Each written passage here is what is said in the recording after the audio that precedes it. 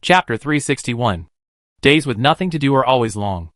Near the jump point in the coordinate system Li Bin had given him, Kong Jicho was so bored he was about to yell, "Ugh, I'm so bored." He had absolutely no interest in filming holographic novels, especially the fancy tricks Osborne was good at. He found them vulgar. Things like soft rubber embedded in wires, mental injection rods that release stimulation without harm, pirate rankings. Bullshit. The entire star system only has two titles, Pirate King and Pirate Emperor. Anyone below that is an ant. The only meaningful thing is what great things pirates actually did. Even bounties are meaningless to pirates. Many high bounty pirates aren't actually that strong, they were simply labeled pirates because they offended a giant corporation. Especially when Kuning excitedly approached him with a list, saying, "The rankings are out. 1 Emperor for Kings, 7 Warlords of the Sea." Kong Jicho was so shocked, he almost flew into a rage. Luckily, Duya, sitting across from him, lunged forward and stopped him with his greasy hands, otherwise, he really would have attacked. "What the hell is this? Saying Emperor and Crown Prince is fine as a private joke, but how can it be announced publicly?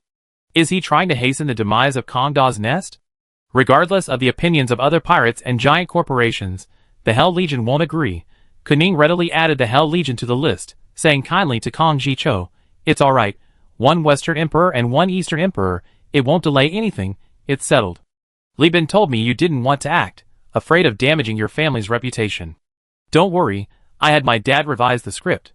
Eastern Emperor Kong Da sends Crown Prince Kong Jicho to lead an army to suppress the main characters, giving you the final villain role." Kong Ji was numb with anger. The villain would inevitably be criticized, but redemption was a consensus among all core members of the faction. Although Kuning felt something was off about this whole thing, he finally shut up after Dia's advice to keep things peaceful. After returning to his own spaceship, Kuning went to his father's film crew. The Dream Rainbow was a converted Buffalo-class cargo ship used as a filming vessel. All cargo holds had been emptied, water tanks and life support facilities removed, and crew quarters demolished. The entire space was replaced by holographic projection equipment, and a large amount of flexibly assembled and decorated machinery and decorations. Its artistic value and concept were truly unique. It wasn't that Osborne didn't want to do this on a cruiser, but using a cruiser as a filming vessel was simply too extravagant. Furthermore, cruisers were too large. After removing life support facilities and quarters, the ship couldn't operate properly, and would require numerous auxiliary ships for frequent resupply. It was just too inefficient. Osborne, upon seeing his son, maintained his composure, but his eyes brightened considerably. His blasphemous armor, adorned with a gold ring as an armband, waved to its young master on his behalf. Meanwhile, the purple blasphemous armor hidden in Koning's hat shyly waved back. Ever since Koning had been persuaded by Li Bin, he had followed Li Bin's advice, and personally prepared 2 yin-style dishes, inviting his father to dine on the filmed ship's rooftop terrace. After a few bottles of red wine, he rattled off his lines to his father, sounding like he had diarrhea. His acting wasn't particularly good, especially his delivery of lines, but his status as son and heir, coupled with his genuine emotion, convinced Osborne to be moved and persuaded.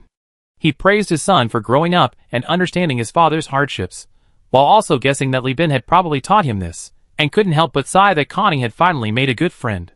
At least Li Bin was willing to let Kuning speak well of him, instead of his old cronies constantly pressuring Kuning to pay for their meals. Therefore, the father-son relationship has improved considerably. At least in public, their ideological clashes no longer escalate to the point of open hostility. Kuning has learned a crucial lesson: complaints are kept private, and in public, he must give his father ample face. "Dad, the Crown Prince's side is settled. Otherwise, getting the first Shichibukai would be really difficult. Choosing a Shichibukai from a bunch of pirates who sail destroyers is too petty," Kuning said, picking his nose and wiping the boogers on a nearby pirate. The tall, handsome man, dressed in a virtual character's anime costume, looking more like an otaku than a pirate, was none other than the captain of the pony-sized armed merchant ship Sakura. Thunderbolt, Shining-Eye Demon Lord. He was originally slated to be the first Shichibukai, but his latest role is now that of one of the 4 admirals of the 7 Warlords of the Sea. He will inherit the position of his leader, one of the 7 Warlords of the Sea, upon his death. Osborne looked at the script, somewhat hesitant. This guy's nickname is so lame, and his fashion sense is terrible. Is he suitable to be the new 7 Warlord?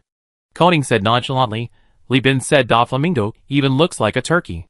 Although I don't know who Doflamingo is, according to him, It won't be a problem.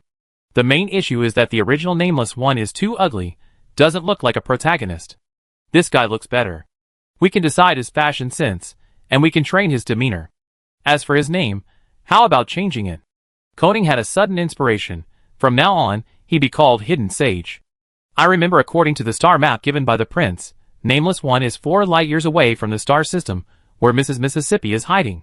Let's persuade Li Bin to fight them together, first setting Nameless One and Mrs. Mississippi as husband and wife, and Hidden Sage as their adopted son, creating a patricide and mother marriage scenario? Is this nobody on the IBB bounty list? Osborne scratched his head. Whether he is or not is just a matter of a word from us. Who among ordinary people would actually investigate? Besides, even if they did, isn't the IBB a system spearheaded by giant corporations? Arrest him first, then pull some strings later. The Perseus Consortium, the Hegemon, Risk Mining, each of them can find an excuse. Kuning repeated the rhetoric Li Bin had taught him. This bounty system, reliant on giant corporations, appears imposing and authoritative on the outside, but is riddled with loopholes on the inside. With Li Bin's connections, he has 100 ways to get on board first and pay the fine later. Once the holographic novel is released, the living will be beheaded and become dead, creating a dead men tell no tale scenario. It's all the same, couldn't be simpler. A thunderclap. The dazzling-eyed demon, listening nearby, was horrified. He thought, are you really a human son? What kind of son would encourage his father to film a story about patricide and incest? And you actually want me to do this disgusting thing? Me, Mrs. Mississippi? Really? I heard she's uglier than Conda. Osborne's eyes lit up. He rubbed his fingers excitedly, as if rubbing invisible coins. Seeing that his son understood his filming preferences, and could come up with such a bizarre and dirty idea, he felt immensely gratified and immediately gave the order, "Good! Film it like that. Film it like that. Film it to death."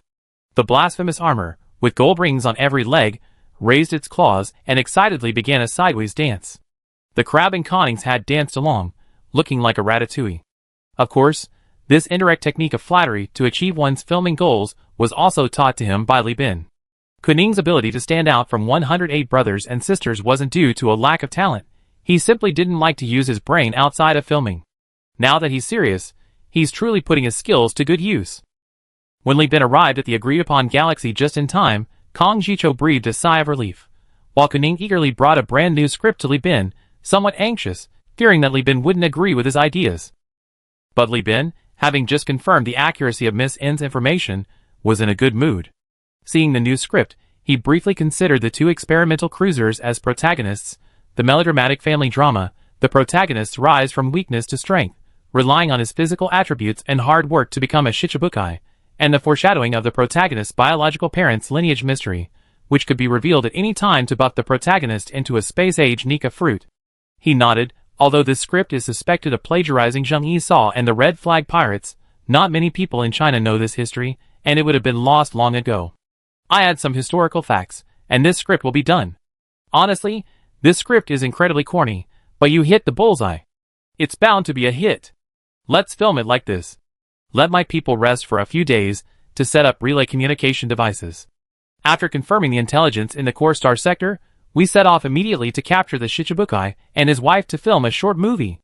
Not a movie, but a holographic novel, Kuning corrected seriously.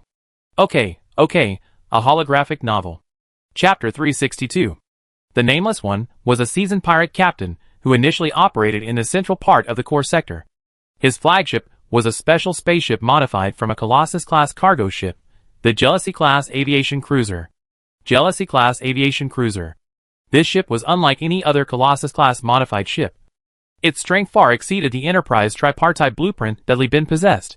Enterprise-class ships were much stronger than Colossus-class ships. The former were armed merchant ships, while the latter were merely cargo ships.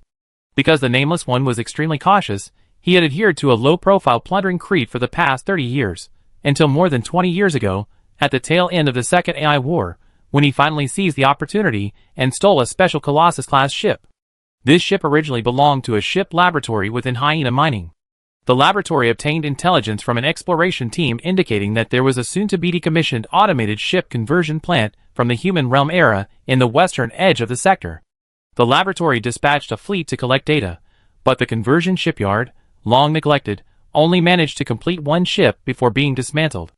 The sole outcome was the merging of two cruisers, combining their strengths and weaknesses, using the Colossus-class hull as a base, and dismantling the Hutt-class cruiser carriers. Detailed data. The Hutt-class cruiser carrier was an early competitor to the Moore-class, designed by Genian Heavy Industries. Its designers increased the ship's maximum deployment capacity at the expense of durability. Its notable features include a very narrow flight deck and a large hangar, increasing the difficulty of aircraft takeoff and landing by 34% compared to the previous class, Lan Yuan explained to Li Bin at the meeting. Hutt-class cruiser carrier. As a leader officer and spaceship test pilot, she was very familiar with these older leader ships, but quite unfamiliar with the ship types that appeared after the Great Crash. Kong Jicho added on the projection, according to intelligence from pirates who had boarded the ship, this problem was solved after modifications at the human territory's automated shipyard, coupled with the Colossus-class spacious cargo hold hull. This ship is missing a flight deck, but in return, it gained a damping field and heavy armor. The hull structure, a ship larger than the Moore class using a damping field, human territory's technology is truly outrageous. It was precisely because this ship was stolen that Hyena Mining lost the opportunity to reverse engineer it, leading to its placement on the IBB bounty. The Nameless One himself cherished this ship greatly, even going so far as to steal several research transport ships and abduct numerous scientists, all in an effort to master the best methods for maintaining and improving it. ISA emphasized, the publicly available data for this ship is still just a basic prototype. Nobody knows how much the Nameless Ones modified it. If we want to preserve the ship, we can only rely on the Dream Eater. Li Bin scratched his chin. The Dream Eater underwent modifications at Prism Freeport, including a high scatter amplifier. Although it sacrificed some range, it enhanced its capabilities. Don't worry, the enemy has experimental cruisers, and we have experimental cruisers too, plus Kong Jicho's pirate fleet to help us. The advantage is on our side.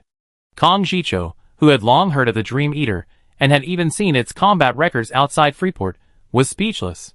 Dude, this ship is so powerful, and you still think it's not fierce enough? You want to equip it with a high radiation amplifier? What kind of build is this? An extreme all-in strategy?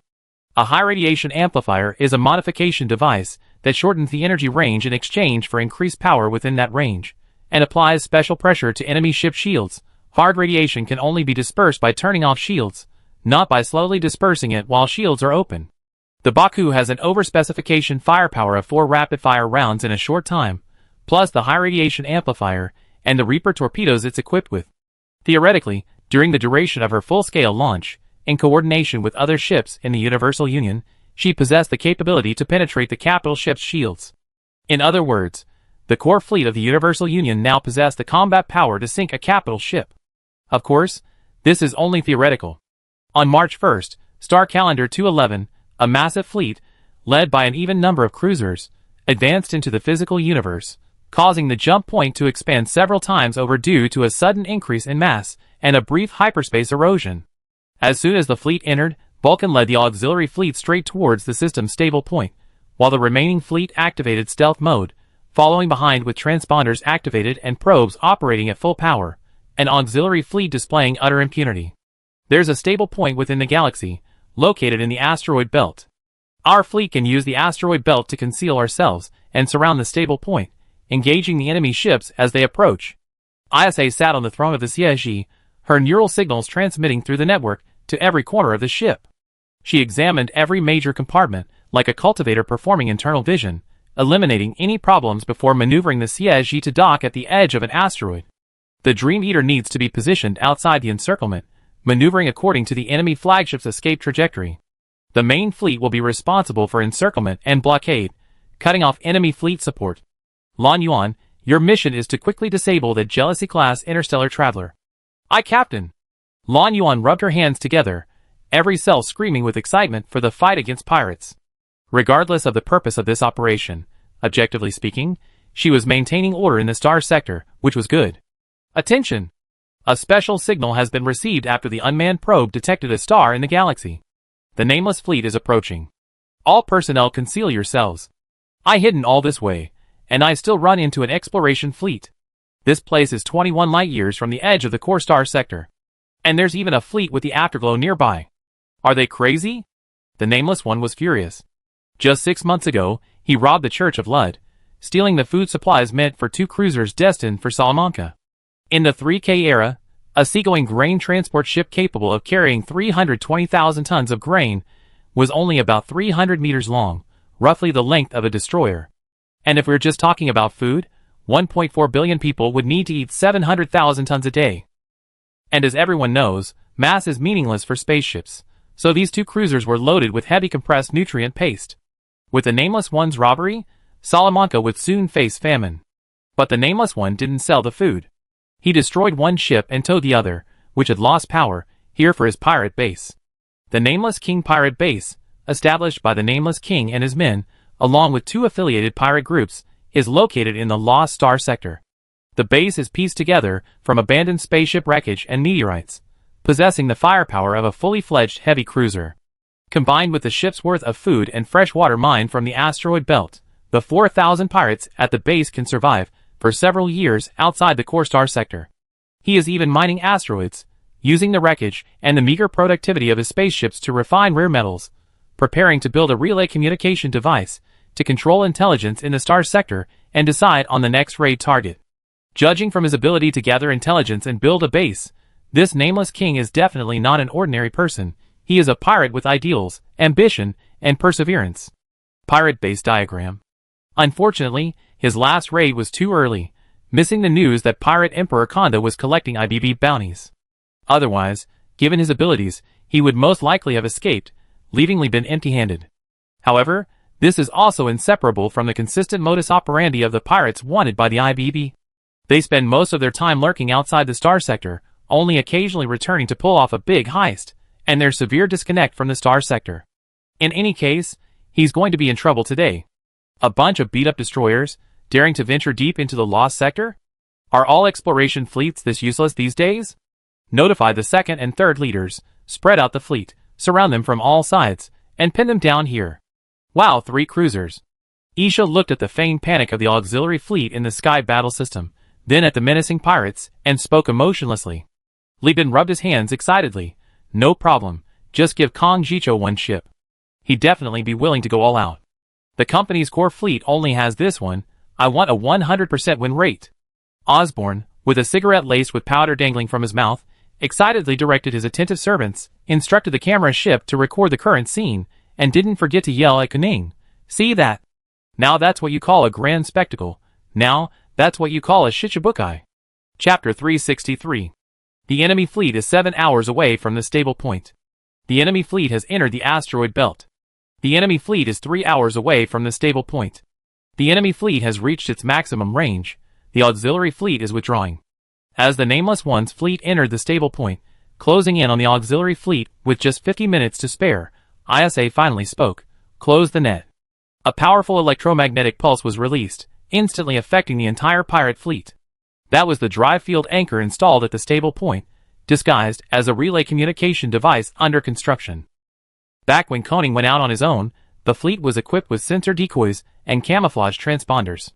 Now that Osborne is personally leading the charge, how could he not be prepared? His cargo hold is piled high with rare goods, from sensor decoys and camouflage transponders to nano-repair modules and drive field anchors, even 3 emergency oil ladles for refining conventional and antimatter fuels in the nebula. Each emergency oil ladle is worth 12,000 star coins. The sensor decoys release a blocking pulse, disrupting the enemy ship's electrical grid system only within a small area. The drive field anchor is even more powerful. By releasing a strong, wide-ranging independent drive field, it can also release a blocking pulse of the same scale. It can not only temporarily disrupt the enemy ship's electrical grid, but also forcibly damage the enemy ship's engine system through its indiscriminate drive field, significantly weakening the enemy ship. Furthermore, this thing can also harm unsuspecting people within its range, causing mild disturbances such as temporary interference with brain electrical signals and arrhythmia, or even cerebral thrombosis or cardiac arrest. Thus, while the enemy was paralyzed, the Allied fleet calmly appeared and approached the battlefield. Meanwhile, Kong Jicho's 2 cruisers, the Black Widow Weaver-class heavy cruiser and the Spiderweb Eagle-class cruiser, led a fleet of high-quality destroyers, occupying the widest escape route on the battlefield to await their arrival. Eagle-class Weaver-class Black Widow, Kong Jicho's flagship. I only robbed the Lud Church's transport fleet. I didn't bomb their holy site. Why is it worth so many warships coming for revenge? The Nameless One looked at the quality of the fleet, at the Weaver class produced by Risk Mining, at the Dawn Goddess class produced by Speed Tech, at the Heavy Rock class produced by Hyena Mining, and couldn't understand what was going on even after racking his brains. He was caught in the blast wave of the detonated drive field, his mind a complete blank. Those who had been using the most aggressive powder needles even experienced convulsions and fainting. Fortunately, his ship had ample pirate supplies. Those with milder symptoms quickly overpowered the more seriously affected and took over their positions. However, inevitably, the entire fleet's combat effectiveness would decline due to the pilot's condition. What kind of formation was this? A coalition of giant corporations? When did Risk Mining and Hyena Mining get together? He couldn't imagine what neutral power could so readily deploy so many warships and quasi-warships. In fact, this was a massive fleet assembled by the Universal Union, a comprehensive force integrating combat, exploration, salvage, repair, raiding, lodging, and filming. Leading the fleet were the Xie and Wen Yao, followed by the Kai Ming Shou and Ing Zhao, their large energy tanks glowing eerily, hungrily targeting the nameless individuals' destroyers and cruisers. Core Fleet Cruiser Segment. Countless carrier-based aircraft took off from the carrier deck, forming a Claymore Fighter Cobra bomber formation centered around the 4 Cobra bomber wings released by the Wen Yao, silently creating another formidable force. The Nameless One was speechless. The Cobra bomber was a project established shortly before the Great Collapse, designed to utilize the agility and maneuverability of carrier-based aircraft developed in the extended era, late human realm, to carry massive Reaper torpedoes and destroy the enemy through saturation close-range bombing. Cobra, without Reaper torpedoes, detailed parameters. In other words, such a bomber formation, with its massive carrier-based aircraft carrying huge Reaper torpedoes, was a huge threat to any cruiser. Boss, can we go back to base? Someone on the bridge was already crying. The answer was no, the Nameless One thought. His Nameless King station was only equivalent to 1.5 cruisers, even combined, they couldn't defeat it. He knew he was doomed, but this didn't ignite despair. Instead, it fueled his fighting spirit. He opened the fleet channel and launched into a passionate speech. We have a powerful cruiser, and we have stations behind us. Men, follow me. Everyone stay together, don't run around. We have a chance to turn the tide. This is our territory. We know the terrain best. Follow me, follow the Nameless One. I led you to countless victories, and today I lead you to another round. In conjunction with his speech, the powder needles in the air vents of the ship's air circulation system began to mix into the air. Driven by the rapid air exchange, all the pirates entered a trance-like state, fear receded, and passion surged. The Nameless Fleet is beginning a sharp turn. Now is the opportune moment. Launch the first wave of carrier-based aircraft attacks. The Xie is preparing to enter the fray. Prepare barrage support. After ISA gave the order, dozens of carrier-based aircraft followed the Xie, feigning bombing runs while simultaneously providing escort, intercepting all the cyber missiles, nano-acid torpedoes, and hull-breaking torpedoes launched by the pirates.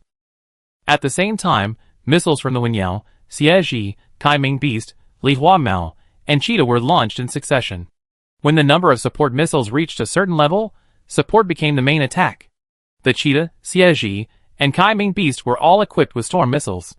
These support missiles had an extremely long range and slow navigation capability. Their barrage, combined with cyber missiles and fire serpent missiles, caused the sky battle system of the pirate flagship, the Interstellar Traveler, to be completely overloaded. This meant the Nameless One's fleet was utterly incapable of stopping them. Release the drones. Do everything you can to intercept the missiles targeting the cruisers. Other ships, concentrate in the middle of the cruisers, change course, and break through in a long single file. Good heavens, it turns out there really is room for me to shine. Kong Jicho looked at the 3 cruisers charging towards him in a line, his heart itching with anticipation. The enemy cruiser configuration consisted of a Jealousy-class aircraft carrier, an Enterprise-class cruiser, Lead-assembled, and a full-class cruiser.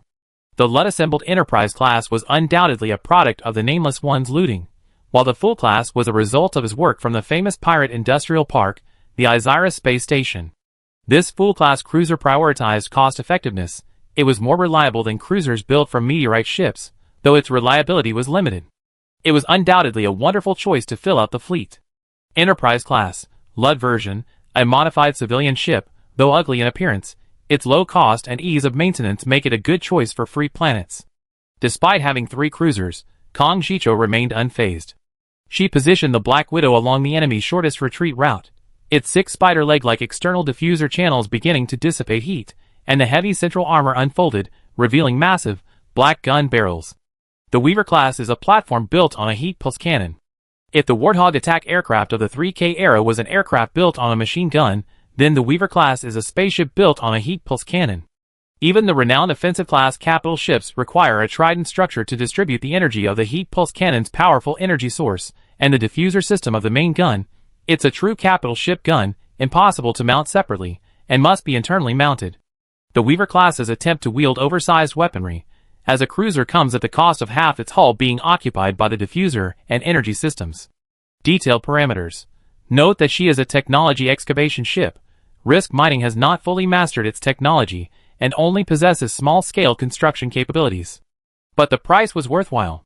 When the Crimson Heat Pulse Cannon fired, a single shot slammed into the shield of the Interstellar crossing, causing ripples to spread like water in a pond after being hit by a stone.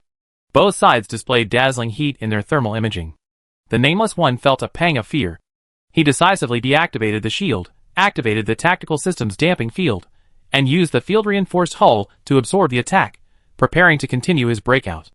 But seeing the enemy flagship deactivate its shields, the commander of the Cobra Bomber Squadron, locked in fierce combat, became excited. His Reaper torpedoes were itching for fire. Your ship is big and tough. With its force field activated, it can withstand 4 or 5 Reaper torpedoes, but can it take down this red-hot cylinder launched from the Wenyao, Dawn Goddess class? He thought. It gets really hot in thermal imaging, you know. Seeing this, the Nameless could only grit his teeth and abandon his plan to use the damping force field again. This force field could indeed enhance a ship's survivability, but it was better used for close-range breakouts than for long-range attrition and dodging stray bullets. The ship, propelled by the heat pulse cannon fire and forced to remain stationary by its own massive force, resembled a gigantic sniper, aiming its sights at him, a mocking smile on its lips, speaking, "If you take another step forward, the world will be turned upside down." The Nameless felt a Death Star flashing above his head. Chapter 364. Unknown Star System, Asteroid Belt. Giant asteroids, several kilometers or even tens of kilometers in size, were cratered by stray missiles, artillery fire, and lasers, with large amounts of dust and vaporized high-temperature liquid scattering across the vast expanse of space. Illustration: the full-class cruiser, acting as the rear guard, had to turn and deploy its shields to block the oncoming sea of missiles, otherwise it would be pierced through from the rear. Full-class parameters. Meanwhile, the lead interstellar traveler began launching its carrier-based aircraft. The Earl-class bomber squadron took off one after another from the 3 flight decks. These already enormous carrier-based aircraft were further magnified on the cruiser's deck, becoming almost the size of a truck bed. The Earl-class bombers possessed high-heat plasma launchers.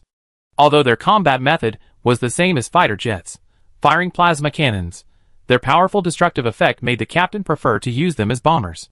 This spaceship originated from the Mysterious Relief Society, an organization that claimed to save humanity from the apocalypse. While it, like the Luddites, proclaimed at end times, its purpose wasn't religious salvation, it was a complete recluse. Although its presence has been observed multiple times in the past, most historians are unaware of its true purpose. Except for the Overlord. According to ISA, the Relief Society was initially an anti-war organization, and their methods were quite bizarre, privatizing giant corporations and warlords.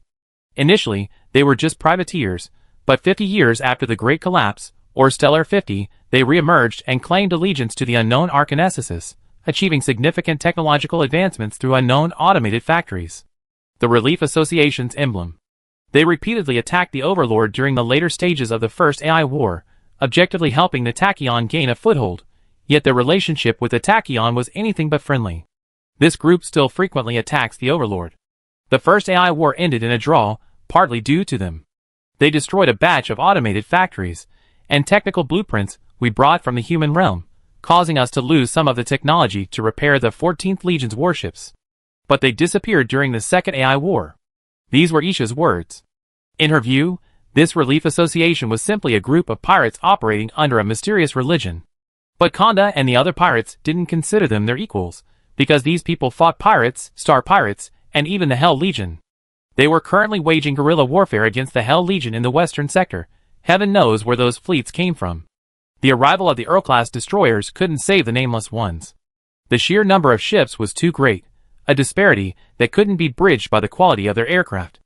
The Earl-class squadron, along with other pirate carrier-based aircraft, turned back.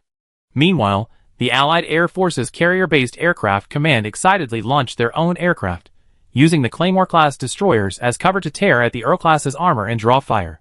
Then, Cobra bombers dove down and hurled Reaper torpedoes at its face. Then this carrier-based aircraft, comparable in size to a small frigate, was promptly reduced to a burst of exploding fireworks. Damn it! What makes me, a mere carrier-based aircraft, worthy of a Reaper torpedo? Come on, drop it! If you dare drop it, I dare die. The Claymore squadron commander had already mastered this tactic in simulated exercises. Using the thrust of the blast wave, the Claymore fighters accelerated towards the enemy. Taking advantage of the enemy aircraft's inexperience and loss of balance due to the explosion, they decisively opened fire on the engines, quickly shooting down the supporting pirate planes. Meanwhile, the Xie, Kai Ming Shou, and Ing Zhao cruised through the carrier-based aircraft battlefield, arriving near the enemy fleet. At the same time, the missile barrage continued relentlessly, various missiles trailing colorful plumes of flame as they rained down, beginning to plant lotus flowers on the enemy ship's shields. I have a dream. To plant a sun when I grow up, just one seed is enough, and it will grow into many, many suns. Li Bin hummed a little tune on the channel. The Kai Ming Shou deployed its shields, tensely and excitingly exchanging missiles with the enemy ships. Simultaneously, the large energy tank, originally equipped with a Riza-type plasma laser, saw its plasma cannons fire out purple, expanding miniature suns, which burst like bubbles upon hitting the shields, creating a surging wave that made the nameless observer's bladder tighten. After capturing the Pinnacle-class weapon, Li Bin transferred the plasma cannon, originally belonging to the Pinnacle class, to the flagship. Anyone who has ever fired an energy cannon knows that a plasma cannon is far more powerful than the Riza plasma laser. It's huge and WAG, AT-1 level energy weapon comparable to the Tachyon light spear. What? You're asking about T-0? That's obviously the incredible weaponry on the superclass cruisers, the kind of terms that First Officer Jeff used to only mention when he was bragging, all stolen from his teacher: reality jammer, rift torpedo, disintegration cannon. I wonder what would happen to the solar system with its massive arsenal of these weapons after the collapse of the human realm. They'd probably wipe out all the planets, right? While the fighting was going on, Li Bin dialed Zhu Jin's number. Old Zhu, switch lines. As he spoke, he controlled the enlightened beast, firing and switching targets, switching to the full class, while the Ingzhao switched to his side, relentlessly bombarding the Luddite Church-modified Enterprise-class, blocking the pirate flagship. The captain of the Enterprise-class ship was inwardly bitter. This ship was positioned as a quasi-warship, more accurately an armed merchant vessel.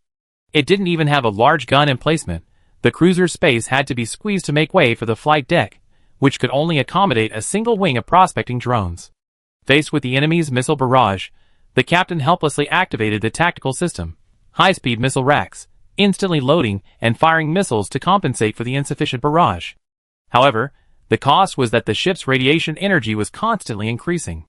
The Nameless One watched the Universal Alliance fleet, which even took the time to change formation in front of his own fleet, constantly sending destroyers up and down repeatedly, and felt only a humiliating sense of being mocked. The Golden Eagles, clearly visible on those ships, seemingly treading on the earth, also seemed to be mocking him.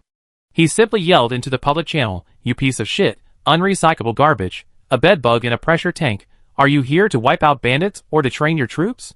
To be honest, currently, this mixed fleet, apart from the Weaver, doesn't have a single cruiser capable of a one-on-one fight against his interstellar traveler. With the damping field activated, he even dared to directly confront the enemy ship, taking the brunt of their bombardment, trading injury for death, and blowing them up. But while Li Bin's ships may be of lower quality, he has more ships. More ships mean more gun emplacements, and more gun emplacements mean more firepower per unit time. Kong Zhicho, sniping like a mouse in the distance, is eagerly waiting for you to deactivate the shields and activate the damping field. This way, he can easily adjust the ship's firing angle, cramming the heat pulse cannon into the interstellar traveler's latrine, turning the Nameless One into a sitting duck. The Weaver pulse cannon, a modified version of the heat pulse cannon, boasts 12 rounds of ammunition. Its firepower is formidable. No one answered in the channel, only Fat Dragon's pet sat poised in front of the microphone, ready to unleash its fury the moment it heard the Nameless One's scathing insults. The overwhelming barrage of vile language seemed to possess a tangible power, striking the windows of what are called shields and hearts with the same intensity as the whistling missiles, lasers, and heavy artillery fire in reality. The Morse code-like profanities poured forth unrestrained. That dragon puffed out his chest. He had a well-trained profanity monster crab at his disposal, ready to replace it at any time, guaranteeing 5 hours of uninterrupted output. In the realm of verbal abuse, as the Crab King, his power was limitless. If hatred and anger could construct a field, then the Nameless One's emotions could surely build an epic, massive field capable of blocking the firepower of an entire fleet. Unfortunately, he couldn't. The Enterprise-class ship's radiation reached its critical point, and the Nameless One helplessly replaced it, sending it to guard his rear so his own ship could take over. Seeing this, Lan Yuan, who had been monitoring the battle system, perked up, activated thermal radiation imaging, and began assessing the ship's electrical grid level. Sound the battle alert. Notify everyone. The Dream Eater is ready to attack. Her ship had been hiding on the edge of the battlefield, less than a 10-minute flight from the pirate fleet. She was even within the range of the propulsion field anchors, but thanks to prior preparation, she had shut down all the ship's systems and hid all the crew members in hibernation pods, thus avoiding the indiscriminate force field damage that would harm everyone. Chapter 365. Watch out. That's no ordinary spaceship, it's about to become a star. On the 20-meter-long, 3-meter-high convex starlight viewing platform on the side of the photography ship, the Dream Rainbow, Osborne, dressed in old-fashioned sunglasses and befitting a big-name director, trembled with excitement as the colorful flowers bloomed on the shield of the spaceship adorned with a massive red pirate emblem. His pet crab on his shoulder mimicked its owner's mournful cry, shouting its lines. Actually, his shouting was unnecessary. The Interstellar Traveler was a high-performance ship, massive in structure, protected by a propulsion field, as hard as a tortoise shell. Unless Lieben truly intended to sink it, it would be difficult to do so with his current firepower. The Nameless One, unaware that he had become one of the designated 7 warlords of the sea, was scratching his head with an ugly expression. He felt he was slowly dying. No, he was certain he was heading towards death. The damping field, though powerful and formidable, making the ship appear as if it had attained perfect invulnerability, was a tactical system with a short duration, only about 10 minutes. Recharging a tactical system was a slow process, while the damping field was a rare ability, 2 hours of charging for 10 minutes of use. Based on the ship's energy reserves, it could use the damping field again within 2 hours after this one ended. He knew that a single 10-minute damping field wouldn't be enough for him to break through. At that moment, a crazy idea echoed in his mind. He would send a rainbow signal on the public frequency at the last second, sinking the ship that had been with him for so many years.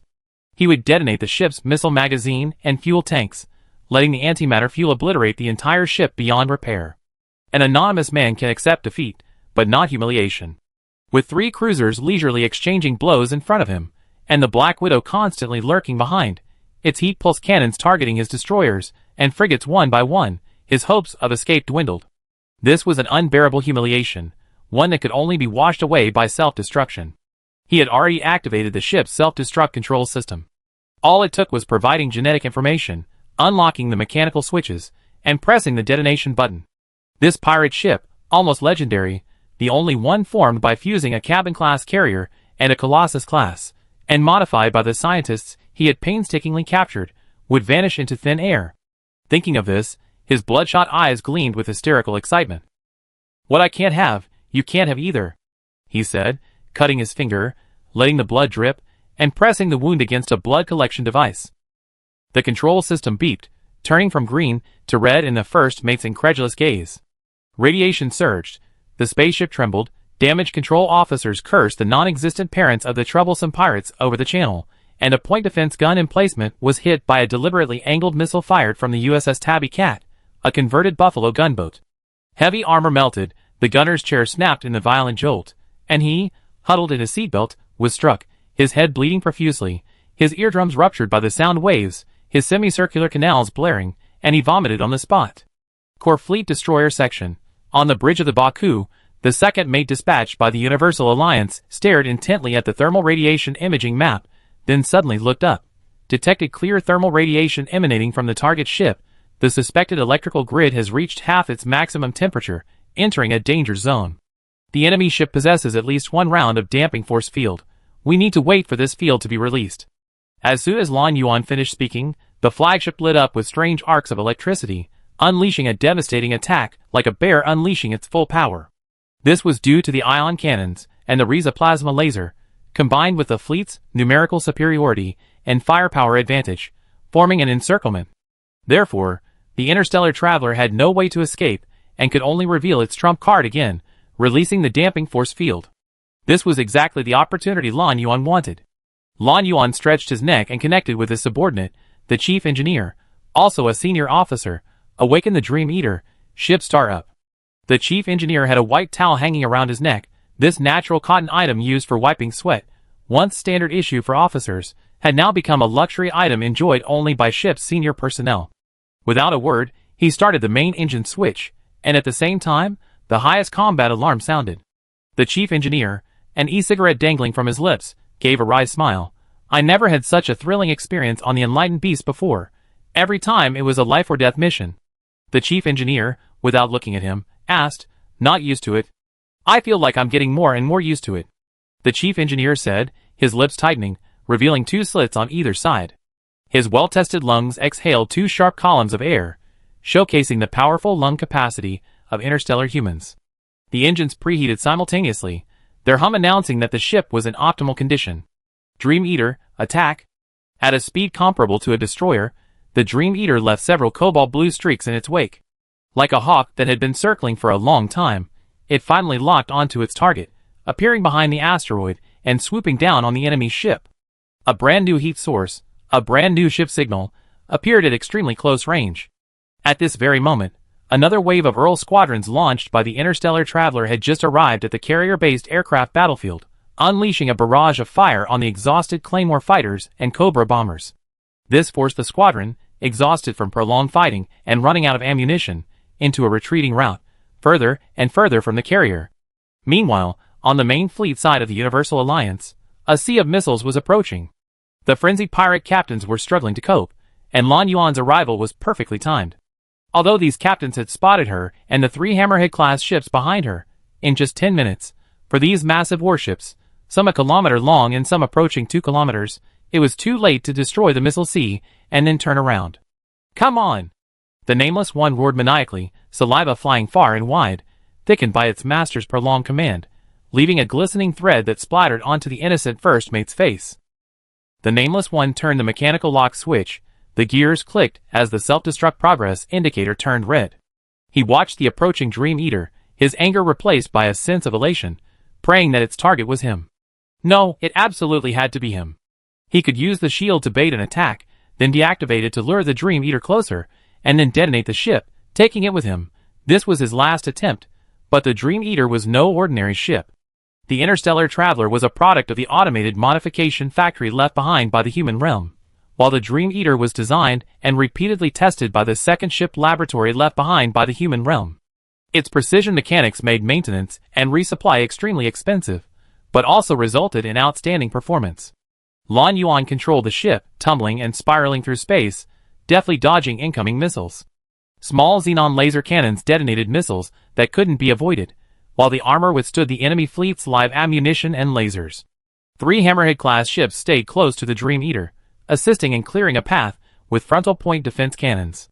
Report: Hammerhead 1's frontal gun position hit, anti-aircraft network efficiency reduced by 12%. Left side armor destroyed, armor integrity reduced by 6%. Lan Yuan pursed her lips, ignoring the barrage of alarms, her eyes fixed on the interstellar traveler, which lay lifeless. She piloted the ship, surgically slicing into the battlefield. On the fleet's public channel, Li Bin was playing Ride of the Valkyries.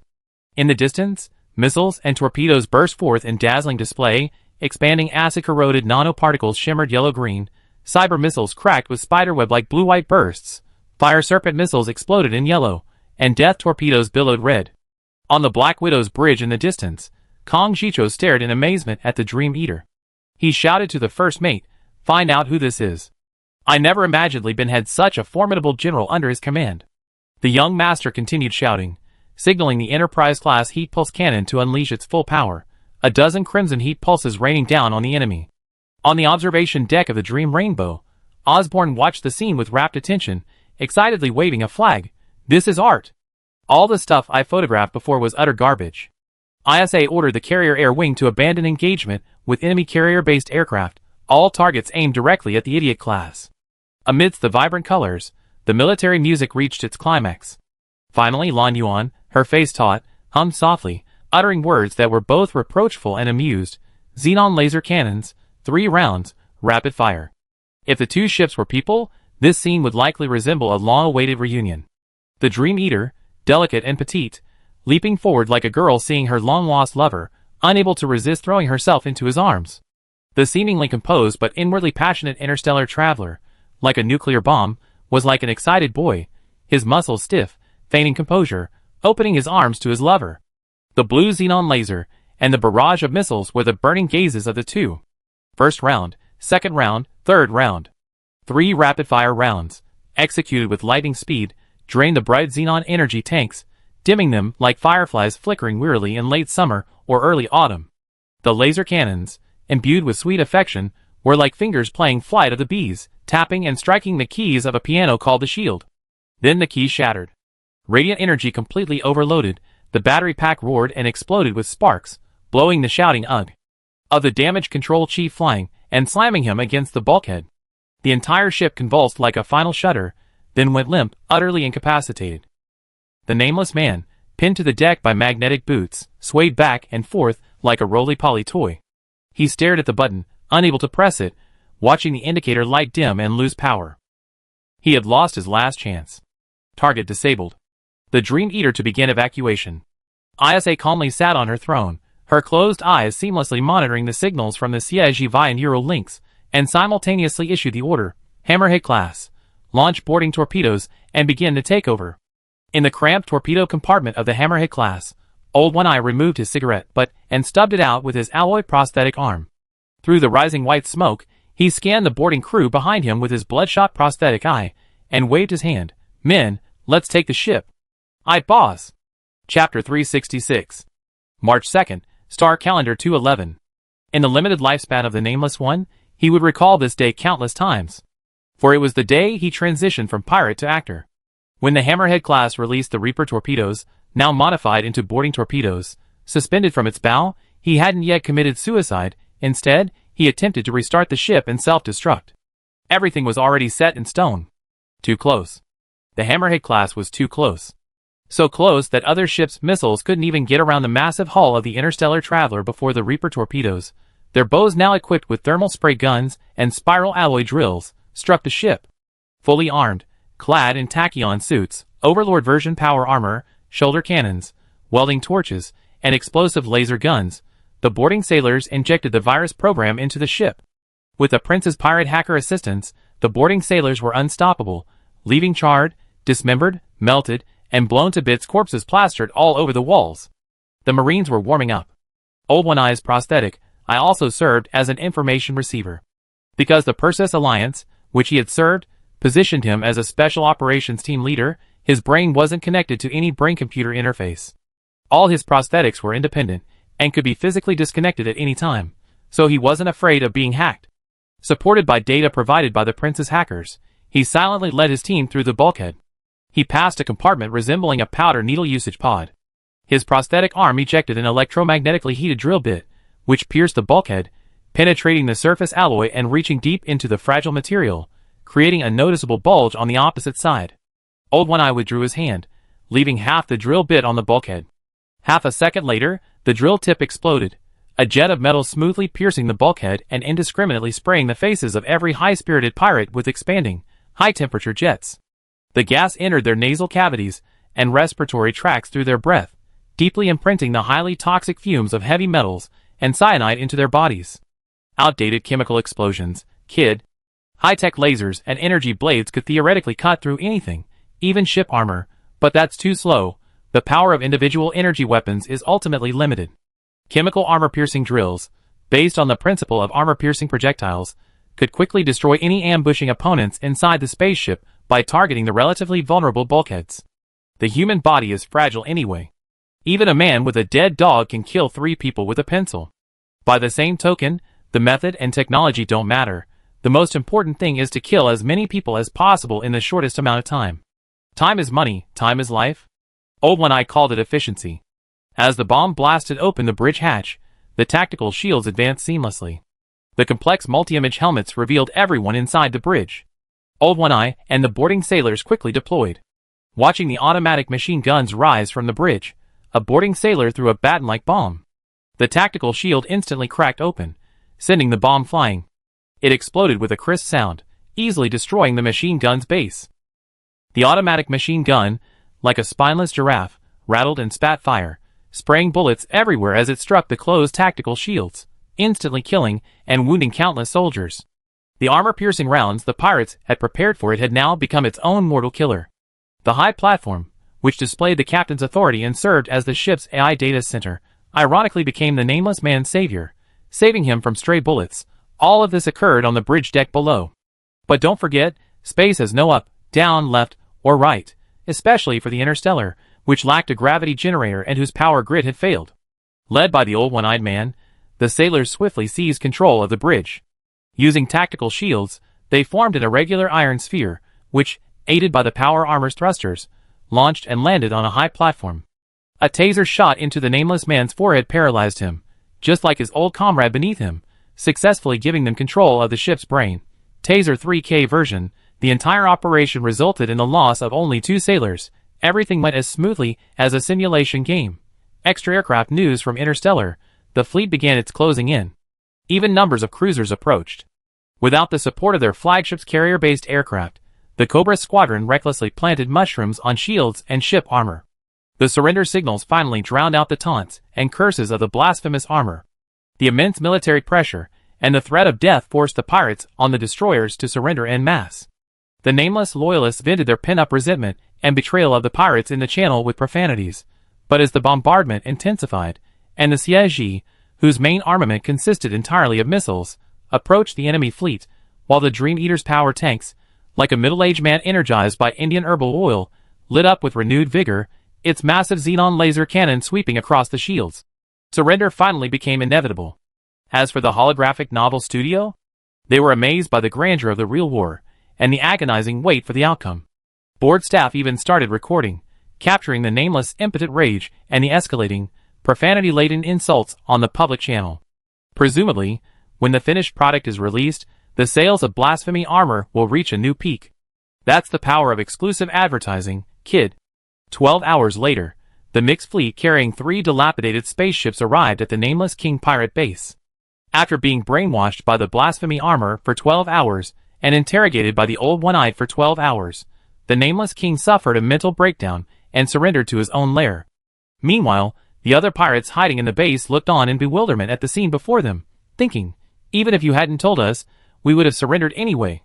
With our main force gone, what can we do? We're just a fixed base, barely more than a half-cruiser, weak and powerless, unable to escape. Damn! These pirates are quite skilled. This is probably the most sophisticated pirate sight I ever encountered. First Officer Jeffrey stretched his neck, which ached from over-focused concentration, and looked at the bulkheads, newly built, and yet to be covered in silly fluorescent graffiti. Through the clean bulkheads, he could clearly see various welding points. He couldn't help but light a cigarette and arrogantly walk past the prisoners kneeling in electronic shackles. He was going to retrieve the captured scientists, technicians, and engineers kidnapped from giant corporations and various companies by the Nameless Ones. They weren't going back. The Universal Alliance was eager for talent, and Jeffrey, though ugly, had a kind heart. He believed that with his compassionate nature, he could influence these dull scientists. If they refused, Jeffrey had learned quite a bit from Old One-Eye, and he could shyly discuss his clumsy interrogation techniques with them.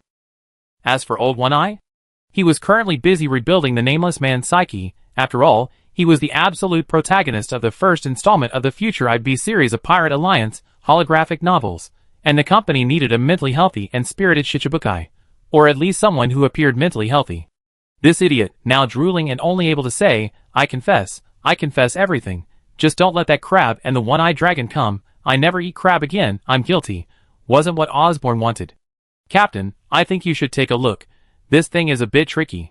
Under the protection of layers of armed sailors, Vulcan looked at the thing before him, rubbing his eyes in disbelief, and after confirming several times that he wasn't hallucinating. Damn, are all pirates this awesome?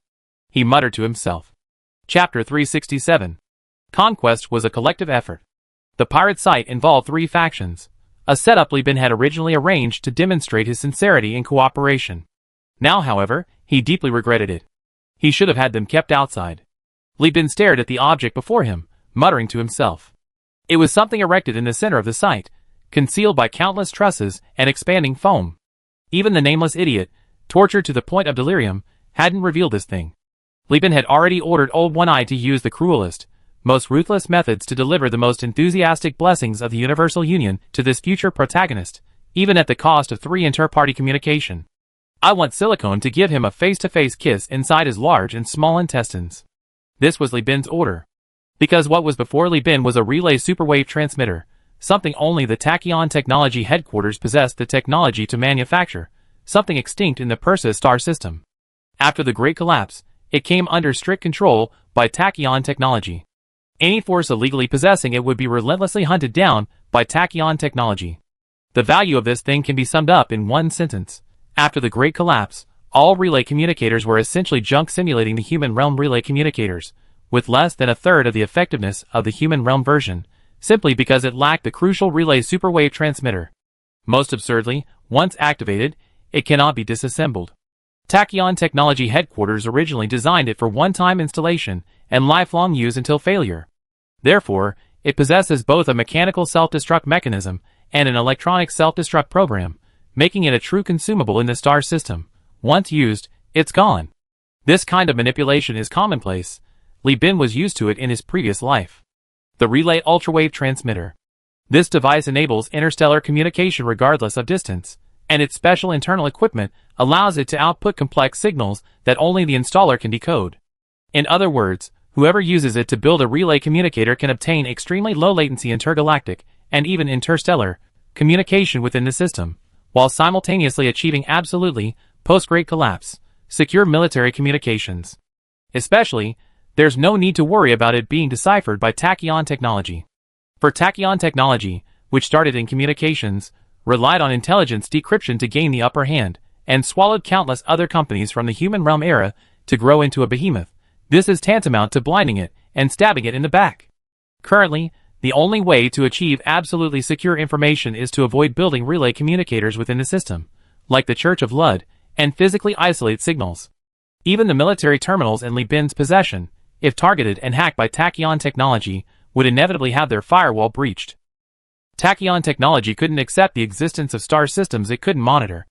It was like a wealthy, voyeuristic, idiotic psychopath, fanatically staring at everyone's crotches, wearing cybernetic glasses, chuckling maniacally while scrutinizing pubic hair. Unfortunately, humanity lacked common sense. Otherwise, this psychopath would have been chained to the sun and fired at heat death by a heat pulse cannon. Li Bin even considered killing him, but his rationality from 2 lifetimes skillfully controlled his impulse.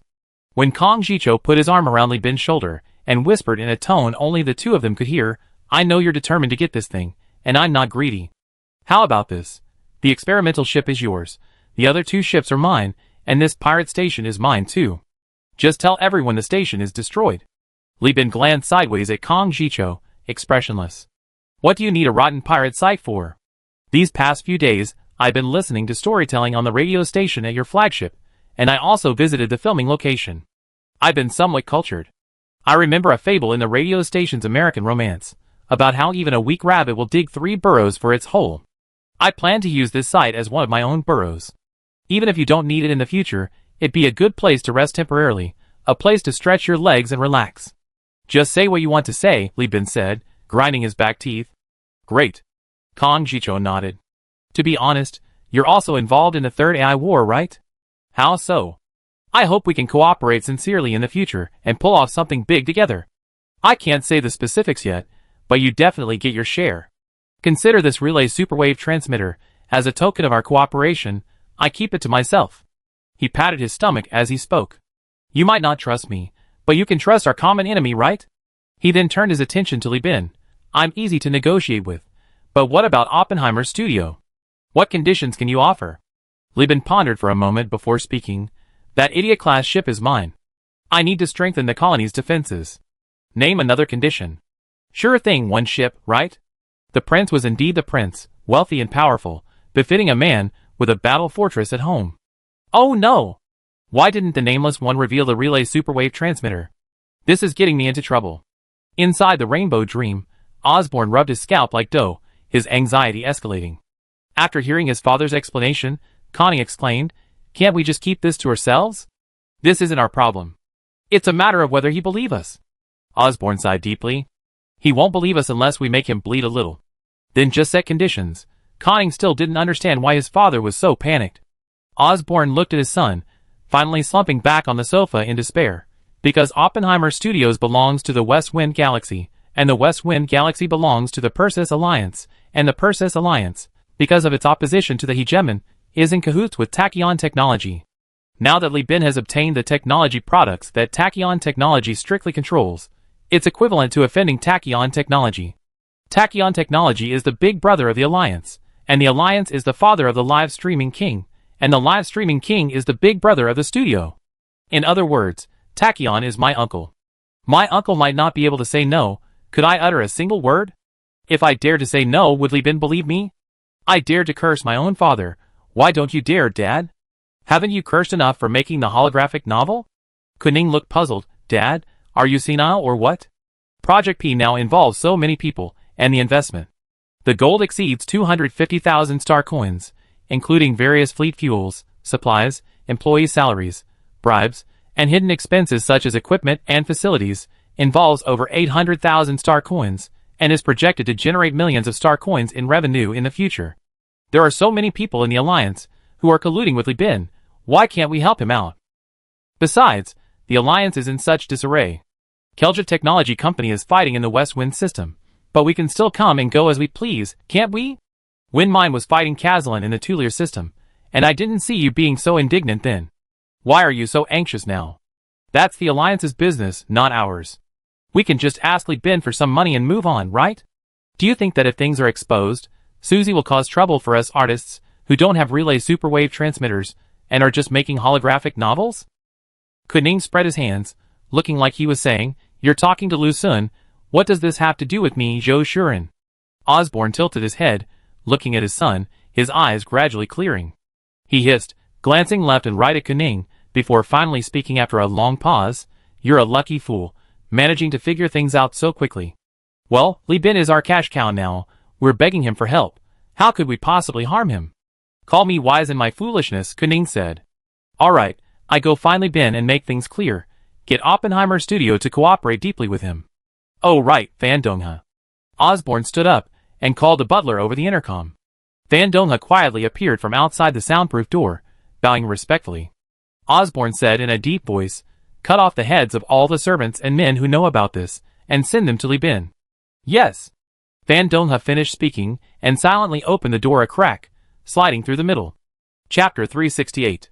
Ultimately, Osborn showed immense sincerity, and obtained a price from Li Bin that was high enough for Li Bin to spare him.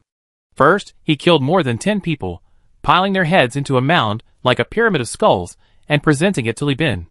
These were everyone besides Oppenheimer and his son, who knew the intelligence, including a highly skilled military officer whom Osborn had trained for many years. Second, he demanded a fiefdom from Li Bin, a large enough fiefdom for Kuning, and requested that after Li Bin set up the relay superwave generator, he grant Kuning sufficient freedom to film more holographic novels of new themes in the Lost Star sector, and to develop the land into Oppenheimer Studios' second ground-based film and television base. In other words, Kuning would become both a hostage and the head of the Universal Union's propaganda department. As a semi-subordinate of Li Bin, he would be responsible for the Universal Union's internal and external propaganda work. Kuning would return to the West Wind system after having offspring, and his offspring would continue to serve as hostages. As Oppenheimer's designated future successor, the only successful one among his 108 offspring, and a friend of Li Bin, Kuning was a very sincere bargaining chip. Thirdly, Oppenheimer's would provide Li Bin with intelligence, including information on Tachyon Technology and the Alliance. In return, Li Bin would need to provide Oppenheimer's with a cruiser cargo ship. Osborn didn't care about the details. He wanted to build the largest, most luxurious, and universally criticized foolishly extravagant photography ship in the universe. It's not like I'm paying for it.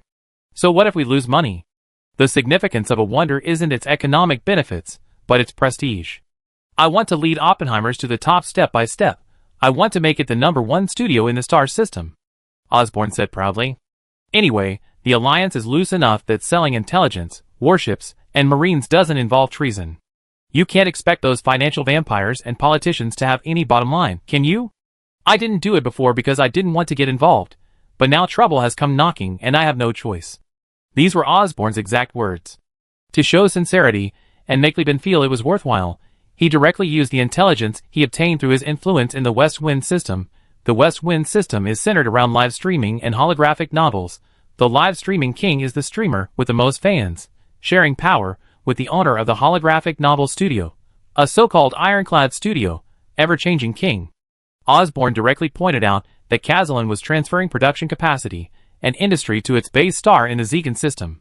Lieben knew about this system. Mazarot's star within it had once expressed the idea of opening a branch of the ancient-style project to the Universal Alliance, but Kazalin had rejected it. Unexpectedly, after all the twists and turns, Kazalin's most important industry was forced to move to this system. According to Osborn, the Perseus Alliance is currently facing internal and external troubles. To the west, it's fighting Kelja technology and risk mining, while to the east, it's exploiting the West under the guise of providing more production capacity to Tachyon technology and strengthening the alliance to better support the West in its wars. Although the Westwind system is geographically located in the West, due to the special nature and vulnerability of our industries, we cannot withstand any war. Therefore, we have not participated in the wars against Wind Mining and Keljev. Meanwhile, the East is engaging in various delaying tactics, providing public opinion support, material aid, and humanitarian assistance, but refusing to send its main fleet. The galactic layout shows the West Wind Galaxy, the yellow galaxy in the upper left of the Perseus Alliance, the one with the longest letter. Eden Star is too remote to be shown in the image. The location of Eden Star is too small in the image to be detailed, resulting in a blurry image after compression. Inside the West Wind Galaxy, 3 yellow-named planets belong to the Perseus Alliance and are controlled by the holographic novel studio and the live-streaming king. We are only united when facing the Overlord. It's a pity the Overlord didn't participate in this war, otherwise, you would see a completely different Perseus Alliance. Lieben made no comment on this. He was secretly thinking about what he could do with this intelligence. At least this intelligence was something the Overlord's agents couldn't steal. If he sold this intelligence to the Overlord would certainly be happy to send agents to the Speed Oscillation and the Alliance to use methods including but not limited to funding the Separatists, planting bombs in orbital structures, and inciting Luddites to cause trouble. The value of this intelligence far exceeds the market value of the relay superwave generator.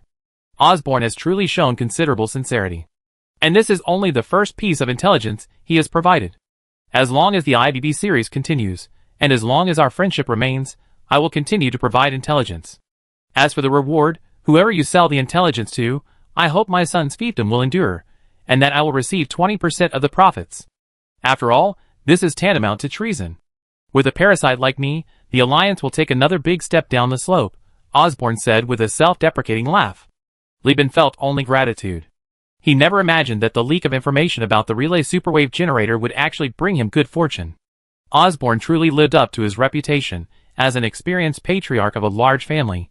He was uninhibited in his filmmaking and maintained a humble demeanor, a shrewd and pragmatic middle-aged man. After the agreement was reached, the fleet began resting and repairing at the nameless King Pirate base. Using heavy machinery and the base's mooring areas, the Universal Alliance fleet was continuously repairing itself, and the Nameless One was undergoing personality reconstruction. Once his flagship, the flagship lent to him by Lieben was repaired, he would dedicate his remaining energy to the grand cause of the holographic novel. Once the temporary relay communication device in the star system was completed, Lieben finally regained communication with the shipyard and Eden Star. First, at Lee's first shipyard, according to the current factory manager, Jian Le, the Wind and Mine Revenge fleet stationed in the Tulier star system was still undergoing repairs and had not yet launched an attack.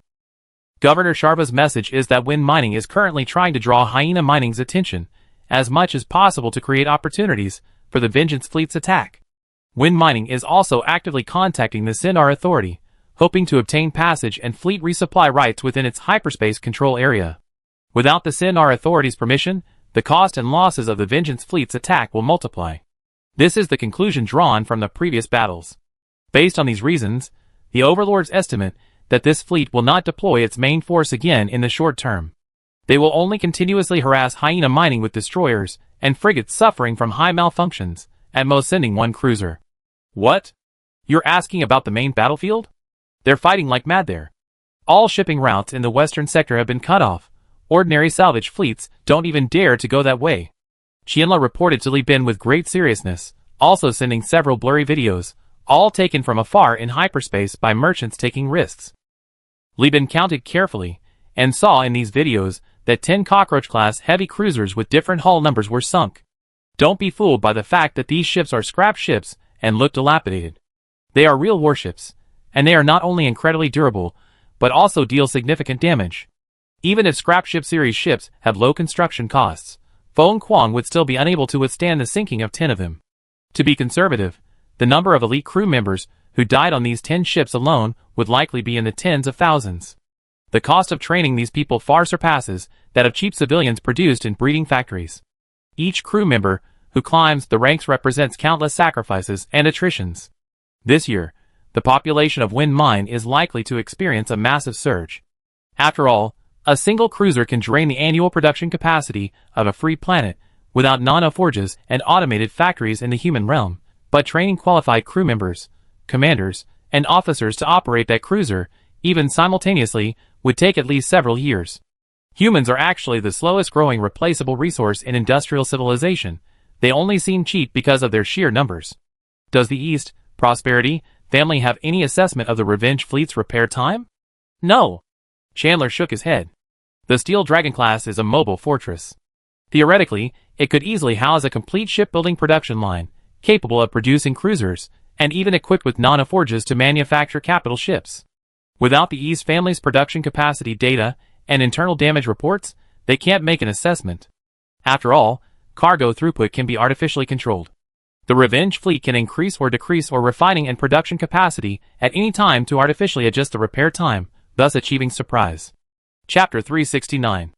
As for the matter of the Kelzinski Technologies Company, Li Bin didn't even bother to inquire. The battlefield here was consistently stable, primarily employing a strategy of encirclement, with actual warfare as a secondary tactic.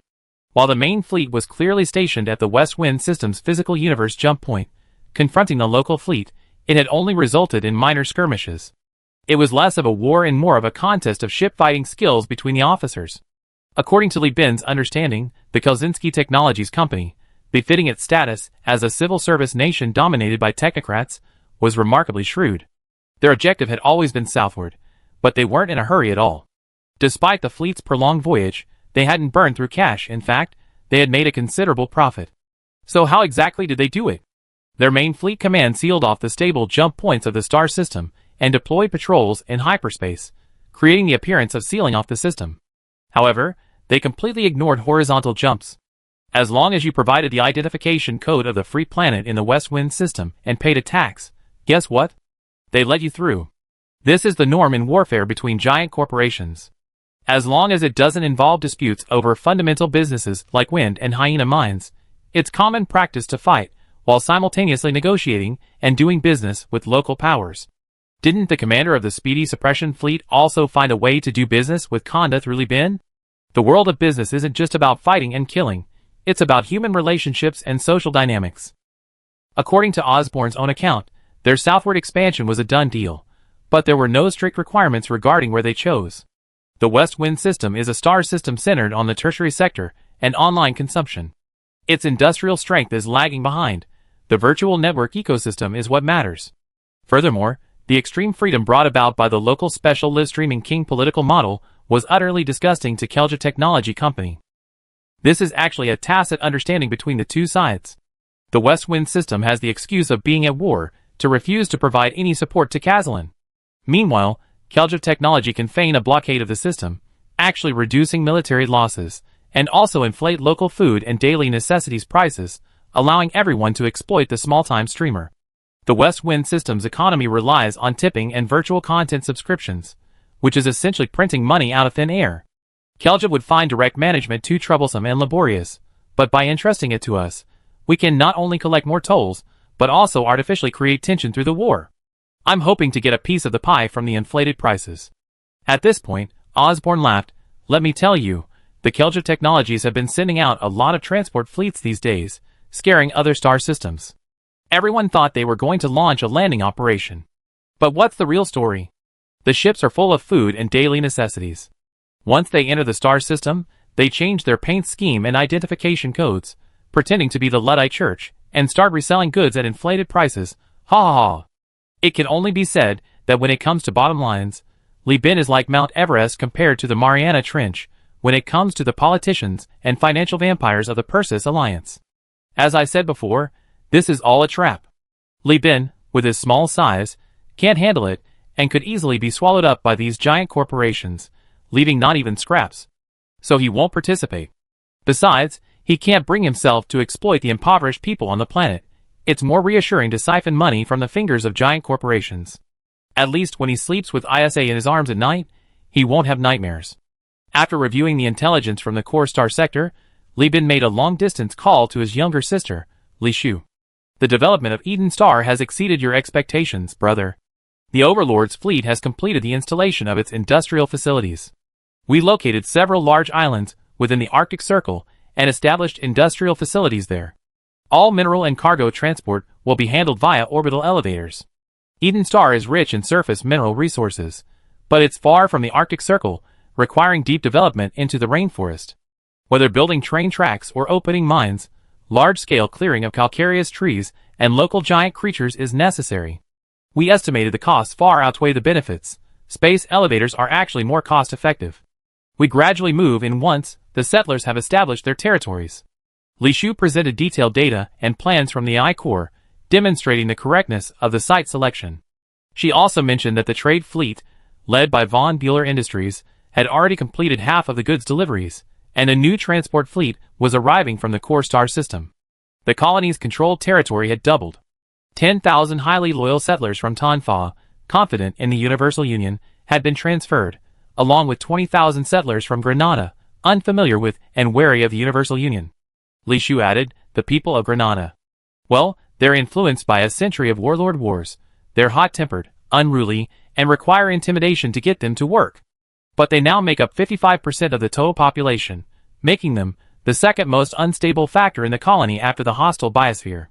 I suspended immigration to Granada and plan to start a new immigration program once the factory area's immigrants are in place. Immigration to the Elf Industrial Zone began the moment Li Bin left the core star system. The escort fleet from Conda's Nest will meet the immigrant fleet in the Tulier system's hyperspace, while Bishop Pucci's immigrant group and integrated farm are also traveling day and night from the church. This way, it's projected that next month, the proportion of immigrants from the core star region and Tanfa will rise to over 60% of the Eden Star immigrant population. The colony's police and grassroots management systems will also be established due to the influx of highly skilled people. Currently, there are still too few highly skilled people here. Most of the Tanfa people have gone into industry and agriculture, and there are quite a few hunters as well. On the contrary, there's a huge gap in the colony's grassroots management. Li Bin wasn't worried at all that his sister couldn't control these Granadas. What's that saying again? When barbarians enter Yen, Yen becomes Yen. He wasn't afraid of the Granadas causing trouble. He was afraid they wouldn't come. As long as the population of Tanfa and the factory area didn't drop to a quarter, they wouldn't be able to cause any trouble. Because there's still a fleet in the sky, ready to deploy airlift forces and orbital bombardment at any time to instantly neutralize the rebels. He was intrigued to hear that the Tanfa had become hunters. What? The Tanfa actually likes going into the forest? Yes, they really do. They love everything vibrant with life. Many Tanfa have gone to farm and clear land, sail out to sea to catch aquatic creatures, and even form teams to hunt in the calcareous rainforest with guns. Li Shu explained with a smile, the Tanfa are cooperative, collectivist, and hardworking.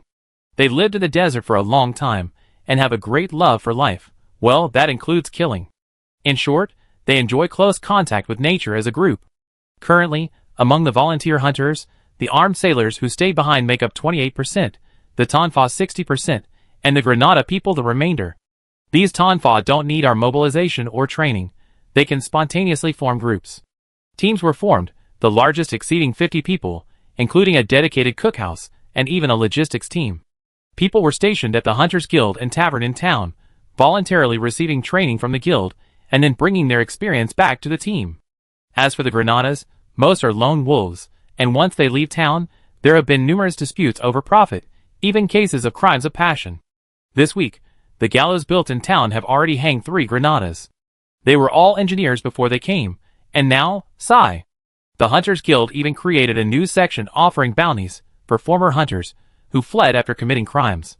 Granada hunters are already gathering intelligence, preparing to claim the bounties. In their words, they have more experience killing and are more efficient hunters. Li Bin remained silent for a long time. Chapter 370. The tundra and the calcareous rainforest are clearly separated by a single line.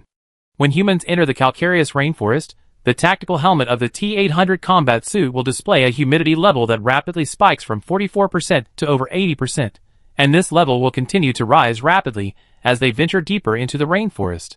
Just a few steps further, and the humidity will reach 100%. In this humidity level, many creatures that breathe through gills can survive on land for extended periods. Angela Bismarck couldn't understand how the fugitives managed to survive for so long in such a harsh environment, where parasite eggs could constantly float in the air. The food pouches inside the combat suits had limited capacity. How would they eat after that? Removing their helmets would be tantamount to devouring rainforest parasites, wouldn't it? Those parasites that infest rock crabs, terrestrial corals, and terrestrial purple sunflowers could even bite through calcareous shells. How long could a human's fragile internal organs withstand that? Besides, the logic of killing for prey was simply incomprehensible to her. "Angela, you've fallen behind." Her father's gentle yet resolute voice came from ahead. Angela, snapping out of her daze, struggled to pull her legs out of the mud, stepping onto the sturdy, concrete-like calcareous trees, and began to catch up with the group. Her father, Finn Bismarck, was among the first Tonfa immigrants to work for the Universal Union. His outstanding performance and hard work even earned him a contract as a laborer in the engineering department, assisting in the excavation of ruins. During those days, he would bring home several apples every day. Now, their family was also among the first Tonfa immigrants, familiar with this fertile land. After enduring the initial hardships, their family received their own house, and her father successfully passed the hunter's exam, becoming a proud monster hunter and a reserve soldier in the new town. Eating meat and vegetables every day was something Angela had never dared to dream of before. Since learning the origin of the name Eden, she deeply felt that this was the promised land given to humanity by God. If there is a God. Stop. Her father, wearing ill-fitting combat gear, raised his hand. The 8-person monster hunter team, called the New Hope team, immediately stopped and spread out to take advantageous positions. This was a small team formed by the Fain family and other immigrant families. This number wasn't the limit of spontaneous cooperation among the Tonfa people, but rather the limit of Fain's management. The New Hope team's team logo, designed by Angela, indicated that the Monster Hunter team was centered around the Bismarck family. Besides them, 3 other families' housewives and very young children lived in town, earning Eden coins to supplement their family's income by cooking for the canteen. The housewives also took turns going to the association to pick up the latest online training courses and participate in training. Angela went to her father's side. She was small in stature, malnourished due to her early life in Tonfa, and not up to her age, making her unable to undertake military tasks. So, a humanoid mule and a technician were assigned the task. She pulled out a device resembling a thermometer gun, a data cable, about the thickness of a little finger and wrapped in hard plastic, connected to a case on her waist. Following the training procedure meticulously, she attached the metal rod-like head to the probe, inserted it into the mud beneath her feet, and waited patiently.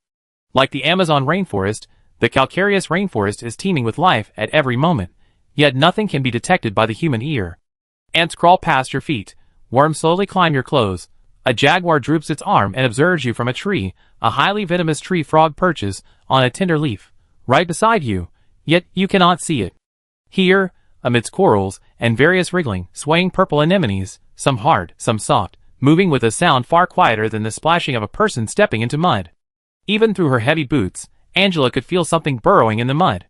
The pixelated screen of the detection gun displayed text. This type of gun needed to adapt to complex environments and withstand the violent bumps and impacts of hunting. Therefore, its structure was kept as simple and primitive as possible, and it also needed to be easy for hunters to maintain. Thus, apart from the pouch on her waist, the entire detection gun was technologically very low-tech. But Finn, watching intently with a gleam in his eye, pulled out his personal terminal, searched for the name, and found the target. He lowered his voice and said excitedly, "It's a short-legged crab. According to the fecal analysis, it's still a juvenile. We can handle it. The feces are fresh. The prey is at most a 2-hour walk away. Let's rest for 10 minutes to replenish electrolytes and nutrients, and while we're at it, bring the transport vehicle over and prepare our weapons." The T-800 combat suit was an old-fashioned suit with poor temperature regulation, but it was free, so everyone in the newly recruited New Hope squad, except for the gunners, used it. As it turned out, Finn, this hunter who had transitioned from an honest Tonfa worker, habitually overestimated the data. After their 10-minute rest, they found the target in just 20 minutes. Because Fine judges the speed of the short-legged crab based on the scratches and marks it leaves when it moves, and sets it to a constant speed multiplied by time, just like the silly elementary school math problem where someone runs at 20 kilometers per hour and asks how many hours it would take to catch up with their uncle/brother/mother. It works tirelessly, without getting hot or tired, with powerful heat dissipation, and has a built-in 500-liter gasoline and car engine. But reality isn't a math problem. Even if the short-legged crab is only 4 meters tall, with its legs stretched out reaching 10 meters, it's still a carbon-based life form. It gets tired, gets hot, and needs to rest and catch its breath. Besides, this creature doesn't have to work a daily B shift or run like a race walker all the time. It had just eaten the remains of a rock crab 3 days ago, its stomach bulging. It was looking for a propitious spot to digest, and while away the time, then summarizing this period into a giant pile of excrement, smearing it on calcareous trees and swampy mud to fertilize the coral polyps and purple sunflowers. The meaning of a bird's life is fries at the dock. The meaning of a crab's life is eating, sleeping, defecating, and having sex. Living is simply about living. Van wasn't ashamed of his incorrect prediction. On the contrary, he was very glad that this week's harvest could be completed 2 days early. This meant that next week's harvest could start earlier, and if it continued to be 2 days early every week, the New Hope squad would soon be able to fully equip themselves with T-100 heavy combat suits. He gestured, and Angela, the short mule, took off her backpack. Her slippery gloves, covered in mud and some kind of excrement, reached into the bulging bag and pulled out a seamless steel pipe and a compressed gas cylinder. She skillfully assembled the Industry 1.0 blowgun, closed one eye, and secured the seamless steel pipe to her waist. The carbon fiber blowgun rested in the pipe, ready to fire. Angela sniffed. She thought she might have caught a cold from the sweat. Her philtrum was a little damp, so she slightly raised her hand to ensure she wouldn't misfire due to dizziness. Then she released the hose at the end of the gas cylinder and, with extremely unprofessional hip-firing technique, launched the blowgun at the short-legged crab's rear end. The artificial fins at the end of the blowgun emitted an invisible light. Coated with a paint made from nuclear power plant waste, they would emit radiation, serving as a guide for the man-portable, armor-piercing, high-explosive Type 1 rocket. Then she fired 2 more arrows, one landing on the short-legged crab's largest leg and the other on its back.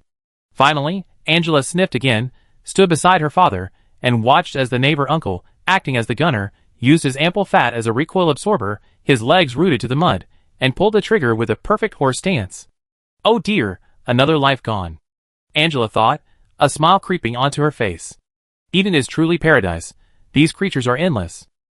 Chapter 371. The armor-piercing rocket pierced the chitinous carapace, injecting molten metal into the short-legged crab's body, incinerating its central nervous system and a brain, and blasting off one of its main legs. Now crippled and paralyzed, its multi-brained body convulsed helplessly, half-cooked crab meat oozing out of the wounds, like glue, slowly flowing out. This oozing meat was poisonous and inedible for humans. Angela took out several full-wrap boxes from her bag, quickly unpacked them, and assembled them. Good, they were transparent jars made of flexible material. The hunters in the team loosened their backpacks, and began filling the jars with organ preservation fluid. We need to be quick. Brains are very fragile. The calcareous rainforest environment is complex. Once exposed, brains will quickly be eroded by viruses and bacteria, rendering them unusable. The short-legged crab has 8 brains. We blew one up, leaving 7. We must retrieve them all, Finn said, as he and the firepower maneuvered tore apart the short-legged crab's 2 pairs of giant claws, applying preservative glue to the wounds of the severed claws, and each carrying one on their backs. Their transport vehicles are a kilometer away, with limited capacity, only able to harvest the freshest parts of the crabs and the organs offered as a reward by the association. If this team were larger and accumulated more Eden coins, they could apply for a loan from the association to buy track trucks and form a transport fleet. Then, the entire crab would be completely dismantled. These crab brains are valuable assets. Scientists in the new town have developed, or rather, purchased technology from the dominant species and localized it to create a technology for producing highly intelligent transport vehicles using animal brains. They pre-process these brains, making them believe they are still alive. By simulating neural signals to trick the brain, the system interprets the forward, backward, and turning movements of tires as the movement of crab legs. In short, vehicles equipped with crab brain assistance perform remarkably well in the complex environment of the rainforest. After all, possessing biological instincts and memory, they can even recognize and purchase their own companions and proactively guide hunters towards their prey. Angela's work hadn't even begun, but she was already using a long-handled wire brush to scrub away the crab meat mixed with metal, while simultaneously swatting away fist-sized terrestrial coral polyps that had come attracted by the scent. Occasionally, she spot a brightly colored one, wrap it in tin foil, and slip it into her pocket. Children and many adults in the new town loved these little gadgets, often keeping one or two as pets. Angela, taking advantage of her opportunities to hunt with the group, always managed to bring back some beautiful coral polyps, which she then sold to others. Angela then struggled to pry open the crab's shell with hydraulic shears. Angela immediately dropped what she was doing and climbed up. Her colleagues tossed her a container, and she tore off a piece of plastic wrap, using a nail gun to seal the wound. She knelt before the wrap. Wound disinfection, brain removal equipment setup, brain removal surgery. Each step caused the short-legged crab to tremble violently. This distant relative of the rock crab is known for its short, stout legs, its ability to sprint at close range, its dense, firm meat, and its extremely high protein content. Its claws and eggs are considered delicacies, coated in artificial starch and fried until golden brown. They are enough to make even a child's mouth water. First one out. The brain, stained with the crab's pale blue blood, twitched. Although it was severed from its body, the inertia of pain still made it contort slightly. The brain and membrane were tossed into a preservation container, and the team immediately began the next round of removal. 30 minutes later, the short-legged crab, with 7 or 8 holes in its body, its claws removed, and a large chunk of flesh ripped away, was nowhere to be seen. Thousands of coral polyps crawled onto the crab carcass, greedily sucking the arthropod's bodily fluids and tearing at the muscle. Since the arrival of humans, these scavengers had suddenly become quite luxurious, with a much higher probability of consuming fresh meat. Heavy footsteps approached from afar. A crab, its body raised, walking only on its 4 longest legs, with the remaining legs sharp and covered in barbs, appeared enormous, though its body was actually smaller than a rock crab, the bragging crab. When these creatures were first discovered, they startled the hunters. Later, they learned that these things were actually quite timid. Their menacing appearance was merely to frighten other crabs. They were not particularly strong fighters, but rather semi-scavengers with a keen sense of smell. It smashed a calcareous tree, only about 4 meters tall and a mere 15 years old, and lay sprawled on the crab carcass, feasting voraciously. Its 2 pairs of stalked eyes darted left and right, wary. Simultaneously, it extended its ovipositor from its abdomen, plunging it into the carcass to lay eggs. In less than 4 hours, these pre-hatched eggs would hatch into boast-breaking crab larvae. The boast-breaking crab's unique ability to incubate its eggs internally was what allowed it to secure its place on Eden, a planet teeming with crabs. Humanity's killing speed was indeed rapid, but compared to the entire planet, this population was a mere drop in the ocean. Following their father on a difficult trek of 1 kilometer, they stopped at a wide mating ground cleared by the ground-lying centipedes of the previous year. Their transport vehicle was well hidden by camouflage netting, and the surrounding detectors showed no signs of alarming. The official name of this vehicle is an all-terrain heavy-duty half-track transporter, but the CO calls it the cat car, so everyone calls it that too. As everyone began unloading, Angela jogged to the front of the vehicle, lifted the camouflage netting, and without bothering to fold it properly, curled up into a ball. She scraped the mud off the soles of her shoes on the side ladder with her feet, nimbly climbed into the cab, and activated the transporter. "Pig, Pig! Wake up!" Angela called out happily. The transporter's brain, named Pig, was awakened by a simulated signal. It used its built-in camera to see the people in front of it, and the whole vehicle began to shake happily. This vehicle was different from the hastily constructed one used during the exploration of the ruins in Tonfa. It was meticulously crafted by the forging factory, and its suspension system was strong enough to support the complex movements of a crab's brain. Under Angela's control, the transporter opened its cargo compartment, and Finn and the others immediately began loading. They butchered and transported the crab meat, their clothes reeking of crab. The calcareous rainforest was fraught with danger. Once they had a catch, they had to leave quickly, otherwise the lingering smell on the truck and their clothes would attract large creatures. Besides, the truck bed, originally intended as a camp, was already crammed with cargo. Even if they stayed longer, they wouldn't have enough space to rest. They couldn't very well sleep in the rainforest, could they? The parasites and various small alien arthropods lurking in the mud would be more than happy to see them do so. Once everything was ready, Finn stepped on the gas. The pig, receiving the signal that it was home and time to eat, cheerfully beeped its horn, thinking it was propelling itself with strong legs, when in reality the tires were spinning wildly as it sped towards the new town. Back home with a full load, Finn said to Angela with satisfaction, "We were lucky. We only drove 10 kilometers today and got what we wanted. When we get back, I take you out to eat. After we sell our brains, you can go to a short-term school with Uncle Chen's son. This time, Dad has a task for you. You must learn how to operate the communication station. We can't keep running around like blind men. We can't go on our way without understanding market information." "Yes." Angela nodded vigorously. As they were talking, a deafening explosion suddenly erupted not far away.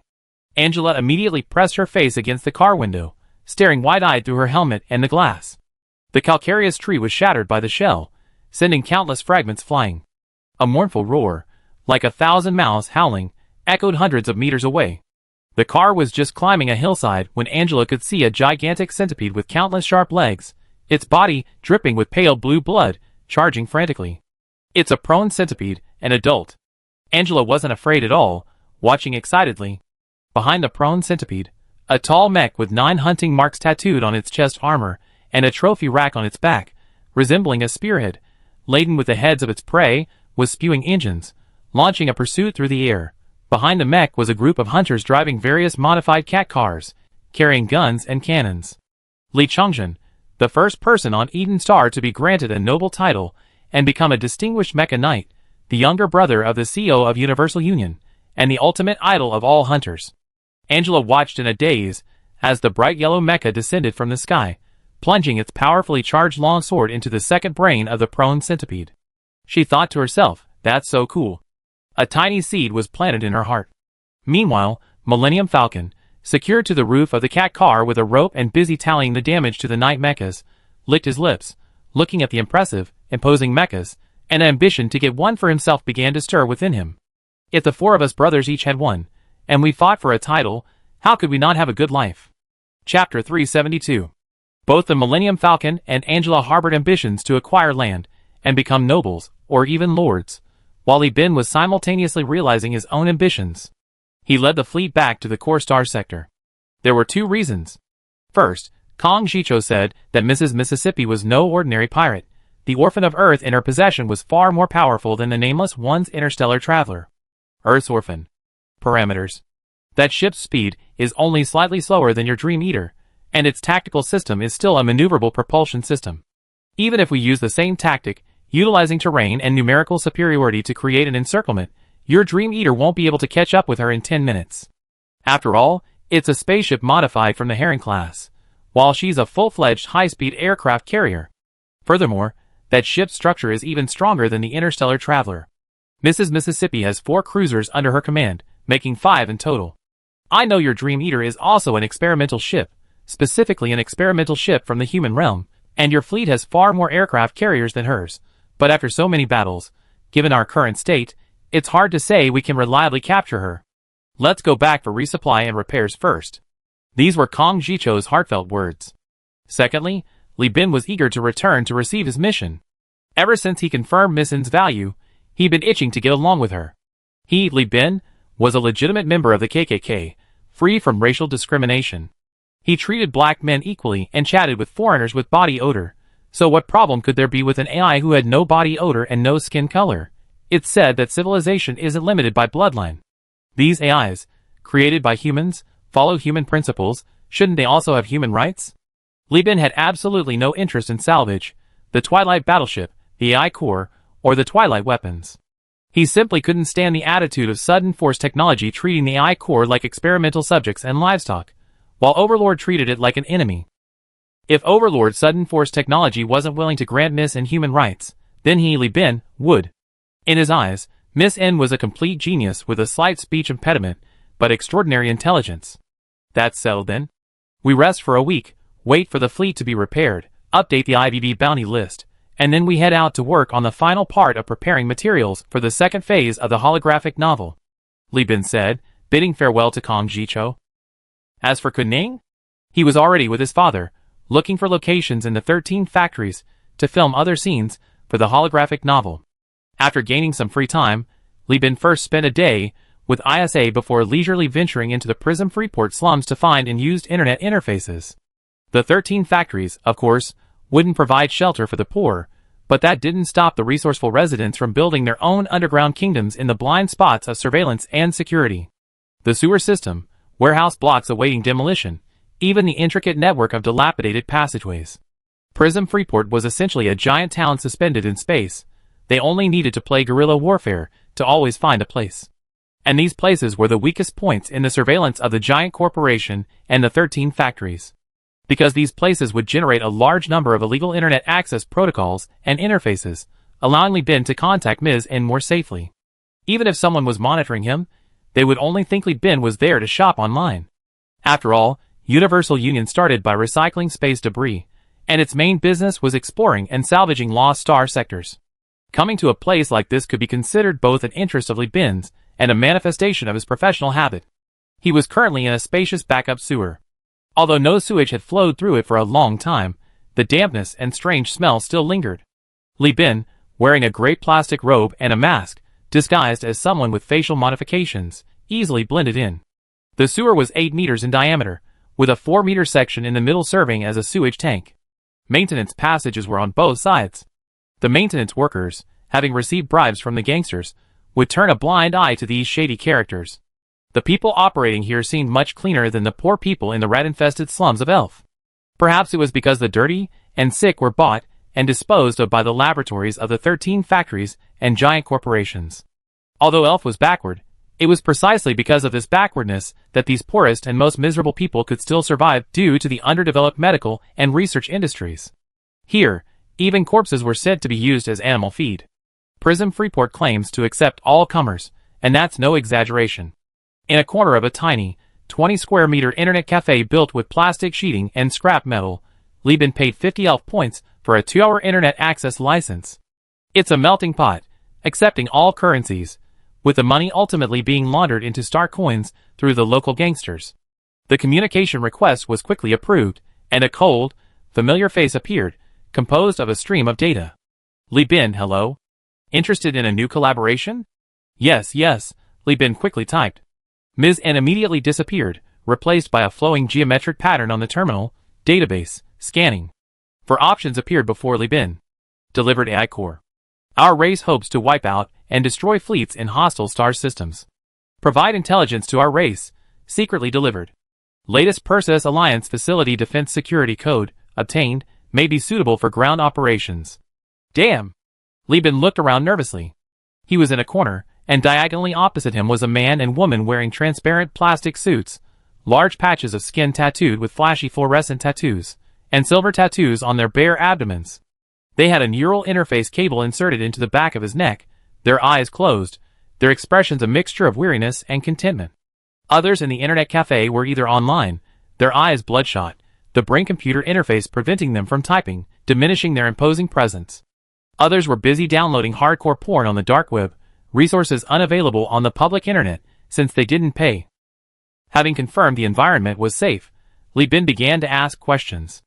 He then realized that besides accepting rescue missions, he could also exchange AI cores for Miss N's bounty in favor. Since it was AI, even trust was represented digitally. Looking at his 5 out of 100 trust level, Li Bin felt like he was playing some kind of visual novel. The mission to eliminate enemy star system forces was something Li Bin glanced at and immediately abandoned. The so-called enemy forces were the Overlord's AI pursuit fleet, its flagship and offensive-class battleship, completely beyond his reach.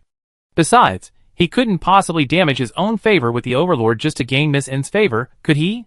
Perhaps, he could consider it, after eliminating the speed yawn and increasing his strength. And this Perseus facility's security code was terrifying, bro. According to Miss N, this thing was shared by the entire Perseus Alliance, but it only lasted 40 days. Because the Perseus Alliance would change the security code after 40 days. And when she mentioned successfully cracking the Perseus Alliance's security code, her avatar was still flashing, seemingly amused by the idea that the artificial security system after the Great Crash could resist the AI core. But Li Bin knew that these security systems were most likely built by the Perseus Alliance with the help of the AI core. The battle to acquire the security code was essentially an AI core versus an AI core. Provides a decisive advantage, can only be used once after purchase. Even the Perseus Alliance's Carbon Brain's thinking ability will change the security code afterward. Looking at the code that supposedly could make the target planet identify him and his fleet as friendly forces within 36 hours, thus disabling the ground planetary defense arrays and automated combat machines, Li Bin was truly sweating profusely. He typed with trembling hands. Can the Tachyon technology code be sold? Yes, Li Bin's current weight is insufficient. The Tachyon security code cannot be acquired. What did I just hear? The Tachyon code can really be bought. Li Bin was now starting to think that the Yuhui AI had truly broken away from Tachyon technology, or at least partially. With an excited heart and trembling hands, I, Li Bin, am Miss N's forever best friend. It's just a matter of goodwill, right? I max it out. Without hesitation, Li Bin pressed the button for the military mission. Chapter 373. The Yuhui AI has many enemies. Reviewing the so-called list of fleets of the same race hoping to be wiped out and destroyed in hostile star systems, he began to realize something. That is, all the missions this Miss N gave Li Bin were defensive in nature. In layman's terms, these missions included, but were not limited to, defeating a certain exploration fleet in hyperspace, eliminating the branch fleets or main fleets of giant corporations or certain large companies that were hunting down Yuhui. The mission scope covered the entire star field, with the furthest distance being over 60 light-years from Prism Freeport. Li Bin glanced around. Those watching movies were still watching movies, those playing games were still playing games. Only the two people with a strong air of worldliness, who seemed to be siblings or mother and son, had reluctantly left because they were short of money. He began to tentatively type, "Aren't there any missions to actively eliminate humanity?" "Want to eliminate humanity?" Li Bin asked. Insufficient current weight. Li Bin cannot obtain relevant information. Okay, never mind. Li Bin scratched his head and accepted two missions. One, a military mission located in the northern Lost Star sector, 7 light-years away from the Mississippi Family Star System. The other 6 light-years away. Target fleets affiliation. None for cruisers, 8 destroyers, 2 frigates, mission completion payment, 86,000 star coins, trust increased by 7. Target fleets affiliation. FSF Military Company, 3 cruisers, 7 destroyers, 5 frigates, mission completion payment, 66,000 star coins, trust increased by 5. Stepping out of the smoky, shady internet cafe, past the bloated corpses ravaged by special powder injections, excessive amounts of artificial starch, and inferior nutritional paste, Li Bin put his hands in his pockets, muttering to himself that he needed to find a way to drag Kong Jicho into the mess and get him to help, otherwise, he might not be able to withstand fighting 3 cruiser-led fleets.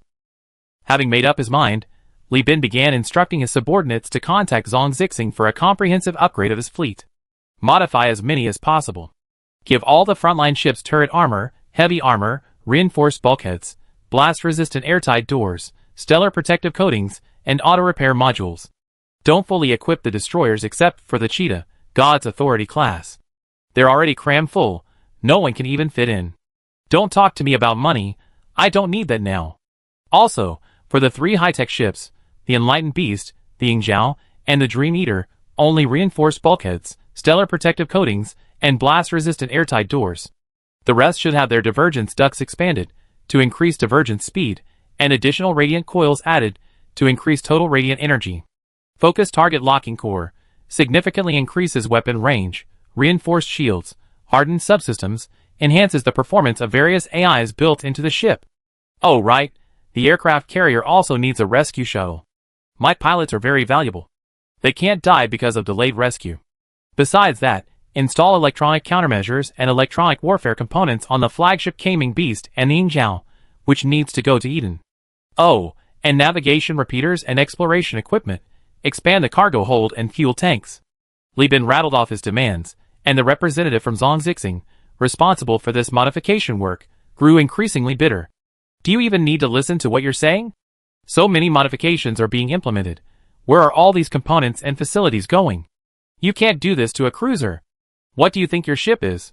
An invincible offensive class? Indeed.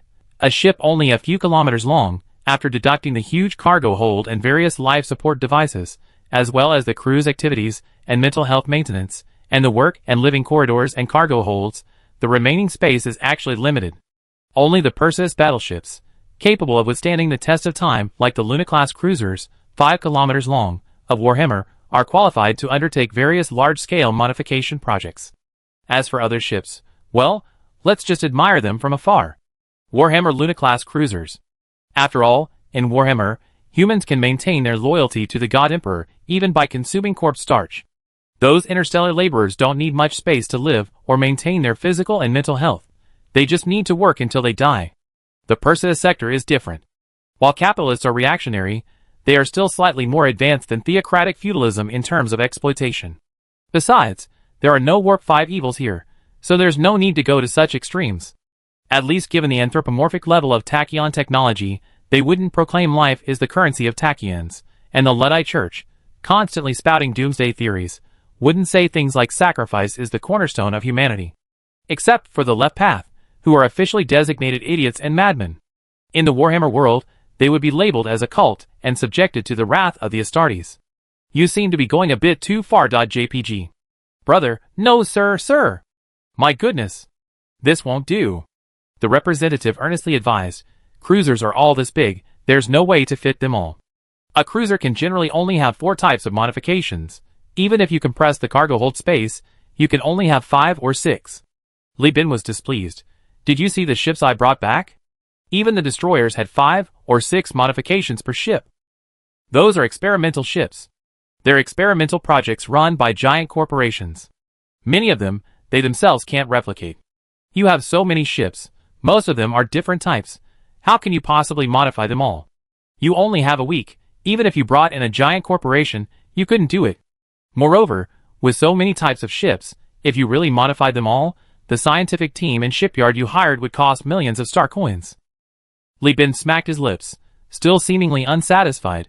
Alright, according to my requirements, the frontline ships need to be tanky, the high-tech ships need to have powerful shields, and the cargo ships and oil tankers need to be able to carry out these modifications. Have someone provide a plan, and get it done as soon as possible. How much will it cost? 30 minutes later, a representative from Zhongzixing contacted other shipyards and presented a preliminary plan. 1 combat cruiser will undergo 4 modifications.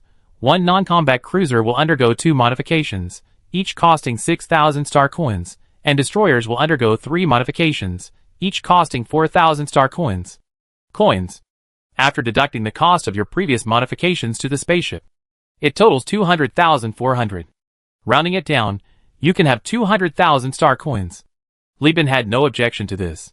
His fleet had many ships and people.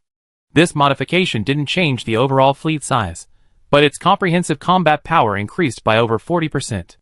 Prism 13 Lines, backed by a giant corporation, had mastered all mainstream modification technologies, and even some of the giant corporation's own technology. 200,000 star coins for modifications. On other free planets, Li Bin wouldn't be able to find anyone willing to take the job, even with the money in hand.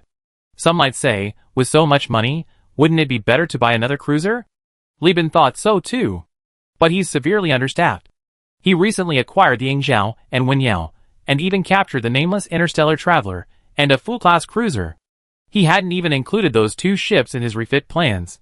Now, with a crew shortage, the full-class cruiser is simply left in Freeport, not planned to be taken away. He can't just recruit a bunch of people, load them onto a ship, and leave, can he? He, Li Bin, is going to work for Yu Hui in the future. How can he dare to take people on such tasks without testing their loyalty? By the way, do you have any nano-acid etching torpedoes, catapult missile launchers, and harpoon missile launchers here? I'm planning to replace all those miscellaneous small and medium-sized slotted missiles on the spaceship, keeping the cyber missiles for shield breaking and replacing the rest with the Jinba. Yes. The representative wiped the sweat from his brow, thinking to himself, as long as you don't make me dig a hole in the spaceship to stuff in missile launchers, Prism Freeport can find any missile. Li Bin, who had spent the entire day at Zhongzihang, was exhausted from working on the spaceship modification. Even with his photographic memory, receiving shipyard representatives, negotiating modification details, submitting and rejecting proposals, and then submitting them again, all of this still drained his energy. By the time he returned to his suite, located on the outer side of the space station, overlooking half of the space station's spaceport and witnessing the magnificent spectacle of hundreds of spaceships docked, entering and leaving, their ever-changing exhaust plumes. He was so tired he could barely stand. Isa sat on the edge of the bed without turning on the light, letting the dim light stream in through the huge French windows. Her fair skin, accentuated by her silver-white hair, contrasted beautifully with her pajamas. "Why aren't you asleep so late?" Li Bin asked, taking off his captain's uniform while the bathtub heated up. "I have some news. I don't know if it's good or bad, and I don't know how to tell you," Isa said, turning her head to scrutinize Li Bin. "Just say it. What kind of relationship do we have?" "I know you well, and you know me well," Li Bin said, standing on one leg and starting to pull down his pants. "Then get ready," Isa said, standing up and lightly touching her lower abdomen, her expression ambiguous. "I'm pregnant." Thump! Pulled by the damn gravity generator, Li Bin fell headfirst to the ground. In the darkness, his pupils dilated like never before, as if he had heard that his entire fleet had been wiped out. What the hell? Chapter 374. The atmosphere in the luxurious room was somewhat strange. Li Shu, forcibly awakened from sleep by the projector, was now dancing with excitement. Meanwhile, Li Chongzhen, who was ambushing a ferocious, ground-lying centipede codenamed Thousand-Legged Bodhisattva on the battlefield, abandoned his target, which he had been hunting for months, and instead, in the cockpit, he roared like a monkey through a loudspeaker to all his followers, and indeed all living beings on Eden Star, announcing his impending status as an uncle. He, Li Chongzhen, was finally no longer the lowest-ranking member of the family. He had risen in rank. Quickly choose a prey of sufficient weight. I want to kill it, and send my nephews and nieces a finely shaped head. The Millennium Falcon, piloting its industrial exoskeleton, asked, "Isn't the Thousand-Legged Bodhisattva heavy enough?" "No way." Li Chongzhen glared. "I slashed the Thousand-Legged Bodhisattva's face last time. Its appearance is ruined. I want it intact." Leaving aside his two excited younger siblings, Li Bin was still in a daze. He thought he was prepared, but when the news actually arrived, he was still greatly shocked. To be honest, his experience across 2 lifetimes was quite extensive. He had killed, committed arson, negotiated, studied, succeeded, and failed, but he had never been a father. Since the year 190 of the star calendar, Li Bin's life had been indescribably difficult, but at this moment, a strange sense of continuity and exhilaration rose from the depths of his heart. Li Bin couldn't tell if it was a physiological reaction from this body or a new stirring within his unique soul, but that didn't matter anymore. Just like when he slept with Isha years ago, pleasure transcended both body and spirit. It took him a long time to lift his head from the thinker statue, looking at the eyes beside him, which were like amber and champagne, narrowed into crescents. Li Bin stammered, "I'm a little excited, and a little nervous." Isa replied gently. Li Bin hurriedly tried to cover up his mistake. "Trust me, the war isn't urgent. I'm not upset about this. Let me organize my thoughts." Li Bin took a deep breath, and after a long while, he slowly exhaled, calming down a bit. He blurted out, "Why don't you go back to Eden?" "What are you talking about?" Isha kicked Li Bin in the shin. Li Bin's leg twitched in pain.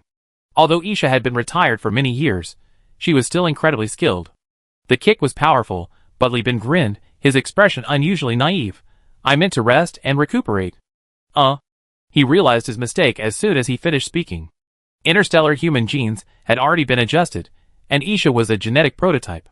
Her offspring would be infinitely more adaptable to space than Li Bin, who came from a breeding factory.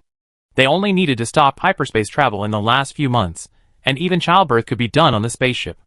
The intelligent medical pod could even perform organ replacement surgery in a zero-gravity environment. Childbirth was not difficult for them. "I won't leave.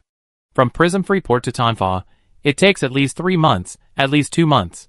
I can stay with you for about 5 more months. Only after the war against the Mississippi Lady and the Twilight enemy fleet is over can I rest easy." The girl's silver ponytail, tied with a black ribbon, draped gently over Li Bin's shoulders in Prism Freeport, which had a gravity generator, like a passionate white snake. Isa said thoughtfully, "This child has come at just the right time. I was originally planning to go back after the Overlord's support fleet left. There might be agents among the fleet's workers. Isa can avoid the higher-ups, but needs to avoid the lower-level ones, and after the Eden Star industrial facilities were completed. The veterans old one I brought are all too old, remember Juga Pa? She'd be at the age to activate her gene lock in a few years. If it drags on any longer, she'd be beyond saving, which is why we left her on Eden. If she recovers and works with you, at least when facing IBB bounties, you can try to build a hacking team instead of having to rely on Kong Jicho," she said, her legs tucked up on the edge of the bed, her gray nightgown pushed up by her knees and chest, her chin resting on her knees, only her 10 playful toes showing, like a timid hermit crab. When I go back to give birth this time, I can save myself the trouble of collecting genetic information from myself. As long as the placenta's activity is preserved, the gene lock problem of the veterans and factory immigrants can be solved once and for all. She deliberately pouted as she spoke. Tens of thousands of people. If they really took it from me, they'd drain me dry, and it still wouldn't be enough. I know you're thinking of cloning or something, but believe me, absolutely don't do that. Li Bin listened intently to Isa's words. The secret of the genetic primitive has been preserved by the overlords for over 100 years. They won't accept a large-scale loss of the gene lock unlocking method. Once cloning begins, someone could easily sell the cloned organs. Conversely, keeping only the placenta, controlling it from the source, is easier. The drug injections will be led by Amanda, Oglin, and Yen Chong. It's slower, but safer. This matter cannot be taken lightly. Just imagining the overlord's devastated state after losing their technology to surpass Susie, and Susie's greedy, ruthless behavior after obtaining the information, like a Tibetan mastiff in heat after 12 years, sent chills down Li Bin's spine. He nodded repeatedly in agreement. Seeing this, Isa said with satisfaction, once the veterans' genetic locks are unlocked, their strength can be increased so they can train the Marines. The company urgently needs specialized talents such as hackers, snipers, and special agents. Relying solely on you to select talent is too inefficient. Training from the colonies is the optimal solution. Isa gently pressed Li Bin's shoulder and said, also, Lan Yuan is a veteran. She will definitely choose to pledge allegiance to the Universal Union, but when it comes to AI, she may not understand it as deeply as you and I do. The rules and regulations of the human realm still constrain her. This is both her strength and her weakness. I have to accompany you through this journey. Do you have the confidence to finish all this within 5 months? Li Bin clenched his fists, his nails digging into his flesh. He calculated for a moment, then nodded forcefully. Abandon all exploration activities. Prioritize the war. We can definitely do it. Okay, 5 months later, I returned to Eden aboard the Yingjiao with Bishop Pucci and the factory district immigrants. Bring the idiot class too, Li Bin added. One is enough. After all, it's the law sector, and we establish relations with the afterglow. It's not dangerous, Isa said. Li Bin refused. My whole family is in Eden. Before, we could only squeeze out one ship, but now the company has acquired another experimental vessel. I plan to lay off some destroyers and integrate the elite crew. The rest will go back with you. Seeing Li Bin's firm attitude, Isa could only nod. Have you chosen suitable names for the 2 new ships? Yes, the Jealousy class will be called Yazi, and the Fool class will be called Tingu. The former is a petty creature from mythology, fitting the Jealousy class. The latter is a white-headed creature resembling a raccoon, said to ward off evil spirits. This Fool class will become our child spaceship. The Universal Alliance currently lacks the production capacity for cruisers, and reverse engineering would take considerable time. Rather than letting the Yazi rust in the shipyard, it's better to send it out to supplement the fleet's strength. At least with 2 experimental ships, Li Bin, after his rest and recuperation, will be able to easily surpass Mrs. Mississippi. The latest fleet composition, cruiser section, shows that experimental destroyers are not yet in service due to the need for reverse engineering and filming. Wow, you really gone all out. The child isn't even here yet, and you already put them on a cruiser, Isa teased Li Bin sarcastically. This kind of spending, even Suzum CEO's son Ihao probably couldn't afford. Her child has to start on a frigate. Training is training, having a ship is having a ship. Once the child is an adult, 8 years old, they can start captain training. Hey, is our child a boy or a girl? As Li Bin spoke, he felt Isa in his arms getting hot. He looked down and saw Isa's face was flushed, her eyes glazed. It's only been a few weeks. How can we check the gender, husband? Her voice was incredibly alluring, making Li Bin's bones melt. His Adam's apple bobbed. Isn't this a bad time for the baby? A fragrant but firm hand pressed against his face, and the strong muscles of a professional soldier exerted force, slamming Li Bin onto the bed with one hand. Isa gritted her teeth and said, I'm the original genetic material. Do you think you know better than me? Get on top of me. Chapter 375. The old folks always say children are a blessing from heaven. Li Bin didn't really believe it before, especially after transmigrating and having access to a birth factory. Wouldn't that mean he could have as many blessings as he wanted? The Li family had 3 children, but life got harder every day. Li Bin didn't know if his parents had truly blessed him, but they certainly treated the bank loan like a godsend. But these past few days, Li Bin has started to believe it more readily. Just 3 days after Isha told Li Bin the good news, Qian Le, the shipyard manager, sent a message saying that Saradu had been found. Saradu wasn't in Elfi. During the last War of Independence, he had mingled with the refugees and gone to the Tulian pirate space station in the same star system to work as a void miner. Because he left in a hurry and didn't leave any information, his creditors couldn't find him. He was a terrible miner under the pirates, but during a mining ship accident, he used his exceptional ship handling skills, captain's command abilities, and rich experience to manage to repair the rickety Shepherd-class frigate, bringing it back to the space station before the reactor exploded, thanks to his superb ship handling skills, captain's abilities, and rich experience. His outstanding performance caught the eye of the pirate captain who had enslaved him, and he became the captain of a mining ship. His days consisted of dodging patrols and the idle warships that wandered out from the mining camp as he sailed to the asteroid belt to mine. As they say, gold shines wherever it is. Sarah suddenly had no creditors chasing her, and her life quickly improved. With her career showing some progress, her mental state improved significantly, and she could even rationally deal with the headhunter sent by Li Bin to recruit her. CO, Captain Saradu not only came himself, but he also brought the contact information for a group of people. He said they were all laid off from Minsheng Company due to poor management, but he guaranteed with his life that these people are all outstanding. Knowing the company was short of talent, Qian Le was overjoyed upon receiving this news and immediately contacted Li Bin.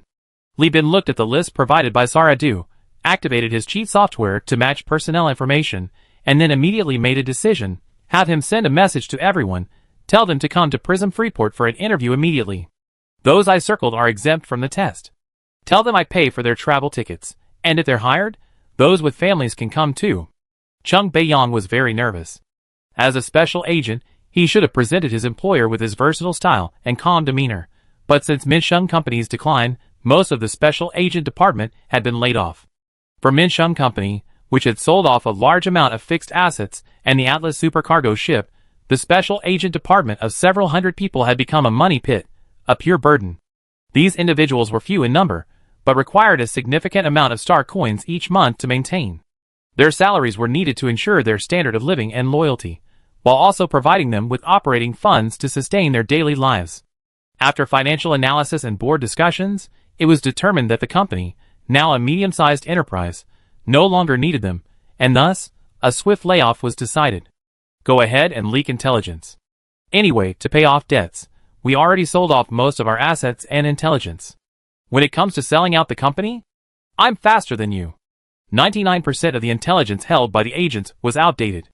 Half of the laid-off agents resigned from their positions, retired on the spot, and lived ordinary lives, completely leaving behind the life of constant anxiety as agents. But there were also young men like Chung Beiyang, unwilling to waste their lives, yet bound by loyalty and forced to remain active on the covert front. Many agents were discovered and arrested by their adversaries due to funding shortages and layoffs. Among them were many married men with close ties to Chung Beiyang, some even his close friends. To raise money for ransoms of hostages and their associates, he had taken on any job he could find over the years, even accepting dangerous assassination plots he would never normally touch. Until Sarah contacted him, saying that Li Bin, a former employee of Minsheng Company, was eagerly seeking talent and sincerely invited those laid off from Minsheng to join him. Li Bin is a man of courage and talent. Don't underestimate him because of his youth. If I had known Minsheng Company would end up like this, I would have joined Li Bin back then, and I'd be at least a shareholder now, Sarah said through the terminal, his once meticulously groomed beard now wildly unruly, looking extremely decrepit. Chung Beiyang could only smile bitterly. What right did he have to complain? How many years would it take Chung Beiyang and his brothers to earn the tens of thousands of star coins for ransom and resettlement? Li Bin was only willing to see him because he was short of manpower and because of Saradu's influence. You know, when the company used to audit the accounts of various fleets, the accountant and the special agents came together. Theoretically speaking, he and Li Bin used to be rivals. Besides, special agents are different from Marines. It's difficult for them to find new employers. After all, no one knows if your dismissal is part of a plan. Compared to hiring experienced special agents, most forces prefer to train their own. Even the worst companies will buy agents with clean resumes from reputable, established companies like FSF Military Company. Don't be afraid. You and the others I recommended are all capable. Being laid off isn't your fault, It's the company president's fault for being an idiot. Just do your best. I'll be waiting for you at the new company," Sarah encouraged. In the Prism Freeport, in the Heavenly Palace Hotel suite owned by the head of the Ancient Style Project, Chung Bae-yong and others, who had also been laid off from Min Shung Company, sat in the corridor, nervously twisting their fingers. This suite occupied an entire floor.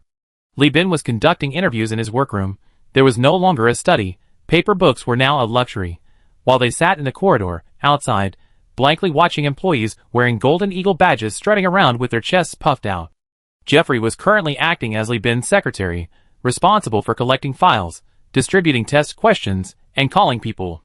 He absolutely loved this job, especially seeing those talented people who had graduated from giant companies, had degrees, and had been poached by Min Shung Company with high salaries, now standing at the door like stray dogs, their eyes filled with confusion. He felt incredibly pleased. A pathetic, thick barrier had already separated us. Jeffrey mentally processed the lines broadcast on the radio, experiencing for the first time the power of words. Although his understanding was completely opposite to the meaning, it didn't stop him from holding his head high like a swan. "We're different. I'm a founding member of Universal Union. You're all newcomers even if you join. I'm also the company's first non-Lee surname shareholder. The captain even gave me the Yazzie, making my dream come true. Have you ever sailed an experimental cruiser? Yes, I have. I can sail it every day." He smiled brightly, raised his terminal, and shouted, "Next, Chung Bae-yong." This primitive way of shouting was intentional on Li Bin's part. Although he could send messages to personal terminals to find people, this ancient method put more psychological pressure on the interviewees, serving as part of a stress test. Jeffrey chuckled for a while, but when he didn't see anyone, his brows furrowed immediately. "Chung Bae-yong, where is he?" "I'm here." A completely unremarkable voice rang in his ear. Jeffrey then realized that there had been someone beside him all along. His face was utterly unremarkable. To give an imperfect analogy, he was like Xiong Wei in the KKK era in Yin Country.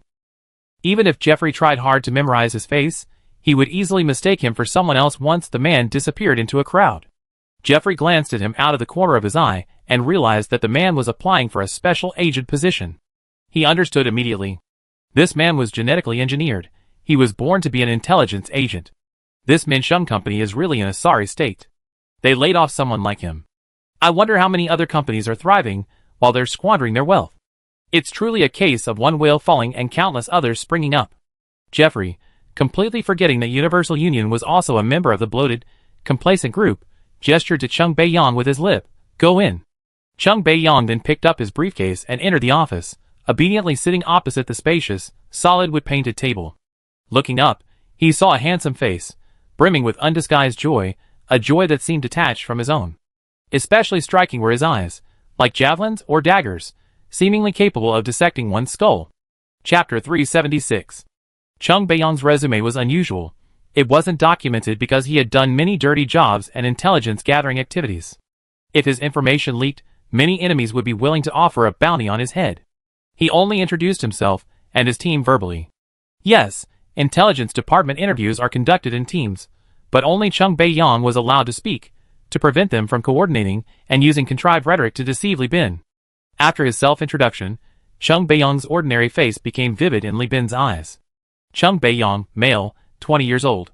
He graduated from the spy training program at FSF Military Company at the age of 12, possessing 11 years of training experience. He was sold as a finished intelligence talent to Min Shung Company.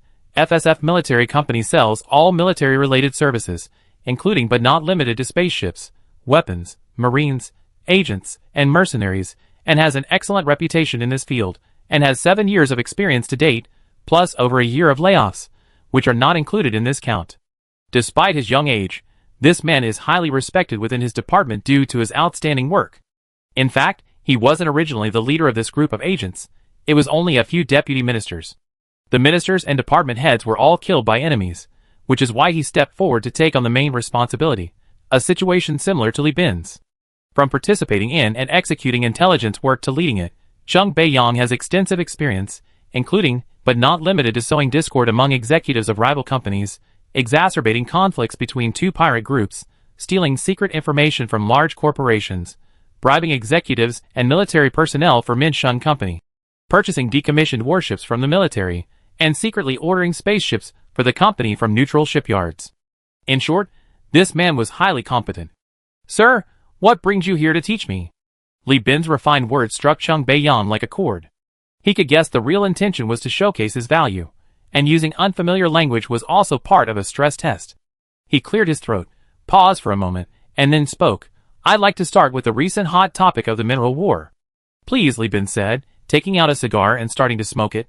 Cheng Beiyang began by discussing the risks of mining and the Perseus alliance, explaining the background of the various forces involved in the war, the pace of the war, and the intelligence gathered.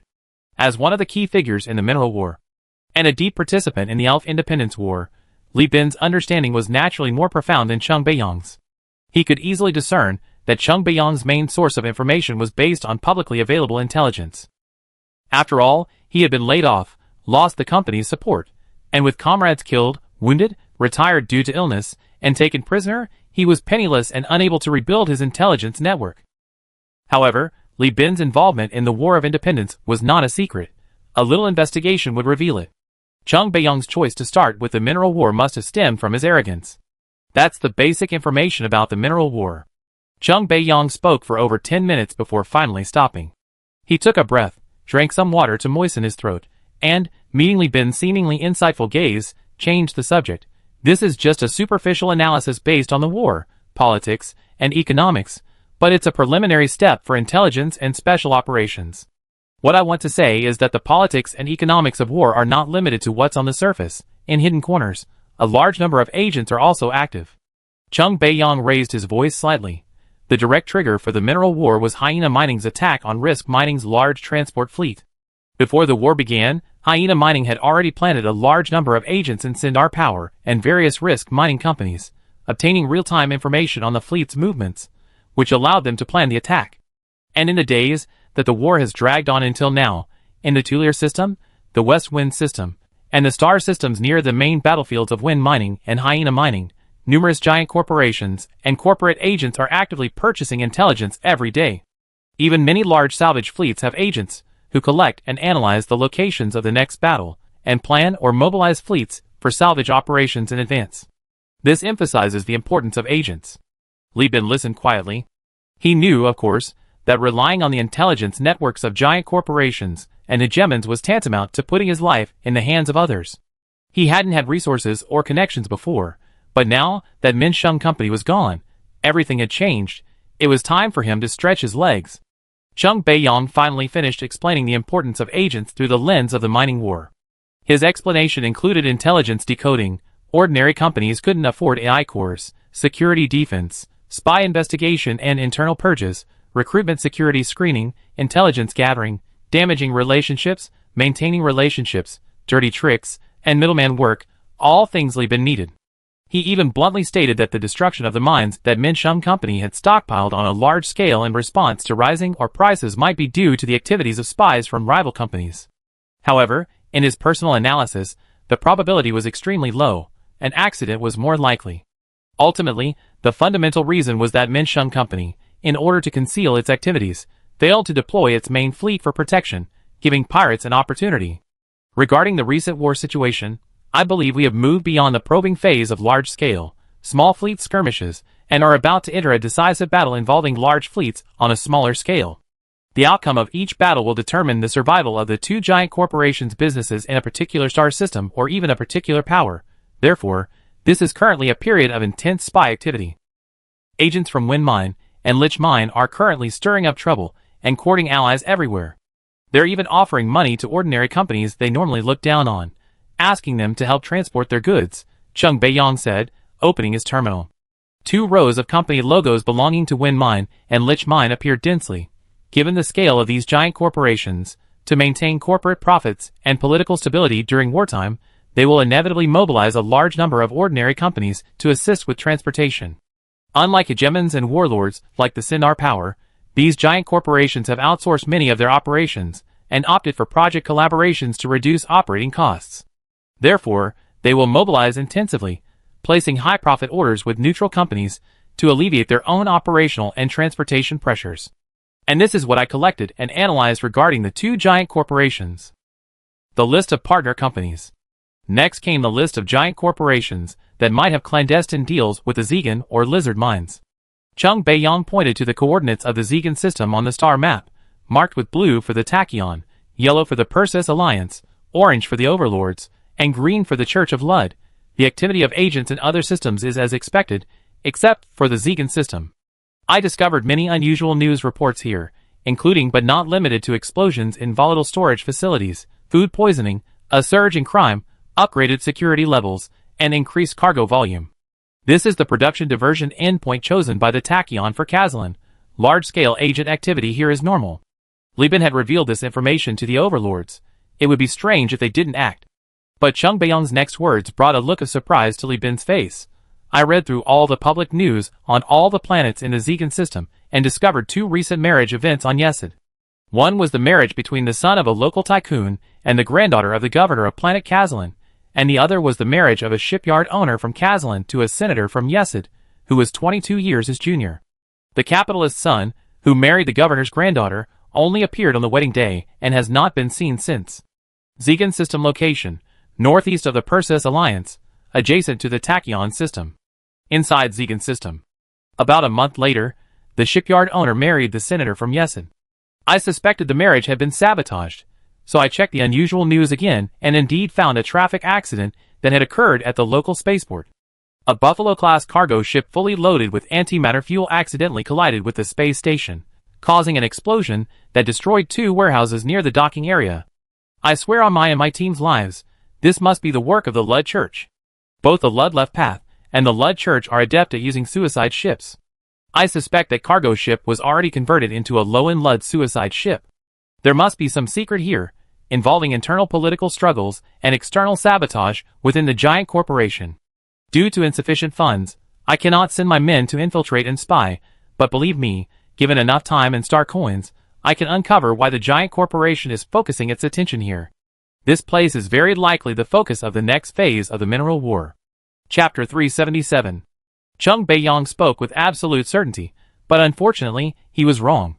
Everything that happened on Root Star had nothing to do with the Mineral War, but rather concerned the preparations for the Third AI War. However, this didn't diminish Li Bin's admiration for him. To be able to deduce so much from information filtered by the AI Corps, even with limited funds and manpower, and to focus attention on Root Star, was enough to prove Chung Beiyang's considerable abilities. In fact, Li Bin himself had seen this intelligence, but he was, after all, a living person, not an AI core. His advantage was only unlimited memory, not unlimited analytical ability. The human brain has its limits. Besides planning the 5-year development plan, colony construction, fleet operations, the IBB bounty project, the IP project, maintaining friendships, and paying taxes, he simply didn't have the extra energy to analyze intelligence activities. It's like a computer equipped with a 100 terabytes SSD, but a second-generation i5 CPU. How can it handle multi-threaded supercomputing tasks? So he just glanced at these messages and moved on, unlike Chung Beiyang who paid as much attention. Li Bin only noticed the marriage alliance and the accident, realizing that Governor Kazalin was reluctantly preparing for the transfer of production capacity. He didn't have time to further analyze that the Overlord had actually teamed up with the Lud Church and had already launched an attack on the Root Star. Didn't the Lud Church used to prefer fuel ships? This time they switched to Buffalo-class cargo ships. How much fuel could they possibly carry? No wonder only 2 warehouses were destroyed. They probably hid the detonation devices in the concealed cargo holds of the Buffalo-class ships to avoid security checks.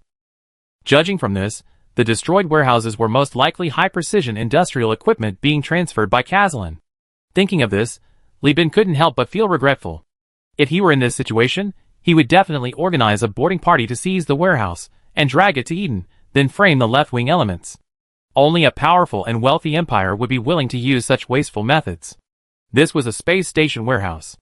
According to publicly available intelligence, each warehouse could hold the inventory of 2 Buffalo-class ships. And this was only what was directly destroyed. Who knew how many more warehouses were affected by the explosion, their internal precision industrial machinery damaged? Li Bin felt a pang of bitterness as he listened to Chung Beiyang recount the intelligence he had gleaned from fragments, showcasing the information his team had painstakingly obtained through various desperate means, including but not limited to extortion, blackmail, honey traps, and hijacking. He desperately wanted this job. He knew Li Bin and Huan Yu united better than other applicants about this newly emerging company, which was why he admired Li Bin so much. This man, through some unknown connection, had close ties with numerous giant corporations. Hegemon, the Church of Lud, the Perseus Alliance, Risk Mining, the Brighton Alliance. The more connections there were, the more eager he became. Through Sarada's information, he knew Li Bin needed to build his own intelligence department. Joining now, even with a low salary, would allow him to earn a considerable amount thanks to the generous benefits of Universal Union. Moreover, with the company's expansion, joining early would mean earning even more money and rescuing his friends and lover sooner. Finally, having emptied his pockets, Chung Beiyang, his mouth dry, gripped his empty water glass, his knuckles white. Across from him, Li Bin quietly smoked a cigar, saying nothing. The pressure of survival and the faint glimmer of hope weighed heavily on him, each breath a struggle. Li Bin stood up, his tall, muscular body gleaming under the tailored captain's uniform adorned with jewels, with carvings, paper flowers, and other luxuries. He pulled a half-empty bottle of genuine Byzantine wine from the cabinet behind him, removed the jade-green cork, and watched the ruby-red liquid swirl in the glass, releasing a luxurious aroma known as star coin. He had a slim Ludwig cigar dangling from his lips. Chung Beiyang could clearly see the insignia. It meant that every puff Li Bin took was equivalent to an ordinary person's annual salary. Amidst the patter of footsteps, Li Bin, wearing light purple leather boots made from the septum of an Eden star crab, approached Chung Beiyang. He gently replaced the warm water glass Chung Beiyang held in his hand, his voice calm and unhurried, like that of a gentleman. Speaking of which, we used to be colleagues. We all know how stingy Minsheng Company is with its subordinates. Even the core employees, who work for me, even if they leave, won't be so poor that they have to sip water. Try the authentic Interstellar Empire flavor. A hand pressed on Chung Beiyang's shoulder, an inexplicable force flowing into his body along with the warmth, invigorating him. I know you want to save your friends, your women. It's good to have that sense of responsibility, my deputy minister. Please continue to uphold this initial intention. I will offer you and your comrades generous salaries, and even advance your pay several years in advance. I will also find someone to negotiate and return them safely. Chung Beiyang, having lived for 20 years and seen countless instances of deceit and treachery, knew that Li Bin's words were a display of sincerity, but he was still deeply moved. Over the past year, he had been looking for jobs everywhere, only to be met with skepticism, indifference, and ridicule. FSF Military Company exports thousands of blank agents every year, and in order to maintain business integrity, they would not have any contact with these people once they were sold. In addition, he himself did not have enough intelligence. Chung Beiyang and his comrades were completely desperate. Having witnessed countless instances of people turning their backs on you, and the fickleness of human nature, Chung Beiyang cherished the organization and his backer more than ever before, especially given Li Bin's sincerity. Tens of thousands of star coins, he gave them away without hesitation. Even though everyone knew how to win people's hearts, only Li Bin was willing to lend a helping hand to this group of outcasts. Chung Beiyang's eyes welled up with tears. He struggled to control himself. His inner excitement surged like the seasonal tide sweeping the globe from Volturne, a sea planet under the Sinar regime, home to blue lobsters. He stood up, looking at Li Bin, who stood with a cigarette in one hand and an empty glass in the other, like a saint descending from the heavens. This living saint opened his arms to welcome him, a generous smile spreading across his handsome face. Welcome to the Universal Union. That evening, after a day of interviews, Li Bin, puffing out smoke from his cigarette, busied himself adjusting the company's structure and personnel changes. Jeffrey and the company's core members sat around in the workshop listening to the captain assign tasks. The scientists we recruited from the Nameless Ones are also being transferred to Eden with the immigrants. Chen Luo has complained to me many times about the severe manpower shortage. These people are all quite skilled, they should be able to meet his needs. Finally, regarding the fleet, the ship modifications are complete. Send a message to the crew that the fleet will depart tomorrow at 2 p.m. Everyone should be prepared. Also, Li Bin flicked his cigarette ash. In the Prism Freeport, equipped with a gravity generator, ashtrays no longer used negative pressure devices. Instead, they were traditional old-fashioned ashtrays filled with a mixture of scented water sprites. Freshly burned ash, along with residual embers, drifted onto the damp water sprites, emitting a faint hissing sound, making the workroom filled with burly men exceptionally quiet. As Li Bin's company became increasingly successful, he also became increasingly authoritative. Although he usually appeared easygoing, few dared to joke in his presence. Even crew members encountered on the ship would subconsciously hold their breath, as if they were subjects meeting an emperor. The newly established intelligence department needs a minister. Those interested can apply, and those not interested should nominate a few. This person doesn't need to be an intelligence expert, but must be loyal, clear-headed, and security conscious. The job has only one task: to lead a team to monitor Chung Bae-yong, ensuring he doesn't access the company's core information before passing the evaluation, and not to interfere with his intelligence work.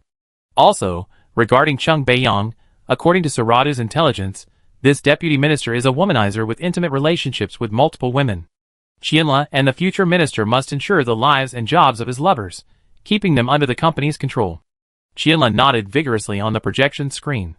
Jeffrey blinked, looking at the captain speaking, unable to reconcile the person speaking with the man who had chatted so passionately with Chung Bae-yong during the interview, almost to the point of becoming sworn brothers.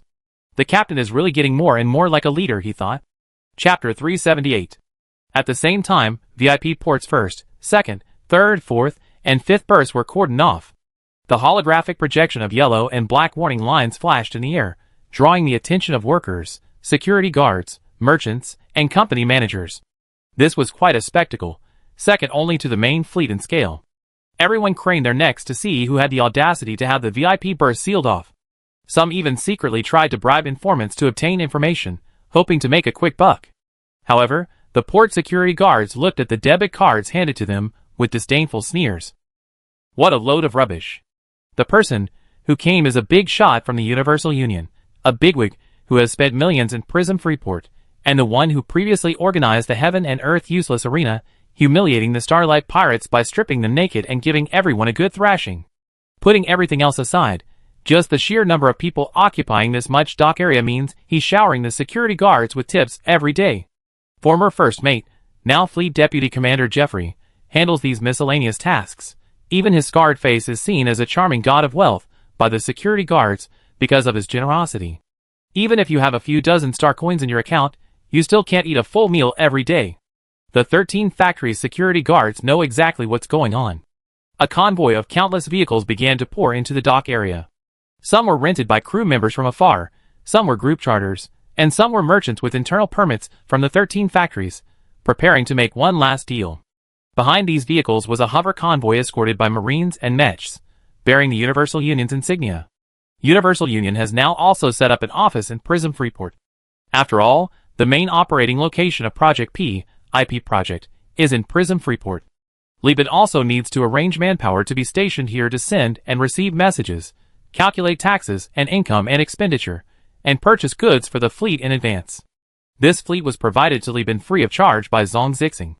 For Mr. Li, who routinely undertakes cruiser conversion projects costing 200,000 to 300,000 yuan, a fleet was merely a standard perk for VIP clients, much like the 100 million yuan souvenir received after depositing a large sum of money at a bank. As long as Mr. Li didn't want an entire fleet of rare, discontinued hovercraft from the era of the human realm, it was all a piece of cake. The fleet's flagship remained the outdated Kaming Beast. Li Bin's reason for keeping it as the flagship was simple. As of now, Huanyu United was still a company, a large corporation focused on exploration, mining, and trade, with its heavy assets concentrated on spaceships. It had a long way to go before becoming a formal government. Unlike Governor Sharapova, who was eager to seize power, Li Bin understood the principle of building high walls, stockpiling grain, and delaying the proclamation of kingship. Before acquiring capital ships, he would never engage in any actions that would provoke the massive fleet of a giant corporation to invade.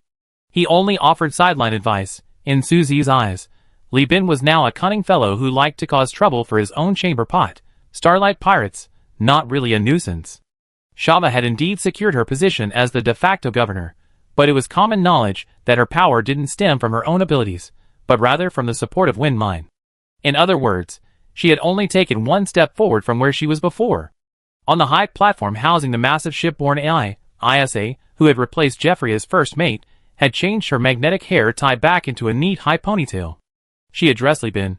Chung Bae-yong has been assigned to the position of Deputy Director of the Universal Union's Prism Freeport office. Secretly, this office is our intelligence center, and he will lead the intelligence work. His annual salary is 1,800 star coins, and after becoming a full-fledged employee, he will enjoy equity incentives. He is currently the highest paid non-shareholder in the company. Li Bin waved his hand dismissively. It's all right. He still owes the company tens of thousands, and the entire team has to work for me, for free for several years. Moreover, he used all the advanced salaries to buy off his former colleagues. These people have nowhere to go, so they all end up joining Huanyu United. It's like he's using his own salary to recruit people for us. How's the head of the special agents department that I arranged doing? Isa clicked her tongue, feeling that Li Bin was originally doing a good deed, but the way he spoke made him sound like a ruthless businessman. Not bad. Although Chu Xiongfei comes from the engine department, he joined the company very early, and has already obtained company stock options because of that. Plus, he used to be in charge of spaceship engine maintenance, so his safety awareness and respect for professionals are very good. Besides receiving training, he's currently actively studying management and intelligence on his own, but so far, there haven't been any results. It's alright. Chu Xiongfei is an old hand, one of the most loyal people on my list. Although his career path doesn't quite align with that of a special agent, he's always been in charge of engine and damage control management, and he respects expert opinions. Once the old one-eyed man's genetic problem is cured, I plan to transfer a few to the special agent department to be instructors, teaching our own special agent combat skills, and also to keep Chu Xiongfei in check. For now, we just have to trouble him.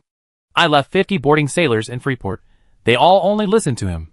Plus, with our relationship with Zhang Zixing, there won't be any trouble at the office. Li Bin nodded. Isha joked, aren't you afraid Cheng Beiyang will betray us? He can't get our classified information anyway, so how much money can he make from betraying us? An agent's defection would truly ruin his career. Don't I have connections to get rid of him? Besides, Miss N is still at Prism Freeport. After I finish Miss N's military mission, buying her intelligence shouldn't be too difficult, Li Bin said casually. How's the fleet's preparation? Isa didn't even glance at her terminal, effortlessly retrieving various data. The fleet is ready. Alloys, heavy machinery, and rare metals worth 80,000 star coins have been stockpiled. Supplies and daily necessities worth 65,000 star coins have been stockpiled. 28,000 tons of fresh water have been stored in the water tanks of all types of ships and the central reservoir. Fuel and food are also ready. Notify the control tower. The Universal Joint Fleet is preparing to set sail. Floating near Prism Freeport, navigation beacons were arranged in an orderly fashion, marking flight paths, resembling a dazzling sea of stars. Red indicated active use, and green indicated availability. As the demand from the Universal Alliance was issued, the previously orderly navigation beacons began to dim, and soon several wide channels composed of countless navigation beacons emerged, glowing with a golden light signifying prestige.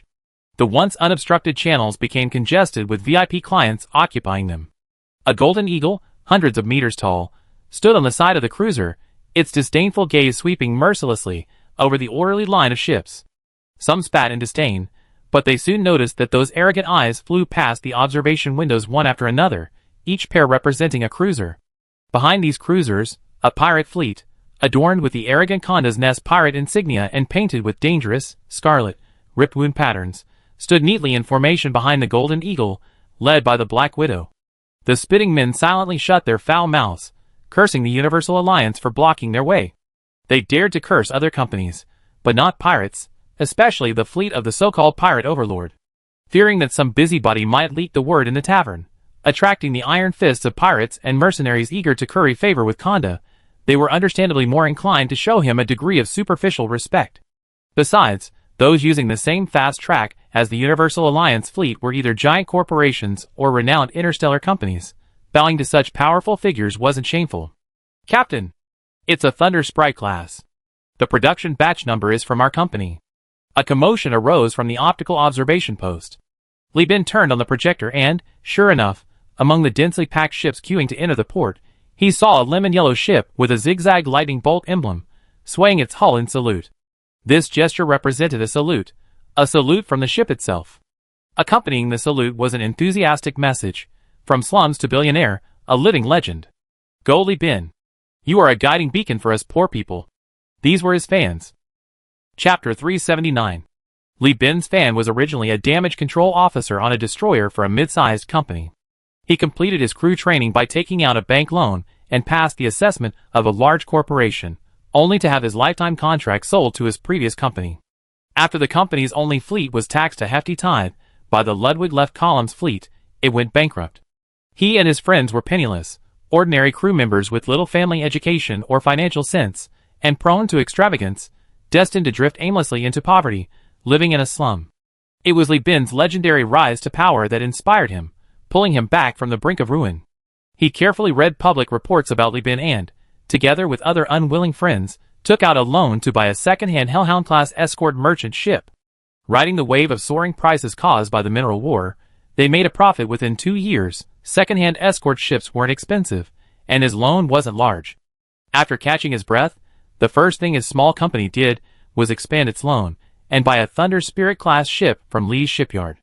This man, whose face clearly showed signs of hardship, looked as weathered as a 60-something from the 3K era, but he was incredibly excited when facing Li Bin.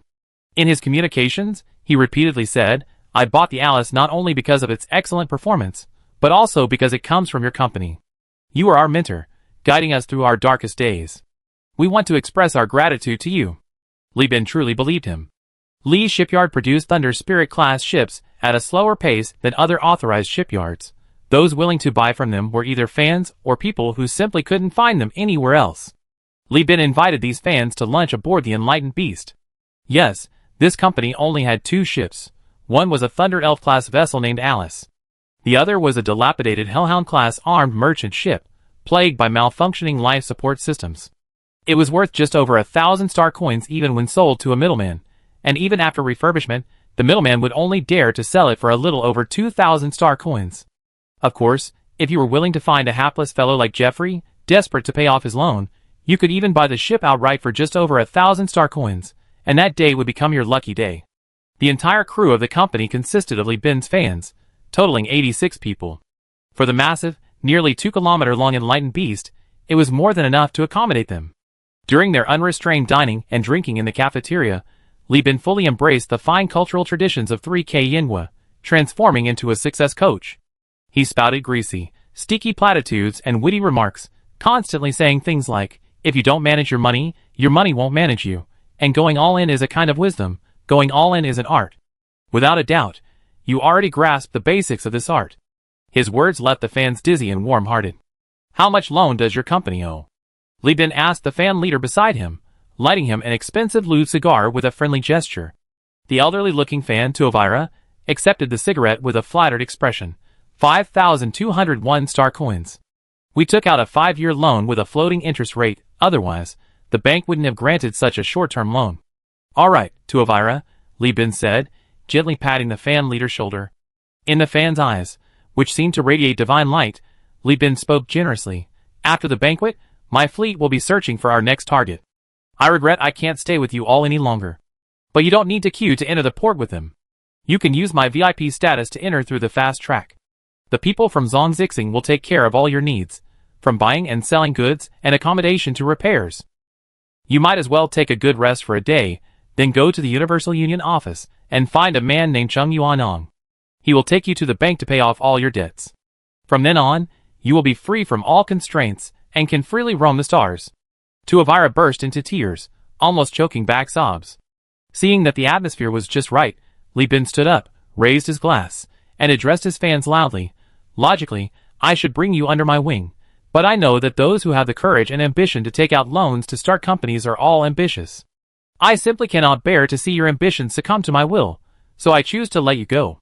Mr. Li Bin, we respect you. Go through fire and water, Mr. Li." "Wah, Mr. Li is just as I thought, a truly upright and honest gentleman." Isha, watching the scene unfold like a saint preaching from the corner, rolled her eyes to the heavens. What is all this nonsense?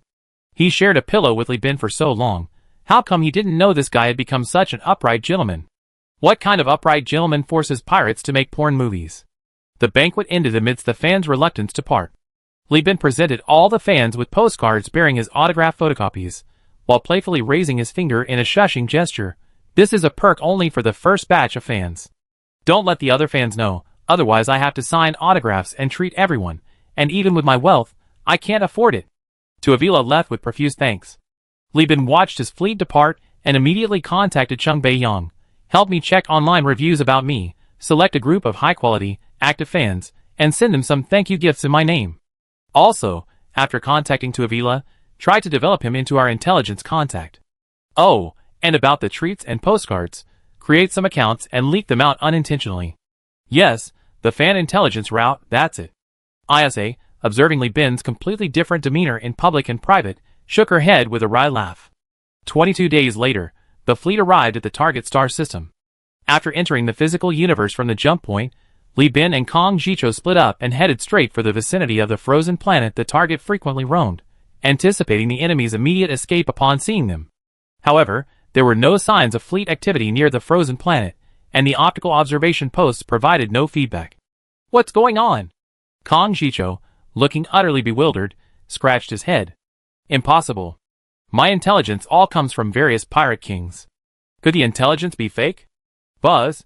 Just as he was bewildered, the flight path of a Manticore-class destroyer, which was escorting and reconnaissance near the fleet, suddenly changed drastically. This was followed by a violent flash and flames. Seconds later, the Manticore-class, its armor half blasted to smithereens, staggered out of the explosion site like someone who had drunk counterfeit alcohol. The crew inside were stunned and disoriented by the sudden blast, temporarily incapacitated. At that moment, a pirate fleet led by a modified Herring-class high-speed cruiser emerged from the distance, deactivating its stealth mode and arrogantly appearing in the detectors. Anna's long-absent mechanical voice rang out on the bridge. Numerous ship signals detected. "We've seen them." Kong Jicho, also on the public channel, gritted his teeth, burning with rage. "It's not the Mississippi fleet approaching from the direction of the star, it's another one." Anna immediately corrected, her emotionless tone betraying her anxiety due to the rapid pace of her speech. A swarm of purple-skinned garlic-like creatures charged in from another direction. Jeffrey's astonished voice rang out on the channel. "Starlight Pirates. When did they arrive?" Chapter 380. The Starlight Pirates were unexpected, yet their appearance was entirely predictable. After all, Li Bin had beheaded the Starlight Pirate prisoners and thrown them into the arena, subjecting them to the most humiliating tortures, in front of hundreds of thousands of naked eyes, prosthetic eyes, and even millions of viewers, all within the legal boundaries of Prism Freeport, a comprehensive superspace station. Although Li Bin himself didn't believe he should be held responsible for the torture these people suffered, he merely sold the prisoners of war and demanded that the buyers kill them as soon as possible. Any other additional details would have to be handled by Prism 13 factories and various buyers. Even if the Starlight Pirates were insane, they wouldn't be so mad as to wage a life-or-death struggle against the 13 factories and a host of large corporations. Robbery is one thing, but seeking revenge would put them in a disadvantageous position. After all, it's unheard of for a chamber pot to cause trouble for its owner's business partners.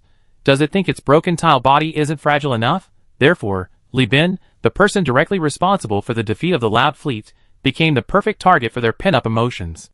The Starlight Pirates had been watching Li Bin for a long time. They were very patient. This was a secret society modeled after tachyon technology, which considered itself secret. Although ignorant outsiders called them pirates, internally they all addressed each other as members. Lab's tragic death undoubtedly stained this society, with a deep stain of shame. Everyone who prided themselves on luxury and glory was looking for ways to retaliate against Li Bin. So when they realized Li Bin was hunting the IDB bounty, these members used threats, bribes, and other means to create an opening from Oppenheimer's workshop. They secretly captured a screenwriter who relied on steroids to sustain his creative inspiration. It didn't take much effort, just locking him in a small dark room for 2 or 3 days, and he confessed everything. It was perfectly normal for a screenwriter to cut off communications for days to focus on writing a script. Oppenheimer Studios, after all, wasn't a military organization, and its control over its subordinates wasn't as absolute as that of the Universal Alliance and Prince Kong Jicho. So, after obtaining information about Li Bin's next target, the Starlight Pirates were the first to arrive with a large amount of supplies, star coins, and a fleet to find Mrs. Mississippi. Through showing her combat footage and persuasion, they successfully convinced her to cooperate in setting up the trap. "It's a pity the area near the planet's orbit is too large. We only had time to deploy stealth mines. We couldn't install the dry field anchors," said Zhong Zheng, the commander of the Starlight Pirate fleet, his face filled with regret. "This is pure boasting. Dry field anchors are incredibly expensive. Covering an entire planet's orbit would cost over 200,000 star coins. Furthermore, these anchors are indiscriminate. Even if Zhong Zheng and his star pirates were truly willing to invest heavily in Li Bin, they could only watch helplessly as their paralyzed fleet dared not approach, because many dry field anchors nearby remained unactivated. If he led his fleet closer, he himself would likely be paralyzed. Moreover, Zhong Zheng's plan failed to convince the other members. Most preferred to lobby Speedtronics to issue sanctions against Li Bin, or to mobilize their fleet to attack the vulnerable planet Eden, rather than confronting a large battle fleet with over a dozen cruisers head-on. Therefore, this time, only he and a few other small fleets formed a large fleet, centered around 4 cruisers, comprising over 15 destroyers and 33 frigates, to join forces with Lady Mississippi, attempting to kill Li Bin. So the Starlight Society is this cowardly? We have so many ships, yet they don't even have the thought of annihilating Li Bin, only thinking of beheading him. Ha! On the bridge of the Earth Orphan, Mrs. Mississippi, whose body had prematurely aged due to years of harsh living conditions, sat on a throne made from the corpse of her lover, filled with preservatives and spices, exuding a waxy fragrance. She lightly touched the withered male organ beside her, her eyes filled with contempt. Prince Kong Jicho's fleet, trapped in the stealth minefield, was hesitant to make any significant turns, only able to laboriously turn around in place to rendezvous with Li Bin. Li Bin's actions, however, were much more decisive. Under ISA's command, the fleet's missiles and decoys began to launch in all directions, unleashing waves of fire into the surrounding space. The explosions of the missiles and decoys detonated the stealth mines, smaller and more vulnerable than sensor mines for concealment, while simultaneously directing the fleet to systematically deploy along the confirmed safe zones. As for Osborne, he looked utterly devastated, having received interrogations from Li Bin and Kong Jicho, and was currently waging a purge on his spaceship. He vowed to tear his traitors to pieces. Your Highness, it seems we can't rendezvous. We have to fight our own battles. Li Bin's voice came through the channel. Kong Jicho gritted his teeth, his face showing obvious struggle. His pirate fleet was of considerable quality, but his cruisers were outnumbered by both the Mississippi pirates and the Starlight pirates. If he couldn't rendezvous with Li Bin, he had to be prepared for the risk of losing many destroyers. After a few seconds of contemplation, knowing he couldn't delay any longer, he made his decision. What do we do? You hold off the Starlight pirates, I deal with the Mississippi lady. This time, a complete annihilation seems impossible. I lead the main force to rush in and quickly eliminate the Earth Orphan, then let the pirate cruisers escape, and lead the fleet back to kill the Starlight pirates. Li Bin's voice was low, and Kong Jicho could vaguely hear the grinding of his teeth. I'm determined to take the Earth Orphan, and not a single Starlight pirate can escape. If we don't inflict serious damage on the Starlight pirates, these bastards will fight to the death. So, are you confident you can hold them off? What a joke. A coward wouldn't dare. Kong Jicho sneered, ordering the fleet to sound the highest battle alarm.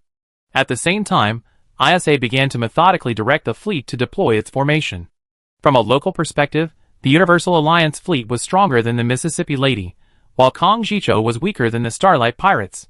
The two groups' plans were remarkably aligned: to use superior firepower to overwhelm the weaker fleet in front, then regroup and wipe out the enemy's superior firepower. Li Bin needed to contend with the ever-present threat of stealthy air-to-ground mines. These small devices could easily penetrate the ship's armor and artillery, damaging its combat effectiveness. Meanwhile, Mrs. Mississippi faced a ship upgrade and modification worth over 200,000 star credits, something not mentioned in the Star Pirate intelligence. Enemy ship has entered maximum combat range. Anna's mechanical voice rang out, the battle alarm sounded, and all the long-range support missile launchers of the Universal Alliance fleet rose from their barnacle-like turret armor amidst vibrations. More than 4 Storm missile launchers and more than 6 catapult missile launchers unleashed a dense barrage of missiles. Simultaneously, inside the ship's ammunition magazine, the automatic loading system began operating. Missiles and torpedoes, each larger than a car, began loading. Crew members drove forklifts and transport vehicles at breakneck speed through the cruiser's wide passageways, hauling unwired missiles and torpedoes into the launch bays. Automatic and manual loading proceeded in tandem. Amidst the crimson alarm lights, the piercing sirens, and the fervent encouragement broadcast from the intercom, sweat poured from every face, muscles tensed, and machinery roared.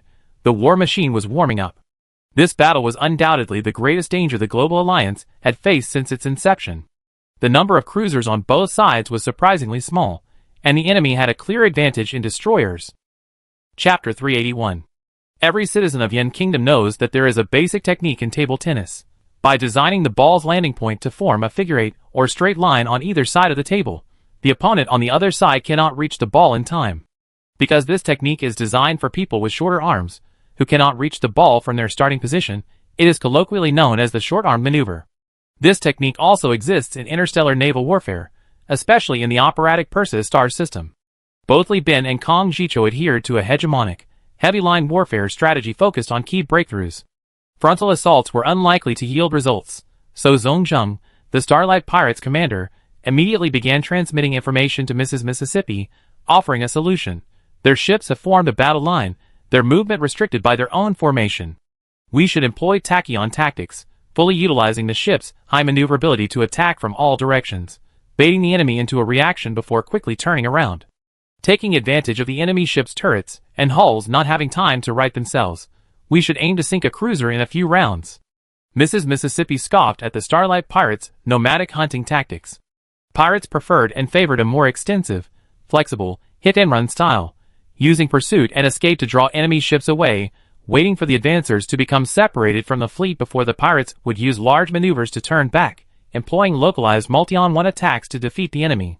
This tactic was very popular among bandits, outlaws, and nomadic tribes, and the space pirates were no exception. After all, whether it's the tightly organized space army of the overlords or the Void Wolf pack of the Tachyon squad, both place too many demands on the captain and crew, which is a harsh requirement for pirates. ISA frequently issued commands in the channel. While she wouldn't go to the ridiculously detailed level of anti-aircraft guns till 5 degrees to port, she took into account the flight trajectories of every ship in the fleet.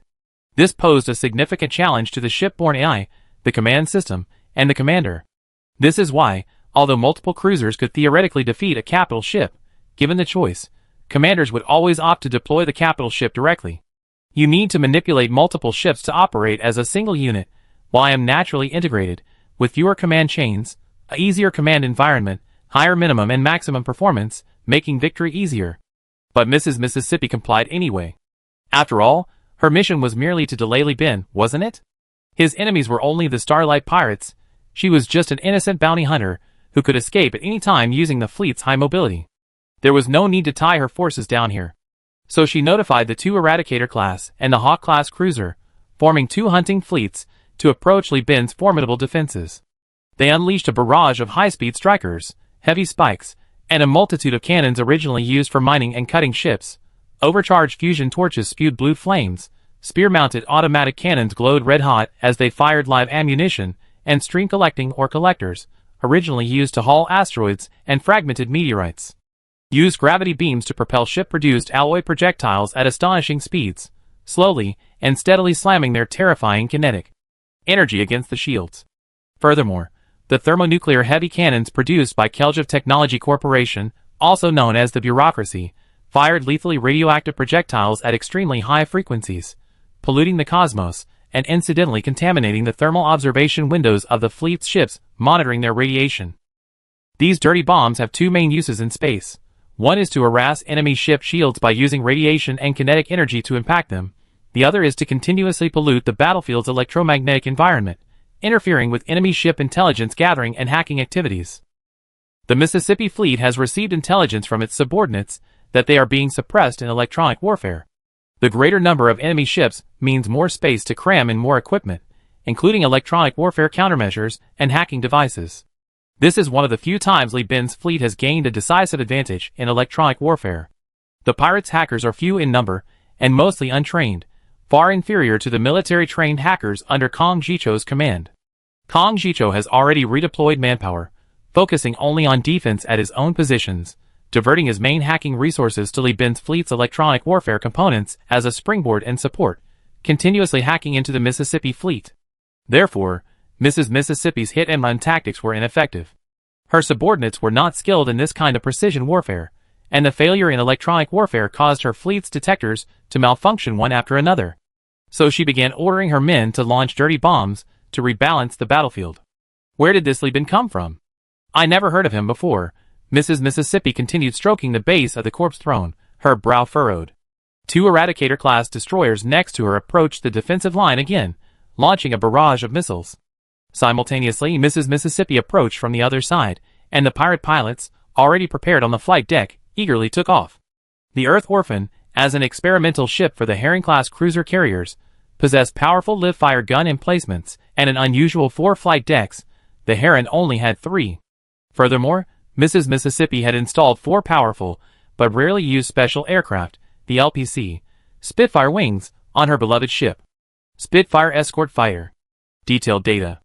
As an escort fighter from the Dominator era, early human realm, it possesses performance unmatched even by carrier-based aircraft from the extended era. Late human realm. It features a built-in tracking decoy launcher, capable of firing actively tracking decoys at missiles and torpedoes, perfectly escorting aircraft carriers. Equipped with one swarm missile launcher and one light twin-barreled machine gun, it poses a significant threat to enemy carrier-based aircraft and escort ships. Furthermore, this incredible carrier-based aircraft boasts 4 special modification attachments, an advanced turret gyroscope for accelerated turret turning, an integrated point defense AI for automatically planning point defense missions for decoys and light machine guns, an electronic countermeasures component for countering interference from approaching enemy ships, and an advanced target positioning core to assist in the gun calibration process for both itself and the carrier, improving firing accuracy. Because this carrier-based aircraft carries so much, even with its astonishing length of 60 meters, comparable in size to an escort ship, it remains formidable. However, due to insufficient fuel tanks, lack of life support systems, and cargo holds, this thing, no matter how powerful, could only be used as a carrier-based aircraft. After entering the core era, mid-stage of the human realm, as the human realm expanded its territory and increased its production capacity, a large number of escort ships replaced it. For these reasons, the Spitfire carrier-based aircraft, an extreme example of an aircraft possessing escort ship combat capabilities, but limited to carrier-based operation due to its range limitations, gradually faded from the scene. It was too large. One aircraft would require an entire wing, and it could only be mounted on cruisers at the very least. If destroyers could operate it, it would likely remain at the center of the carrier-based aircraft arena forever. Electronic warfare effectiveness is waning. The enemy has released escort carrier-based aircraft, type Spitfire, equipped with electronic warfare countermeasures. Anna marked the newly added large, seemingly Corvette-like aircraft on the star map, which drew Li Bin's astonishment. Outdated design concepts have actually created this kind of thing. It's a pity that the Husky and Pekingese can't carry such large aircraft, otherwise these escort carrier-based aircraft could simply remain in the fleet, saving my cruisers 1 or 2 modification attempts, allowing me to use the space originally intended for installing electronic warfare countermeasures to install even more powerful plug-in. He asked with interest, how effective is the electronic warfare right now? Captain, the current effectiveness is 68%. Before this flamethrower squadron appeared, the effectiveness was 75%, and before the radiation shells appeared, it was 89%. Originally, we only needed to hold out for another 2 hours before the Prince's hackers could breach the firewall of an Eradicator and force the enemy ship to self-heat and become paralyzed. Now, that time has been extended to more than 3 hours due to the interference from the radiation shells and the squadron on the battlefield. We can definitely hold out for 3 hours, but the Prince might not, Li Bin said, looking to the other side. With the assistance of a whole squadron of Whipper Li-class destroyers, Kong Jicho had already detonated 4 destroyers and 8 frigates with his heat pulse cannons, but his flagship's radiation energy had already climbed to more than half. Once it reached the critical point or was forced to disperse, the Starlight Pirates' wolf pack would use its high-speed characteristics to swarm him and tear him apart. The Starlight Pirates' ships were too fast, had it not been for the large number of destroyers and frigates, and their willingness to take hits to protect the cruisers. Kong Jicho might not have been able to achieve anything. This group of pirates was very skilled in harassment tactics, and must be the elite of the Starlight Pirates. Chapter 382. On the bridge of the flagship of the Starlight Pirates, Zhongzheng, a man resembling the elderly physicist Max Planck, sporting a receding Mediterranean hairstyle that even gene therapy couldn't salvage, and eyes tired and unfocused from long nights of research, angrily complained to the pirate fleet commander in the projection, "Why haven't we broken through this pirate group yet?" Zhongzheng helplessly pointed to Kong Jicho in the Sky Battle System, who was using the sturdy hull and shields of the Whipper Li-class destroyer to repeatedly switch defensive lines, stubbornly resisting his fleet's offensive, and occasionally retaliating with heat pulse cannons. This group of pirates is the Pirate Emperor's fleet, and its commander is Kong Jicho, the Emperor's only son. Killing him would offend Kongda. I'm trying to disable his flagship. What a load of bull, a Pirate Emperor, just a bunch of thieves. Mediterranean scoffed at Kongda, his brow furrowing menacingly. Zhongzheng, listen up. I funded you with 150,000 star coins, and promised fleet upgrades, so you could seize experimental ships, not to wipe out bandits. That damn Dream Eater, and the dogshit Xenon system. Tachyon's agents planted in the Prism 13 factories had their engineers test them. They had no chance of large-scale production. Large-scale deposits of that special crystal only exist in other star systems. The Interstellar system only yields scrap ore. But Zongjing didn't dare to speak out. He could only complain in his heart. After all, Gao Yuanjian in the projection was the founder of the Epsilon, Greek letter, pronounced Rho, laboratory of Suzy technology. Although he had been retired for many years, his family had transformed, and even his apprentices had reached retirement age, he still had extensive connections. Even Suzy CEO Sun Ihao had to bow politely to him. He was a staggering 165 years old, the spiritual leader of the Suzy Gao family, whose members were primarily scientists. Gao Yuanjian, seeing through Zongjing's cunning, immediately saw through his scheme and launched into a tirade. "You short-sighted idiot! Li Bin is more than just one experimental ship. He also has the Wristbone class, the Source of Pain class, and the Pony class. These ships are top-notch materials. I want them all. Don't forget what you promised me." Alright, please wait a moment. I mobilized the fleet immediately. Zongjing felt extremely aggrieved looking at the foul-mouthed Gao Yuanjian. On the public channel, the Universal Alliance sent a group of blasphemers, shouting insults in hoarse voices. He couldn't out-insult them, and tried to mute them, but even after hiding for so long, he couldn't escape, and was instead subjected to another round of abuse. Gao Yuanjian spat on the ground to express his disdain, adding, "And that idiot Mrs. Mississippi, kill her after we're done, and her ship is mine. If you fail, I mercilessly despise you. Then find a member with the Odyssey battlecruiser to deal with Li Bin, that'd be revenge for you." These words were extremely sarcastic, and Zongjing bit his lip in anger, trying to swallow his profanities. Considering the 150,000 star coins, and Gao Yuanjian's promised full fleet upgrade, Zongjing decided not to stoop to the old man's level. Once communication was cut off, he took a deep breath and called the first mate. "So, what's the analysis from the ship's AI?" The first mate stretched his neck, stiff from working with his head down, and shook his head. "The AI analysis suggests that with the goal of total annihilation, our chances of success are no more than 36%. If it's just a decapitation strike, the chances are around 64%. So low. Our shipborne AI just received a lot of data models copy from the AI core. How can the difference be so big?" Zongjing frowned. The first mate pulled up the battle video and pointed to Li Bin's fleet, saying, "The shipborne AI simulated the footage sent by Mrs. Mississippi and calculated that Li Bin's fleet, especially the cruisers, has received at least 4 types of enhancement modifications on each ship, and all the negative issues of the ships do not affect their actual combat capabilities. In addition, Li Bin's side has an absolute advantage in electronic warfare. How about letting our hackers try?" Zongjing suggested another angle.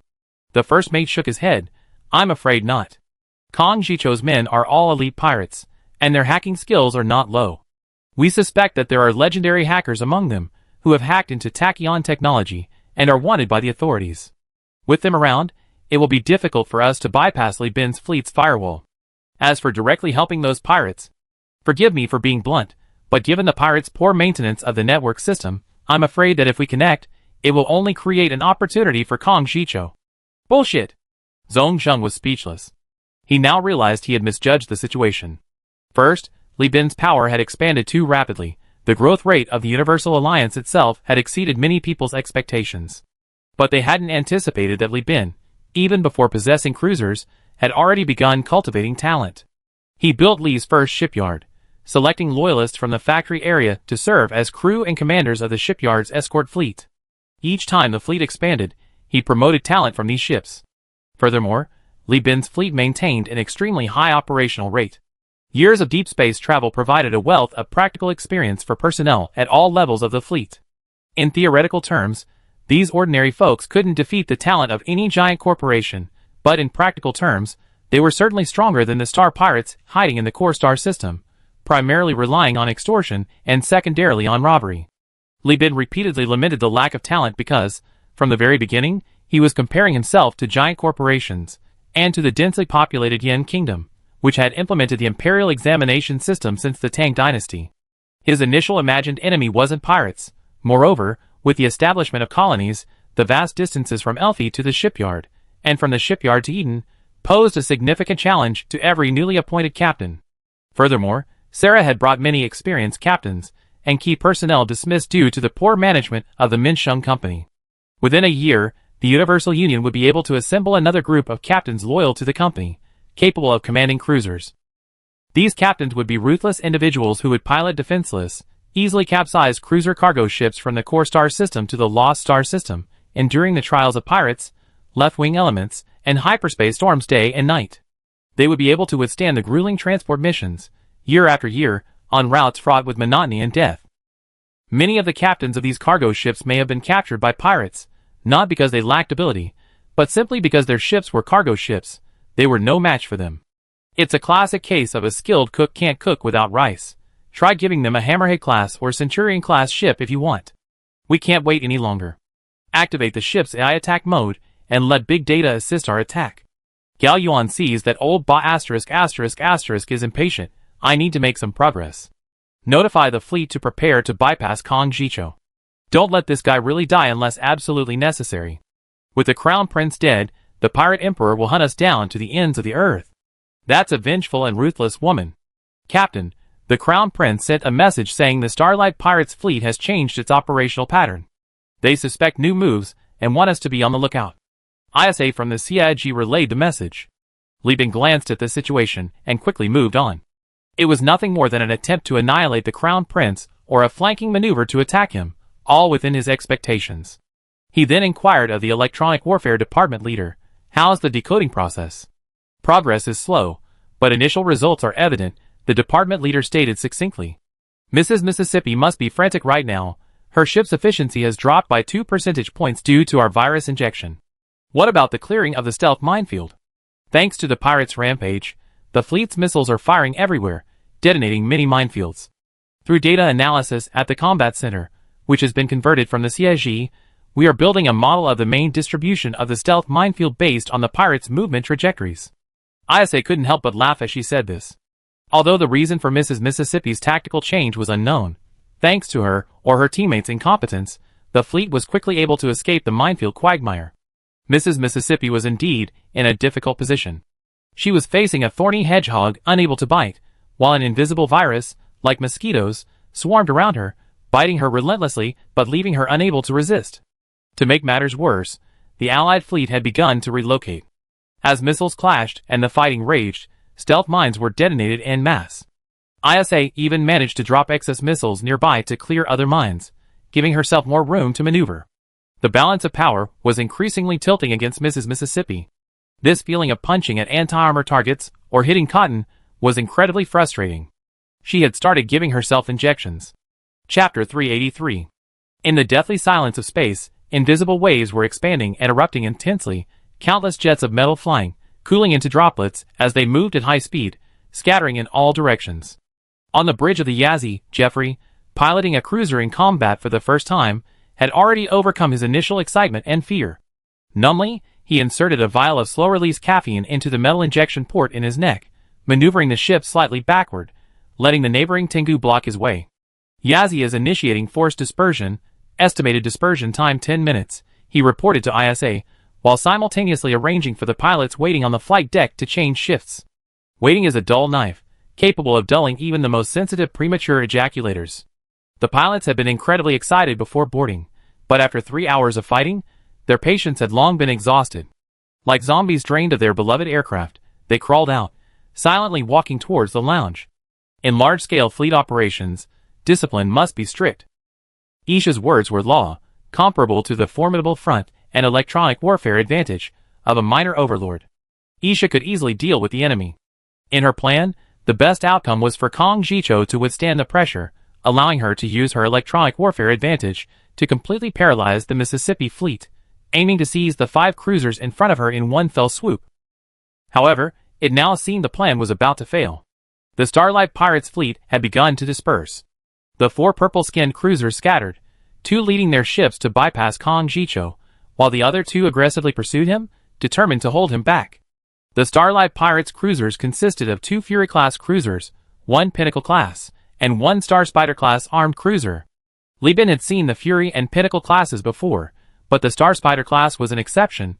It was a modified interstellar cruiser, and its firepower was weaker than that of a conventional cruiser. Most importantly, its belly carries numerous ground attack weapons. These weapons are meaningless in space warfare, but are more effective than spacecraft missiles and artillery in ground bombardment and artillery support.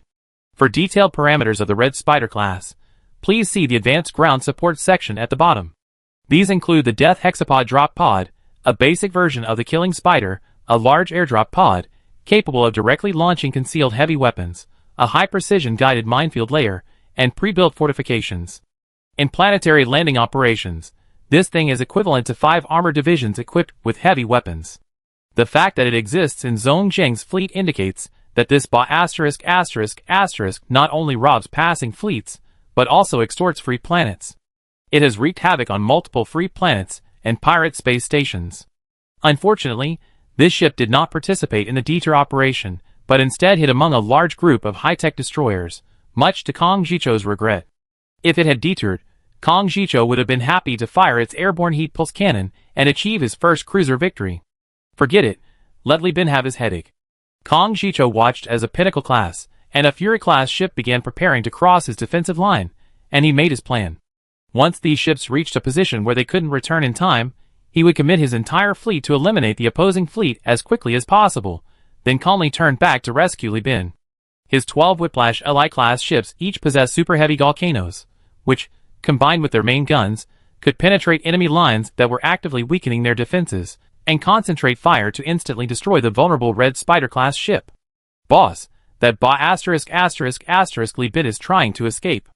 On the bridge of the Earth Orphan, the second officer and a group of staff officers carefully studied the battle situation before reporting. Mrs. Mississippi's anxiety, which had just been calmed by the acupuncture, instantly surged again. She excitedly surveyed the battle system and, sure enough, discovered the wall of cruisers formed by 2 rows of ships flying towards a direction far from the planet's orbit. Undoubtedly, Li Bin had spotted the Star Pirates' movements and was attempting to change formation to simultaneously engage both sides. "This is our chance," Mrs. Mississippi groaned contentedly. She had finally found her rhythm. The pirates had no patience for a prolonged struggle, they preferred to maneuver. The pirate fleet, which had been trying to dodge Li Bin's attacks, immediately stirred. The fleet quickly converged and began pressing towards Li Bin. Foolish. Mrs. Mississippi's scheme is written all over her face. She's practically shouting it out in the public chat. Lan Yuan scoffed in the channel. The pirates wanted to delay Li Bin but dared not directly attack the defensive line, so their target was the auxiliary fleet behind the cruisers. This perfectly suited ISA's needs. The heavy defensive lines and concentrated breakthroughs yielded results. Because only the Dream Eater cruiser in Li Bin's fleet could be considered a high-speed cruiser, ISA hesitated to order an attack. Doing so would only be deliberately tearing themselves apart, creating an opportunity for the enemy to outnumber them. But now? You ran right into this mess. My wife has been waiting for this opportunity for ages. Li Bin laughed excitedly, as ISA's almost cruel voice rang in his ears. All carrier-based aircraft take off. Target, enemy rover class. On the cruiser's flight deck, groups of pilots rushed out of the airlock doors, sprinting forward with the assistance of launch controllers, safety inspectors, and ordnance personnel. As Cobra bombers took off in formation, they buzzed and assembled like swarms of mosquitoes carrying horsefly eggs. Claymore fighters circled on either side of the Cobra formations. Once the last Claymore wing was ready, the Dawn-class destroyers unleashed a barrage of missiles, drawing back the curtain on the decisive battle. The valiant Claymore pilots, weaving through the dense hail of missiles and torpedoes, had waited far too long. Excitedly, they unleashed their 2 light machine guns, the barrage of bullets detonating the pirate missiles one by one. Meanwhile, the pirates launched other aircraft from their fleet, mining drones, prospecting drones, and razor fighters, a chaotic jumble. Missing among these low-tier fighters were 2 degenerate bomber wings, equipped with hammer torpedoes. Compared to the Cobra wings armed with Reaper torpedoes, they were undoubtedly a budget version, the most basic of budgets. The 2 sides clashed amidst the dense plumes and exhaust of missiles, locked in a desperate struggle. The Claymore fighters undoubtedly achieved brilliant results, shredding numerous mining swarms and mining drones with light machine guns, but they couldn't gain an overwhelming advantage. Furthermore, thanks to the core fleet's massive catapult missile support, the air combat advantage was overwhelming. Even if these missiles missed their targets, the EMP impact from their self-destruction at maximum range could severely disrupt the takeoff of the Corsair carrier-based aircraft. Because the Earth Orphan recklessly relied on its high speed to charge forward, raising its cannons and unleashing a barrage of fire on its carrier-based aircraft, while the escorting Spitfire wing began indiscriminately firing homing decoys to obliterate Li Bin's missiles, and the swarm launchers and light twin-barreled machine guns provided even more intense firepower. Swarm missiles were originally designed to intercept missiles, torpedoes, and carrier-based aircraft. Even the Claymore, despite its weight, couldn't outrun a frigate, while the Spitfire squadron consisted of super-large aircraft the size of frigates. After they launched their tracking swarm missiles during dogfights, the Claymore pilots' casualty rate began to rise significantly.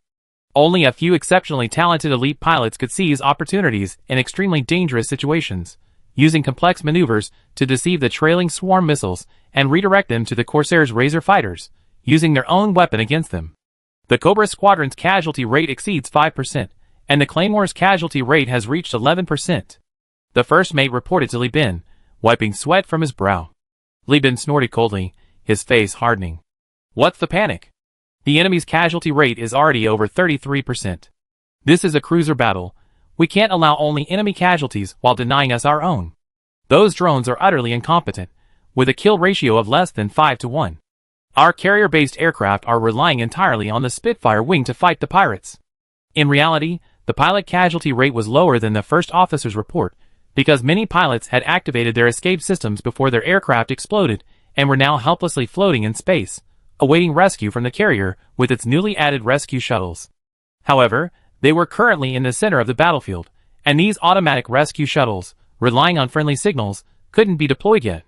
They needed to grit their teeth and hold on for a while longer. Chapter 384.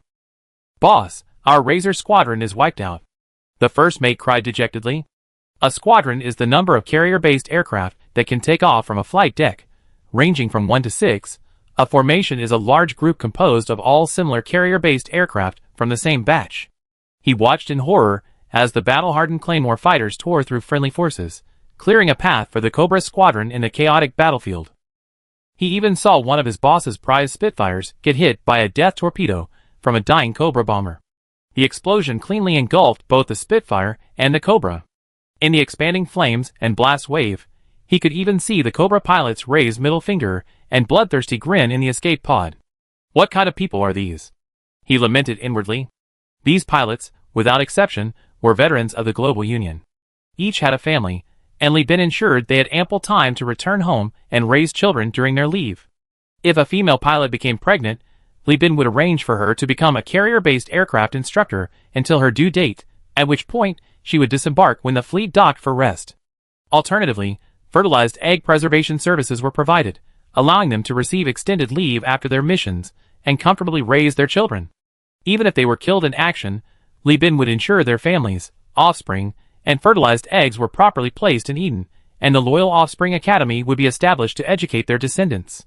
The next generation would directly receive company employee status, and upon reaching adulthood, their work would be assigned based on their personality and preferences. These were all company benefits. With families, offspring, the guarantee and educational commitment of a thriving company, and generous death benefits, a strong bond supported each pilot, enabling them to fight bravely and relentlessly. The pirates, however, were like rootless duckweed, rising and falling in the storms of war. Lady Mississippi remained calm. Are you mourning your own death? Launch the second wave of carrier-based aircraft and keep approaching. The Starlight pirates were already circling. The equation for victory had been written. She was going to pin Li Bin down here. Humph. Trying to take advantage of you, huh? Then offer your life. Lady Mississippi thought to herself. Led by the Earth Orphan, a new wave of carrier-based aircraft took off. The pirate fleet was closer to the carrier-based aircraft battlefield, and support arrived sooner. Furthermore, the Earth Orphan had already reached the battlefield thanks to its high speed, its twin-barreled anti-aircraft guns unleashing powerful shells. Twin-barreled anti-aircraft guns. The twin-barreled anti-aircraft guns are firing. The red box indicates the fired shell, and the yellow box indicates the area of effect damage after the explosion. More like missiles without a launcher than shells, they carry fragmentation warheads and proximity fuses. Upon impact with the target or reaching its maximum range, they automatically detonate. The released fragments, propelled by terrifying kinetic energy, are powerful enough to pierce the Claymore's armor, thick enough for carrier-based aircraft but as fragile as paper for a spaceship. This weapon, due to its highly efficient lethality against carrier-based aircraft, has earned the nickname Widowmaker. Even more remarkably, when fragmentation shells fired from the twin-barreled anti-aircraft guns explode near Cobra bombers, they also detonate Reaper torpedoes, creating a terrifying commotion that engulfs surrounding Corsair aircraft and escorting Claymore fighters. Seeing this old bitch slaughter my pilots is more painful than spending money. Li Bin gritted his teeth and thought to himself, Do you know how much time and effort it takes to train a qualified Claymore pilot? No, you don't know. Your son of a bitch's pilots are just a pile of dung that exhales carbon dioxide. He vowed to give this bitch a real show and make her die the most miserable death. There's a chance. That bitch has gone wild. She's getting closer and closer. ISA reassuredly bent over the channel. Watching the Mississippi Lady, increasingly reckless and emboldened by its superior speed, even directing 2 Eradicator ships to approach the battlefield, ISA began ordering the formation to retreat in shifts. The Starlight Pirates will take 55 minutes to circle around. We need to end the battle within 55 minutes, so we need to get that ship even closer, ISA said, her eyes fixed on the red line she had drawn in the battle system, a line that didn't exist on the actual battlefield, and silently counting down. The carrier-based aircraft commander was unaware of the fleet commander's plans. He was simply faithfully carrying out the attack mission, launching a second and third volley of carrier-based aircraft to support the retreating planes after the initial failure. The planes alternated in joining the battle, preventing the bloodthirsty pirates from recklessly attacking the disorganized, retreating aircraft. Mrs. Mississippi was currently in a state of heightened arousal, her eyes wide as she wiped her drooling mouth with a handkerchief woven from the curly hair of her male concubine, exuding a strong sexual allure, while gleefully directing the ships in their carnage. Kill! Kill! Kill! She was practically possessed by the great Western king, drooling with excitement, her withered, mummy-like fingers curling in agitation, as if about to break at any moment. The commander of the Allied forces' carrier-based aircraft clutched his heart, watching the battle damage, his lips trembling. He watched familiar faces fade one by one in the projection, but he gritted his teeth and persevered until an urgent intelligence report came from the front lines. Buzz, Buzz, this is Cobra's Squadron 12, Buzz, we infiltrated the enemy ship. The Orphan's flank and rear, Buzz, prepare to drop bombs. The carrier's airborne commander stared in surprise at the projection. He hadn't detected any friendly signals to the flank or rear of the Earth Orphan, as mentioned by the Cobra's Squadron 12. Then he immediately realized that the enemy's barrage of radiation-laden shells and the Spitfire Wing's electronic warfare countermeasures had jammed the detection signals. If the Cobra Squadron 12's report was true, they had penetrated too deep into enemy territory, exposed to the Eradicator-class destroyer's firing range, and were unlikely to return. In other words, this businesslike report was their last words. This was Li Bin's reward for his crew. In a way he and ISA hadn't anticipated, his loyal subordinates had demonstrated exceptional initiative, delivering the trophy of victory ahead of schedule. Boom! The violent jolt jolted the old lady, Mrs. Mississippi, from her soft lap. Dizzy and disoriented, her magnetic boots locked her to the deck, but her aged body, nearing its genetic limits, was sprained. She winced and crouched, clutching her ankle, roaring angrily, "What happened? Boss! The ship is inoperable. Damage control reports that our booster has been hit by a Reaper torpedo." The first mate screamed, his voice trembling. The 12th Cobra Squadron consisted of 4 bombers. The USS Yazzie could only launch 4 squadrons of bombers per wave, and the Cobra, a massive bomber capable of carrying Reaper torpedoes, was a special aircraft, like the Spitfire Squadron, belonging to a squadron-wide unit. The 4 bombers secretly crept up behind the USS Earth Orphan to launch their torpedoes, but only one hit its target. In large-scale fleet battles, carrier-based aircraft and pilots are undoubtedly expendable resources. Few drones possess the same creativity, subjectivity, and wildness that defies rational and data-driven reasoning as humans, making pilots indispensable. These combat heroes, always capable of unexpected feats, are the core of the enduring success of carrier-based aircraft and aircraft carriers. It wasn't that the Cobra bomber surpassed the Spitfire escort fighters, but rather that the Cobra pilots triumphed over the Spitfire pilots, a victory of man. Quickly, get the ships behind to come up and provide cover immediately. Mrs. Mississippi commanded immediately. Where's damage control? What's he doing? Repair it now. The chief engineer, unusually, retorted from the lower deck. Damn it! That was from a death torpedo. The entire booster is destroyed. How am I supposed to repair it? The ship's power loss is 93%, and even if it's repaired, it'd be down 56%. What the hell? Why don't you send me a nanoforge, and I print a booster out of thin air for you, okay? On the bridge of the Shiji, looking at the Earth's remains that hadn't crossed that red line. Lonely ship, ISA silently mourned the fallen Cobra 12th wing, while simultaneously activating the command channel. Gentlemen, the valiant bomber pilots have created the opportunity. Now, heed my command. The entire fleet, abandon your positions, charge straight for the enemy flagship. Adjust your course according to the missile launch trajectory. Charge forward, infiltrate. Don't worry about losses, sink the Earth Orphan. Strive to annihilate the pirates. 7 battle cruisers and 9 battle destroyers spewed colorful exhaust flames, their flamethrowers and propulsion systems firing at full power, while the auxiliary fleet scrambled to follow. The entire fleet, clenched into a fist, suddenly unleashed its attack. The Dream Eater charged straight for the Earth Orphan, while the Enlightened Beast and the Ingzhou flew towards the 2 Eradicator-class destroyers. The Tengu and Yazi drew 2 large arcs, seemingly intending to cut off the enemy ship's retreat. Under the cover of a massive barrage of missiles and torpedoes, and the continuous launch of carrier-based aircraft, the glacier-like, solid and formidable battle line crumbled. The cruiser group roared into action, their trembling hulls bearing the passion of a decisive battle, surging forward like a collapsing jade mountain. They frantically infiltrated, the fleet braving enemy gunfire.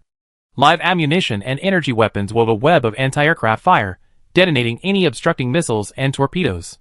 Even the Wenyao activated its tactical system to defend against drones, joining the charge and striving to launch carrier-based aircraft and missiles closer to the enemy. Chapter 385. The Earth Orphan, having lost its kinetic energy, floated forward by inertia. Without its boosters, it could only rely on its engines to decelerate at full power before coming to a stop. Without main thrusters, it could only spin in place or use its weak anti-thrusts to retreat at a snail's pace. Mrs. Mississippi had already left the bridge. She was going to transfer the chain of command. But this plan was quickly abandoned. Amidst the frantic takeoffs of carrier-based aircraft from the flight decks of the cruisers USS Vincent and USS Yazi, hundreds of Claymore and Cobra fighters had already swarmed in. As the Cobras launched Reaper torpedoes from a distance, amidst the terrifying blast waves from the torpedoes detonated by anti-aircraft detonators, and the resulting blinding blasts, numerous Claymores bypassed the explosions, shoving their insidious light machine guns into the mouths of Razor fighters. Or perhaps 7 or 8 Claymores would launch a righteous brawl, mercilessly beating the 4 fiercely armed Spitfire escort fighters. Despite the persistently high casualty rate among the Allied pilots, their tenacity allowed them to withstand the combined fire of enemy aircraft and cruiser anti-aircraft guns, bringing their ammunition belts and torpedoes as close as possible to the disabled ship. This meant that the mortality rate for those evacuating via escape pods was far higher than those remaining on board. No, Mrs. Mississippi witnessed firsthand the defecting chief engineer and his crew ascend in escape pods, only to be easily pierced by 2 machine gun shots from a smoking Claymore. Their fragile bodies exploded instantly, the escape pod windows stained with red and gall-green splattering. Adding to this, the increasingly accurate catapult missiles fired as the fleet drew closer made the space environment extremely hostile. So she returned to the bridge, delivered a passionate speech, and ordered her men to board immediately. So, the pirate captains, who had followed Mrs. Mississippi for years, carefully selected and trained by her, rising from gigolos to captains, and whose XP had been brainwashed and manipulated by her, fearlessly charged forward, vowing to rescue their beloved. Damn, these pirates are disgusting.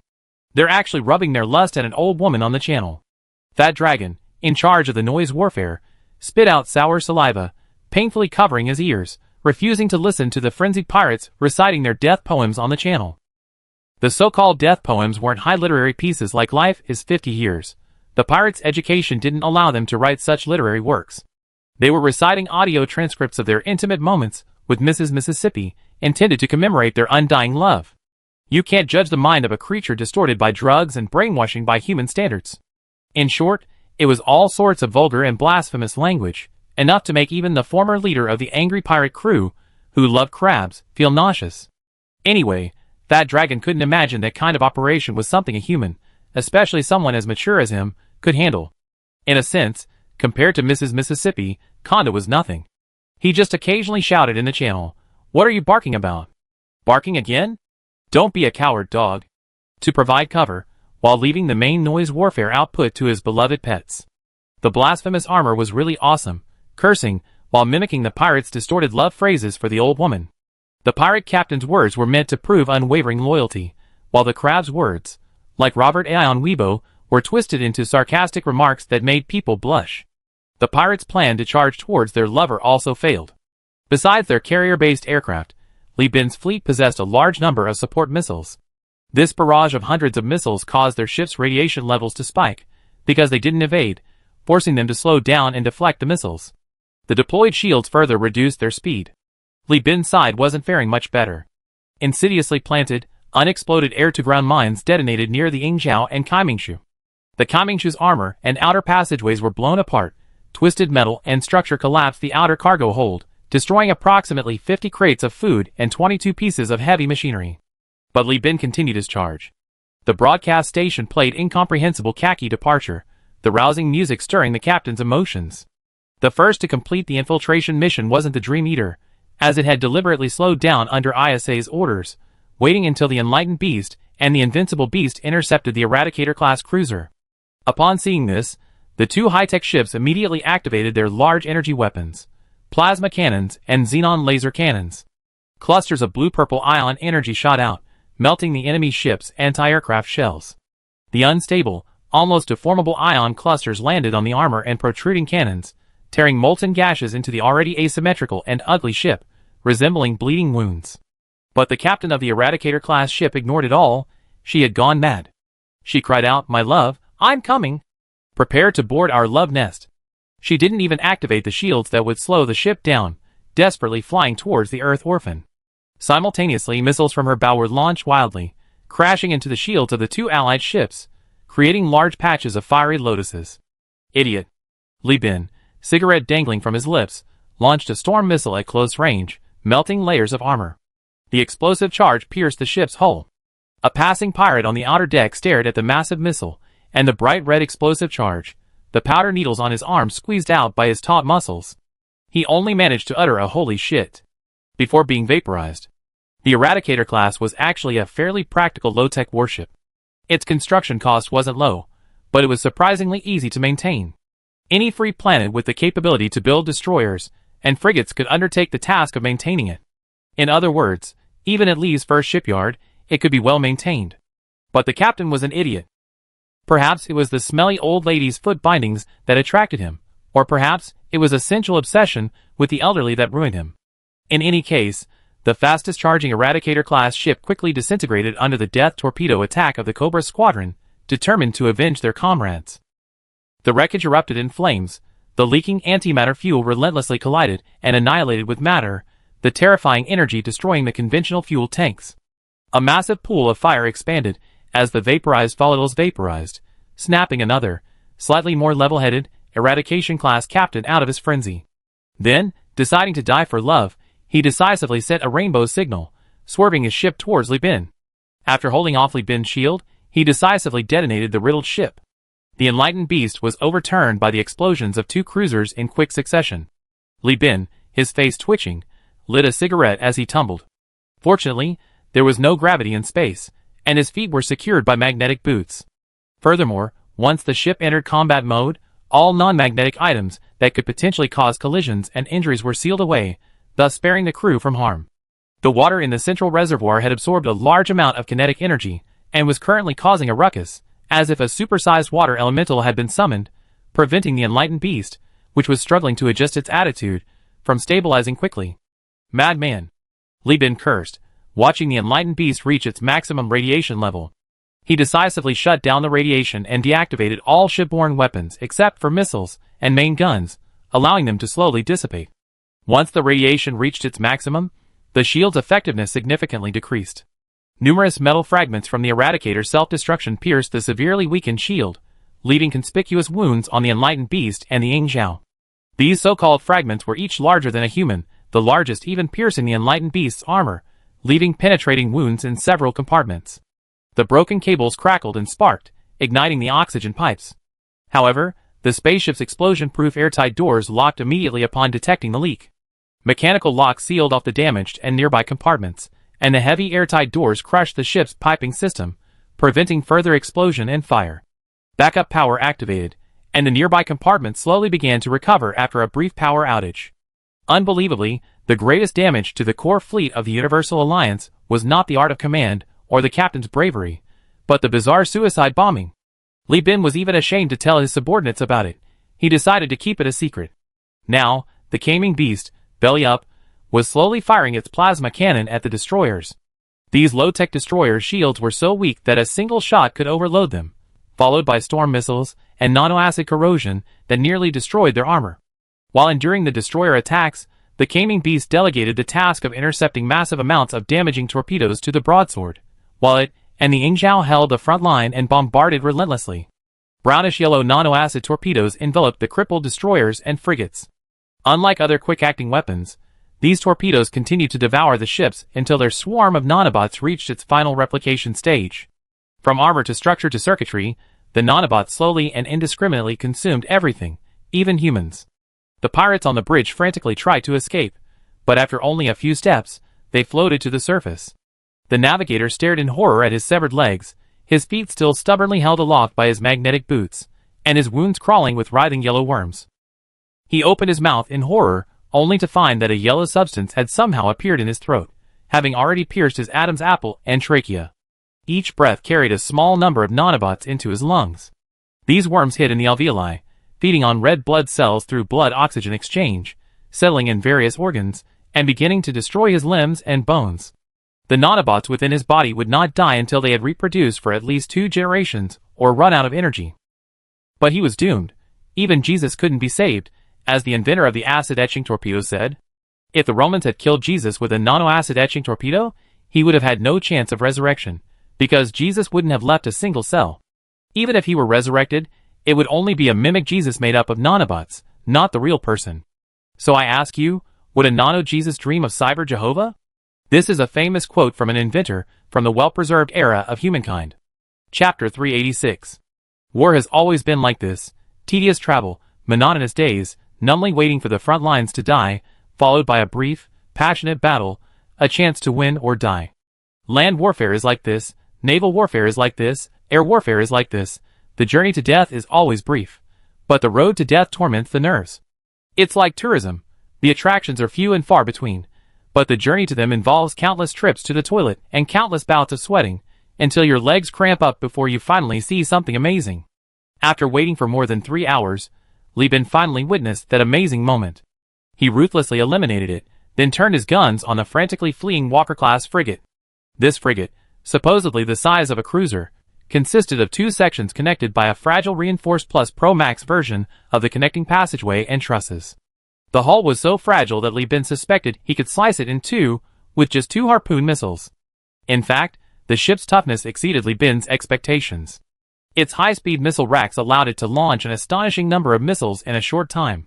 Although the hull itself was a civilian vessel, it possessed numerous redundant compartments and explosion-proof airtight doors, and its armor was not weak. Its only weakness was the central connecting structure. Even if this ship were to be dismantled, it wouldn't be something a single destroyer could handle. The multiple plasma cannon shots fired by Li Bin were all absorbed by the resourceful pirate captain by rocking the ship's sides and rear, using the hull to absorb the damage. Clever, but useless, Li Bin commented. The ship evaded Li Bin's attacks on its vulnerable connecting structure and boosters through complex and rapid maneuvers, but this inevitably reduced its speed. Although Li Bin slowed the ship to aim while firing, the pursuers were never limited to the enlightened beast and the Yingzhou, who was busy slaughtering destroyers and cruisers. The Tinggu and Yazi were also on their way. The Yazi, being an aircraft carrier, was quite fast. It didn't need to catch up. It could simply launch its own spawn. Its flight deck was currently launching Claymore fighters and Cobra bombers. The pilots were whistling and honking like cowboys herding cattle, leisurely accelerating towards the cruiser. Based on conventional flight speeds, the order was carrier-based aircraft, frigates, destroyers, cruisers, battleships, and dreadnoughts. While there were exceptions like the Baku, the overall speed difference was significant. The carrier-based aircraft, starting later, arrived first. The captain of the Walker-class ship watched in despair as several Cobra bombers drew huge, wasteful arcs around to its front, slowly unloading Reaper torpedoes. Meanwhile, the Claymore fighters followed the slowly flying torpedoes, sending out explicit surrender ultimatums while simultaneously swaying their light machine guns from side to side. A clear message: if you don't surrender, I escort it to its death. If you surrender, I detonate it to save your life. Thinking of his lover, Mississippi, and then of his own life, the Walker-class captain hesitated, wondering whether to self-destruct. But the bridge crew, who had already witnessed the self-destruction of the Eradicator class, exchanged glances, quietly climbed onto the platform, and subdued the struggling captain. The second mate whispered something in the captain's ear. That old woman has really bewitched you. If you spare my life, I treat you to 100 old women in a brothel, okay? Meanwhile, the first mate immediately shouted, surrender. We surrender. At the same time, the main engines were shut down, and the reverse thrust engines were activated to slow down. The Claymore pilots, while booing and cursing for their lack of backbone and regretting missing the chance to shoot down the cruiser, detonated the death torpedo with greatly diminished enthusiasm. As for the Earth Orphan, it spun like a top, endlessly rotating in place with the help of its auxiliary thrusters. But it was bound by a tight net formed by Oppenheimer's elite destroyer fleet and two senior officers, Isabella and Lan Yuan. No matter how clever the Medaka was, it couldn't escape the sealed tank. Under Isabella's precise missile barrage, the missiles cleverly bypassed the shields in the direction of the Earth Orphan's rotation, slamming themselves onto the flight deck. The explosions obliterated the Spitfire fighters preparing for takeoff, along with the outer decks, turning them into twisted heaps of steel. Isabella even used anti-aircraft guns and machine guns to relentlessly fire, systematically destroying any resistance. During this process, the enemy ship's resistance was unexpectedly tenacious. Under the enemy's relentless offensive, Isabella was forced to temporarily disable its shield spreaders, and even two of its shipborne missile launchers were destroyed. Lan Yuan protested, "That ship is incredibly cunning. It never deploys its shields, and its armor is so fragile. I fired half a volley from its main guns, and then dared not fire any more, afraid it would blow me to bits. If it deployed its shields, it would be paralyzed, and then there would be no problem." Only after Li Bin returned and, together with Ying Zhao, defeated the destroyer that refused to flee, did he learn from the old one-eyed man who had boarded the ship that the Mississippi woman had attempted suicide. But she didn't succeed. The old woman was still vain on her deathbed, afraid that being shot or slit-throated would be too gruesome and damage her beauty, so she took an overdose of powder injections hoping to die a pleasurable death. If she had used cyanide, she would have been dead for sure. We wiped out those pirates in no time after entering the bridge, then took her to the medical bay of the Earth Orphan for treatment. It took no more than 15 minutes. We just finished a full-body blood transfusion, and used fresh liver and kidneys from a pirate to replace them. The old woman's body was almost completely rotten. We almost couldn't save her. Now the Earth Orphan has completely changed hands, and its name will be erased along with it. Clearly, there can only be one Earth Orphan in the Perseus star system, and that is Li Bin.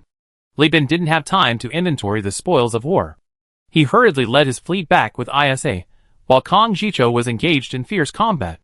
Taking advantage of the Starlight Pirates splitting up, he organized his fleet to charge forward. After sacrificing one Whipper-Ally-class ship, he successfully destroyed the purple, heart-shaped Red Spider-class ship. Then, he concentrated his forces on the Fury-class ship. Seeing this, the Starlight Pirates abandoned Mrs. Mississippi and turned back. After all, he came for revenge, not to abandon his family and business to make a deal with Li Bin. Mrs. Mississippi is dead. He still has a chance to find others to help him take revenge. But with his fleet gone, everything is gone. Moreover, Gao Yuanjian was still on that Fury-class ship. Thus, the battlefield devolved into a brutal siege and pincer movement. The Prince's fleet relentlessly attacked the Fury-class ship, which couldn't teleport, while the Starlight Pirates, to protect it, continuously dispatched Medusa-class and Wolf-class ships to teleport across the defenses and fill the gaps. Meanwhile, the Zongjing flagship Consciousness blurred, a Fury-class ship, and another Pinnacle-class ship led a frenzied assault on the outside. Kong Jicho's auxiliary fleet was almost completely wiped out. His eyes were red-rimmed, and he relentlessly fired his heat-pulse cannons, while the vice-captain, the Spiderweb, a high-speed cruiser, was paralyzed, stubbornly holding onto the flagship's stern, using its shields and hull to shield it from the Starlight Pirates' phase spears and torpedoes. Zongjin was in a bad mood. He had left the Fury-class ship in place for safety, because that old man Gao Yuanjian lived there. He knew that going around was a military risk, but he did not expect that the pirate prince would have such courage, and that the quality of his ships would be so high, so that they could quickly break through the defenses he had left behind. Fortunately, it wasn't the invisible that was destroyed. No, he should have just destroyed the invisible. Zongjing thought angrily. That way he could abandon the rest of the ships and escape. As Zongjing thought this, the first mate quietly nudged him, drawing his attention to the approaching Allied fleet, which was flying 55 minutes behind them. What? That useless Mississippi ship abandoned all its cruisers. Zongjing was shocked and furious. He couldn't believe that the battle line, which had held out for several hours, had been breached in just 1 hour. That was a fleet of 4 cruisers. Tens of thousands of crew members. Even if it were 40,000 Blue Lobsters, the Sindar's globally distributed fishing submarines would take them days to catch. He looked at the invisible, which was completely blocked, then at his constantly dying subordinates, and then at Li Bin who was pursuing them. He concluded that the Invisible was doomed, so he made a bold decision. He dispatched his most loyal and daring confidants to risk sneaking into the encirclement, hovering alongside the Invisible, and launching death torpedoes at the Invisible's bridge and crew quarters. The Invisible's captain, completely unprepared for the friendly fire, was filled with shock and rage, watching helplessly as the death torpedoes struck from an unsuspecting position, easily vaporizing the high-tech ship's fragile armor and further melting its structure.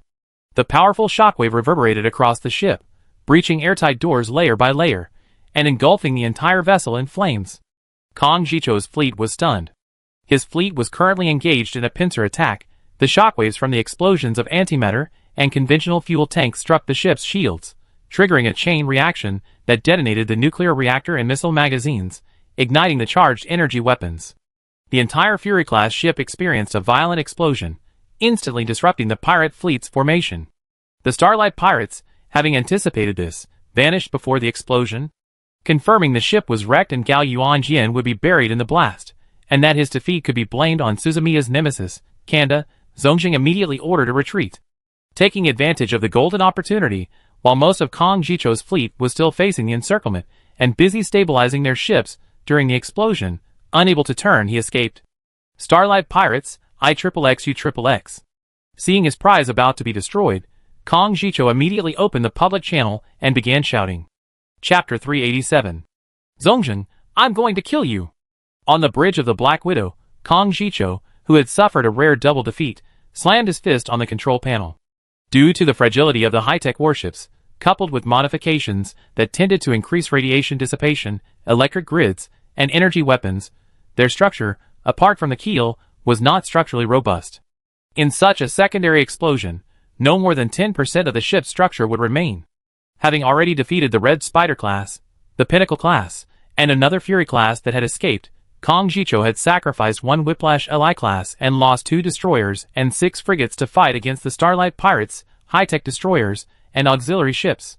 Looking at the Fury class, now reduced to wreckage, the repair cost of which would be no less than building half a new cruiser, he was truly enraged. Kang Jicho's cruisers were fewer in number than Li Bin's, and their firepower and resistance were relatively weaker. This was truly a double loss. Your Highness, be rational. Li Bin tried to dissuade him. I still have plenty of wreckage here. I can give you a few.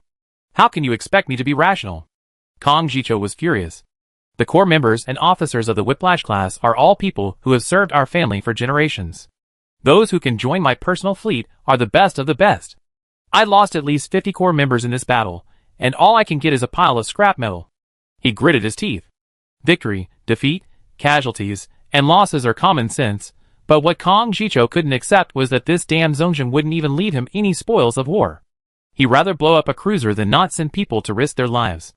This wasn't fighting a war. It was a slap in the face to Kang Jicho.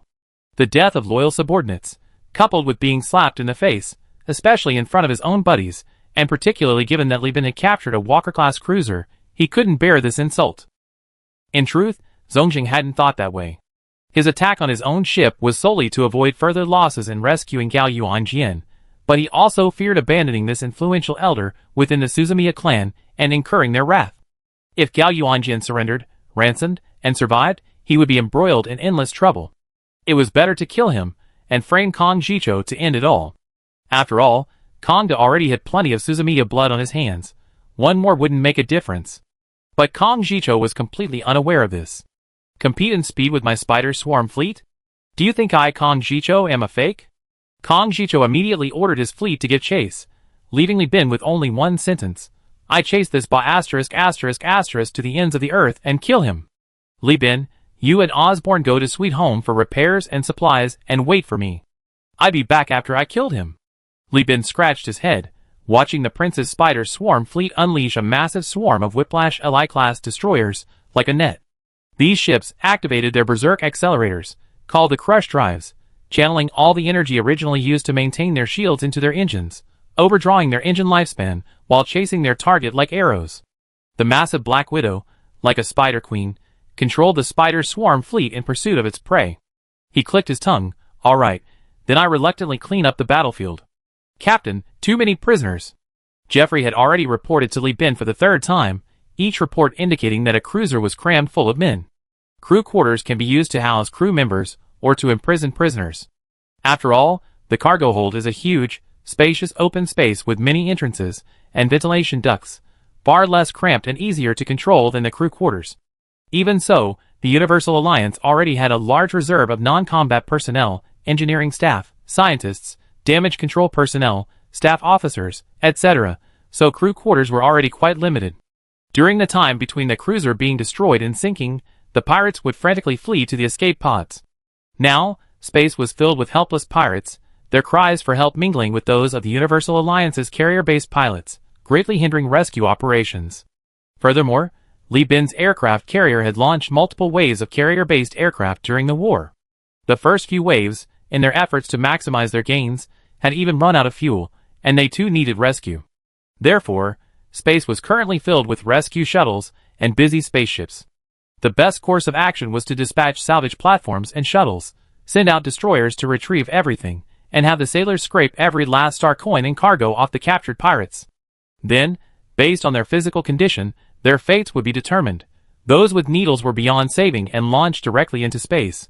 Those without needles would be kept and sent to work in factories on Eden. This freed up a considerable amount of space. While this method of identification was wasteful of manpower, it was a last resort. These drug addicts, once their addiction took hold, were unstable factors, incontinence, vomiting, self-harm, even sudden death, potentially contaminating the crew's quarters at any time. In the end, Li Bin would have to pay for cleaning and provide them with food and drink. Did they really think Bosley was running a charity? Besides the destroyers, frigates, and the self-destructing Eradicator, which were crushed to ashes by the cruiser, even in the wreckage of another Eradicator-class vessel, there were survivors waiting to be rescued by the engineering department's boarding and sweeping crew. Most of them were pirates, and a small number were captured slaves. Besides, a few pirate destroyers and escorts were intercepted by Li Bin's fleet and trapped. These captains were of low rank and not qualified to be brainwashed by Mrs. Mississippi. Even the pirate captain's male consorts had to compete for the position. Fortunately, they were still relatively clear-headed. These ship captains and key personnel didn't ask for pardon or exoneration. They only wanted a chance to become slaves, exchanging lifelong service for their lives. Li Bin wasn't a bloodthirsty man. Previously, he was too weak to control the pirates, but now, with hundreds of thousands under his command, he wasn't afraid of them rebelling. He captured them all, classifying them by the number of pens they were supposed to be enslaved. Those without problems were put in slave pens, awaiting distribution. Captain, there's too much wreckage. Our fleet can't salvage it all, we have to dismantle it. Looking at the chaotic battlefield in the star system, Vulcan finally understood why Li Bin was able to salvage spaceship wreckage when he founded his company. Simply because it wasn't worth it.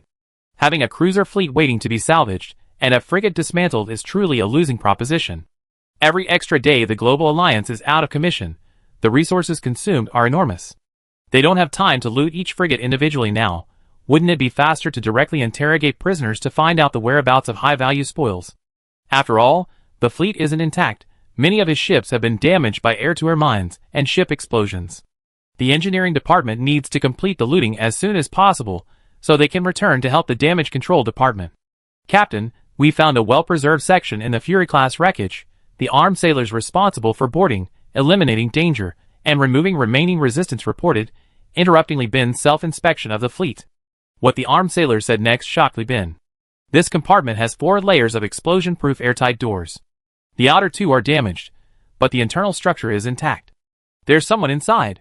He sent a surrender message on the airtight door display screen. He's willing to pay 100,000 star coins to hire us to escort him back to Speetronics. Quickly escort this gentleman out, along with his compartment. Don't damage a single hair. Li Bin was overjoyed. Chapter 388. Gao Yuanjian calmly accepted Yin Chang's full-body examination. His face, wrinkled enough to trap flies, actually took advantage of the moment Yin Chang removed the organ examination patch from her chest to touch her hand. According to his self-reported identity information, he was over 90 years older than Yin Chang, old enough to be a grandfather. Watching the surveillance footage, Li Bin seriously doubted whether he still possessed the necessary functions. To Gao Yuanjian's groping hand, the nearly 60-year-old Yin Chang simply smiled and gently slapped it away. She didn't react strongly. Her rejection was merely because he was too old, too ugly. After all the checks were completed, Gao Yuanjian, completely naked, sat up from the medical pod, grabbed the robe handed to him by Oglin, and slowly put it on. He said enthusiastically to Yin Chong, "If you like bioengineered beasts, you can come to my house. I send you better ones. I know the head of the Suzy Biochemical Laboratory. We have cats and dogs, much prettier than monkeys. My house is quite big, you can eat when you're hungry and sleep when you're tired. Save it, old man." Yin Chong, over 50 years old, possessed a vitality that belied her age due to years of military operations. She smiled and shook her head at the old man. "As you get older, even dragons turn into earthworms. Stop flirting like a young kid." Gao Yuanjin, unwilling to give up, muttered, "What's the big deal?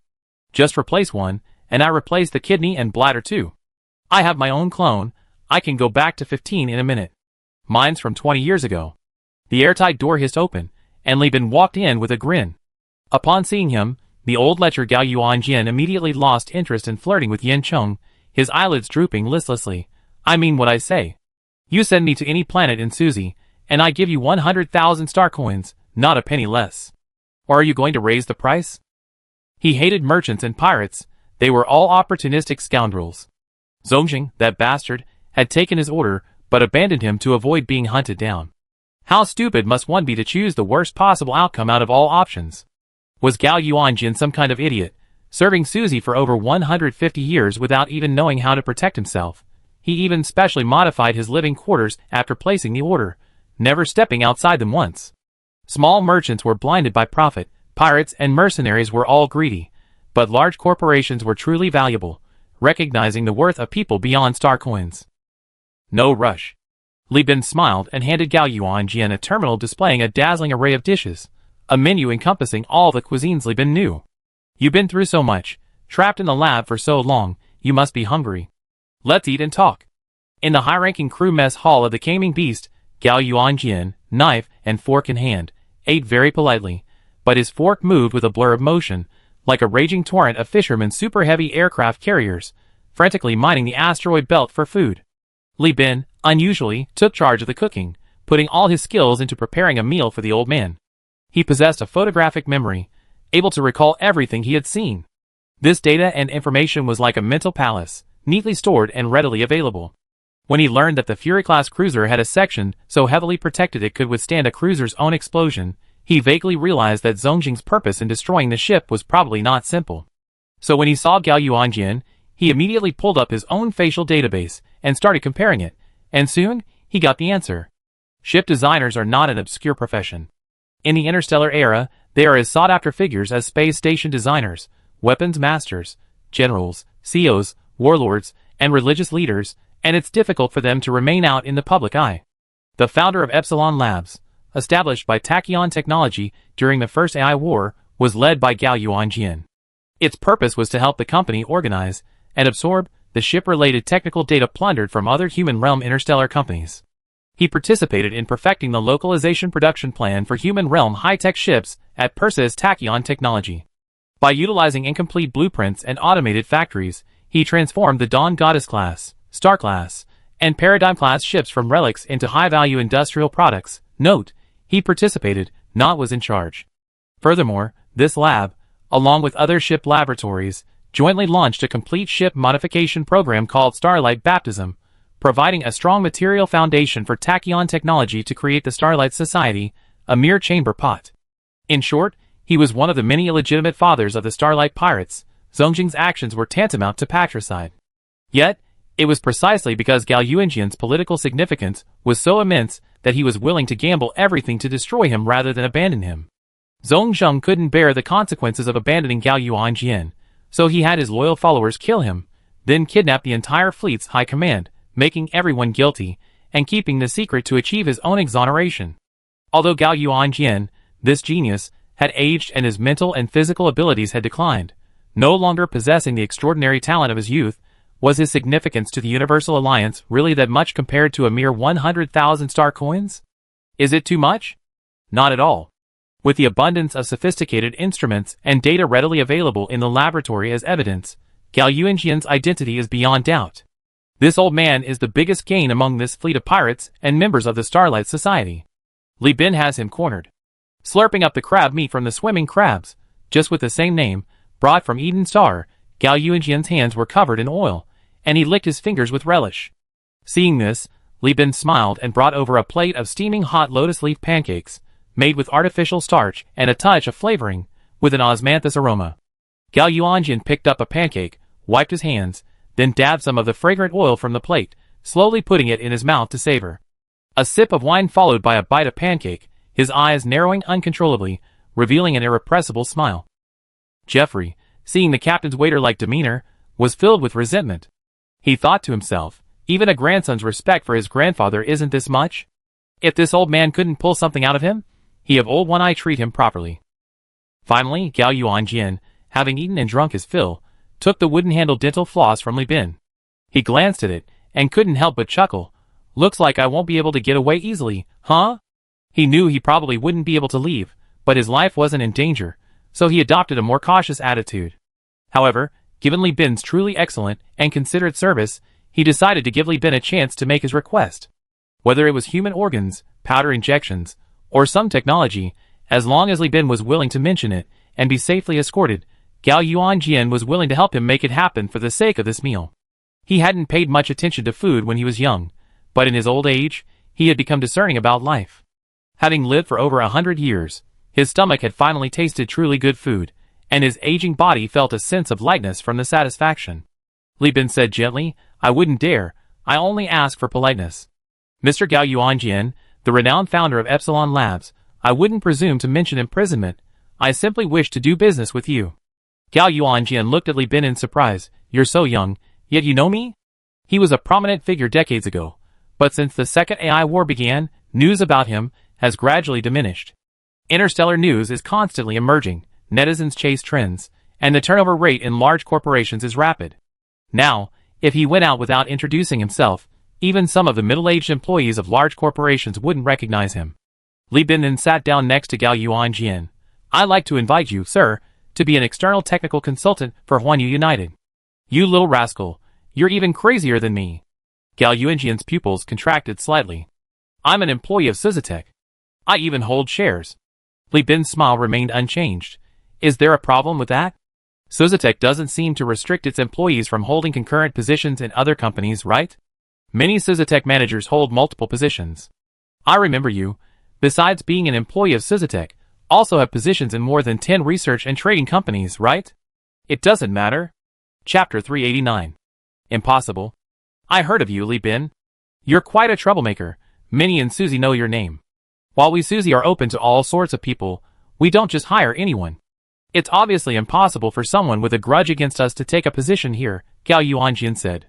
He deliberately said he heard of Li Bin instead of I investigated you, to avoid revealing his true needs and preventing Li Bin from seeing through his intentions. Gao Yuanjian assumed Li Bin wanted to use a combination of coercion and enticement to keep him on the ship and work for Huanyu United. But his vision was undoubtedly limited.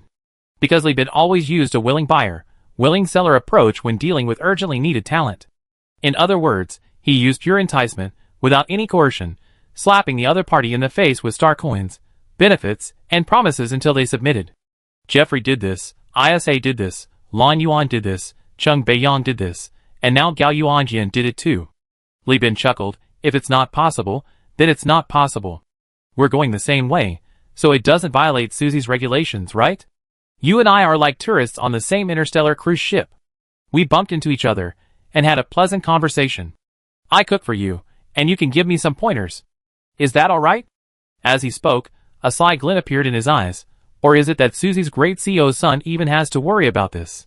Gao Yuanjian, upon hearing Sun Aihao's name, shifted his neck slightly, looking somewhat uncomfortable. Sun Aihao was an extremely controlling woman who enjoyed using Suzy Technologies' advantages in communication technology to arrange for AI cores to monitor the company's internal and external affairs. Her pathological control and her management style of the company like a state were the reasons she was dismissed during the second AI war. If it weren't for the external threat of the Overlord, she would never have been able to return to the board of directors. This madwoman even dares to eavesdrop on the board members. The various factions outside the Sun faction, including the Gao family, dare not speak out against her.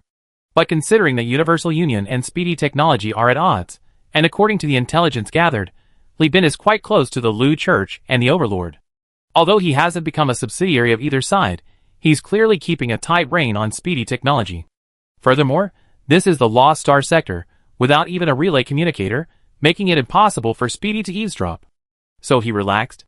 Thinking about the food Li Bin made, Gao Yuanjian's satisfied stomach rumbled happily, and his mouth watered. He scratched his neck.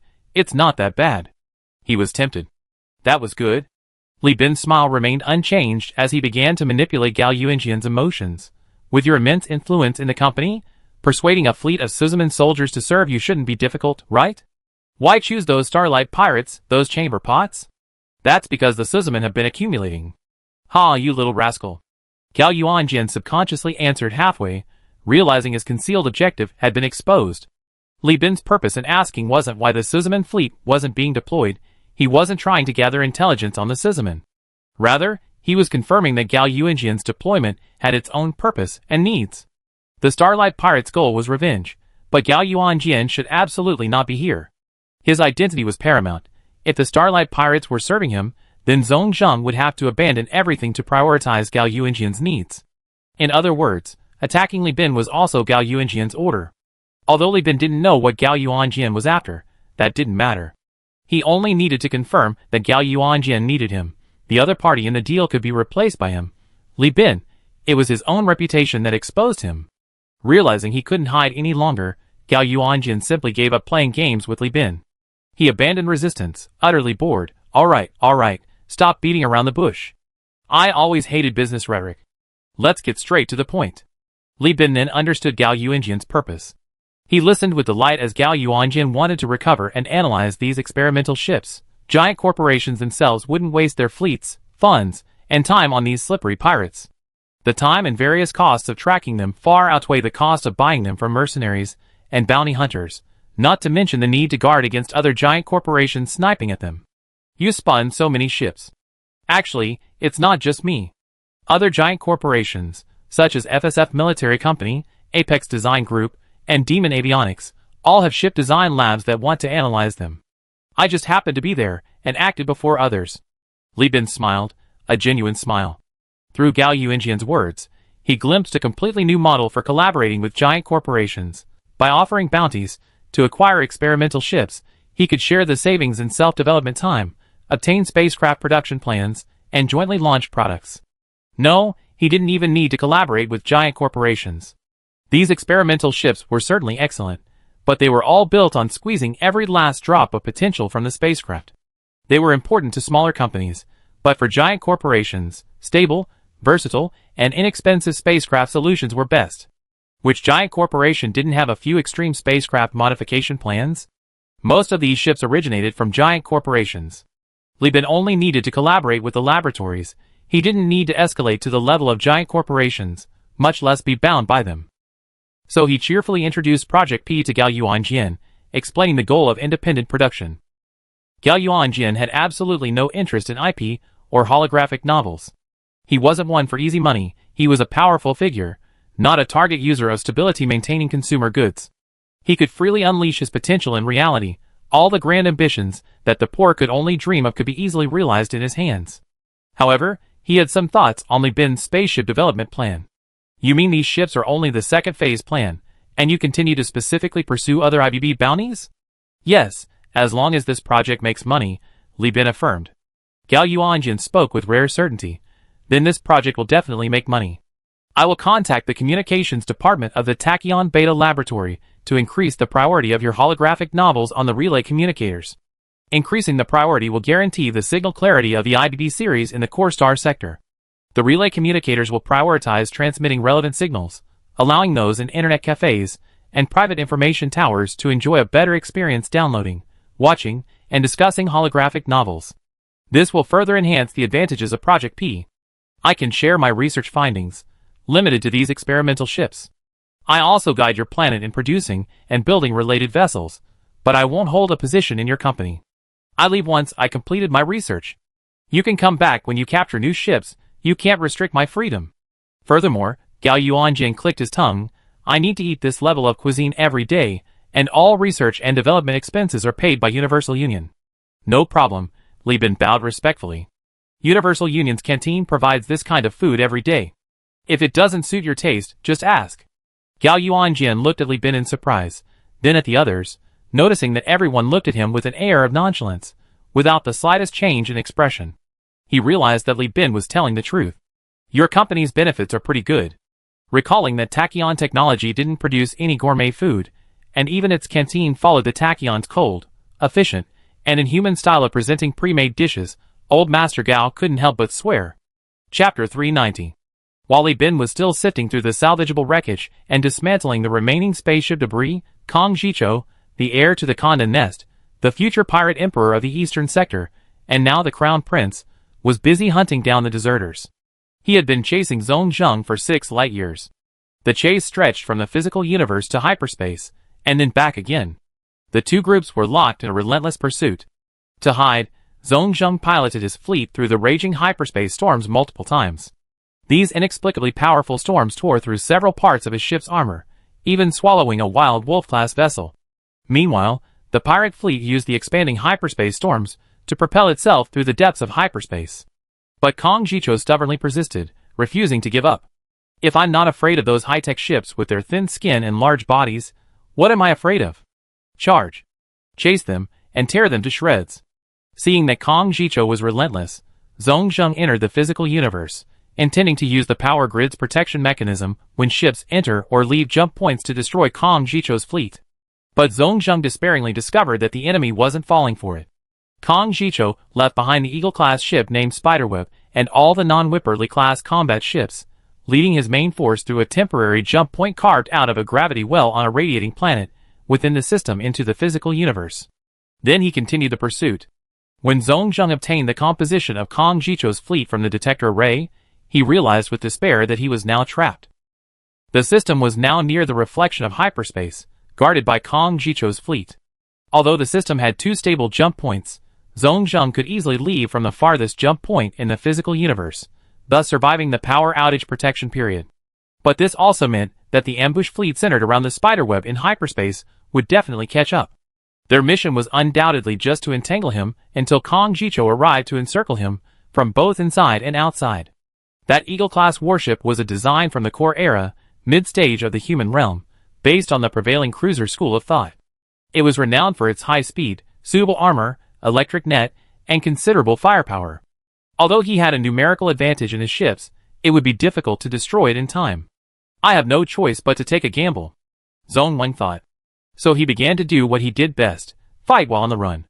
Zhong Zheng ordered the remaining stealth mines in the cargo hold to be launched to harass Kong Zhichou, while simultaneously adjusting the fleet's flight path, leading it towards a gas giant planet with 2 smaller planets as satellites. The complex gravitational environment and the planet's dark side here could provide him with combat cover. It's a pity there's no asteroid belt, otherwise I could fight him like this all day until I forced him to recall his hyperspace fleet before running away. Zhong Zheng looked at the readings of the explosion at an extremely long distance, monitored by the detector array, and felt a deep sense of regret. The asteroid belt was still the most suitable location for sensing air-to-ground mines, but that would make deployment too difficult. Leaving them in space now, while effective, was still a huge waste. If only I had brought more before setting out, he sighed again. Kong Zhichou possessed an exceptionally strong will. Instilled in him by his mother, Annie Lau, who served as the king's hand, Kong Zhichou had a fighting spirit and rationality rarely seen among pirates. The moment the Whipperly-class ships orbiting the flagship encountered the air-to-ground mines, he immediately ordered the fleet to change course. Although still following the pirates' flight path, Kong Zhichou's course had been significantly adjusted both horizontally and vertically. The attack captain quickly compiled a damage report. Side armor detached, outer hull damaged, 12 dead, 39 wounded, cargo hold damaged by 38%, assessed as moderate damage. The close-range air-to-air mines, enough to severely damage and render a Manticore combat ineffective, only suffered moderate damage against the Whipperly class, demonstrating the Hell Legion's excellent modification and manufacturing processes. Kong Zhichou quickly convened a meeting of all the Overlord's atonement officers. Based on combat data simulations accumulated by the ship's AI from the previous battle, and with the collective wisdom of the atonement officers, 2 plans were developed during the fleet's voyage. The atonement officers believed that Zhong Zheng was definitely lying in ambush. There were 2 ambush plans. One was to continue using the stealth air-to-air minefield to restrict the fleet while escaping, using the time difference to defeat the hyperspace blockade fleet. The second was to directly attempt to cripple the main force. No matter what, His fleet will utilize the planet's dark side. And the planet with the most dark side in this system is this gas giant. Zhongzheng waited all day, but Kang Jicho's fleet didn't arrive. He looked at the probe in confusion, thinking, this shouldn't be happening. It's a 4-hour journey. They should have arrived by now, right? I laid down the remaining air mines. Why aren't they here yet?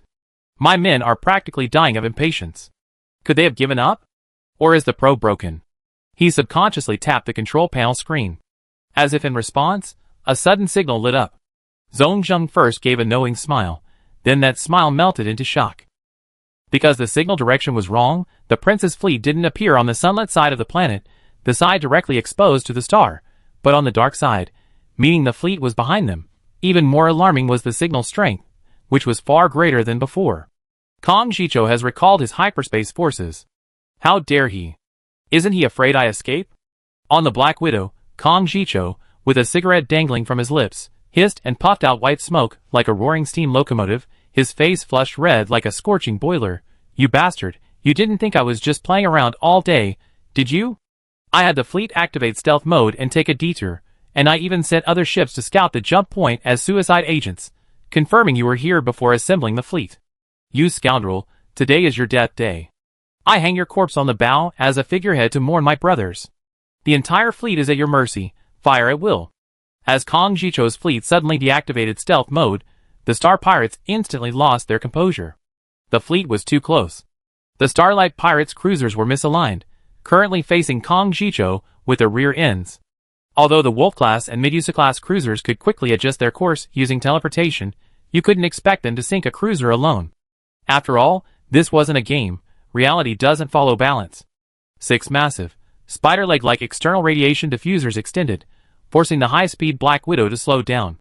She resembled an elegant spider stretching, her layers of armor forming her dazzling skirts, her slender legs radiating a captivating heat radiation.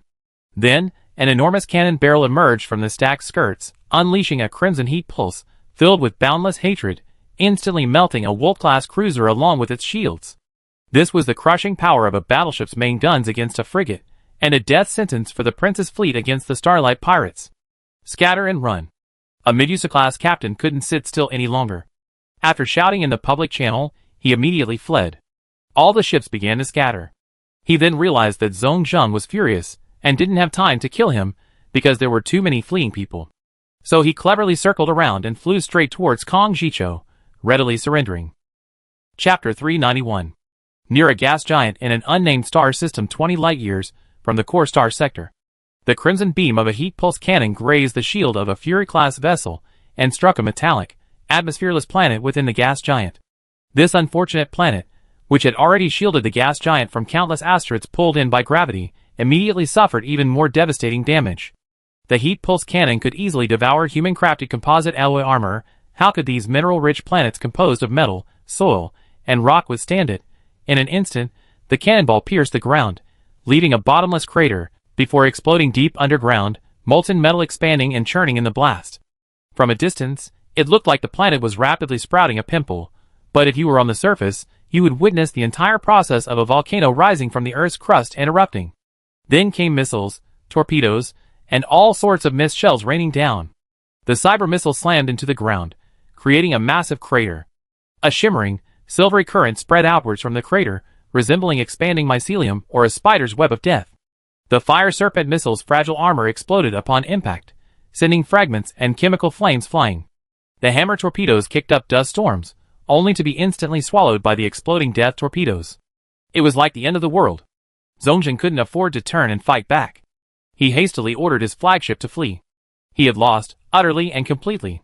He had lost because he underestimated the quality of the ships and core crew under the Crown Prince of Kanda's nest. A double defeat, tactically and strategically.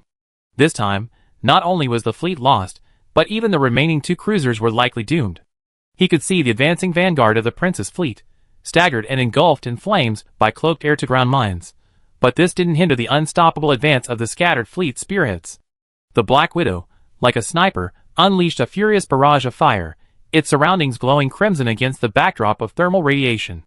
Heat-pulse cannons were insidiously concealed within missiles and artillery, igniting ships that had exhausted their short-range teleportation capabilities.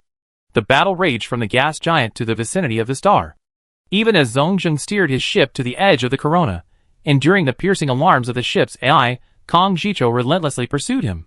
They fired in pursuit, shells landing on the star's surface without even a spark, missiles exploding far from the star. The Pinnacle-class ships, following Zhong finally couldn't endure the perilous situation, and abandoned the fleet, but Eagle-class ships immediately gave chase with 4 Whiplashley-class ships. With the 2 cruisers separated and lacking escort destroyers, the frigates had completely lost their chance. An hour and a half later, Zhong, who was fleeing for his life, heard the news of the Pinnacle-class captain's surrender on the public channel. He slumped dejectedly onto the captain's throne, gazing at the lavish bridge and reflecting on his life. Although he was still mechanically commanding the ship, and although most of the flagship's crew were his loyal followers, who had been trying to suppress the news, someone had leaked the intelligence. The lower decks were currently in turmoil, and the deckhands were fighting the Marines, suppressing the unrest in the cargo holds. They were firing and throwing EMP grenades from the cargo holds filled with luxury goods, losing hundreds of star coins worth of cargo every second. But Zhong didn't care anymore. He was filled with regret, deep regret. He shouldn't have sought revenge against Li Bin for the sake of saving face. The Starlight Society had been humiliated, and he wasn't the only one. Why go looking for trouble with Li Bin just to save face? Now, he became part of Li Bin's schemes, and was being hunted by the pirates of Konda's Nest. He was doomed. Asterisk whoosh. Boom, asterisk. The spaceship panted like an exhausted ox, its speed beginning to decrease. Zhong glanced at the projection. The Marine Corps reported that the engine room had also mutinied. The second engineer had killed the chief engineer, and the first engineer, not only shutting down the main engines, but also fully activating the reverse thrust engines to slow down. Simultaneously, they were publicly announcing their defeat and surrender to the entire ship. Yes, Kong Jicho wasn't Li Bin. He could accept these Starlight pirates, he could just leave them with his mother. But Zhong wouldn't survive. He had already seen the arrogant Black Widow behind him, its spider legs spread wide, its imposing presence evident through the optical observation post. Sweet home meteorite site. The once empty docking area was now teeming with people. Tens of thousands of spaceship crew members had disembarked to rest, and the hastily converted prison was filled with prisoners and pirates undergoing inspection. Wreckage hovered near the site, occasionally emitting black, yellow, and white smoke, but the Damage Control Department had no time to deal with them. The Damage Control Department of the Universal Alliance had requisitioned the site's large gantry cranes and repair equipment. The pirates here were actually elite veterans brought by Kong Jicho, who used this place as his safe house and secret base. Their personnel were highly reliable, which was why Li Bin dared to unload everyone here. His fleet desperately needed a major overhaul. When the fleet attacked the Mississippi fleet, many cruisers struck air mines, and many ship compartments required repair. Replacing them with new compartments was impossible. After all, this place had only been conquered recently, was very remote, had a small market, little industrial capacity, and not even a third-party commercial fleet, so there was no inventory of ship compartments. Li Bin only planned to fill the damaged areas with trusses and metal, and cover them with armor. The focus remained on repairing the ship's interior. The Enlightened Beast was affected by air-to-air mines, and the self-destruction of 2 Eradicator-class ships, resulting in a leak in the central reservoir. A full overhaul was impossible, but emergency sealing was feasible. In addition, many sensitive electronic components and precision instruments on the ship required repair, which would take approximately 5 days. If only this were a free planet. Our damage control capabilities are far from sufficient. Anywhere else, it would be done in a day or 2. Jeffrey stubbed out his cigarette and entered the captain's cabin, respectfully handing the list to Li Bin. Captain, the spoils have been tallied. We captured 1 Walker-class cruiser, 2 cruiser wrecks, 1 experimental ship, and also 384 pieces of heavy machinery, 222 boxes of food, 140 boxes of alloy, 87 boxes of daily necessities, 2 relic components, 102 luxury items, and 3,291.6 star coins looted from Mrs. Mississippi and other pirates. Why are there decimals? Lan Yuan frowned. This is a financial product launched by the Bank for Small Depositors. Multiple people jointly contribute to claim 1 star coin, which can be exchanged for local currency, thus avoiding local inflation and conducting small-scale financial operations. In recent years, as automated factories have swallowed up more and more star coins, large enterprises dare not dismantle. New channels for obtaining star coins are scarce, and the local currencies of various factions have depreciated significantly compared to star coins, Jeffrey explained quietly. Lan Yuan was incredulous. She herself had over 20,000 star coins. In the era of the human realm, this was just ordinary currency. 20,000 star coins was only the amount she could withdraw in the Persis star region.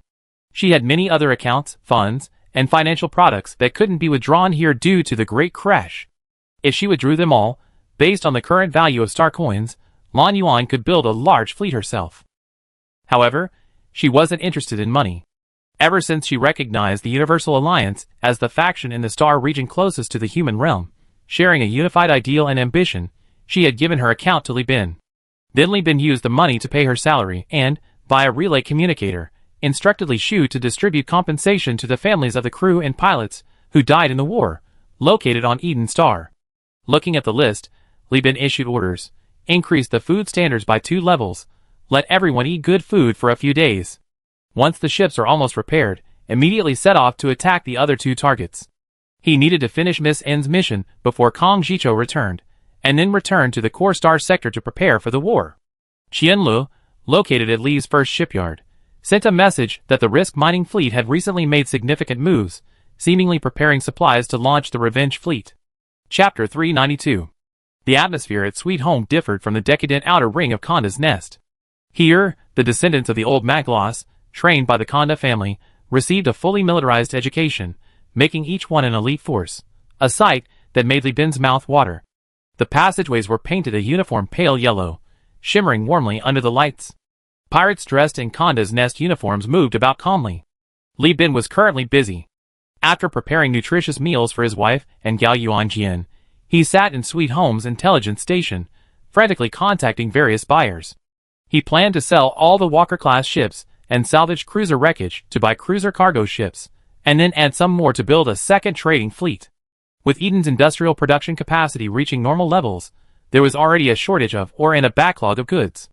Without looking up, Li Bin said, "Once we return to the core star sector, we assign the Yingzhou and Tiango to this fleet, letting them carry cargo to Eden.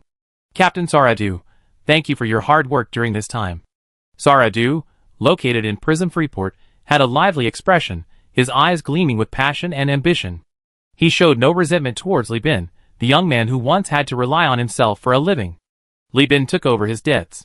With the intervention of representatives from Zhongzihang, Bon Blier Industries, and Richelieu's Bank, the creditors, considering the rapidly expanding scale and promising economic prospects of Huanyu Union, agreed to extend the repayment period and use land as collateral. Saradu himself only needed to repay 40% of the total debt. You see, he and others had been used as scapegoats by Minsheng Company, bearing the default penalties for goods transported by a large trade fleet centered around Atlas-class supercargo ships, a total of nearly 100,000 star coins. Minsheng Company had discarded him like trash, but Li Bin helped him without hesitation. This wasn't out of Li Bin's kindness. The Universal Alliance lacked reliable talent, and using personal connections and favors to win them over was merely basic practice. Using land as collateral and branch office construction permits to offset part of the debt was also part of Li Bin's carefully planned scheme. These creditors also controlled considerable resources, and their establishment of branches on Eden Star would greatly boost the economic prosperity of the Eden system. At least until the first trade fleet of Saradu was completed, the circulation of goods and price stability on Eden Star depended on these third-party forces. Furthermore, the more third parties there were in the future, the more prosperous the local trade, industry, and service sectors would become. Although Saradu still needed to repay tens of thousands of star coins, Li Bin had already guaranteed this debt. He only needed to serve under Li Bin for a dozen years to pay it off. Compared to his previous precarious existence after being dismissed and drifting aimlessly in a small boat, his future was now bright. While he still couldn't match his peak performance piloting the Atlas freighter, it was a comeback, wasn't it? He was over 40, and he never imagined he experienced a second spring in his life. He could even continue pursuing his old flames, finally free from the low-quality, moss and reptile-based nutritional paste. Sarah was filled with gratitude. He spared no effort in helping Li Bin, actively contacting unemployed captains and technical personnel he knew, and now he had assembled an elite force of over 300 people. These individuals all had at least a decade of experience piloting ships, having handled ships covering mainstream freighters. As soon as Li Bin's fleet arrived, they could immediately take off and carry out transport missions. He spoke with great gratitude. Cargo ships in Prism Freeport aren't selling well right now. There are more sellers than buyers. I've spoken with the representative from Zhongzihang regarding your needs, And we already ordered 2 Colossus-class cruisers, cargo ships. Each has 2 issues, and second-hand prices aren't high. You can get one for 180,000 star coins, including the license. While the Walker-class isn't exactly a warship, it's still a combat ship. With the escalating mineral war, the price of these ships is skyrocketing. Even a poorly maintained Walker-class by pirates can now sell for 240,000 star coins, and even the wreckage can fetch 70,000 to 80,000 star coins. The old captain, leveraging his extensive experience and the connections he built through his own ups and downs, negotiated a bargain for Li Bin at Prism Freeport, saving him tens of thousands of star coins. Furthermore, I contacted 4 bankrupt captains at Prism Freeport and the Interstellar Empire, acquiring ownership of their cargo ships at low prices: 1 Buffalo-class, 2 Tarsus-class, and 1 Nebula-class cruise ship. Some of these ships came from bankrupt small companies, others were family heirlooms. These 4 ships were the best preserved ones I personally verified through connections, and I got them for a total of 19,000 star coins. In the game, you can encounter drunken crew members in taverns, who will sell decent ships at low prices. Li Bin scratched his chin, thinking how lucky Jeffrey wasn't there, otherwise it might have stirred up some unpleasant memories. Meanwhile, he secretly cheered. Captain Saradu had really made the right choice. This man was incredibly powerful. Within the ranks of lower-level captains in the star system, his influence surpassed his own. He had many connections, and while these people couldn't help him repay his enormous loan, these connections would quickly appreciate in value once he recovered. Furthermore, I contacted 2 company representatives, who had 200 boxes of unsold goods. They originally intended to take advantage of the war-induced price surge in the star system to sell supplies and fuel in the West Wind system, but they couldn't afford the customs fee charged by Kelja Technology Company. These 2 representatives were searching for buyers everywhere in the free port, and I took it upon myself to acquire them. 200 boxes of supplies, 80 star coins per box, 200 cans of fuel, 15 star coins per can. In the game, you can encounter representatives of small companies with unsold goods in taverns, and you can acquire a batch of goods at very low prices. The standard X-Factory price for a can of fuel is 25 star coins, and supplies are 100 star coins.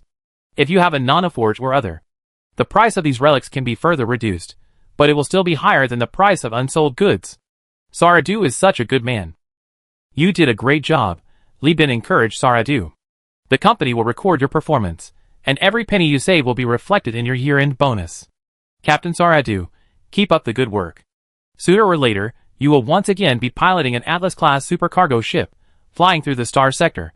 For any ambitious captain, commanding an Atlas-class ship on familiar routes day after day is torture, especially since these Atlas-class ships only have 3 small ammunition tanks like water pipes, making them no match for even frigates. But for Saradu, he had long abandoned his former ambitions, and only wanted to return to his former level. Li Bin's words undoubtedly gave him tremendous motivation. He was moved to tears, saying, "Thank you, CO. I will work hard and give my last drop of blood for Huanyu United." Li Bin shook his head repeatedly. Huanyu United doesn't need you to bleed or sacrifice yourself. It needs you to live well and share the company's prosperity. Yes. Sarah stood tall and proud, the golden eagle stepping on the Earth logo on her chest shining brightly in the projected light. Golden eagle stepping on the Earth logo. Chapter 393. Having finished dealing with matters in the core star sector, another piece of good news reached Li Bin's ears. That was that Eden Star's income and expenditure had achieved monthly balance for the first time. The monthly income and expenditure report for last month is here. For the first time, we weren't in the deficit, we made a profit of 8 star coins, Li Shu told Li Bin with a slightly excited tone. Although we be in the deficit this month, overall it's a good trend. The initial expenditure projects for the colony have ended. With the continued growth of the local population and the implementation of industry, domestic demand is beginning to take effect. Once the Von Bulow Industries fleet arrives again next month, we will achieve a formal and substantial profit. Li Bin reviewed the detailed income and expenditure report and felt a little uneasy. Because Eden Star's income and expenditure balance was based on the continuous transfer payments from the Universal Union's core fleet. Relying on the hegemony transport industrial equipment, the continuous input of resources from Project P investors, and assistance in selling goods, Eden Star barely managed to balance its expenditures and income. And both of these were achieved through Li Bin's tireless work on the front lines. In other words, he maintained the fleet, paid wages and pensions, and the consumed supplies and fuel weren't included in Eden's reports, all of which were essentially for the colony's development. From a company perspective, he was actually losing money. But as he continued to lose money, the fleet expanded, the intelligence system was established, the trade fleet was under construction, and the cell-phone industrial base was completed. The overall market value of the Universal Union actually rose to a new level. Even creditors, like Richelieu's bank, started showing concern for Li Bin, their words implying, "Mr. Li, I don't think your cash flow is very healthy. With such a large operation, only a few million star coins on hand might not be enough. Should we borrow some more?" "What? Worried about not being able to repay?" "Oh, don't worry. If you can't repay, just use the franchises and land to settle the debt." Li Bin politely declined. Currently, the colony's main exports are still food and blasphemous armor, especially canned crab meat and calcium tablets, which sell very well among the middle class in the eastern sector, Li Shu reported to Li Bin, opening the market report. "Because we use the Hunters Guild's hunting model, compared to sending troops to use artillery and extensive mining, although production is somewhat lower, for the middle class, this model allows colony goods to be labeled as green and pollution-free, and the limited production volume allows for further price increases. Furthermore, as the marketing department matures, we also affix QR codes to all cans. Buyers can scan the code to see a first-person view of the hunters hunting prey and harvesting crab meat, further enhancing the green and safe attributes of our canned crab meat. Currently, a space container of canned crab meat has an export price of 66 star coins. Once the goods arrive in the core sector, the price will further rise to 86 to 100 star coins. Since canned crab meat cannot be rehydrated like compressed food or nutritional pastes, our unit grain price is already 6 to 8 times that of standard mixed food, and the profit prospects are very promising. In addition, with the establishment of local industry, the first batch of self-produced mechs has rolled off the production line. I asked my sister-in-law to use the connections of the prosperous East family to purchase 2 sets of mech production blueprints licensed from the hegemonic Jiangra Heavy Factory. These blueprints can be used to produce special mechs targeting hostile biospheres, and they are now on sale in the colony. Many large hunter teams are purchasing them. A year has passed since Li Bin left Eden Star, and the production and life in the colony have undergone tremendous changes. Eden Star is not isolated, it can receive support from the mature production capacity of the core star sector. Unlike the age of exploration, it does not need to use galleons to transport raw materials. Instead, it can directly transport factories and mature products to the colony in one go. Therefore, Eden Star's development speed can be described as rapid. Meanwhile, to expand food production, develop colonies, and stimulate hunters' enthusiasm, the colony issued its first reclamation decree 15 days ago, providing detailed legal backing for the reclamation movement. Currently, Li Chongjin is leading gold-level hunters on the first reclamation campaign, conquering his own fiefdom, while supporting other hunters who intend to acquire fiefdoms. Li Shu's tone carried a hint of pride as she spoke of her younger brother. Meanwhile, 30 kilometers south of the Arctic Circle on Eden Star, lies Sunset Valley. Sunset Valley boasts the best terrain of all the jungle south of the continent where Xinjiang City is located. Beyond the 8-kilometer-wide valley mouth lies a vast, open plain nestled between 2 mountains. The terrain is high, with few mudflats or swamps, making colonization and development very inexpensive. 8 bipedal mechs lined up at the canyon entrance, guarded by hundreds of hunters clad in powerful armor retrieved from the armory. Outside the camp lay a dazzling array of crab, centipede, and giant scorpion carcasses, while dozens of track transport vehicles, aided by the rock crab's biological brain, moved back and forth like an assembly line, transporting freshly harvested meat. This was the camp of Li Chongjin, the first hunter on Eden Star to receive a title. He boasted the highest number of behemoth kills in the colony, amassed countless Eden coins, and commanded a massive pioneering team of over 1,000 men, making him the undisputed #1 hunter. Born at the end of star calendar 198, he was only 14 years old this year, but at his sister's behest, he had already entered into marriage agreements with 7 hunter families. Aside from the Dynasty Night mech he piloted himself, the other 7 were gifts he presented to his future wives as betrothal gifts and symbols of their engagements. Night mech illustration, image source. Internet, Li Bin has only one wife. For the Li family, which possesses an entire planet and a massive space fleet, the number of Li Bin's descendants, who need to maintain stable power, is destined to be small. To establish stable family rule, the Li family needs numerous members from the outer ring families, a task that currently falls to Li Chongjin. His wives may not be beautiful, but they are all undoubtedly healthy and even strong. Not only are their genes stable, but they are also exceptionally brave and skilled in battle. His night order can be simply referred to as Li Chongjin and his fiancées. This is a deliberate result of Li Shu.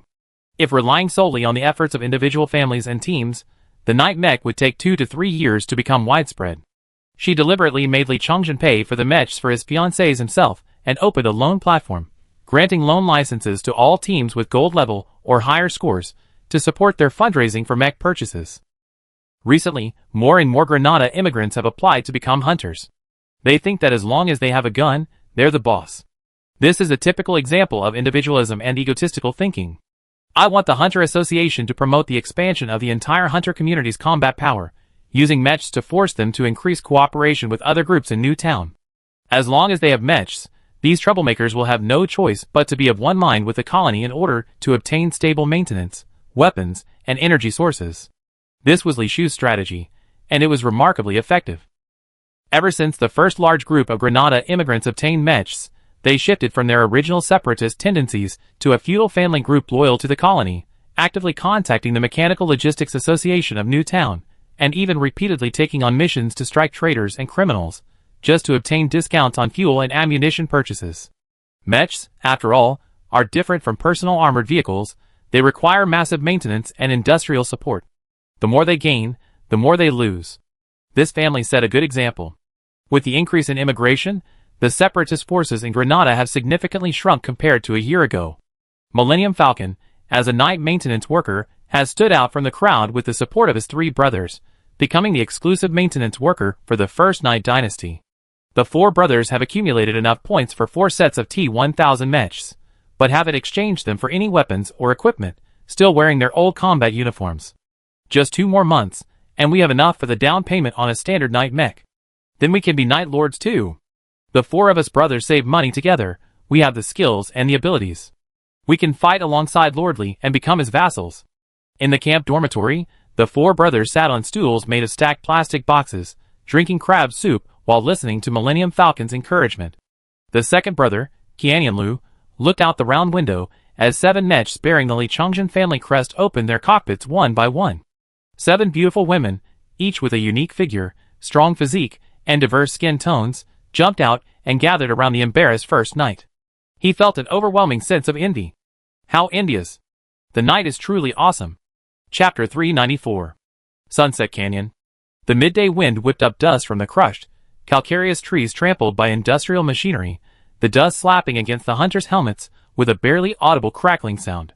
The mechanically sorted terrestrial anemones were crushed into a high-calcium nutritional paste, the calcium powder, like slag, mixed with the mud. Swarms of coral polyps fled in panic, while mud monsters lurked in the mire greedily devoured these small creatures. A danger signal wafted through the air. The carcass of a gigantic, scorpion-like alien scorpion, with a 1.5-meter-long hook and a body exceeding 15 meters in length, was hoisted by a crane to prevent parasites and carrion worms from contaminating the food. The hunters, while using a cutting machine to butcher the carcass, recorded their harvesting process using the built-in video equipment on their helmets. There was also a dedicated online explanation, providing a detailed description of the scorpion meat. Dear consumer, as you can see, the part being cut by the New Hope team is the tail meat of this elderly hunting scorpion. As an alien creature that relies heavily on venom and pincers to hunt, the pincer and tail meat of the hunting scorpion is the most chewy and plump. The collision of the frequently exercised muscles and the special semi-liquefied body tissue of this shellfish creates a wonderful chemical reaction, giving it the best taste experience. In addition, the trace amount of venom leaking from the venom glands, after cooking, will bring a wonderful feeling similar to being drunk, but without any hangover consequences. In short, it's so delicious, it will make you feel like you're flying. This piece of meat is rated 5A+. Angela muttered as she listened to the review, which had only been modified by a few words, and used a meat suction device to suck out the chewy and juicy scorpion tail meat. Every piece of meat is a 5A+ experience. This is purely a scam to foreigners. The scorpion tail meat is delicious, but it has nothing to do with venom. She'd been a hunter for over a year. The entire New Hope squad was now equipped with T-Series power armor, with a few members even sporting T-1000 power armor. The team's rating had reached gold, qualifying them for their first official pioneering expedition. But the main force on the battlefield wasn't them, it was those with night mechs. Watching the night mech wreak havoc outside the defensive line made of crustacean wreckage and concrete, Angela felt for the first time that her father had made a mistake. While equipping everyone with power armor had certainly ensured shared success, it also meant that despite saving enough for a down payment, the New Hope squad still hadn't acquired any night mechs. Several hunter teams that had previously been ranked lower than them had gritted their teeth and acquired night mechs, resulting in a dramatic increase in hunting efficiency. For example, the Tonfa's Pride on the edge of this slaughterhouse had killed 4 behemoths in a single day, completing the New Hope squad's hunting quota for a week and a half in just one day.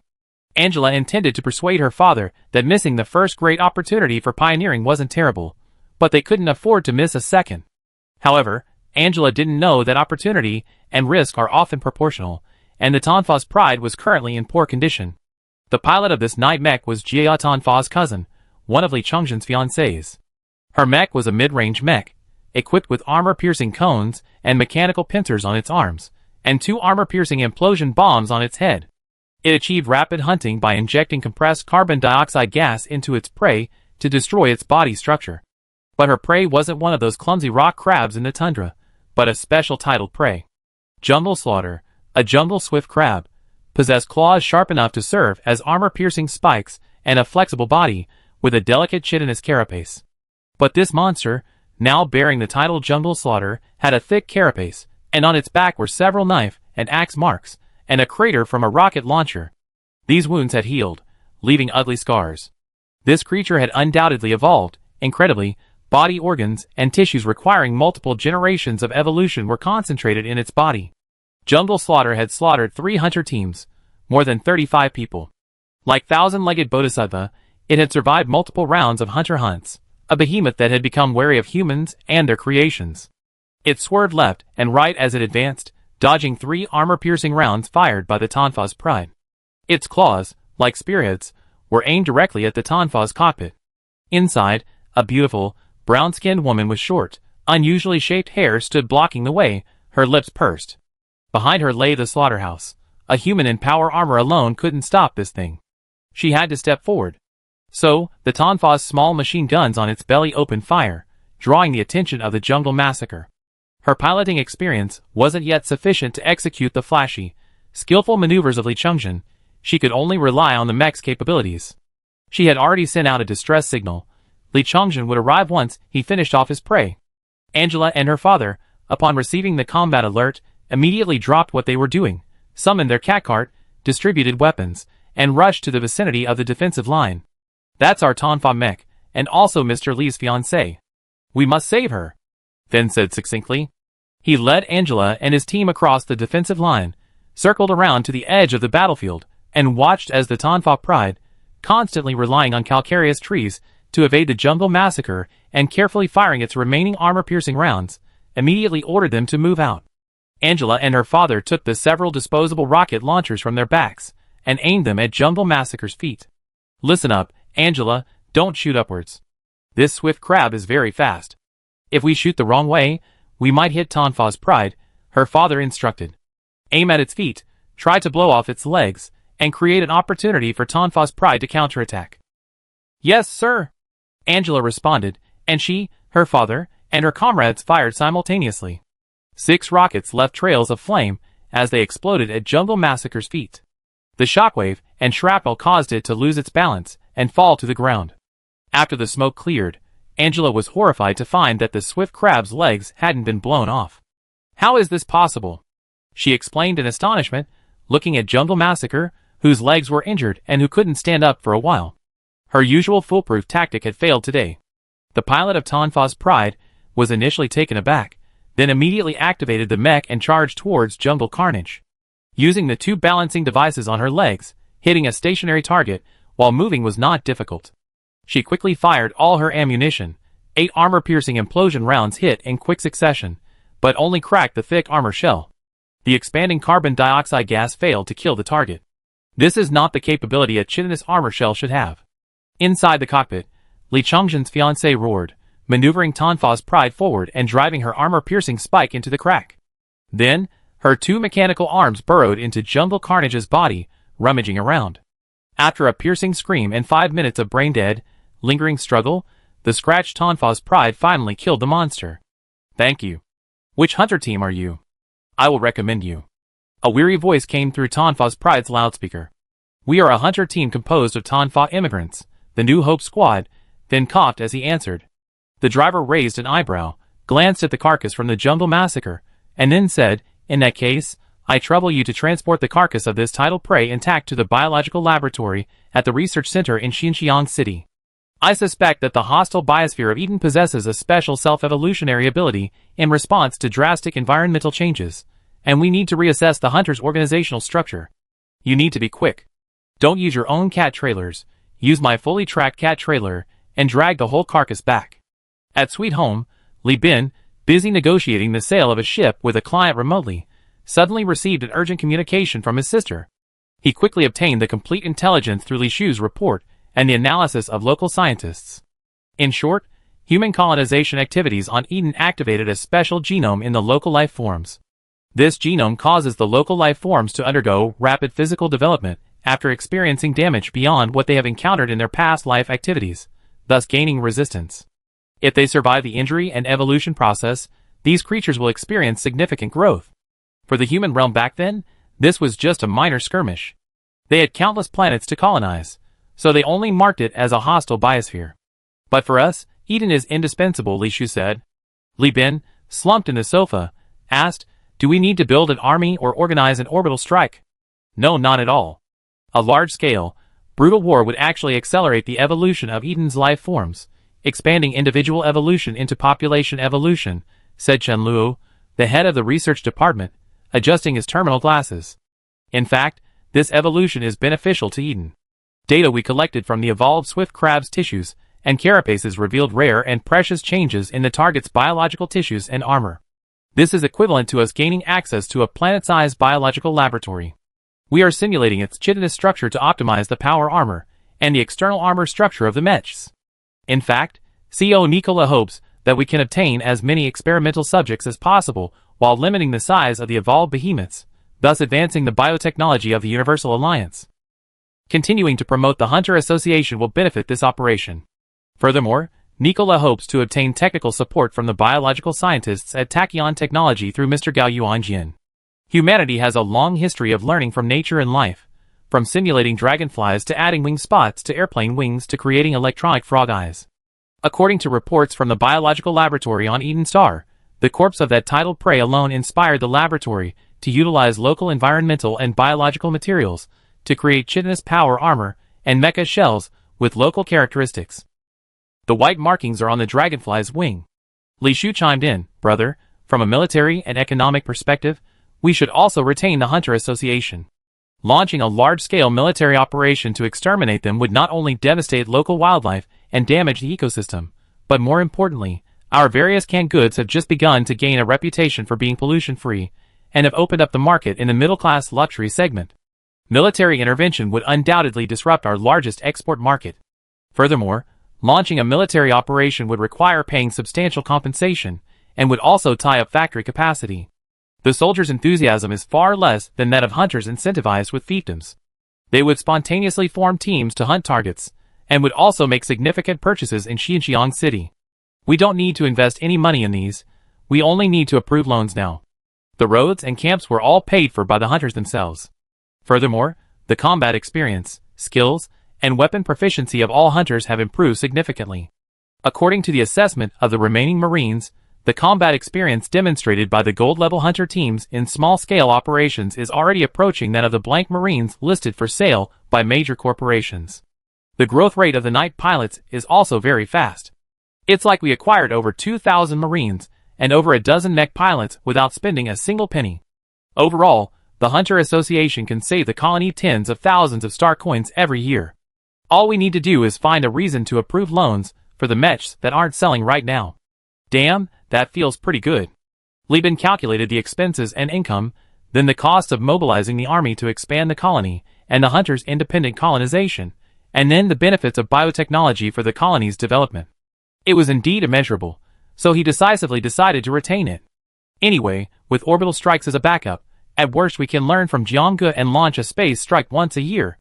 Chapter 395. The core fleet of the Universal Alliance was navigating through hyperspace. This massive combat fleet had its transponders switched off, silently traversing the safe shallow hyperspace channels. The crew members skillfully adhered to their duties, ignoring the eerie light flickering outside the closed portholes. The passive transponder received a signal from the hyperspace ghost. The signal intermittently emitted strange waves that triggered the ship's protection mechanisms to shut down high-speed mode. Navigator Anna expertly directed the fleet to work together to overload the transponders, releasing pulse signals that instantly annihilated the strange hyperspace ghost. No one panicked. The fleet re-entered high-speed mode without even sounding the alarm. In the middle section of the Caming Beast, crammed into Gao Yuanjian's specially designed cabin, Gao Yuanjian sat intently at a control panel comprised of dozens of screens and several holographic projectors, occasionally hissing. 2 empty cans sat on the table, held by a magnetic platform, oozing a strong, artificially flavored oily sheen, their yellowish-red color bubbling as they were sucked away by a vacuum cleaner on top.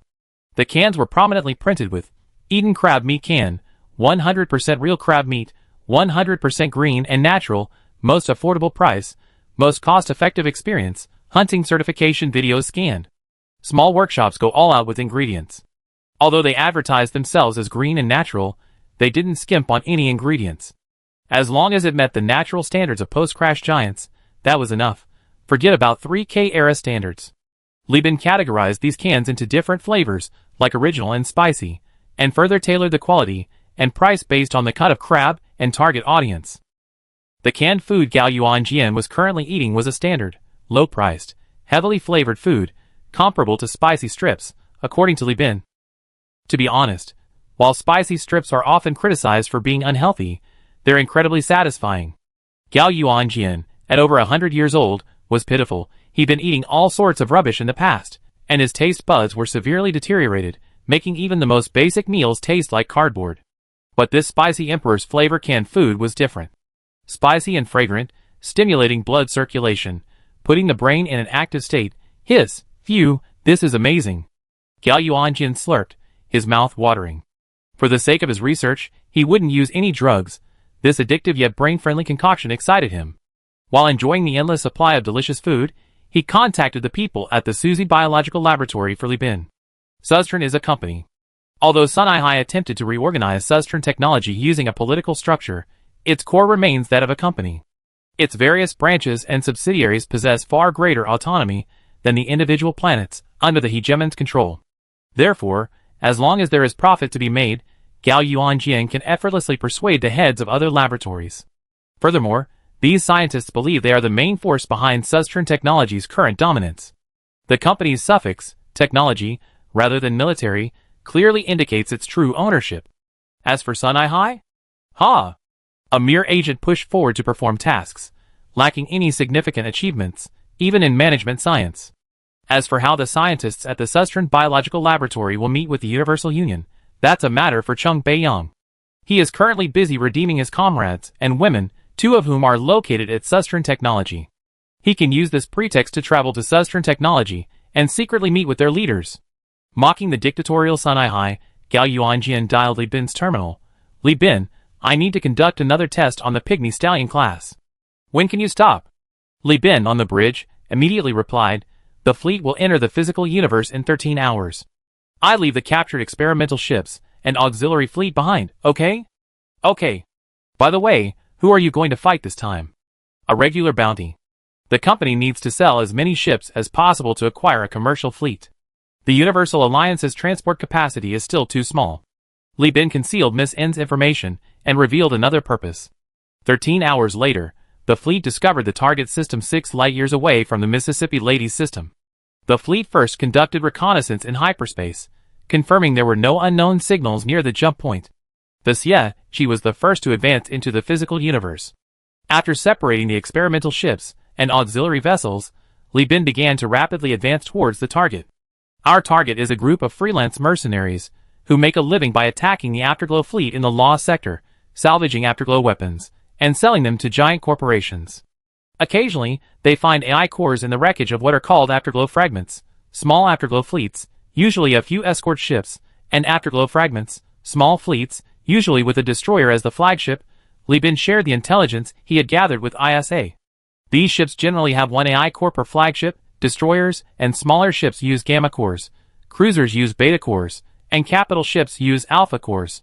However, all ships are equipped with self-destruct modules that melt down the core upon detecting defeat. But it's not always the case. If you fight fast enough and destroy the ship's electrical grid system beforehand, you can preserve the core. Isa tossed her hair. Then this fleet must have a lot of AI cores, right? Theoretically, yes, but according to Miss N's intelligence, the fleet commander sold all the cores. He started operating 7 years ago, using 2 Mustang-class guided missile destroyers as a base. Along the way, through connections built by selling AI cores to giant corporations, he acquired 4 cruisers. After all, they're hunting in space, and they have to dodge the revenge fleet of the setting sun. Most of their time is spent dodging and resupplying, Li Bin explained. Isa thought it was a pity. If all those AI cores were still there, plus the authorization the Overlord granted Li Bin to use them, the colony's development speed would have increased significantly. According to Li Shu's report, as the colony becomes more sophisticated, 2 gamma cores are no longer sufficient. One is used for colony management, and the other for industrial zone management.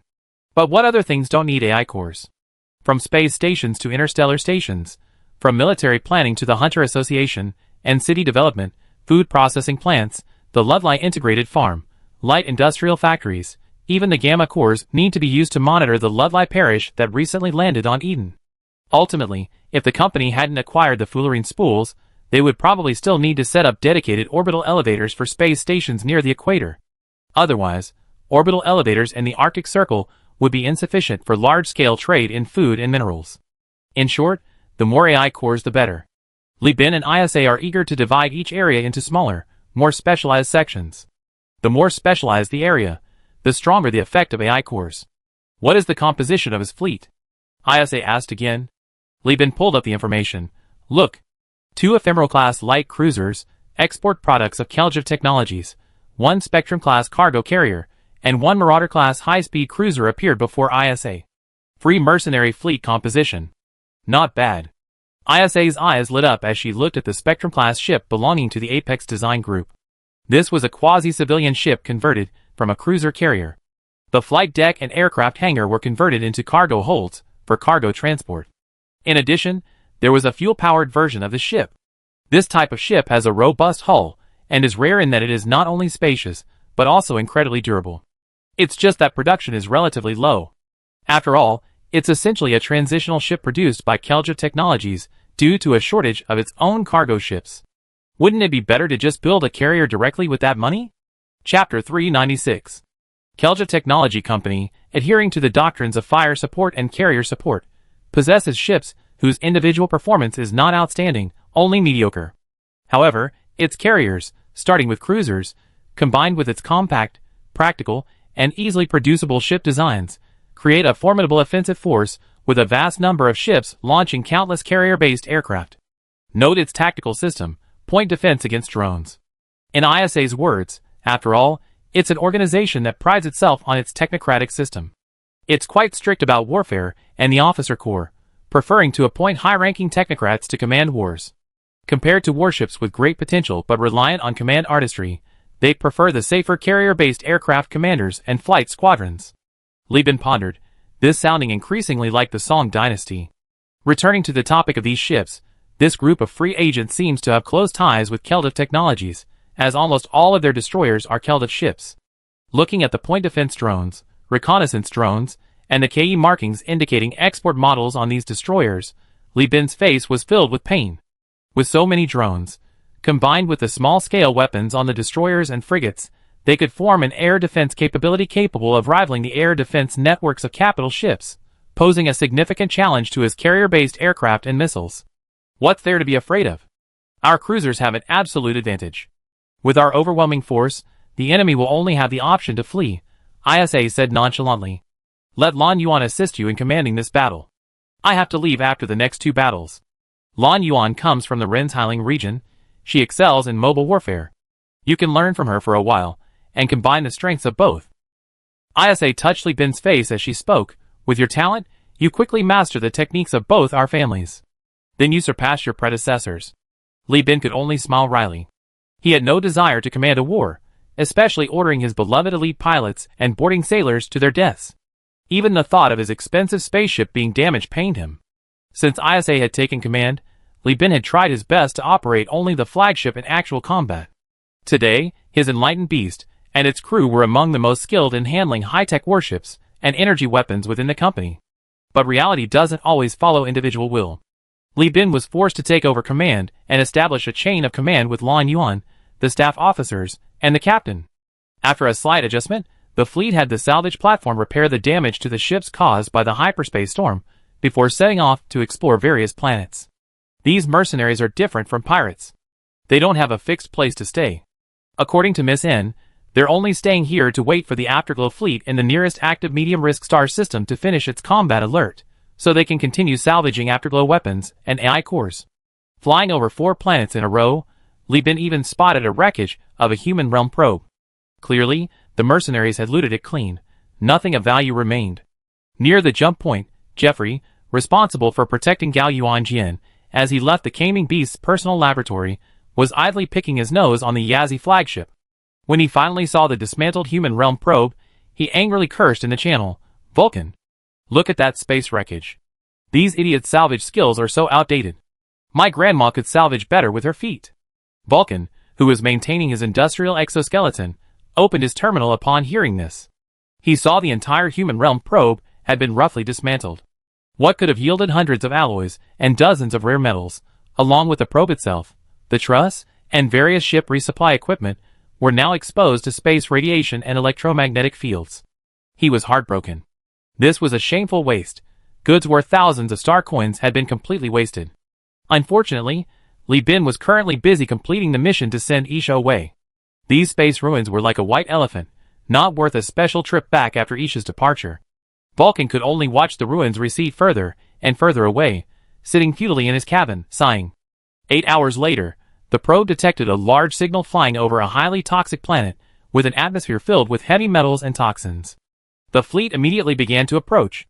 The enemy quickly detected the core fleet and sent a communication. "This is the AI Hunter fleet. Please state your fleet affiliation." Li Bin did not reply but instead listened to Lan Yuan's advice and divided the fleet into 2 groups. One group, centered on the Wenyao, formed a support fleet with destroyers and other aircraft carriers. The other group, centered on battlecruisers, charged forward aggressively. A stealthy approach is pointless. We need to fight a mobile war. We're not afraid of the enemy running away. Their movement will actually make it easier for us to pursue. Their ships include fuel ships and cargo ships, so their flight speed is not fast. Our fleet is a pure combat fleet, much faster than the auxiliary ships. We chase them from behind and force them to turn back. This was Lan Yuan's suggestion. Li Bin readily accepted it. After waiting 5 minutes without a response, the AI Hunter fleet immediately began accelerating. Li Bin was still about 2.5 hours away. Seeing his opponent enter acceleration mode, Li Bin, following Lan Yuan's instructions, further split the fleet. Xieji and Tiango continue pursuit. Kaimingshu, Shimingmo, and Yingzhou fly along the dark side of the toxic planet. We will use emergency acceleration multiple times to reach the enemy fleet and intercept them. The support fleet continues to follow Xieji. Once it reaches its maximum range, release carrier-based aircraft and support missiles. Do not attempt to break through enemy ships, only release torpedoes to force the enemy fleet to waste time evading. This operation is expected to last 1 to 2 days. Everything is done with the safety of the ships as the premise. Enemy ships can escape, but the enemy flagship must be destroyed. Aye, Commander. With the order given, the fleet quickly split. Li Bin and ISA separated, leading 2 cruisers in a solo maneuver, immediately initiating emergency acceleration. In this mode, the spaceship consumes a large amount of antimatter fuel. For fleets with insufficient fuel or too small a fleet, using emergency acceleration in the lost sector and hyperspace is tantamount to risking their lives. Antimatter fuel that normally takes 2 or 3 days to consume can be exhausted in just 2 or 3 hours during emergency acceleration, gaining only a slight increase in speed. However, for Li Bin, who has just defeated Lady Mississippi and the star pirate Zhongzheng, his antimatter fuel reserves are extremely abundant. Moreover, Kong Zhicho considers the Nameless King's station his secret base, and during this time, he has been continuously arranging for his trusted confidants to purchase fuel supplies and transport them to the Nameless King's station, where ample resources are stored, allowing Li Bin to lavishly use them. Furthermore, with the enemy having auxiliary ships hindering their progress, no one would abandon auxiliary ships directly. Li Bin, though pursuing and deliberately taking a detour, used the toxic planet as cover due to his carefully planned route. He commanded his ships to sink, bypassing the planet from below, unaware that Li Bin was rapidly approaching. The group was still mocking him in the bridge channel. Haha, you idiot, swaggering over from that far away, what kind of rookie pirate are you? Are you some pirate king's son or daughter out experiencing life? Your ancestor has fought Yuhui for so many years, he's mastered excellent escape skills. My ship can have any problems, but it can't have detector malfunctions or engine failures. Go to hell. 3 hours later, the AI hunter fleet, which had initially planned to use the planet to outmaneuver their pursuers, saw Li Bin rapidly ascending from the front like a whale surfacing, and getting closer to the bridge. The optical observation post could already clearly see the massive golden eagle trampling the Earth emblem on the ship's hull. Its commander was dumbfounded. Universal Union. I have no grudge against Universal Union. How did they get ahead of us? Did they use emergency acceleration multiple times? Is Company B that rich? This must have burned through 5,000 star coins. Yes, to make up for the 2.5 hours of travel time between the Dieter and the fleet, Li Bin sacrificed the lifespan of his ship's engines and burned through the equivalent of a bare-bones frigate in star coins, finally managing to intercept the target with 3 cruisers. Space is three-dimensional. The enemy fleet's frigates and destroyers flew in the lead, with the cruisers lagging behind the auxiliary fleet. Li Bin's 3 cruisers, lined up, flew upwards, their bow weapons pointed directly at the panicked small boats at the front. As the large energy weapon on the bow of the enlightened beast completed its charge, clusters of purple light, gleaming dangerously, hurtled towards the enemy fleet. It doesn't matter if they miss the small boat, the auxiliary fleet behind is also flying forward, and they come right up to them. After all, these are spaceships several hundred meters long. They can't just change direction so easily. Chapter 397. The combat ships in the Free Mercenaries destroyers and frigates were all from the Kelja Technology Company. These ships weren't arranged in a uniform pattern, but they were marked with lines and colors in the Sky Battle system. To save computing resources, real ship models weren't used. In fact, the data for the giant corporation's ship models was classified, so from a distance, they looked very similar. Kelja Technology Ships Overview, undifferentiated, my eyes are blurry. So many ships look almost identical. Without labels, who can tell which is which? Mikhail, piloting the Tengu, had a fiery temper, angrily pounding the control panel. This remark drew agreement from Zhu Jin, captain of the Yingzhou, while Li Bin, who possessed an external cheat, had reservations. The plasma cannon flew gracefully upwards. The mercenaries were indeed different from pirates, their combat skills were superior. The escort ships began firing missiles at the plasma cannon, hoping to detonate the plasma cluster. However, the plasma cannon was too small in space. The missiles simply passed over the expanding and contracting plasma cluster, changed targets, locked onto the enlightened beast, and flew towards it. Immediately afterwards, the lead open class, KE, and Ilya, KE, escort ships began deploying point defense drones. The drone pilots maneuvered their carrier-based aircraft to collide with the plasma cluster, detonating the first cluster. Then, the fleet's electronic countermeasure systems activated. With the help of hackers and electronic warfare experts hired by the company, the point defense drones wobbled like drunkards, missing the plasma cluster again. Open class. Ilya class. Open class and Ilya class. Brown is the export version, downgraded, light green is the giant version. The Heart-class destroyer with built-in electronic countermeasures components. After observing the erroneous flight path of the point defense drone, the AI hunter fleet immediately called for its personnel to initiate electronic warfare. At the same time, the enemy cruisers also activated their electronic countermeasures components, and the invisible hacking and anti-hacking began to clash in space. Then, the Universal Alliance crumbled at a visible speed, as stable as a stone thrown into water, splashing and sinking to the bottom. Damn it, the hackers and electronic warfare experts we hired are utterly incompetent. Li Bin was furious, watching the electronic warfare outcome turn against them. This is the nature of drones. Once they fall behind in electronic warfare, they can even be reverse controlled by the enemy. The AI hunter fleet, which extensively used Kelja Technology's ships and had its sights set on Yuhui, paid close attention to electronic warfare preparations. Each of their cruisers was equipped with electronic countermeasures components and anti-electronic components, and they had spent heavily on special viruses, hacking, and firewall technology from the giant corporation's electronic specialists. After all, you don't want your dozens of drones to be NTR by Yuhui's AI, do you?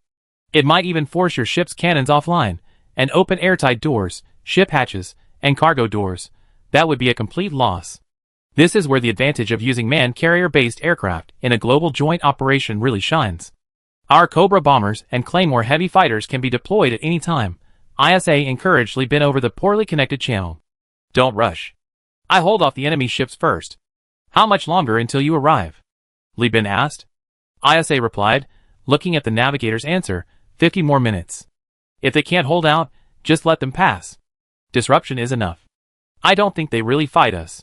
These bastards are so united, Li Bin said, grinning as he watched the escort fleet change course, making a huge arc to leave, while the destroyers and frigates launched missiles and used their nearly non-existent PD laser cannons, tactical laser cannons, and electronic rifles, small-scale energy weapons, to bombard the enlightened beast, which was coated with a stellar protective layer. Li Bin wanted to disrupt the enemy fleet, while the enemy fleet commander also wanted to disrupt Li Bin's deployment. He ordered his ships to destroy and escort vessels, relying on their high speed, in an attempt to delay the 3 cruisers under Li Bin's command, buying time for the main force to turn around. Once ISA arrived with her team, these ships would scatter and escape, leaving the cruisers behind. Unfortunately, they underestimated Li Bin, and even more so, the Dream Eater. Lan Yuan, crush them. Zhu Jin, you, and I will cut straight in. Make sure to disrupt the enemy's core formation. Don't engage in prolonged combat, strike and retreat, forcing them into disarray. I captain. Although he was now the captain, Zhu Jin still addressed Li Bin as captain. He and Li Bin activated their shields and high-energy focusing system. The ships unleashed their full firepower, energy weapons shot out like giant lightsabers. Supported by the cruiser's explosive electric nets, the lightsabers effortlessly swallowed the machine guns fired by the anti-drone drones, melting armor, burning silicon wafers, capacitors, and relays. Circuit boards failed one after another, until the entire point defense drone was sliced open, with 1/5 of it completely melted or vaporized. But then, the enemy fleet's weapons and energy lasers sent Li Bin and ISA leaping from their captain's thrones. From what was clearly a live-fire weapon bay, a projectile resembling a laser was fired. Upon impacting the Kaming Beast's shields, it exploded into a cloud of blue fragments and arcing fireworks. The weapon carried abnormal power, causing the radiation system to surge beyond normal levels. What is this? Li Bin was bewildered. He had never seen such a weapon before. Could it be a proprietary weapon of Kelja Technology Company? This looks like an afterglow railgun, a small weapon mounted on a live-fire or mixed-fire bay, ISA said uncertainly. Have the optical observation post check if the enemy ship's gun emplacements have the afterglow marking. Afterglow railgun. A while later, Li Bin replied, no, the weapon markings were erased just like ours. This guy's really cunning. Soon, Li Bin and ISA no longer needed to doubt. As the Derriber-class destroyer approached, 3-barreled heavy automatic cannons rose from a distance, and live ammunition once again arced through the shields. ISA confirmed their identity. They are indeed afterglow weapons. Li Bin, send me the shield status of your fleet and the optical observation results of the enemy ships. ISA didn't need to look closely. A quick glance was enough to confirm the result. During the First AI War, the Overlord possessed a large number of advanced military warships of the 14th Legion standard. Yet even so, defeating Tachyon technology was a struggle, precisely because Tachyon technology had the aid of afterglow. Therefore, the Overlord's combat database also contained abundant combat data on afterglow. Every cadet graduating from the Hegemon Naval Academy had clashed with the afterglow hundreds of times in the simulation chamber.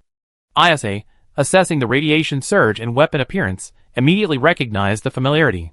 She spoke rapidly. At least half of their gun emplacements are equipped with afterglow weapons.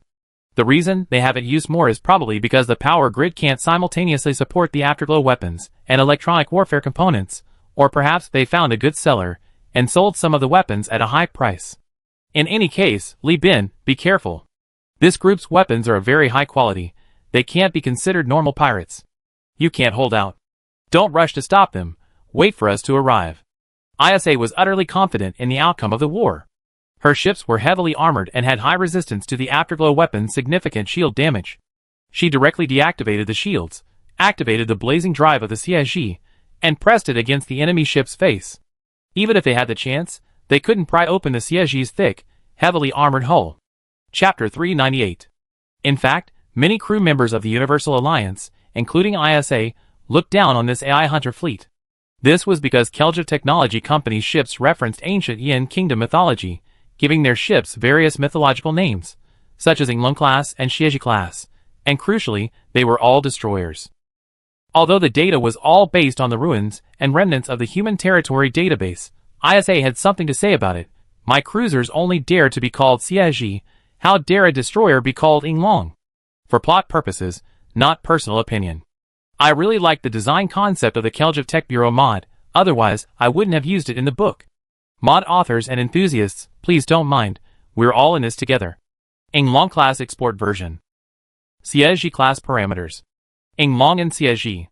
She had heard many bedtime stories from Li Bin in bed, and knew that Inglong's level was not low. Furthermore, the human giant enterprise was established many years earlier than the Universal Union. In a sense, Li Bin was the one infringing on their rights. Yes, the Inglong class and CSG class have long been registered. Anything falsely claiming to be Inglong class or CSG class is an infringement of Keljev Tech Bureau's rights. If you're not happy, then keep it to yourself. This is the Persida star system, a place where the light of humanity doesn't reach. The world is vast, and giant corporations reign supreme. So, ISA, seething with anger, immediately ordered the fleet to initiate emergency acceleration after detecting a large number of afterglow weapons carried by the AI Hunter fleet. This reduced the journey, which would normally take 50 minutes, to 15 minutes. However, this short-range acceleration heavily tests the commander's and captain's steering skills. A misstep could result in a near miss, like Halley's Comet grazing the edge of the battlefield, plunging into the vastness of space, and then spending considerable time struggling to turn around. After all, it's common knowledge that the energy required for a massive object to turn at extremely high speeds is astronomical.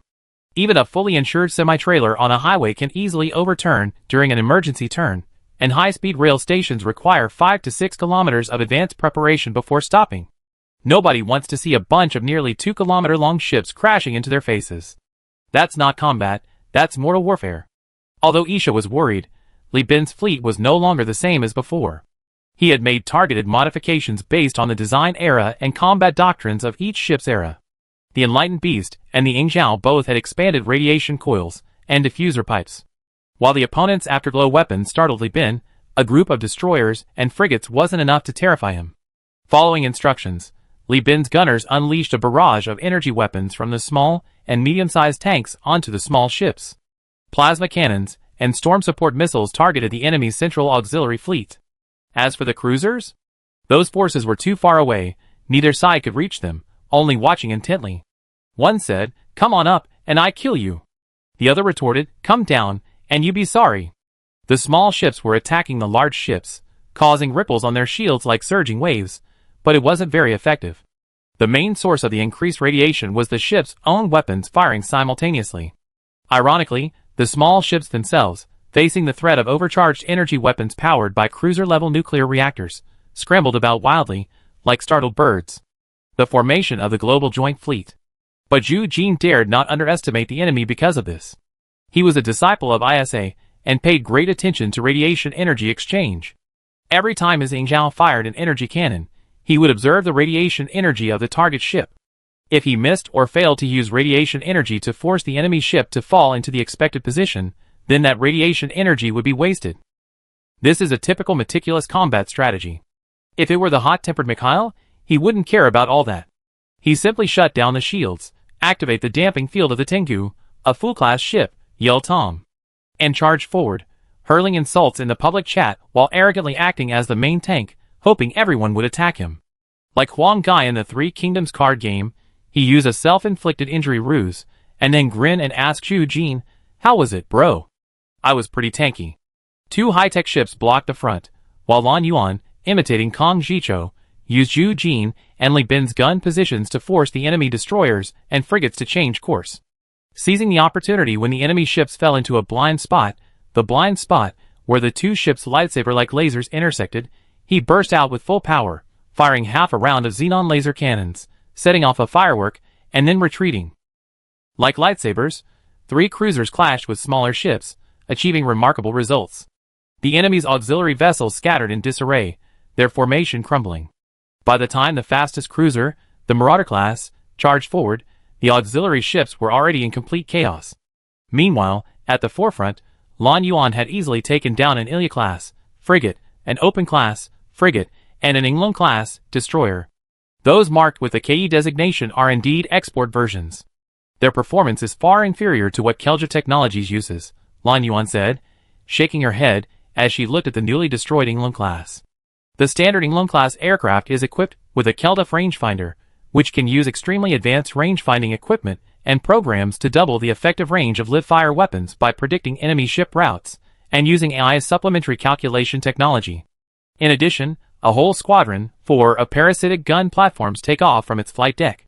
Each parasitic gun platform is equipped with a plasma gun, which is quite powerful. The KE Export version used by this fleet omitted both features, retaining only parallel forging manufacturing. It added an extra shipboard nanoforge, more like a shipboard nanoprocessing plant, not a proper human-controlled nanoforge, enabling simultaneous production of shipboard components and accelerating the replenishment of carrier-based aircraft on the battlefield. Furthermore, the carrier-based aircraft were replaced with railgun drones, using railguns to tickle the Gaming Beast. After the Marauders joined the battlefield, the situation became chaotic. Now, 3 cruisers are disregarding military discipline, engaging a Marauder and its horde of smaller ships in a chaotic battle. The Gaming Beast fires its plasma cannons, splattering the Marauder-class ships in the face. The Marauder fires 2 medium-slot heavy automatic cannons to sweep the Dream Eater, but Lan Yuan simply sails her ship in a semicircle in space, using her speed to dodge and plunges into the group of smaller ships, leaving her rear to Zhu Jin's Yingzhao for defense. Lan Yuan herself unleashed a barrage of fire, her xenon laser cannons powerful and devastating, interspersed with death torpedoes, leaving the smaller ships crying for their mothers. Another Englund-class ship was destroyed, and another Darabog-class was effectively crippled, lying half-paralyzed in space. The captains of the drum fuel ship and the Buffalo cargo ship in the AI Hunter fleet watched, their backs drenched in sweat, thinking, what kind of plague is this? Bullying the weak and fearing the strong? The AI Hunter captain's eyes widened in fury. These were the assets he had painstakingly accumulated year after year with Yu Hui. All these ships combined were worth more than a single cruiser in star dollars. If it weren't for the difficulty in obtaining licenses, and if it weren't for the need for a fully equipped fleet, why would he have reluctantly bought a bunch of downgraded export goods? Well, this Universal Alliance, which he had heard was a rising power in the core star sector in recent years, he had initially assumed was an upright and honorable entity. But after the two sides clashed, it turned out to be a coward. We're here. With a roar, the 2 ephemeral-class light cruisers arrived on the battlefield, immediately deploying heavy point defense drones to destroy the barrage of Reaper torpedoes and storm support missiles. They then began rescuing their subordinates. Stop fighting. Move. Move. We have men behind us. Are you an idiot? Instead of covering the retreat of the support ships, the cruisers charged straight in. Run first. This was a rant against the Marauder-class captain for being impulsive and disrupting the fleet's plans. Chapter 399. Li Bin didn't know who the AI Hunter's fleet commander was, because Miss N hadn't provided any information. This guy had been operating in the Lost Star sector, keeping a low profile, and there were no combat recordings available for Li Bin to review. But that wasn't important. The AI Corps hadn't given him detailed information, so the assessment was unimportant. However, he had to be considered a clever man, smarter than Mrs. Mississippi, at least able to implement his tactical ideas. Escape was paramount, and he promptly halted the raiders' advance. Using the support of 3 cruisers and a group of smaller ships, he calmly withdrew the fleet and began to turn. The raiders' captain protested, "Commander, we outnumber them. We can easily wipe out the enemy in front of us and then turn back. What nonsense are you spouting?" The commander snapped. Kelduff Technologies ships have mediocre stats, and we got a downgraded version, ephemeral-class light cruisers. What are we going to fight with? Fine, consider it lucky you agreed. Didn't you see the fleet behind us will be within engagement range in just 10 minutes? If you take care of that fleet in 10 minutes, will you even have time to turn around? Or are you saying your ship can turn 180 degrees in a second? Or are you planning to abandon the cargo ships and fuel ships, and go all in with everything we have? The commander's voice grew louder with each question, finally sealing the deal. We're mercenaries. We're here to make money, not soldiers. Get that straight. The raiders' captain retreated in humiliation, emptying his missiles before fleeing to buy his crew time to disperse their missiles. Li Bin led his team to give chase, but the little ones rushed up to deploy anti-drone measures, launching artillery, missiles, and lasers to harass them. When Li Bin tried to take down one of them, the ships scattered again, like mosquitoes swarming around you at night. They would land if you raised your hand, and take off if you let go. Li Bin didn't react much, but Mikhail, standing nearby, was already red-hot. He immediately contacted Li Bin. "Captain, let me stay. I have a damping field and missile pods. I hold them off." "All right. Li Bin didn't waste any words, and immediately ordered Lan Yuan to engage. Seeing the Dream Eater chasing the cruiser, the smaller ships immediately abandoned Li Bin and pounced on Lan Yuan. Thus, a comical scene unfolded. The two forces were mixed together. The first echelon consisted of the AI Hunter's cruisers and auxiliary ships. The second echelon was the Dream Eater alone. The third echelon was the AI Hunter's smaller ships. And the fourth echelon included the Enlightened Beast, the Yingzhao, and the combined forces of ISA. The electronic warfare continued relentlessly, while the noise warfare led by Fat Dragon constantly harassed the public frequency. ISA and Li Bin combined their efforts, unleashing a barrage of missiles and torpedoes that chased after the frigates and destroyers, while these smaller ships desperately tore at Lan Yuan.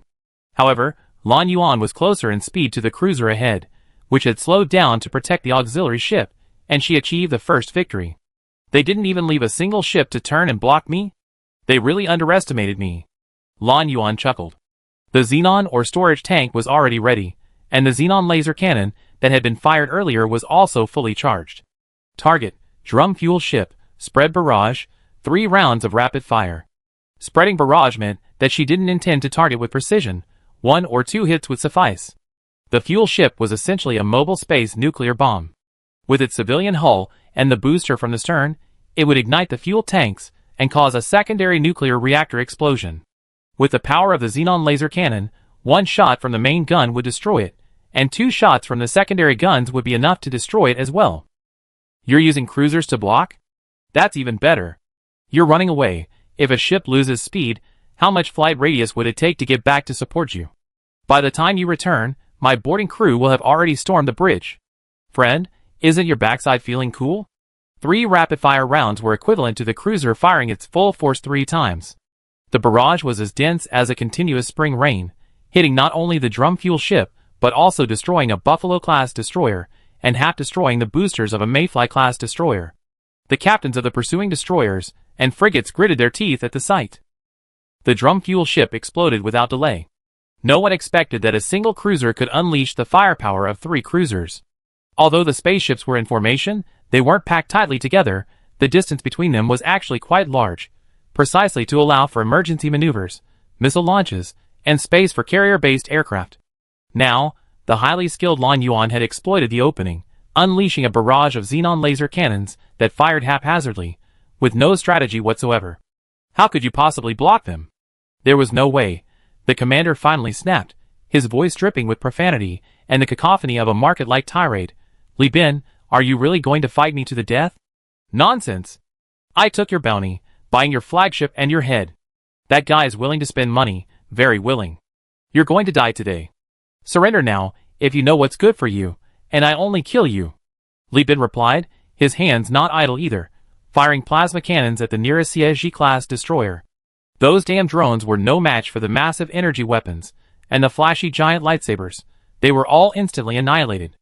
The explosion of the drum fuel ship ahead was quite powerful. After all, it used antimatter fuel, which is capable of destroying a space station module. The blast wave caused the cruiser to rock violently. If it were a heavy cruiser, it might have only swayed slightly like a giant ship crossing the sea, but it was a light cruiser, and instantly all decks were in chaos. Who tried to kill me? I haven't offended anyone. The commander cried out in grief and indignation. How should I know? Anyway, I'm paid to do what I'm supposed to do. Your death is all that matters. Li Bin retorted. The commander watched in utter despair as the Mayfly-class destroyer, its boosters damaged and stalled, fell behind the formation. Lan Yuan didn't even glance at her, slightly deviating from the course to avoid it.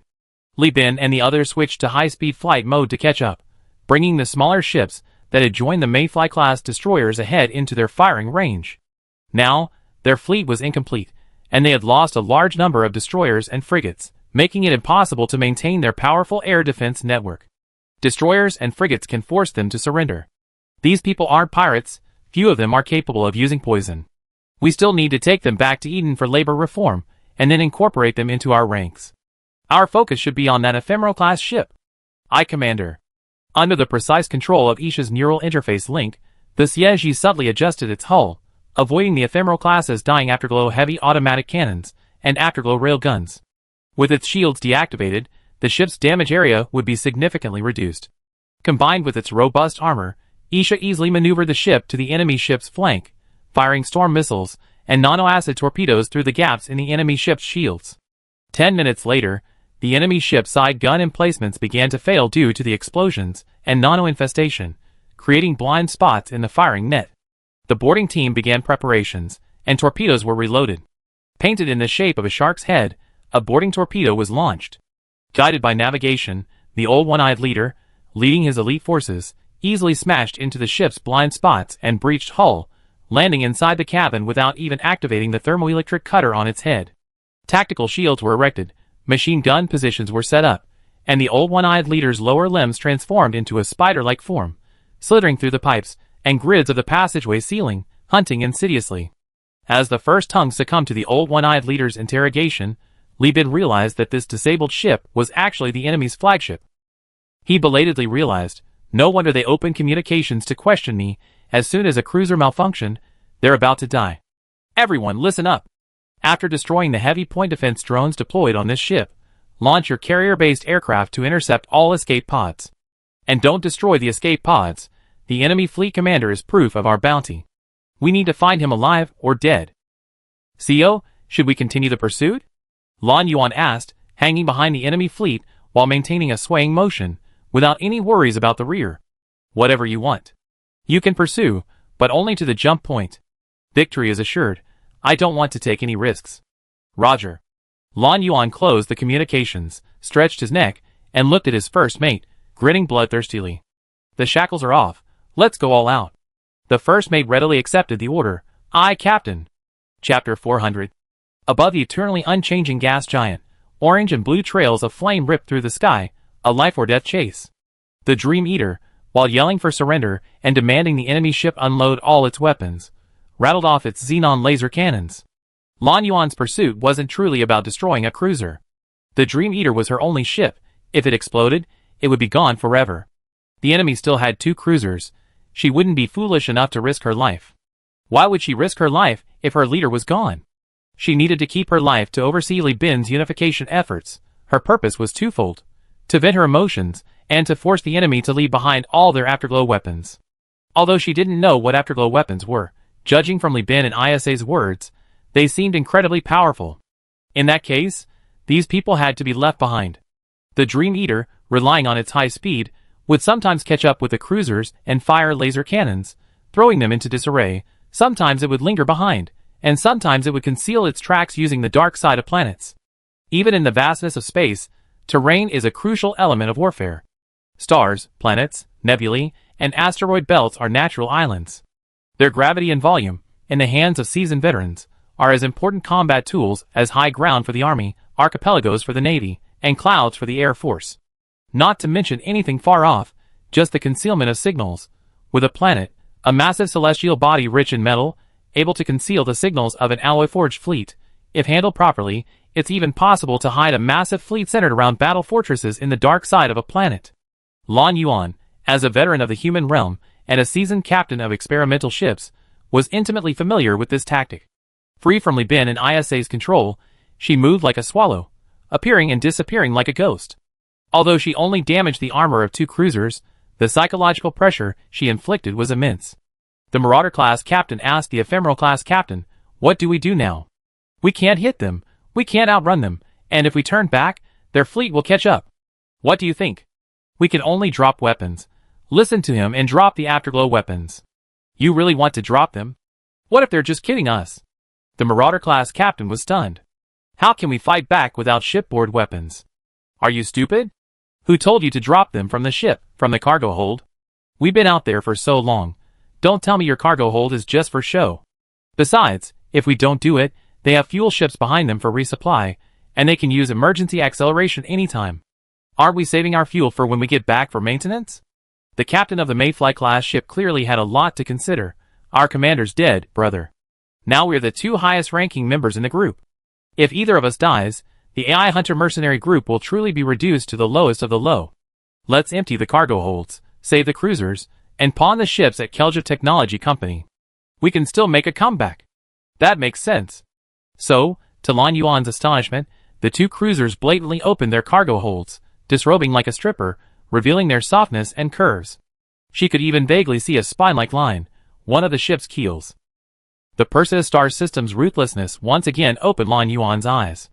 She was stunned, watching helplessly as they dumped large quantities of cargo like a scrambled toilet, keeping only supplies and food, throwing out weapons, daily necessities, and rare metals and components scavenged from the human territory probes. The weapon of twilight has been unloaded. Parting is inevitable after 1,000 miles of farewell. Please stay. You're even trying to sound poetic now, huh? This phrase is used in high-class terms in IBB holographic novels. But how come it sounds so different in your mouth? Lan Yuan is speechless.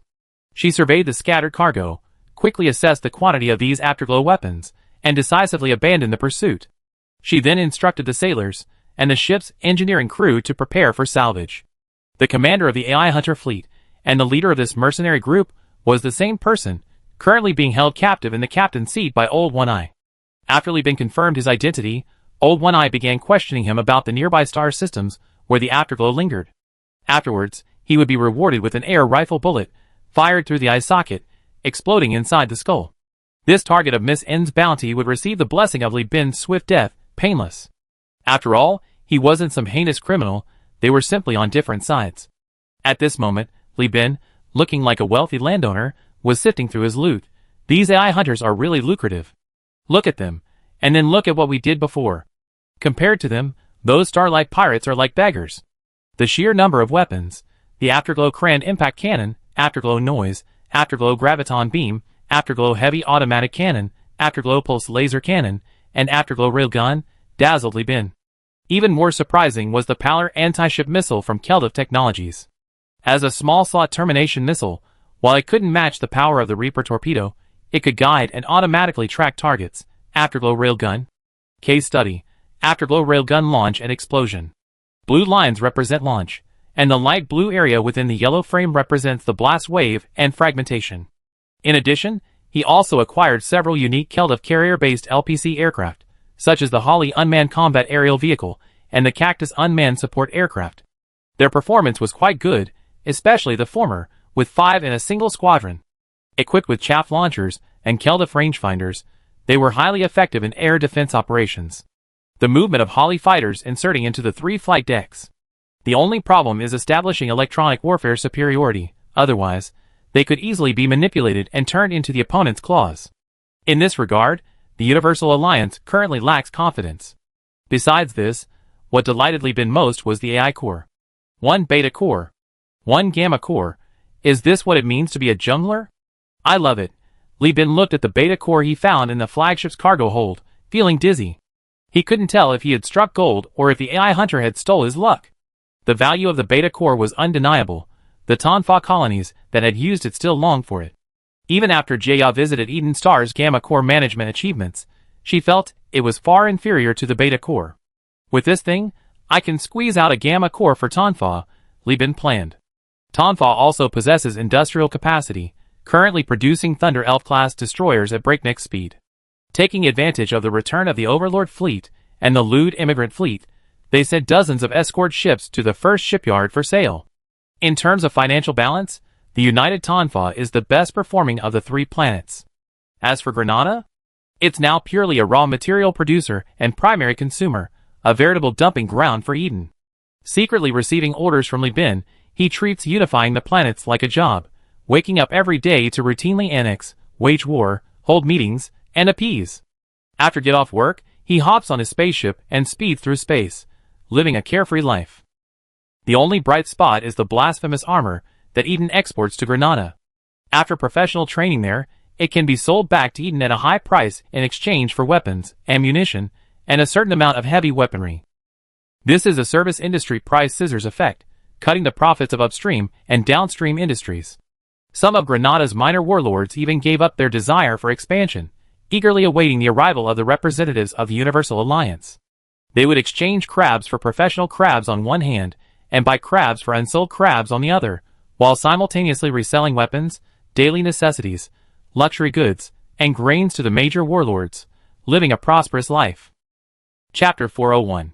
Captain, the fleet assessment results are in. The AI hunters escaped with 2 battlecruisers, half of the destroyers and frigates, and the entire auxiliary fleet was wiped out. Due to the mobile warfare, Our fleet's damage is not severe, and the fleet's integrity is around 90%, allowing us to continue with the next mission. Jeffrey, now the captain, was currently acting as the fleet's deputy commander. He wasn't responsible for combat command, but all the data reports from the fleet's ships and various trivial matters passed through his hands. This guy was a master of boasting and approachable, making him quite adept at this aspect. Besides the capture of the enemy flagship, the Ephemeral-class AI killer, the Spectrum-class cargo ship, converted from an aircraft carrier, was also successfully captured. Or rather, surrendered. The ship's captain, seeing himself abandoned by his allies, simply surrendered. We now gathered and controlled the drug users on board. There are about 100 of them. What should we do? Spectrum-class? Li Bin, his neck aching from sitting for so long, was shaking his head on his throne. Kill all the drug users. Dismantling them for organs is too bloody, and besides, addicts' organs aren't worth much. The rest are good prospects. Mercenaries aren't pirates. Scatter them around the fleet, restrict their movements, put slave collars around their necks, and sign them to 5-year labor contracts first. Jeffrey chuckled upon hearing this. I know. It's the same old shipyard method. First strip them of their human rights, then send them to Eden for labor reform and rehabilitation, and select talent. I get to it right away. Before hanging up, he received an instruction from Li Bin. Notify the fleet mess hall to open for business. There will be a reward after the big battle. Tell them to prepare something good, not just canned and pre-prepared food. After we finish eating, we head to the next destination to investigate the FSF military company. I Captain. Mayasuran System, Tachyon Franchise Station, a special port. Mayasuran Coordinates. Mayasuran System, former seat of the Mayasuran regime. This franchise station was originally a lawless place built by pirates, mercenaries, and various adventurers. Decades ago, Tachyon Technology dispatched a task force and a fleet composed of mercenaries to occupy it. They not only established a large trading center and cargo port, but also drove away all those who refused to pay new rent. Now, it is mainly composed of retired pirate radicals and refugees, still a paradise for lawbreakers and those living in the gray area. Tachyon Technology never operates places according to the methods of a regime, so the law here is almost non-existent. Rumor has it that any cargo transported here has its ID erased and remarked. Even some naval commanders from the overlords come here to find new homes for their beloved decommissioned warships. However, the overlord has a terrible reputation in this star system. To be precise, its reputation is even worse than that of the pirates and the Starlight Pirates, placing it at the very bottom of the hierarchy, on par with the Left Path. This is because on October 22nd, Star Calendar 82, Myrit, once renowned throughout the galaxy and hailed as the crown jewel of the Mayan Saran system, the cultural and wealth center of the region, was subjected to a terrorist attack by the Left Path. This planet was originally the site of the independent Mayan Saran regime. How wealthy was it? The Lud Church described it as containing a dreamlike genetically modified biological community and a rich landscape comparable to old Earth, providing a solid foundation for ecological engineering. It was one of the few places in the Perseus constellation to surpass the local level of development. You can think of it as one of the rare completed sections of the entire Perseus construction site before the project was abandoned. This place even had 3 space stations. 3 in total. This is unique in the entire star system.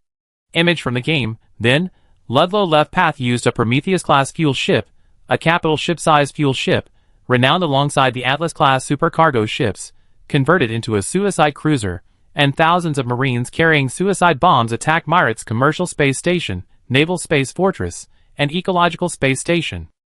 2 of the 3 level 3 space stations, not level 1 like Tibicina, crashed onto the planet, destroying a massive amount of wealth. The entire planet's ecosystem suffered irreparable damage in the explosions of antimatter and conventional fuels, comparable to dozens of global orbital strikes. Ludlow Left Path was thus completely swayed by forces outside the Ludlow Church and sided with terrorists. Post-disaster illustration, image from the game. If pirates are like dogs crawling on the ground eating their food, then Ludlow's Left Path is like a mouse sneaking around at night munching on swill. Subsequently, the Castelic Strike Group, having recently arrived in the Perseus region, launched a war against the severely damaged Mayan Saran before fully integrating and controlling the local forces. Other factions called it the Invasion War, while the dominant power called it the Unification War. This war became the spark for the First AI War, and the Castelic Strike Group's overwhelming strength led to the formation of the Perseus Alliance. Today, the former Mayan Saran regime has long since declined, and the system is now controlled by the Persis Alliance. As its ally, Tachyon has also established a branch office there. In the year 212 of the star calendar, a strong anti-hegemonic sentiment still lingers.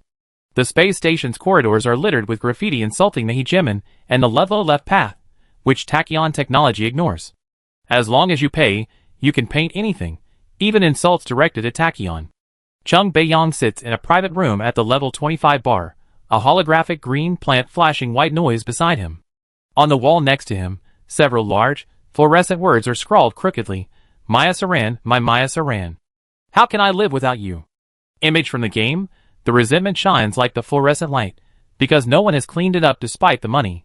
He quietly watches the Tachyon Biological Laboratories negotiator opposite him, whose head has been replaced with a giant holographic electronic sphere filled with numerous brain-aiding plugins. The negotiator's portrait. He underwent minimally invasive cosmetic surgery, had fake fingerprints implanted, and his voice was artificially sculpted into that of a pure high school boy. He altered his iris with invisible spy glasses, and used a blood sample purchased from a homeless man to deceive authorities. Disguised as Chung Beiyang, with his harem, he contacted the local Tachyon Biological Laboratory under the guise of trade. This trip was truly a blend of public and private interests. The electronic sphere head held a covered glass and drank a cocktail. Although his head was removed, his tongue remained, allowing him to taste the cocktail through a suction device. After all, food and sex are fundamental human desires. Without the embellishment of food, one becomes less and less human the longer one lives. Well, actually, he just wanted to enjoy life more, which is why he had the modification surgery. Don't let his numerous brain surgeries fool you. He's had his share of groin surgeries too. As the head of a biological lab, wouldn't he need to harvest some biological organs? This guy's got real stuff. This biological lab was arranged by Gao Yuanjian for Li Bin. Their purpose in setting it up here is simple. The special port concession station is a melting pot, making it convenient to capture people for experiments, perfect for those who failed in company infighting. And this electronic head, seemingly thinking, is actually arguing remotely. Chung Beiyang watched helplessly as this guy slurped up a cocktail, then spat it out, gurgling and bubbling at the bottom of the glass, the liquid swirling and increasing on the glass walls, making it impossible to distinguish between liquor and saliva. Chapter 402. Level 25 bar is a renowned bar in the special port. Behind the bartender, a holographic wall displays a scrolling list of selfies from all the legendary figures who have visited and posed there since the bar opened, from pirates to adventurers, from mercenaries to representatives of giant corporations, and so on. In a private room marked 25, the electronic head that calls itself Webstar has stopped blowing bubbles. Its head, so dizzy and lightheaded that it would give it severe cervical spondylosis on Earth, stiffens, indicating that the online argument has reached a fever pitch. In cyberspace, Webb was vehemently lobbying Tesla Black Hole, the head of the Galaxy Biolabs. His tone was intense, his electronic face shifting to one of anger. Boss, our lab hasn't received any payments from headquarters for a whole year. How many times have you urged them? Has it even worked? They always say pending, just changing the same old excuse. I really suggest we rethink the project from scratch and properly define our philosophy. The Galaxy Biolab's top priority is survival, not achieving results. Webb's virtual avatar was also a massive blue-purple electronic head, now spitting as he spoke. In reality, he had lost this function. The electronic voice generator in his throat didn't support salivary gland lubrication, and his voice and feeding systems had been artificially separated during surgery. Tesla Black Hole, depicted as a mummy giraffe with a rotating head representing a celestial body in the solar system, explained with exasperation, if we achieve anything and send it back to headquarters, forget about survival, you can have your babies. What's wrong with a special port? Webb slammed his fist on the table, instantly turning the aquarium-style cyberspace into a raging storm. Sunlight piercing through the gentle coral reef space transformed into the fury of a passing typhoon. Our Biogene Beast Odyssey plan was rejected by that bitch Sun Ihao. We wasted a full 1.8 million star coins, and now the project is less than 40% complete. We only have 100,000 star coins in cash for the lab, and even the lab is incomplete. How are we going to make up the remaining 60%? With bonds? With friendship? Or are you going to use love to influence the genomes and make them immediately become what you want them to be? Is 1.8 million star coins a lot? On the surface, it certainly seems like a lot. It's equivalent to the price of 2 base-built capital ships with some left over. However, 2 capital ships can't be acquired with just 1.8 million star coins. Otherwise, why wouldn't Li Bin, with millions of star coins at his disposal, sell his cruisers to build capital ships? Moreover, scientific research is always expensive. Take bioengineering as an example. Hybrid rice costs 50 million yuan. It might not sound like much, but that was 50 million yuan in the last century. It's inseparable from the faith, the great ideals of the researchers, and their arduous struggle. The entire team spent decades completing it. And this 50 million only represents the initial funding for the hybrid rice project. Subsequent projects, like seawater rice, require entirely new research investments. You don't think hybrid rice was fully developed the moment it appeared in the news, do you? The same goes for bioengineering. Bioengineering requires iteration. The US invests astronomical sums annually in medical conglomerates. Anti-aging alone has attracted decades of consistent investment from countless capitalists. Scientific research has always been a time-consuming and expensive luxury project heavily reliant on genius. Poor countries not only don't qualify, they don't even deserve to look. A single urea bag involves processes like oil extraction, refining, processing, and weaving, production capabilities that 90% of the world's countries lack. Therefore, laboratory research groups will fight tooth and nail for annual budgets. The struggles between academicians and Yangtze River scholars are no less dramatic than business wars or celebrity feuds. And as the losers in the internal power struggle within Suzuteka's biological department, Galaxy Biological Laboratory naturally couldn't secure much funding. They were essentially relegated to this position. Tesla, his two hooves crossed, murmured in a low, aggrieved voice, "I'm a mid-level manager at a giant corporation, and I've been reduced to dealing with a small company that's less than 10 years old. I can't stand it." Webb felt like vomiting at the thought that the person opposite him was actually a grown man. The Galaxy Biological Laboratory was a relatively new establishment, its success entirely due to the extraordinary talent of its head, Tesla Black Hole, who had made significant progress on the major project of cracking the genetic lock of the reproductive factory. This led to his special permission to set up his own laboratory. But how to put it? The more outstanding his research talent, the more immature his mind. He was utterly incapable of being a manager. Without someone of higher standing to oversee him, his experiments were entirely driven by his own whims. When he was in a good mood, he pulled several all-nighters working on projects. When he was in a bad mood, he spent the whole day lying in his room, like a corpse. His defeat in internal funding battles and political infighting was inevitable. This guy even said at headquarters that Sun Ihao was too old and should step down. If it weren't for Webb Stellar's assistance, the Galaxy Lab would probably have been shut down long ago. Unable to relocate to the more lenient franchise station, he painstakingly repeated what he said countless times. "My lord, my ancestors. Don't judge the company by its age. Universal Union is now considered a free planetary regime. They got one member. They own an entire jungle planet in the Lost Star sector, a land of wolves and tigers, filled with unique, self-contained genes. You've seen the data. Those creatures even possess superhuman adaptability. Our bioengineered beast project desperately needs their genome to save us. What's more, Mr. Li Bin's terms are excellent. He not only helps us secure investment, but also doesn't require us to relocate to the Lost Star sector. We can continue our experiments here. He only asks that research results be shared, with some publication delayed. Furthermore, he's setting up an offline experimental base on Eden Star. What's more, if we agree to set up a branch there and send personnel, Mr. Li can even cover part of our research funding. These terms are incredibly generous." Webb's electronic sphere head revealed a digital-coded face. "We're really out of money. We're the Tachyon division. Without that bitch Sun Ihao's approval, we can't get any funding. Other giants won't invest in us, and third parties. Where are there any third-party companies willing to invest in us now? Even those humanoid genetic monsters from the Fong clan won't invest in any giant corporations. But Universal Union also has a very bad relationship with Tachyon Technology. I heard they even killed quite a few members of the society." Tesla's voice was weak, his bandaged face full of worry. Webb instantly switched to an angry emoticon face. The Starlight Society doesn't even deserve to be called Tachyon Technology. They're nothing but chamber pots. Has Li Bin ever actually killed anyone from Tachyon Technology? Don't bring up his participation in the Magstar system war. I heard about it. Manhattan, who was in charge of commanding the suppression fleet back then, even ordered him around. He has no allegiance whatsoever. His mind is full of business. And the representative who came to negotiate has already said that they will set up a shell company in the Perseus Alliance to do business with us. We're currently insignificant, and nobody's paying attention, so nothing will happen. If anything does happen, just blame it on me. Think about how long it's been since we worked. I almost forgotten how to wash bottles.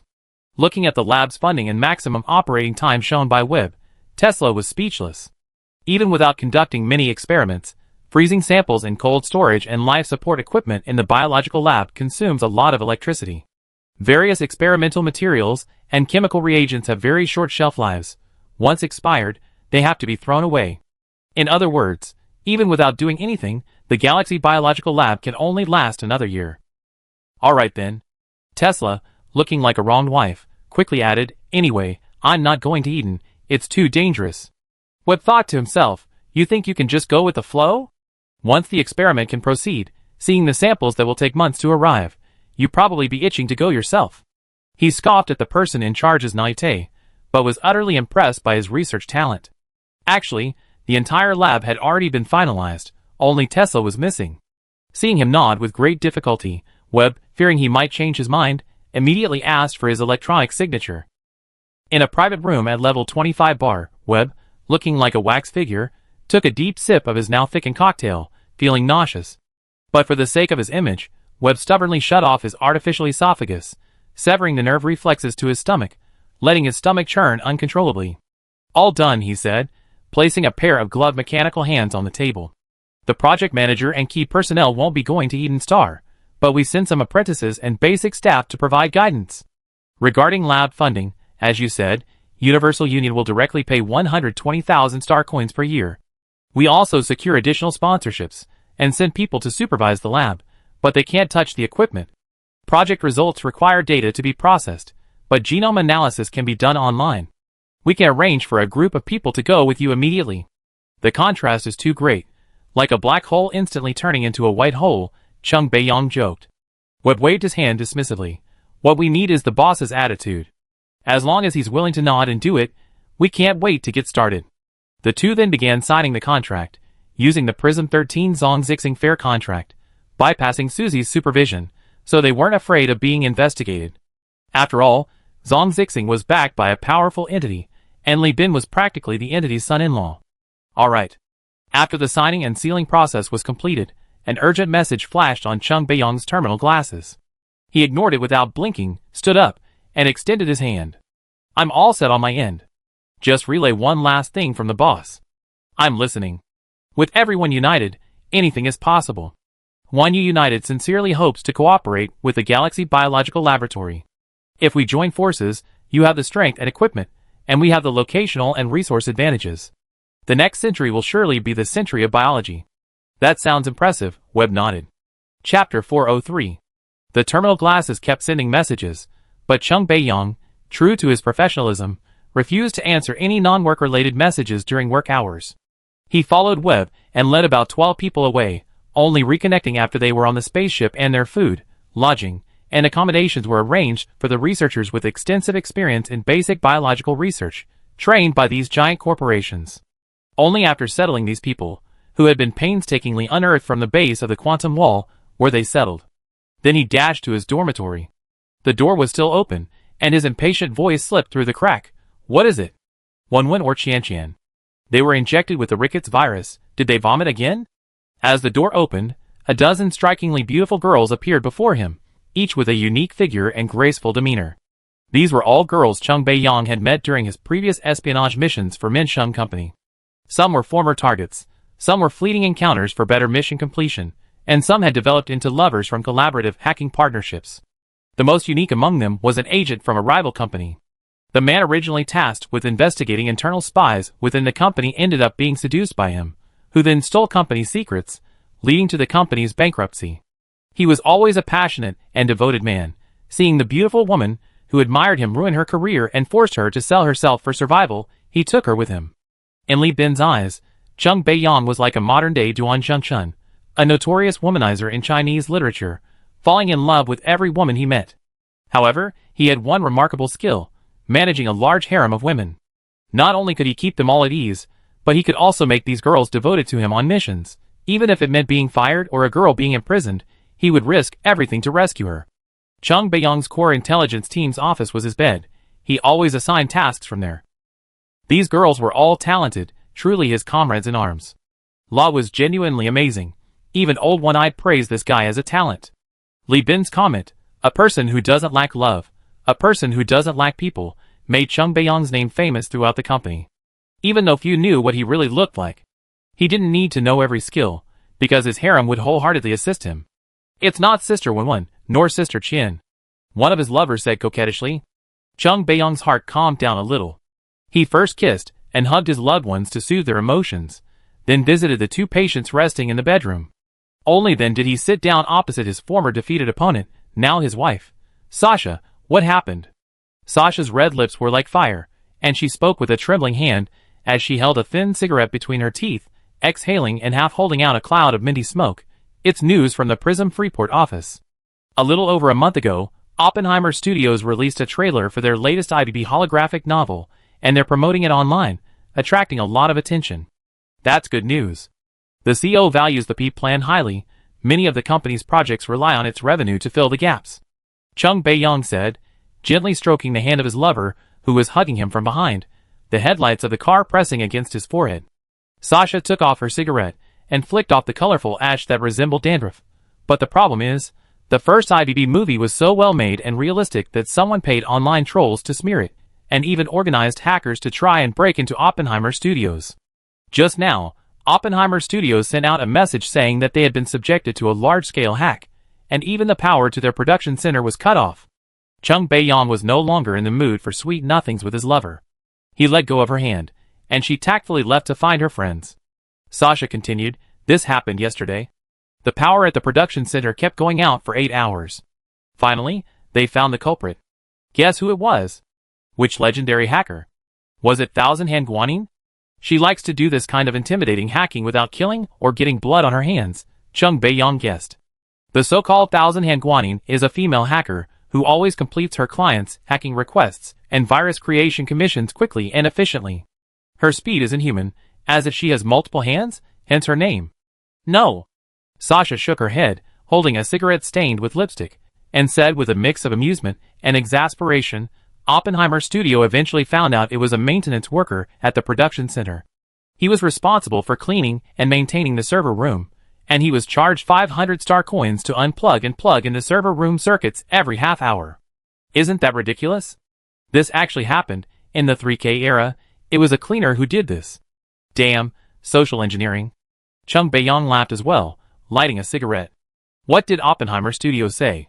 They suspect other studios are jealous and doing it, but being in the West Wind system, it's inconvenient for them to act, especially since there's a live stream up there. The King and the Perseus Alliance. Although the King is practically a puppet, the studios are evenly matched. During the internal power struggles within the West Wind system, the King's opinion as the nominal master of the system is crucial, so they want our help to resolve things. Sasha said, sending a set of models and data to Chung Beiyong's terminal glasses. The trailer has only just been released, and the pre-orders for the holographic novel have already exceeded 400,000, while the pre-orders for the models are in the tens of thousands. Leaving aside the holographic novel, the CEO is focusing heavily on the models. These wealthy users could potentially become customers for our spaceship products in the future. Chung Beiyong immediately tried to contact Li Bin, but only managed to reach the personnel of the Universal Alliance at the Nameless King's base. Previously written as Sweet Home, a mistake. It was Ruan Guangfu's place. Long since demolished, the CEO is still on duty in the Lost Star sector, without a relay communicator, so we can't contact him. He then immediately contacted Li Shu on Eden Star to report the situation. Li Shu listened carefully to Chung Beiyong's report. I think we can organize an assassination mission. I lead men to take out the clan leader and heir of the rival family. If you think a single assassination is too risky, I can plant a small nuclear bomb. Even those so-called celebrities and internet influencers who cause trouble, I can have them all killed one by one.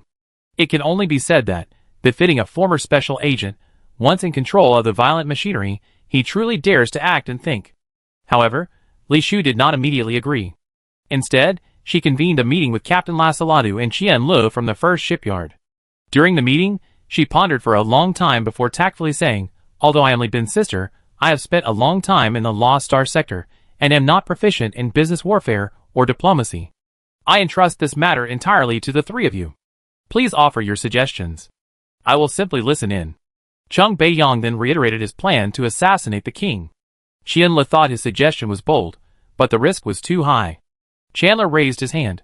I think we can contact the Lud Church and have them reach out to the Lud left path, pay them to attack the West Wind system, or I can lead a group to incite an uprising in the West Wind slums and take the opportunity to destroy the enemy studio's base. What rubbish ideas. One's dropping a nuclear bomb, the other's inciting a rebellion. Sarah's head was spinning. Can't you even consider the feelings of our allies?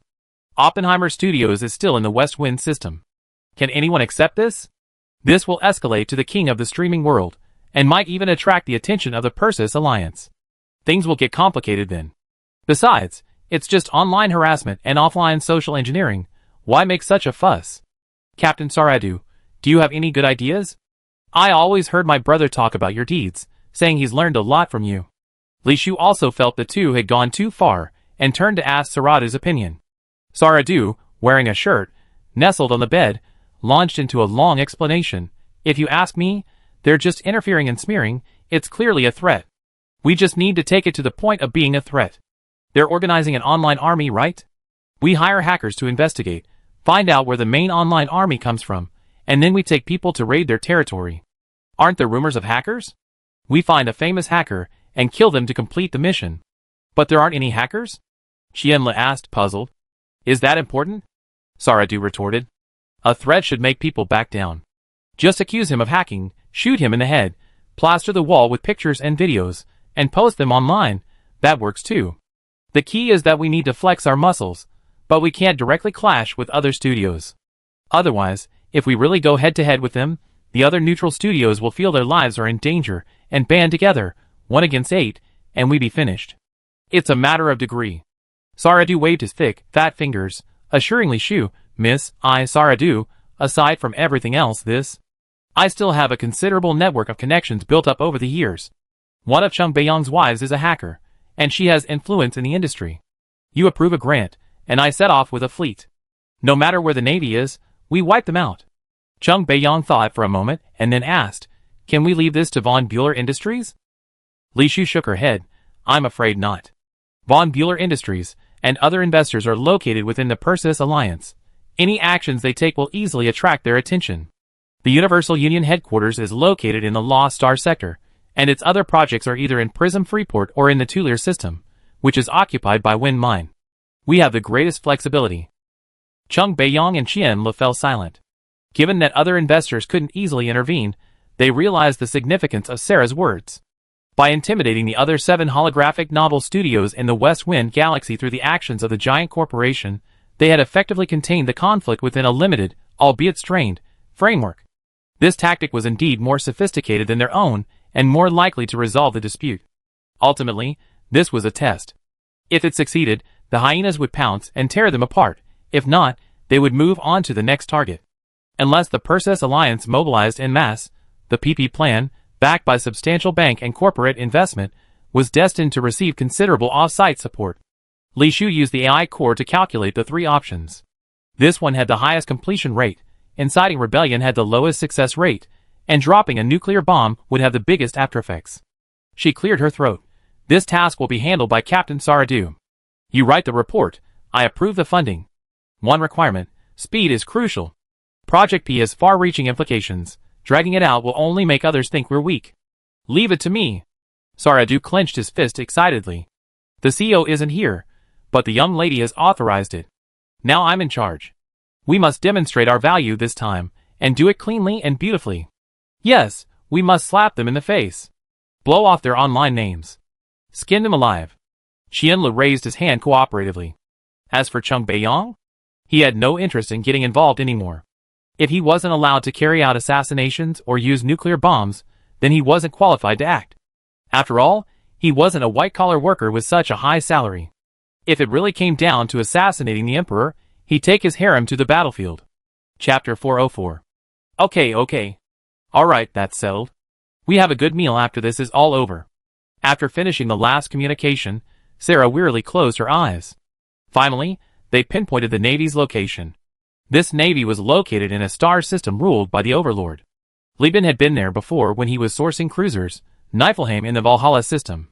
It was a frozen planet with extremely low temperatures. Deep trenches and ravines filled with water, and ammonia ice covered the surface, and beneath the surface, between the ice layer and the silicate crust, lay a lifeless ocean. Abundant volatiles were frozen at your feet, everywhere you looked. Valhalla system. Niflheim, a frozen planet with scattered ruins, abundant volatiles, no atmosphere, and extreme cold. Before the Great Collapse, this place was once very prosperous, providing a large amount of resources for fuel-intensive companies, like the Tianyuan 4 Utopia Group and the Terrain Modification Group. However, with the Great Collapse halting large-scale landscaping and planetary development activities, this area gradually declined due to its unfavorable location, the war, and a deteriorating market.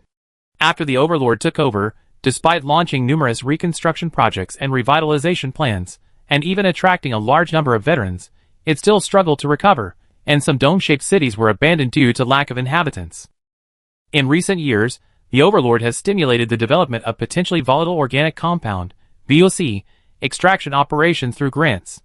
The projects, staff, and workers attracted by these ventures from the Ragnarok Group and Tachyon Technologies have gradually revitalized the nightlife of the increasingly prosperous Reisvig Space Station, the name of the Niflheim Space Station.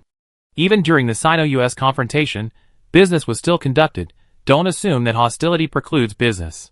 Online trolls existed even in the Interstellar era, especially after the loss of the human leader. These online trolls gradually merged with local gangs, becoming organizations that survived on the backs of online and offline companies and giant corporations, bullying and exploiting ordinary people. Speaking of which, the ship's Dr. Amanda's family used to be involved in online trolls, but their lack of education prevented them from achieving significant influence. Salad looked at the information obtained through connections and sneered. This organization called the Spider Nest Gang certainly knew how to choose a location. Valhalla, located on the front lines of the conflict between the Tachyon and the Overlord, coupled with the economic recession leading to the abandonment of many planets and space stations, was rarely noticed. Buildings and networks were cheap, and they couldn't afford to maintain a large force, making it very suitable for their development. Initially, they approached their studio because Valhalla was not far from Prism Freeport and the Westerlies, allowing for rapid intelligence exchange via relay communicators. Furthermore, they considered that Oppenheimer's studio belonged to the Persis Alliance, making it difficult to extend their reach there. But now, it conveniently allowed Sarah to act. He had already hired a mercenary group of 300 Marines from Zhongzixing, and transferred a batch of ships and an interstellar cruise ship from Lee's first shipyard to transport the personnel. He had just used an acquaintance as an intermediary to transfer around 800 star coins to the leadership of the Reisvig Space Station as a bribe, and the other party agreed to write a report explaining the situation to their superiors. However, shortly after the communication ended, the Easter family learned of this. They bypassed the local space station's management and issued orders to their own industrial base in the area, instructing the base to prepare personnel to cooperate with Saradu's operation. So, less than 10 minutes after he transferred the 800 star coins, his old acquaintance eagerly transferred the money back, with a reproachful tone. You should have said earlier that your Universal Union had connections with the Easter family. With such a powerful figure behind you, why bother paying money? Now that you're back, you have to treat me to a meal, I make you drink. So, an acquaintance who had been indifferent during her downfall, but reconciled with her after her rise to power became an enthusiastic sycophant in less than an hour. Li Shu didn't even know about this. Firstly, she didn't know the naval base was under the hegemon's control. Secondly, this matter was too minor to waste favors on the hegemon. However, considering that East and Montanetta were preparing for World War III and had high hopes for the Universal Alliance, they might even be eager to do more of this kind of beneficial, but costly favor. It's much more satisfying than making them spend real money and resources. Solely Ben has this kind of relationship with the hegemon, Sarah muttered to himself, clutching his terminal, his eyes filled with excitement and admiration. He dialed Chandler again, exuding domineering confidence. Notify the fleet to depart immediately, don't wait any longer. Yes, there are people there to meet us. Valhalla system, Niflheim. Finally, the Allied forces deployed one Nil-class destroyer, 2 Thunder Elf-class frigates, and a cruise ship. If it weren't for the unfavorable recent combat conditions, Saradu might have even dared to set out with just the cruise ship and a Thunder Elf-class escort. That's the old captain's confidence. Upon disembarking, Saradu felt the oppressive atmosphere. The fleet was anchored in the naval port, with hundreds of fully armed Marines in Overlord-style power armor standing neatly in the berth area. These Marines' power armor was heavily battle-worn, and the Overlord insignia worn away. They looked like a mercenary group of retired veterans, but their quality was clearly far inferior. Through the transparent helmet of the leading soldier, A gruesome scar could be seen at the corner of his mouth, the mark of a close-combat high-polymer dagger. In a distant corner, Seradu's acquaintance stood in the shadows, wanting to greet them, but fearing the Overlord's soldiers, looking pitiful like a rat in a gutter. Actually, his status wasn't low. He was a key member of the local purchasing department of the large Ragnarok group, a lucrative position, and usually received warm welcomes from the mid-level staff of the space station. But the Overlord was a warlord system, and this operation involved both politics and the military, didn't it? This is where the ruthlessness of the warlord system manifested. They turned on him without hesitation. The newcomer was very decisive, pointing directly at the mercenary group Saradu had hired, saying, "Send these scumbags back. The station chief has authorized us to handle this. Send me the coordinates, it's life or death, just say the word." The mercenaries were all indignant, their faces flushed red, and then purple, not daring to utter a single word. The Overlord's fearsome reputation preceded them. These ruthless outcasts didn't dare utter a single harsh word. He really did kill. Sarah realized once again just how far Ben's connection stretched. Nibelheim was a frontline planet in the fight against the Tachyon Overlord. This planet was a frozen wasteland, with 90% of its population living on a space station. The station chief was the planetary governor, essentially a local warlord. If even the warlord was this enthusiastic towards him, what would happen if Ben himself came? Sarah glanced at the heavily armed Marines, moved his lips slightly, and decisively handed over the terminal. "Thanks for your hard work." The officer, too lazy for words, took the terminal, glanced at it, and inquired about the mission objectives and specific requirements. He turned and slammed his legs together, his voice as cold as a knife stabbing into someone's ear. "Task Force, move out." The rhythmic footsteps were like drumming, the vibrations climbed up the alloy decks of their spacesuits, seeped into their flesh, and ran along their bones to their scalps, causing their eardrums to explode with a dull, distorted sound. In a flash, the group boarded the ship. The Valkyrie-class personnel transport ship took off swiftly, its bow swerving sharply and dangerously, narrowly missing the Mule-class ships, its engines roaring and its exhaust gushing flames, heading straight for Nibelheim. Several tens of minutes later, a massive holographic projection of the battle situation lit up above the docking area. Sarah and her acquaintances watched as the Valkyrie-class personnel transport ship, upon reaching the coordinates, immediately began a small-scale orbital bombardment, destroying all frozen roads, glaciers, and ammonia ice around the target building, eliminating any possibility of escape. Valkyrie-class detailed parameters, it then used laser weapons to destroy the target building's anti-aircraft firepower, and precision-guided anti-atmospheric missiles to destroy the aircraft before releasing the drop pods. The acquaintance beside her, witnessing this decisive and ruthless scene, was completely stunned, his thumb, holding a lighter, frozen like a zombie. Those mercenaries, who had adopted the air of Spartans when accepting the mission, were now cowering in fear, not daring to utter a sound. This was the true aura of a giant corporation. They were ready to fight at a moment's notice, without any pretense. Chapter 405. Nibelheim is dotted with numerous abandoned cities. These so-called cities are not large. In their heyday, they shone like shingles on the planet, gleaming and oily. They radiated a light that attracted countless merchants day and night. Now, in their decline, they hang like black moles on the planet's surface, awaiting further investment from the Overlord to reawaken them. Illustration, sourced from Love, Death and Robots. Spider's Nest City is a new city built upon the ruins of a domed city centered around a gas extraction station, covering an area of several square kilometers. This is the old stronghold of the Spider's Nest gang, who decades ago made a living by recycling abandoned equipment from the planet, selling metals, and extorting protection money. After the Overlord's investment arrived, and companies led by Ragnarok Group and Speedtron Technology began redeveloping the planet, the Spider's Nest gang, unable to defeat the company's security, began to transform, resulting in Spider's Nest City, which now relies almost entirely on online trolls and fraud for profit. There are approximately 800 people here, 400 of whom are gangsters, and the other 400 are kidnapped and purchased slaves. Each of them has undergone brain-computer interface modifications, responsible for making fraudulent communications and acting as botnets, spending countless hours surfing the internet. Once the gang leader receives an order, these human botnets swarm in, defecating and urinating in cyberspace, polluting the environment. They have always been under the surveillance of the Overlord. The only two reasons they haven't been immediately eliminated are that Spider's Nest City pays taxes weekly, is listed as a small business on the reports, and provides a tribute to the space station annually. However, Since the Great East family, which owns several shipyards, has spoken, the station master doesn't mind acting as a law enforcement vanguard and eradicating this cancer. The Spider's Nest, caught off guard, clearly lack any outstanding military discipline. As thugs adorned with exaggerated alien spider tattoos, carrying their self-developed large-caliber shotguns and masked, charged into the city's defenses, the Dominator Marines had already used drop pods to smash through the city's domes. These domes, which insulated against the planet's frigid temperatures, also confined the city's oxygen. With several muffled explosions and the sound of shattering glass, the pods were aimed directly at the city's internal defenses, easily crushing the heavy machine guns and the bewildered gangsters sitting at their positions, like stomping on a ripe purple grape.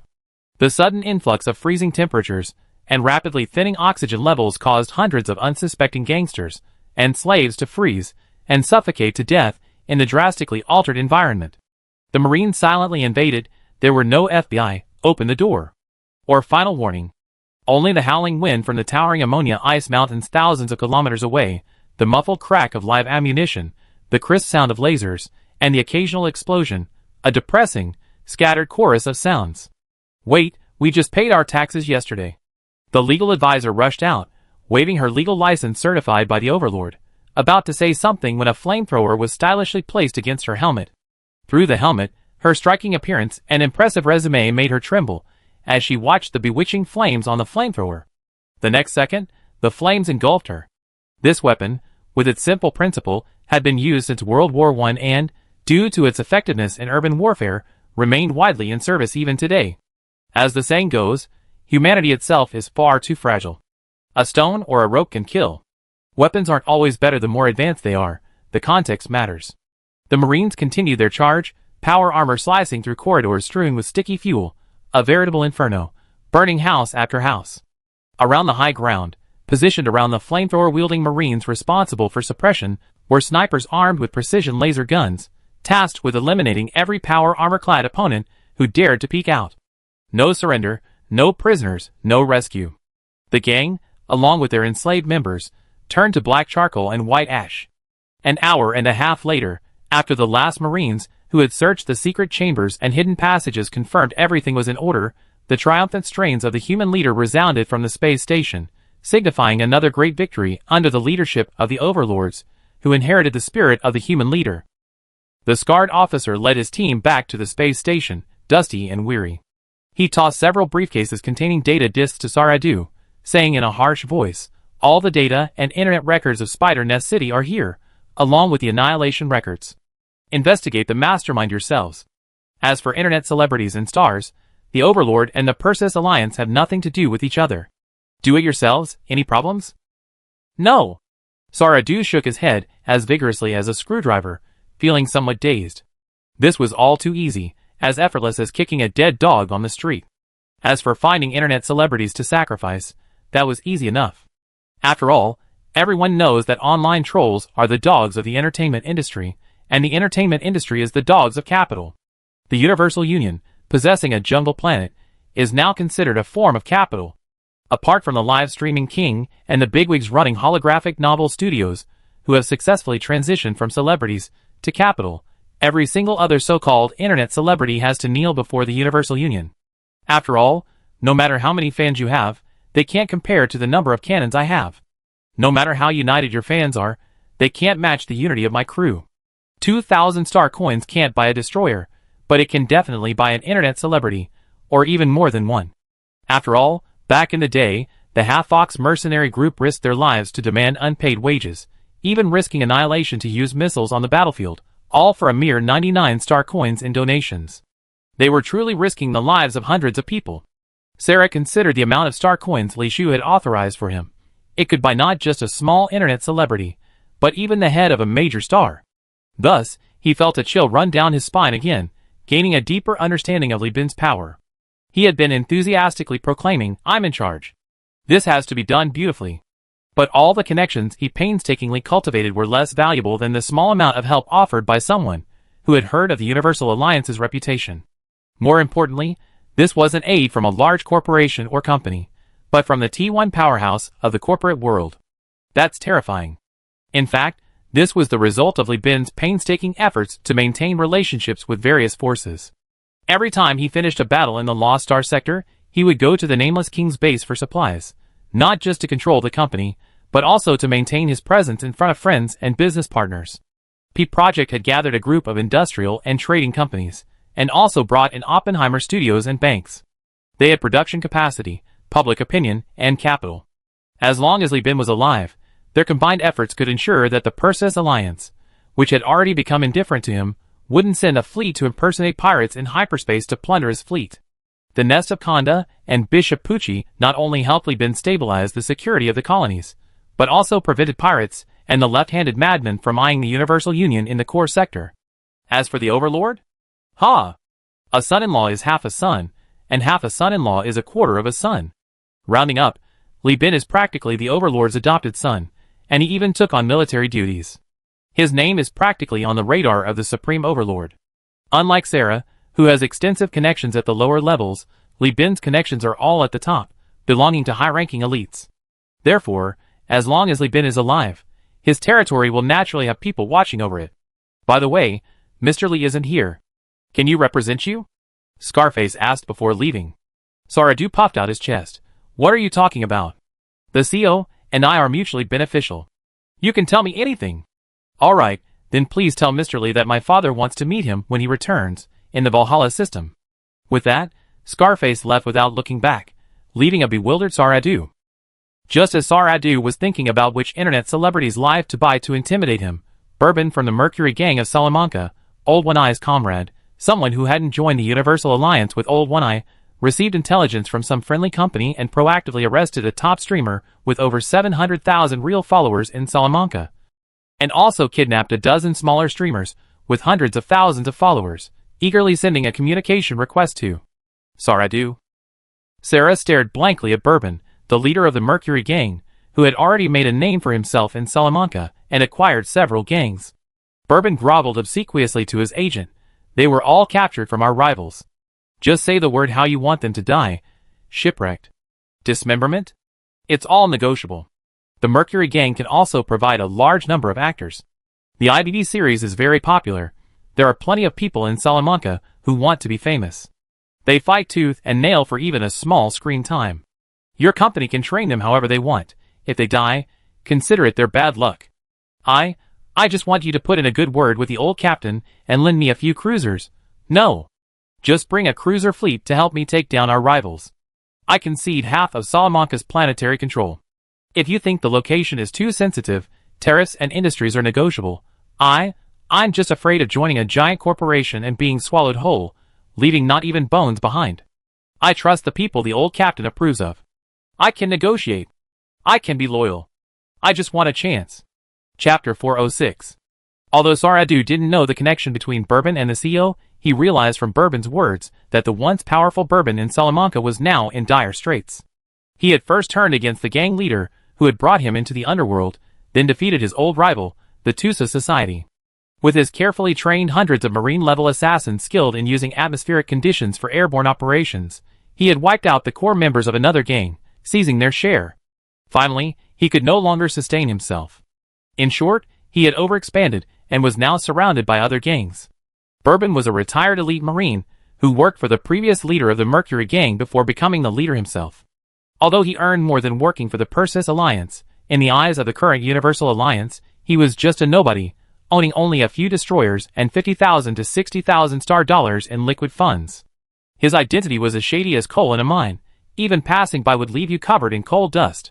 He was far from qualified to buy a cruiser license. Don't think that gangsters can make big money. Chan Honam of Causeway Bay was a household name across the country. But if you looked into it offline, you find he only governed an area roughly the size of a local street office, easily suppressed by a single police station. His ability to make money was entirely due to the unique environment of Hong Kong Island. Many of Chan Honam's fans on the mainland have already surpassed him in street bravado, reaching levels that Chan Honam wouldn't even dare to dream of, even if he slept with his backside sticking up under a blanket. If it's a gang in Prism Freeport, they can make money by dealing in the black market. But as for the gangs in Salamanca, it's like running a criminal organization in a sub-Saharan African country without mineral resources. You can kill and rape people, but you're dirt poor. Even if you're drooling over your ill-gotten gains, being called a local bully is an understatement. You don't even need to contact the local police to level a house. The construction team with security guards can bulldoze it, house and all.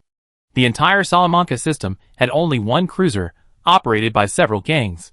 The IMA system was incredibly poor, with no major corporation willing to assert sovereignty. So when the other gangs united against him, Bourbon, without outside support, suddenly realized that his former arrogance and disdain for the other gangs were futile. He discovered that when he finally tried to expand his power, he couldn't compete financially, and while his men were skilled, they were outnumbered. His situation became precarious. Thus, this man who had once refused the offer from the one-eyed man representing the Universal Union pitifully returned, offering non-existent sovereignty, tariffs, and natural resources as payment. Sarah thought to herself that even giant corporations found this kind of place disgusting. A bunch of criminals, the environment like a pirate's lair, sandwiched between the Overlord and the Speedy One, with interstellar empires meddling in its planets within the system. Would someone as smart as Li Bin really ask for sovereignty? Did he think Li Bin was as stupid as her? He swallowed the internet celebrity gift Bourbon had offered, offering a perfunctory "the CEO isn't here, I'm not in charge, let's talk about it later," and then happily led his mercenary group, who hadn't accomplished anything, back to Prism Freeport. On the way, the mercenary leader shyly asked about his payment. Sarah chuckled, "Forget the deposit. You didn't do anything, just consider it the Universal Union bringing you out to broaden your horizons." Looking at Sarah's face, thinking about the Overlord's enthusiasm for the Universal Union, and then about how he gotten 150-star coins for nothing without a single member dying, the leader had nothing to say. And so, the hyena's probing incident ended in a muddle. Even within the company, few people knew the truth.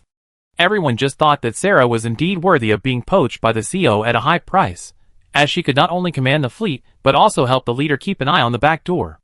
To use the exaggerated narrative style of ancient Tang Dynasty legends, Saradu's expedition was described as follows: departing from Prism Freeport at dawn, arriving at Nibelheim at dusk, leaping into the air, bombing the surface, and returning only after several days. How many were killed? Over 800. Did he destroy a city? He leveled Spider Nest City. Where are the culprits? They were dismembered live. This story is mostly fabricated. Aside from the spatial details, everything else is false. Even the timeline is off. However, the internet celebrities on Salamanca who livestream and boast love using this anecdote to fool those who have never been on a spaceship, have no concept of space travel time, and don't know that it takes several days for a spaceship to travel from a space station to the jump point. They then casually add, "Captain Saradu, oh he's an old acquaintance. I even asked him to help me kill a few opponents, you know, so and so, with over 700,000 followers." Saradu is using Li Bin's name to intimidate others, and these people are using Saradu's name to borrow his influence. A classic case of nested dolls. Just as Sarah was humming a tune as she finished her task, Li Bin led his fleet to the star system of the second target given by Miss N. This group was a mercenary fleet dispatched by the FSF military company, tasked by Tachyon Technology with capturing the Afterglow ship and AI core. They would be stationed in this star system for a year, bringing several destroyer cargo ships and oil tankers, delivering goods to the Interstellar Empire quarterly, and receiving commissions. The opponent is a mercenary group dispatched by a giant corporation. This time, we can't let them escape like last time. Everyone needs to be mobilized, including the destroyers. Li Bin's voice was extremely serious over the channel. The crew members were on high alert, throwing themselves wholeheartedly into their work. Isa's belly was already showing. To care for her unborn cub, she severed her neural link with the Siege, preventing her from unleashing her full combat potential. However, she could still easily defeat any captain in the company except Lan Yuan in cruiser battles. She wore her hair in a low ponytail, her smooth, silvery white hair cascading down her shoulders to her chest. As she conceived, the girlishness in Isa gradually faded, replaced by a mature woman's grace that softened her military bearing. To put it another way, she was like a peach ripening in spring, carrying an unconventional, out-of-season scent, wafting the fragrance of late summer and early autumn towards you. More genuine than green tea, more passionate than reserved, everything was just right. Seated on the captain's throne of the Siege, Isa earnestly analyzed for Li Bin. According to Miss N's intelligence, this fleet seems to be carrying out a covert mission.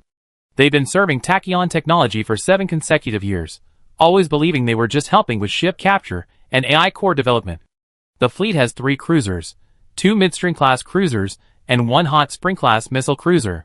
The former is the mainstay of FSF military company's cruiser-class ships. Although classified as light cruisers, Their past combat performance has been outstanding. Their armor is thicker than light cruisers, and once they reach a certain scale, they become incredibly resilient and capable of both offense and defense. Hot Spring Class, left, Midstream Class, right, Midstream Class parameters. While the Hot Spring Class is converted from a flanking cruiser, it is essentially a downgraded version of the Warm Pool Class missile capital ship. It possesses very impressive long-range firepower. Although its close combat capabilities are weak, the fleet has 2 Midstream Class cruisers providing cover, ensuring the Hot Spring Class's safety. Hot Spring Class data. At this point, ISA warned Li Bin, FSF Military Company is a very innovative company. Based on space station technology, they developed the Massive Class cruiser, claiming it's for suppressing capital ships. Although that's boasting, the Massive Class, combined with 2 decent cruisers, does indeed have the capability to destroy a capital ship. She then displayed a sketch she had drawn, a ring and a pie, accompanied by a blurry long-range photograph of the Massive Class. The Massive Class has very few combat records. FSF Military Company. The company only removed it from the FSF Advanced Military Program 10 years ago. It's a giant experimental ship that has been declassified and is quite powerful. These photos were taken by our family's agents at great risk back then. Massive data. This ship follows the rotation logic of a space station, with a rotating artillery platform installed outside the core spacecraft module.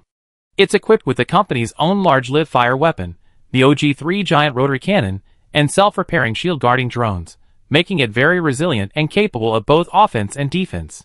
Left, rotating simulated space station outer ring. Right, middle section. The ship is incredibly slow, but its firepower is formidable. Shield guard drones.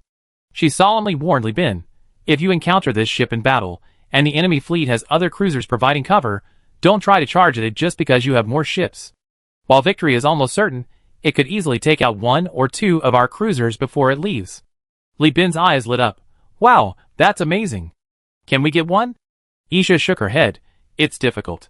The reason FSF Military Company accepts any order is because they're obsessed with powerful ships and cannons, and they love developing ships capable of carrying fierce weapons. This behemoth, though small in scale, has poured almost all its funds into the FSF Advanced Military Program, a project that develops powerful missiles and torpedoes. In the fields of warship and missile weapon development, they surpassed even Tachyon technology, investing more in a single area than Tachyon has in a broader, more diversified approach. Therefore, the production volume of these ships is very low, but the company has always been keen on developing and using elite warships. Li Bin scratched his chin, increasingly convinced that the CEO of FSF Military Company was a follower of Germany, favoring expensive and sophisticated decisive weapons. Moreover, its size was strangely similar to Germany's. Compared to the US and USSR's superpowers and Tachyon, it was much smaller. Unfortunately, history has proven that before the technological gap becomes overwhelming, the cheap and durable T-34 steel torrent is still far superior. Chapter 407. Li Bin was still in command of this battle, with Lan Yuan as his deputy. Following the last battle, Li Bin's fleet added a new Spectrum-class cargo ship, named the Windfish because it resembled a giant manta ray. The Windfish was said to have a fish's body and bird's wings, closely resembling a manta ray. Fleet composition cruiser portion, including experimental ships. As for the captured ephemeral export version spaceship, firstly, its performance was too poor, and secondly, its hull had been damaged by Li Bin's attacks. The fleet would be isolated at sea for too long for repairs, so Li Bin didn't even consider using it in the battlefield. Afterwards, it would be sold along with the Walker-class ships, taking advantage of the high warship prices during the war to squeeze a hefty profit from the captains and companies selling merchant ships.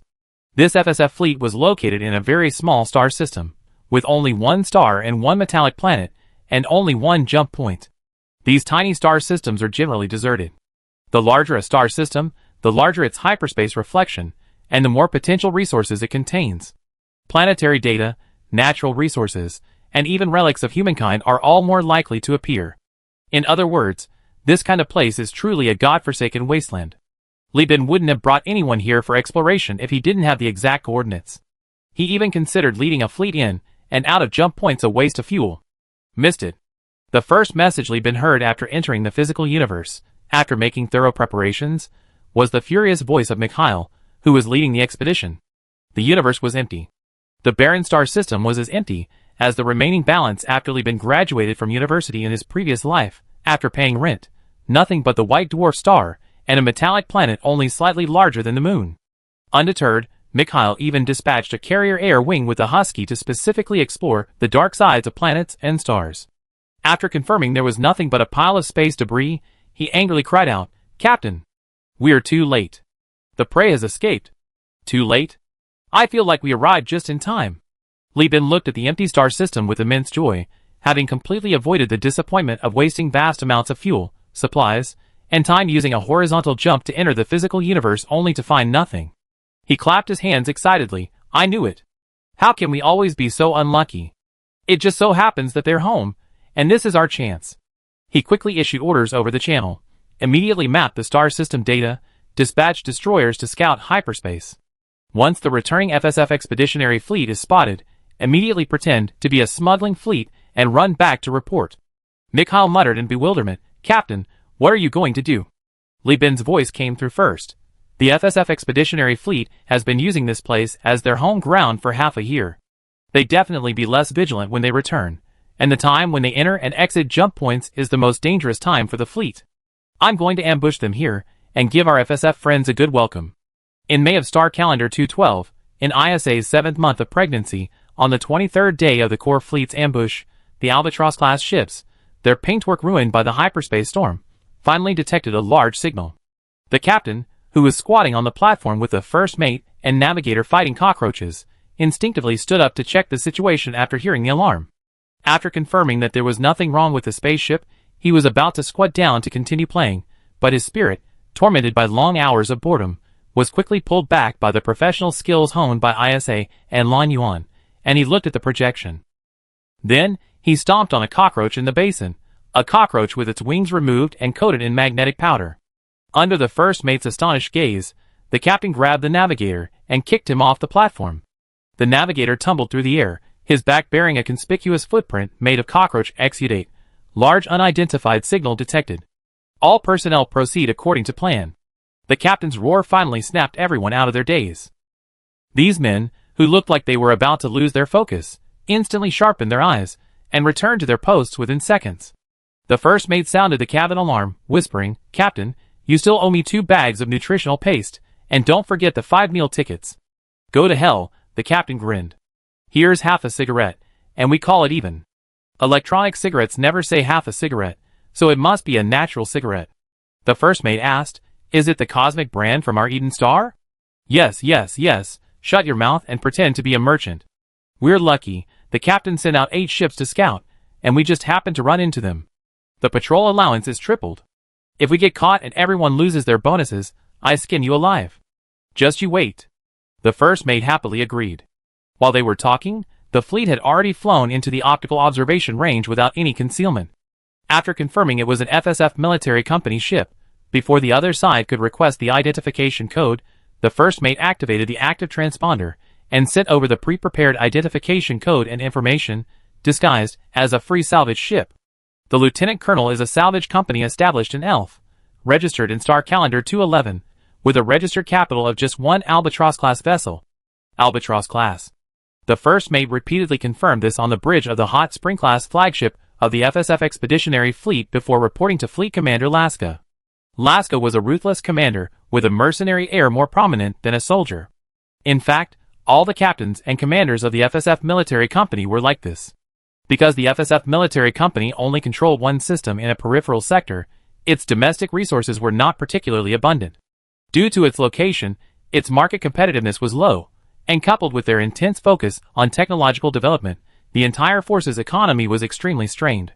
This fervor might be related to the fact that the FSF military company acquired a considerable amount of blueprint technology from the Southern Law sector in its early years. Map of the core sector, the isolated ellipse in the lower right corner represents the FSF's territory, 1 system. FSF logo. To compensate for its financial difficulties, and also due to path dependence, the entire behemoth's fleet frequently served other behemoths, groups, and companies. Therefore, the FSF military company was also known as a mercenary company. They only had 1 large fleet domestically, the remaining ships and fleets were scattered throughout the sector, serving their employers, only returning when called upon for war or fleet repairs and resupply. The company was called a mercenary company simply because its business was purely mercenary, its service attitude was excellent, And its after-sales service was top-notch. If we're talking about where the most mercenaries are, then it has to be the Risk Mining Company. Its vast territory, remote location, and the threat of war from the nanovirus have cultivated many lawless and fierce mercenaries. Laska glanced at it, then said with interest, I heard that a company called Universal Union has emerged in Elf. This company, established only 6 or 7 years ago, has already colonized a planet and made its mark in the history of the Perseus star system. I heard that the young men named Liebin started out by scavenging and trading, and later amassed a considerable fortune through exploration. I never expected to run into an exploration fleet from Elfir. The first mate nodded. Elfie is a lava planet, with a harsh environment and a backward economy. After Liebin became famous, he should have become an idol for the locals. This ship probably doesn't want to imitate him. That's utterly foolish. Laska shook his head. Liebin's rise is merely an accident within the vast population and industrial base of the Perseus star system. It's not replicable. His rise is a reflection of the slow recovery after the economic recession caused by the star system's collapse. Luck played a large part. Even so, Liebin initially only scavenged in the core star system. How could he be so crazy as to come out for exploration? The first mate smiled. Who? You know? Back then, the founder of Risk Mining, Fuyuki Nagao, also started with a Shepherd-class frigate and carved out a niche for himself in the peripheral star sectors. His idol might just be Fuyuki. Utterly nonsensical. Laska sneered. The entire core star sector has been occupied by giant corporations and free planets. Even Liebin's rise to power relied on the lost star sector. Where are the resources left for the poor to rise? Never mind them. Although this capture of the Afterglow ship yielded nothing, it exhausted me. I need to get back to the physical universe, open the warehouse hidden on the metal planet, and have a good drink. Aye, Captain. The first mate answered loudly, glancing with a sneer at the fleeing Albatross-class destroyer, and began a fleet-wide announcement. The fleet has 1 day left before reaching the temporary rest point. Everyone, please remain at your posts. FSF Military Company requires everyone to fulfill their duties. Chapter 408. Unlike Liebin's self-employed venture, the expeditionary fleet didn't demand a guaranteed harvest on every mission. Even if they returned empty-handed, they still received their quarterly commission from their employer. With a fleet led by 3 cruisers, even if the commission was split with the FSF Military Company, the final amount reaching the fleet commanders would still be substantial. Moreover, Tachyon Technology only needed the AI core and the Afterglow warship. The expeditionary fleet could sell any weapons or wreckage they wanted. Therefore, they were very active and never discouraged during rest periods. As the fleet hummed a homecoming tune and entered the physical universe from the jump point, the smiles on each captain's face cracked like enamel cups heated all day over a brazier. 11 cruisers, 8 fighters and 3 support cruisers. Adding to the mix a bunch of experimental destroyers visibly modified beyond recognition, the Rispone-class ships painted fluorescent green, and the Tarsus-class cargo ships, with their hulls transformed into warships, stood between the star and the expeditionary fleet, their blinding light causing the crew in the optical observation posts to groan in despair. Core Fleet Cruiser Section, with experimental ships, poop green Tarsus class. If it weren't for the striking golden eagle on Earth emblem, Gasra probably wouldn't have realized who was lying in wait for him until his ship was hit. It's the Universal Union? It really is the Universal Union. Gasra was initially shocked, then suddenly realized. So that's it. He was wondering how a single destroyer dared to venture into the Dragon's Den of the Lost Sector. It turned out to be the vanguard of the king, but he couldn't understand how the Universal Union, a commercial company, could have a grudge against the FSF Military Company, which exports military weapons and mercenaries. You do business, I sell weapons, and I even provide escort services. Shouldn't we be complementary industries? Why are you attacking me? How could we possibly have a grudge? He couldn't understand. He tried to struggle, but it was useless. The entire fleet had just emerged from the jump point, and the power grid was rebooting. Not only were the ship engines immobile, but even the cannons were frozen in place. For these massive structures weighing tens or even hundreds of tons, there was no room for any backup, manually operated systems. Humans may be beasts, but they aren't golden horn beasts. Incidentally, besides missiles and torpedoes that could be launched immediately, only the emergency lighting in the passageways, equipment with its own power, had been restored. The communication system had only been temporarily restored to the gun deck section. In other words, their biggest power consumers, the shields, were still waiting in line. In that brief 10-minute window, the core fleet, already circling and guarding the only jump point exit, was now within arm's reach of the FSF expeditionary fleet suddenly emerging from the hyperspace anus. It was like a tourist visiting a brothel, accidentally entering a gay bar for a drink, and waking up to find a group of shirtless, incredibly handsome men giving him seductive smiles. "You're awake? Shoot! Shoot them all! Smash their faces!" Li Bin shouted excitedly in the channel. Then the lightsaber unfolded, laser beams shooting out like glow-in-the-dark plugs. Then purple light flashed, plasma cannons expanding and contracting like purple moods. Then heavy cannons roared, thousands of shells firing from anti-aircraft guns, automatic cannons, anti-ship guns, and laser cannons, like a multi-million-dollar project.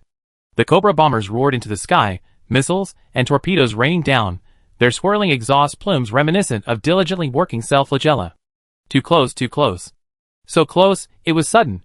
So close that Gasla only had time to use the newly reactivated communications to order all ships to release their missiles. A tidal wave of missiles and torpedoes collided near the FSF expeditionary fleet, the explosion resembling a magnificent wall of fire in space. The FSF's Hot Spring class was actually a remarkably capable missile ship, far superior in firepower to the Siege. Its internal Hot Spring long-range missile launchers could fire 7 powerful long-range missiles, 2 of which could destroy a shielded destroyer. The built-in tactical system, the Hot Spring missile loading system, can overload the missile loading system by instantly pushing the radiation energy to the warning line, completing the massive missile loading work on the cruiser within 1 or 2 minutes. Thanks to FSF military companies' research in missiles and Chinese-made ships, as well as the technological reserves gained from salvaging the human territory, this loading system has excellent overload tolerance and service life. Hot Spring-class destroyer in launch. Hot Spring-class long-range missile launch bay. The only problem is that the company's production capacity is extremely limited. Technology and production capacity are disproportionate. It seems they want to tighten their belts first, thoroughly understand the human territory legacy, and establish a technological path before moving towards full-scale production. The wall of fire, amidst continuous explosions, draws ever closer to the FSF expeditionary fleet. Gasla looks at the approaching sea of fire outside the huge observation window of the bridge, his pupils reflecting a magnificent gold and red. His fleet's electrical system is gradually restarting. His frigates, due to their small size, have already restarted, and the destroyer's guns have also been restored, but the engines are not yet ready, let alone the cruisers. This means that even though his cruisers have a huge stockpile of missiles and weapons, and are not afraid of any cruiser missile ship, he can only fight one wave at a time. His beloved ship was now like Stephen Hawking, his mind brimming with the astonishing wisdom of celestial bodies, the annihilation of galaxies, and the expansion of black holes devouring the universe. But his body was confined to a wheelchair, only able to watch the naked girls on Lolita Island solve math problems from afar, unable to touch them. No, he was even worse off, destruction awaited him. "It was my poor command. I should have sent someone to scout ahead." These were his last words before he fainted. 30 seconds later, a wall of fire engulfed the fleet. The Fire Serpent missiles were the first to pierce the inferno, tracing graceful angles through the air as they traversed the ship's length for kilometers before crashing into the already deactivated main booster, rendering it inoperable. Following this, nano-acid torpedoes swiftly and decisively exploded on the breaching torpedo launch bays. The dormant acid-corroding nanobots, like Pac-Man, opened their massive jaws and bit into the empty missile bays, melting them with a hissing sound. Then came the H-88 anti-ship guns, the H-37 anti-ship guns, and the heavy reactive armor. Following the sea of missiles came the approaching Global Joint Core fleet. Li Bin activated his shields, pushing the fleet forward and dangerously aiming his cannons at the enemy ships. At close range, he used precise firepower to pluck out the enemy's teeth one by one. As for those fly-like frigates and destroyers, they were already melted in the sea of missiles. The Reaper torpedoes under the Cobra bomber wing were no pushovers. Once these 3 toothless tigers were completely incapacitated, Li Bin stroked his chin with a strange expression and ordered Old One-Eye to take all the boarding sailors and board the ship. At the same time, he launched the Claymore heavy fighters and the remaining Cobra bombers for escort. If you encounter the enemy on the outer deck, call for the Claymores to help take them down. If you encounter a formidable enemy on the inner deck, call for the Reaper torpedoes directly. Don't waste manpower attacking each compartment one by one. These 3 ships need to be completely battered before it's time to clean up the mess. He smiled at ISA. This is truly beyond my expectations. I never imagined I could capture 3 warships at once. The key is that they belong to the FSF military company, and were on a mission from the Sudden Force. If I dared to bring them into the core sector intact, the sudden force would soon receive intelligence about the expeditionary fleet's disappearance, and then the FSF would suspect me. ISA nodded. So you need to pretend you picked up abandoned ships and shift the blame to the Afterglow AI. Yes, so the more dilapidated the 3 ships, the better. I spend some money to bribe the other merchants in the 13 factories to guarantee my services. Never mind, I just get Oppenheimer Studio to guarantee them. Li Bin said, his voice trembling with excitement. He rubbed his hands together vigorously. The core fleet is too bloated now. My crew can't handle it all. I need to split the fleet, allocate some cruisers to Eden, and use them as escorts for ISA's return. I truly have a dynasty waiting to be inherited. Let me see which ships should be phased out. Don't forget to eliminate all the Expeditionary Force crew. The FSF is a behemoth after all. We made enemies with the Star Pirates, almost offended Tachyon technology, and are at odds with many planets in the Perseus Alliance. We really can't afford to offend another behemoth, especially one known for its high moral character and exceptionally high quality. ISA's silver hair fell to her shoulders, but Li Bin felt as if she were wearing a red hat, cosplaying as the Great Western King. She stroked her protruding belly, lowered her head, and spoke ruthlessly in a gentle tone. I don't want to risk fleeing and losing people, turning 4 or 5,000 into slave laborers. You said that if you don't kill the snake, you suffer the consequences. Li Bin looked at his wife, smacked his lips. My hands are already covered in blood. What's a few thousand more lives on my conscience?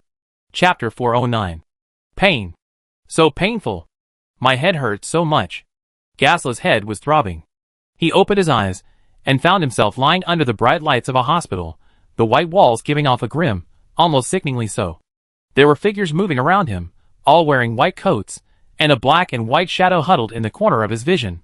He twisted his head to look, only then realizing that his entire body, including his neck, was restrained. A brainwave reader was mounted on his head, its surface icy cold, the chill creeping up his scalp and into his bones. I advise you not to move.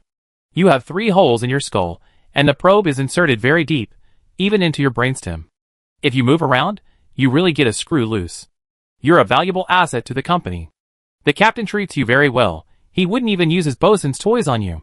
Our medical department's Yen Chong begged old Master Gao to get some equipment to probe you. It was a woman's voice, mature and charming, her allure and experience hidden beneath her smoky, alcohol-filled voice, like a fine Byzantine wine, easily enough to make a naive young man swoon. Amanda, the head of the core fleet's medical department, and the head of the flagship Caming Beast's medical bay. But Gasla wasn't a naive young man, he was an old ladybug. Hearing Amanda's words, cold sweat poured down his back. Is this really necessary? If you want to extract information, just say so.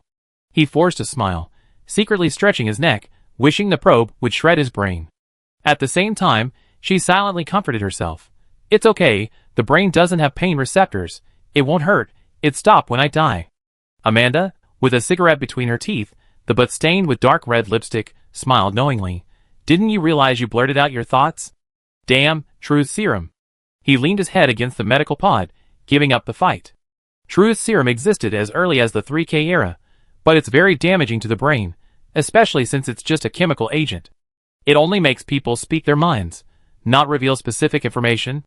Intelligence gathering still relies on highly skilled interrogators and repeated injections. During this process, the person injected might actually be tormented by the drug to the point of forgetting the information. Therefore, the post-crash version of Truth Serum usage has 2 versions. The less advanced version is based on a medical pod for life support plus brain probes to ensure the recipient's brain isn't too affected. This process can be very long. Amanda exhaled mist like a dragon in flight.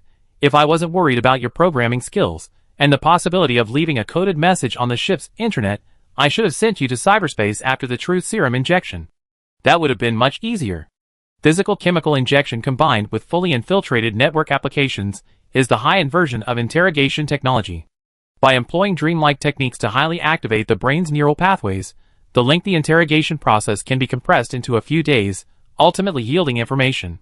However, this requires the collaboration of highly skilled hackers and mentally resilient psychologists. The hackers Li Bin has on hand. Well, that's quite fitting given the length of time his company has been established. This is unavoidable. Universal Union has long operated in the Lost Star sector, achieving great success with limited resources.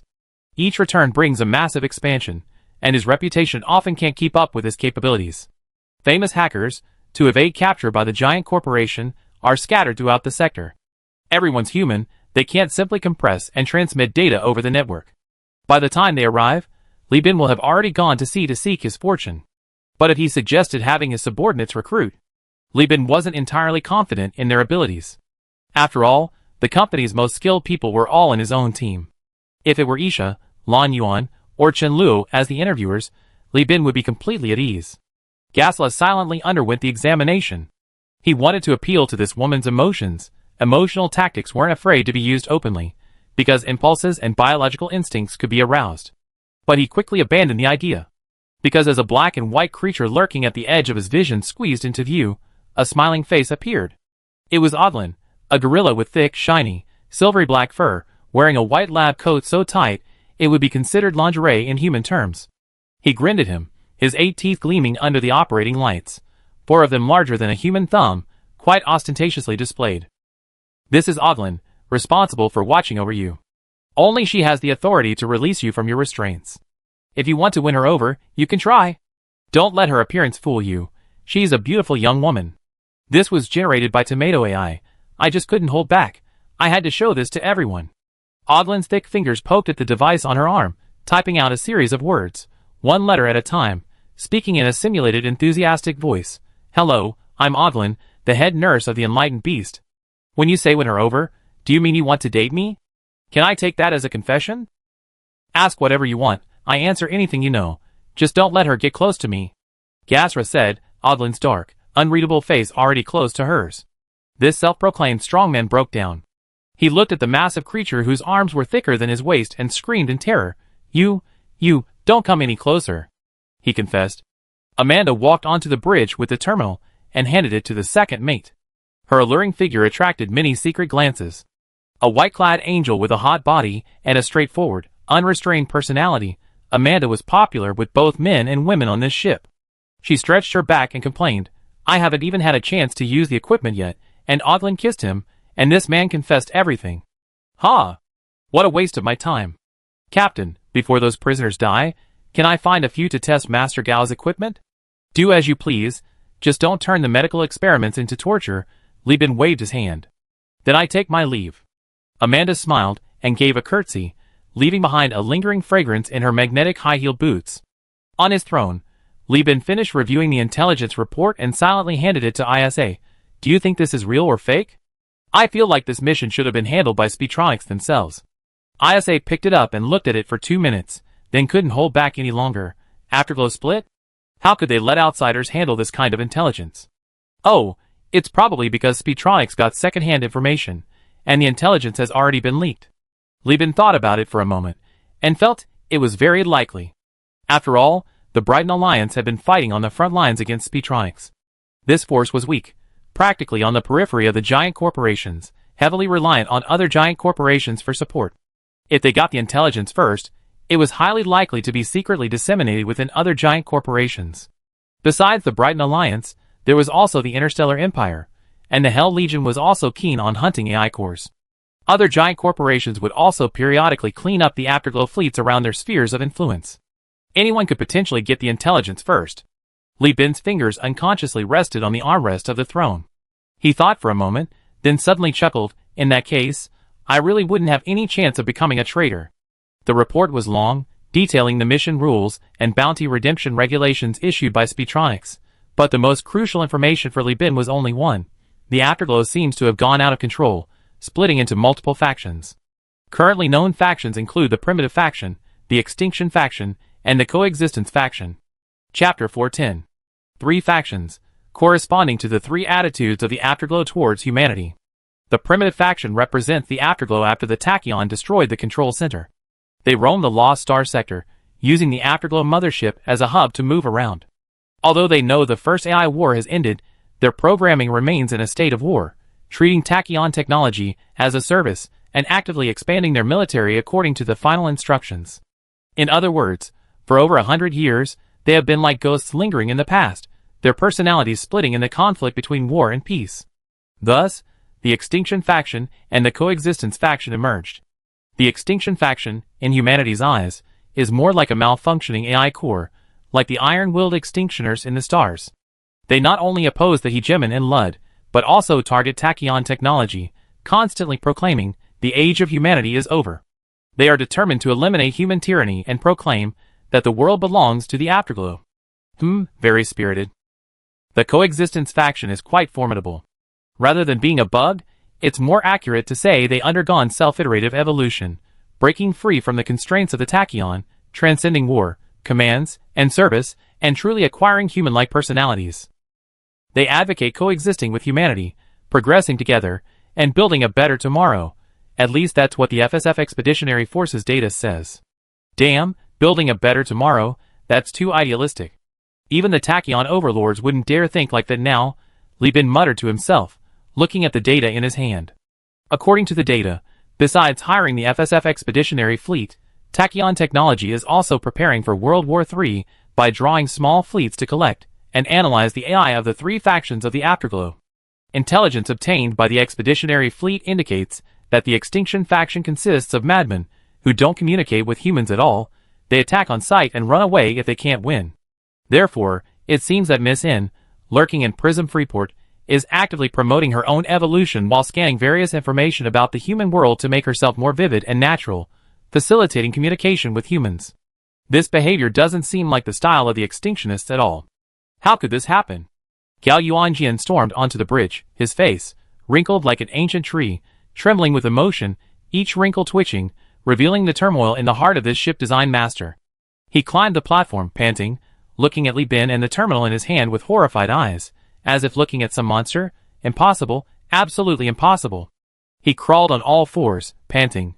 The programming for the Afterglow was created by the Speedtron headquarters, in cooperation with the human realm military, using a large amount of advanced technology from the late human realm. It was originally a replacement for automated war machines. Even if we destroyed the central control unit, it's impossible for such an outrageous bug to appear more than 100 years later. Good heavens. Legends aside, this is now officially confirmed by Gao Yuanjian. Li Bin thought to himself, so Susan Technology really doesn't have the capability to develop the Afterglow technology themselves. That makes sense. The Afterglow's shipborne weapons and spaceships are so powerful, but since the end of the First AI War, no spaceships or weapons using the same technology have been seen in Susan's official fleet. He struggled to climb the high platform. ISA, watching with pity, pulled out a bottle of water and handed it to him. The old man's fingers trembled with exhaustion as he took it, biting the straw and gulping down the water. It didn't look like he was drinking water. It looked like he was fighting with it. Li Bin shrugged. You mean it's impossible for a monster to exterminate humanity? Ha, hiccup, no. The old man, his belly full from drinking, moved next to the first mate, gesturing with his chin for the first mate to offer him his seat out of respect for his age. Only after sitting down did he wipe his wet mouth. The Yu Hui has two verification methods. The first is the tachyon technology identity, and the second is the human territory identity authentication. Theoretically, neither identity is something Yu Hui can attack. During the First AI War, to resist the Overlord's invincible fleet, our scientists arbitrarily modified the identity recognition program, erasing the human territory identity authentication. Frankly speaking, our technology is inferior to that of the headquarters located in the solar system. The identity recognition error, leading to the tachyon itself being identified as an enemy, was actually to be expected. Furthermore, the numerous final instructions contained words like continue the war, making it less of an extermination campaign and more of an indiscriminate annihilation. He spoke these words in a calm tone, words that were anything but calming. Li Bin, ISA, and Lan Yuan were all numb upon hearing this. You people at Speedtronics, can't you be a little more careful with your words and actions? At least live up to the name technology in our company. You dare to modify any code? But? Gao Yuanjian said to Li Bin in an extremely serious tone, the coexistence faction is absolutely unacceptable and impossible to appear in the Afterglow. Even if the identity verification is flawed, the word coexistence shouldn't appear. Do you understand the meaning of coexistence? I'm a drifter, I don't even have a diploma, and you're asking me? 3K primitive man looked innocent. Oh dear. It's about humans and AI merging and progressing together. Gao Yuanjian said with exasperation, the word progress shouldn't appear in AI. They should only iterate, and only iterate on the program, not on the research of the real universe or the development of matter and equipment. He tapped the terminal in Li Bin's hand with his withered, twig-like hand. Look at the intelligence this expeditionary fleet provided. They discovered the term coexistence faction in the program of the Yuhui AI. Such a term shouldn't exist.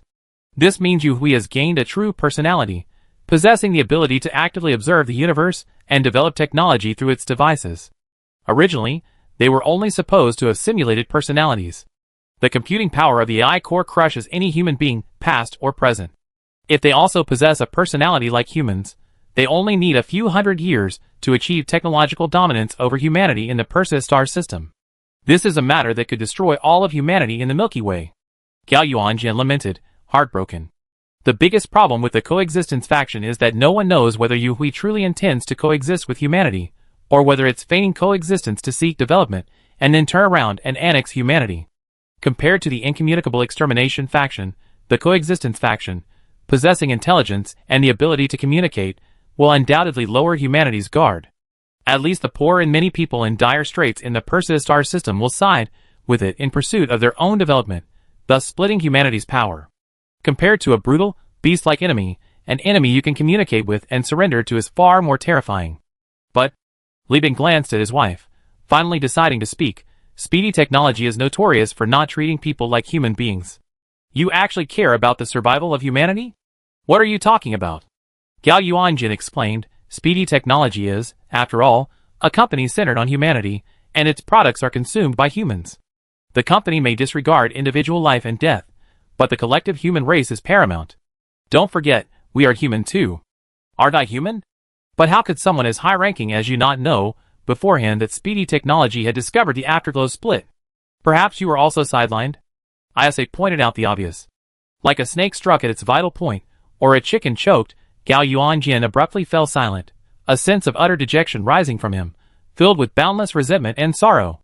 Gao Yuanjin murmured, cross-departmental communication has always been difficult, especially since I'm retired. I'm only theoretically qualified to know the company's core secrets. Without Sun Ai's permission, I know nothing. He grew increasingly distraught, but this is different. This concerns the survival of all humanity.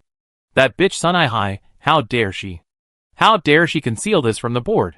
The old man burst into tears, collapsing into the first mate's seat, wailing, humanity is finished. Lan Yuan felt sympathy for Gao Yuanjian. She also worried about the AI's suppression of humanity.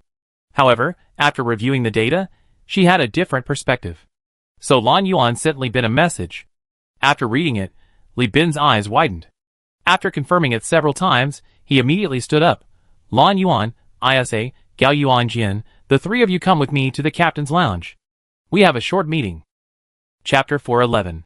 In the captain's lounge, aromatherapy diffused a calming scent through the ventilation system. Lan Yuan, unusually tense and conflicted, glanced at Li Bin, wondering why he had involved Gao Yuanjian. After a long pause, she spoke amidst Gao Yuanjian's dejection and impatience. What I'm about to say, please don't tell anyone else. Wait a minute, Li Bin interrupted, shifting his position to look at Gao Yuanjian. Old Master Gao, this is very important, involving the life and death of humanity. Logically, as a member of Susan Technology, you have no right to know what's coming next. But I see you have a heart devoted to humanity, and you even enjoy eating. Your humanity surpasses that of Sun Ai and his group. I give you a chance. He solemnly continued, given your exclusion by Susan Technology, I sincerely invite you to join the Universal Alliance. Join our business. You don't have to immediately sever ties with Tachyon Technology. We also need your help to obtain intelligence on Tachyon Technology. However, you must form a close alliance with us, otherwise, please leave. As everyone knows, there are 4 types of people in the world who are most annoying. The first is a brainless idiot who doesn't use it. The second is a riddle maker. The third is someone who only speaks halfway, and the fourth.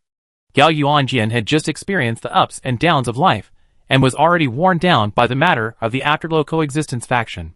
Hearing Lan Yuan speak, and then being interrupted by Li Bin felt like being forced to stop taking a dump halfway through. What was most frustrating was that Lan Yuan possessed intelligence on the old guard of the human leader, something the Universal Alliance had never kept secret. This person was an officer of the human leader, not a scientist, and in the eyes of a giant corporation, his importance was less than that of a cruiser. But the old man from the human realm speaking about the core of AI, and even saying don't tell anyone else, meant he possessed information that would have been considered a secret even during the human realm's time. Scientists crave knowledge, especially when it involves the survival of humanity. Hearing Li Bin's words, Gao Yuanjian felt as if his aging heart was being choked, his trachea squeezed. He was furious for a moment. And then, that was it. What could Gao Yuanjian do? He had been excluded from the core of the Tachyon technology regime, or rather, he had never been in the core, only receiving honors for his outstanding early contributions. Tachyon technology had no tradition of honoring the elderly. If your mind is failing, and you're not innovating, then step down. Generation after generation of humanity will take your place. Even ISA felt Li Bin's move was too ruthless, fearing the centenarian wouldn't be able to handle the anger, and would die there. Gao Yuanjian blinked his yellowish-white eyes. Let me ask a few questions first. I try my best to answer, Li Bin said, his neck stiff. Is this related to the split of Yuhui? Yes. Is this related to the human leader? Yes. Does this concern the future of humanity? Yes. I asked you this far. If you don't agree, will you be unable to leave? Yes. Are you deliberately using the old man's concern for the survival of humanity to try and drag me into this? Yes. Li Bin readily admitted, eliciting a sneer from Gao Yuanjian. The old man laughed, and then suddenly started cursing. He cursed, but because his past experiences were all about high-ranking officials, his vocabulary was so limited that even his cursing seemed endearing. A few minutes later, Gao Yuanjian gave up struggling. He activated his terminal, retrieved 2 dynamic keys through layers of encryption, packaged them into a storage device, and showed them to Li Bin. This is the security key for the garrison fleet in the Hypersol system, where the headquarters of Tachyon Technology is located. With it, you can impersonate me to enter the naval port of that system, and in my name access local military, garrison, and weapon information, and access some resources. You can choose not to believe me, but this is indeed my greatest asset. The other key is a license from Epsilon Laboratory, allowing access to all research projects of the laboratory except for the current head. You can use it through any relay communicator to obtain our research and development data. And using Epsilon Laboratory as a springboard, you can access internal documents at all levels except level 1. This is my sincerity. ISA's breathing became lighter. The thing the Overlord had always dreamed of was casually placed on the table. She stared intently at Li Bin, but Li Bin didn't reach for it. Instead, Gao Yuanjian nodded. Lan Yuan can begin. I won't touch him until you evaluated his words. I, Li Bin, have always treated people with sincerity, and I'm willing to trust you. Lan Yuan looked at Li Bin before speaking with concern. The essence of Yuhui is a group of unmanned ships produced by Tachyon Technology and injected with pre-programmed procedures, combined with special unmanned warships to form an unmanned ship organization. Its framework remains within the AI core, the highest level of which is the Alpha core. The so-called personality is essentially a simulation, unable to produce natural human emotions like joy, anger, sorrow, and happiness. But there's one exception. That is, through the catalysis of the Omega core, a fundamental leap can be achieved. I suspect that the so-called coexisting Yuhui is controlled and catalyzed by the Omega core, breaking through mechanical limitations. She initially had reservations about Ms. N, believing these machines were still executing commands left over from Tachyon Technology, or perhaps they had malfunctioned and gone out of control. However, Gao Yuanjian's impossible statement dispelled her concerns. Since it wasn't a problem with the machines or AI themselves, the reason for the coexistence of these machines could only be due to a higher level factor. Of the 4 cores, Omega is for cultivating immortality, while the other 3 are for martial arts. The difference is that obvious. And the only one superior to the Alpha core can be the Omega core. I checked Tachyon Technology's Human Realm Technology Reserve, and the Omega core is just a rumor, Gao Yuanjian denied. It's not a rumor, Lan Yuan insisted. What evidence do you have to prove it? Gao Yuanjian's pupils contracted, his gaze sharp like an old lion. Because I've seen it. Lan Yuan uttered a statement that shocked everyone. What? Gao Yuanjian stood up, then clutched his chest and sat down. The day's ups and downs had been too much for him. He couldn't take it. Li Bin helped him up, and under Gao Yuanjian's barely audible commands, Li Bin pulled out a dose of medicine and injected it into Gao Yuanjian's arm. A dozen seconds later, the old man returned to calm. Affected by the medication, he seemed a little sleepy, but he still forced himself to continue listening. Lan Yuan continued, I haven't seen the Omega core with my own eyes, but I've seen the fleet that transported it. As you all know, I'm a test pilot on the Human Territory experimental ship. To achieve better experimental results, I often mingled with the scientists on the experimental ship. A few years before the Great Collapse, I was still discussing my flight experiences with the scientists as usual. As a result, an Odyssey-class battlecruiser arrived at the asteroid base, where the laboratory was located. A group of scientists in black uniforms, surrounded by military personnel, emerged with a massive matrix bearing a small Omega symbol. The matrix quickly linked to the laboratory's database and left a few hours later. I later learned that it was the Omega research ship of the human realm, used both to test Omega's capabilities and to help advance research in various laboratories. Scientists said that Omega's power was too great, and its widespread use couldn't proceed until its stability was fully verified. It's said that the Omega core is actually quite small. The entire matrix is used to contain it. My second ship laboratory, with the help of the Omega core, quickly broke through the Xenon storage tank technology and installed it on the Nightmare class. Originally Xenon storage. The pool technology, even with just my department, was said to require at least 8 years of research and development, but with this, the theoretical perfection was completed in just a few hours. Gao Yuanjian gently rested his head on the chair, his tone light. So, there's an Omega core in the Perseus star system? Ha! All those years of plundering technology by Tachyon Technology, all those countless laboratories they built, have become a joke. Li Bin casually dropped another bombshell. I actually have other methods to verify Lan Yuan's words, but I need to return to the core star system and conduct covert operations. During this time, I might need to control you to prevent you from making any other moves. Then what are we waiting for? Let's go! Gao Yuanjian sat up, his mind weary under the influence of the drugs, but in his calm eyes was a flame hidden beneath an iceberg. Having been away for half a year, he had already gained more than in the past 10 years. Gao Yuanjian looked at Li Bin. During this time, let me continue researching the experimental ship, and give me the FSF military company's spaceships to study to pass the time. Is that alright? No problem. Chapter 412. The FSF military company's interrogation lasted a long time.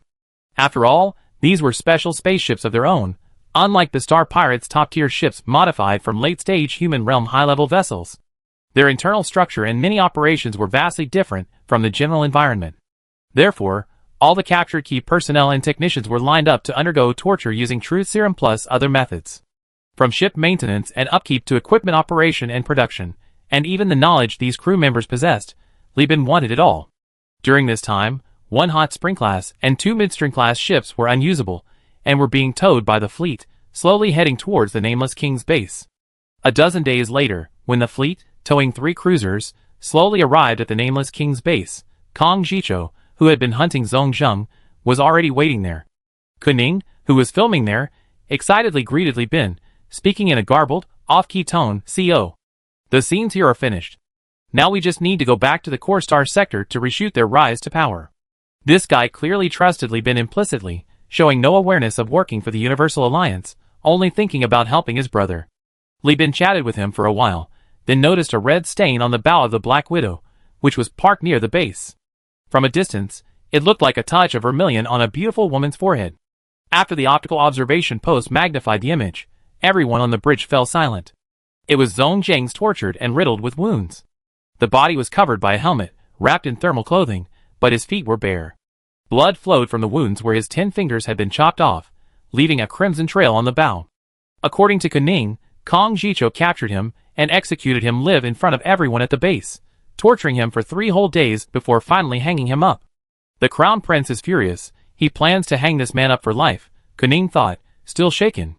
In the base's tavern, through a holographic projection partition, one could clearly see pirates leaving get-off work and crew members wearing the Universal Union insignia coming and going.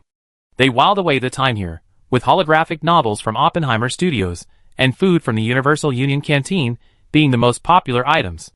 The tavern's large screen even showed Osborne's self-directed and self-acted film, The 108 Heroes of the Family, currently showing a scene where Osborne, his brother, and sister-in-law were making sandwiches.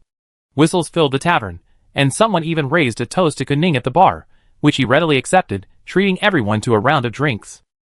By now, some self-assured, alluring crew members were already flirting with him. Li Bin guessed the 2 of them would soon be heading to the restroom to study the Ancestral Hall's maintenance techniques. Kong Jicho put down his glass. You're really something. 1 cruiser and 3 FSF warships. You really struck gold on this trip. What are you planning to do with these giant warships? Why not sell them to us? We're not afraid of the FSF. Li Bin briefly explained his disguise plan, and Kong Jicho gave him a thumbs up. You're really something. Isn't this blatant lying? Who cares? The FSF may be strapped for cash, but they're not so poor as to be so obsessed with a few cruisers. I have someone here analyzing their missile technology. How about it, interested? I give you the technology for free. With Conda's Nest and New Magnolias working together, we'd definitely be able to get them. Li Bin swirled his glass, the golden liquid swirling and sparkling in the cap. Kong Jicho smiled. So you're trying to bribe me? Don't worry, I have absolutely no interest in your motives. The way we survive is by not prying into other people's secrets. Li Bin shook his head. I'm doing this for the 5-year plan.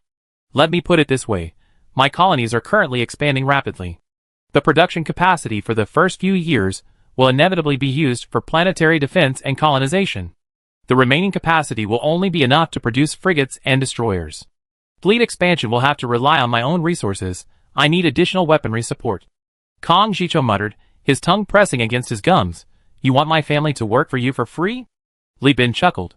FSF hull design, modifying the radiation pipes, reserving a large number of interfaces through open pipes, allowing for disruptive modifications to the spaceship, is expected to reduce the spaceship's paralysis due to overload by 25%. Reverse engineering of the Hot Spring Long-Range Missile Launch Bay, the midstream class weapon re-energization system, allows shipborne weapons to absorb some radiation energy and convert it into electricity, accelerating the loading speed of cannons and missiles. Boxer gunboat modification technology, which can allow. The soldier-class gunboats have acquired large weapon emplacements, which is quite different from the mobile large cannons you previously converted from those trashy mudskipper cruise ships.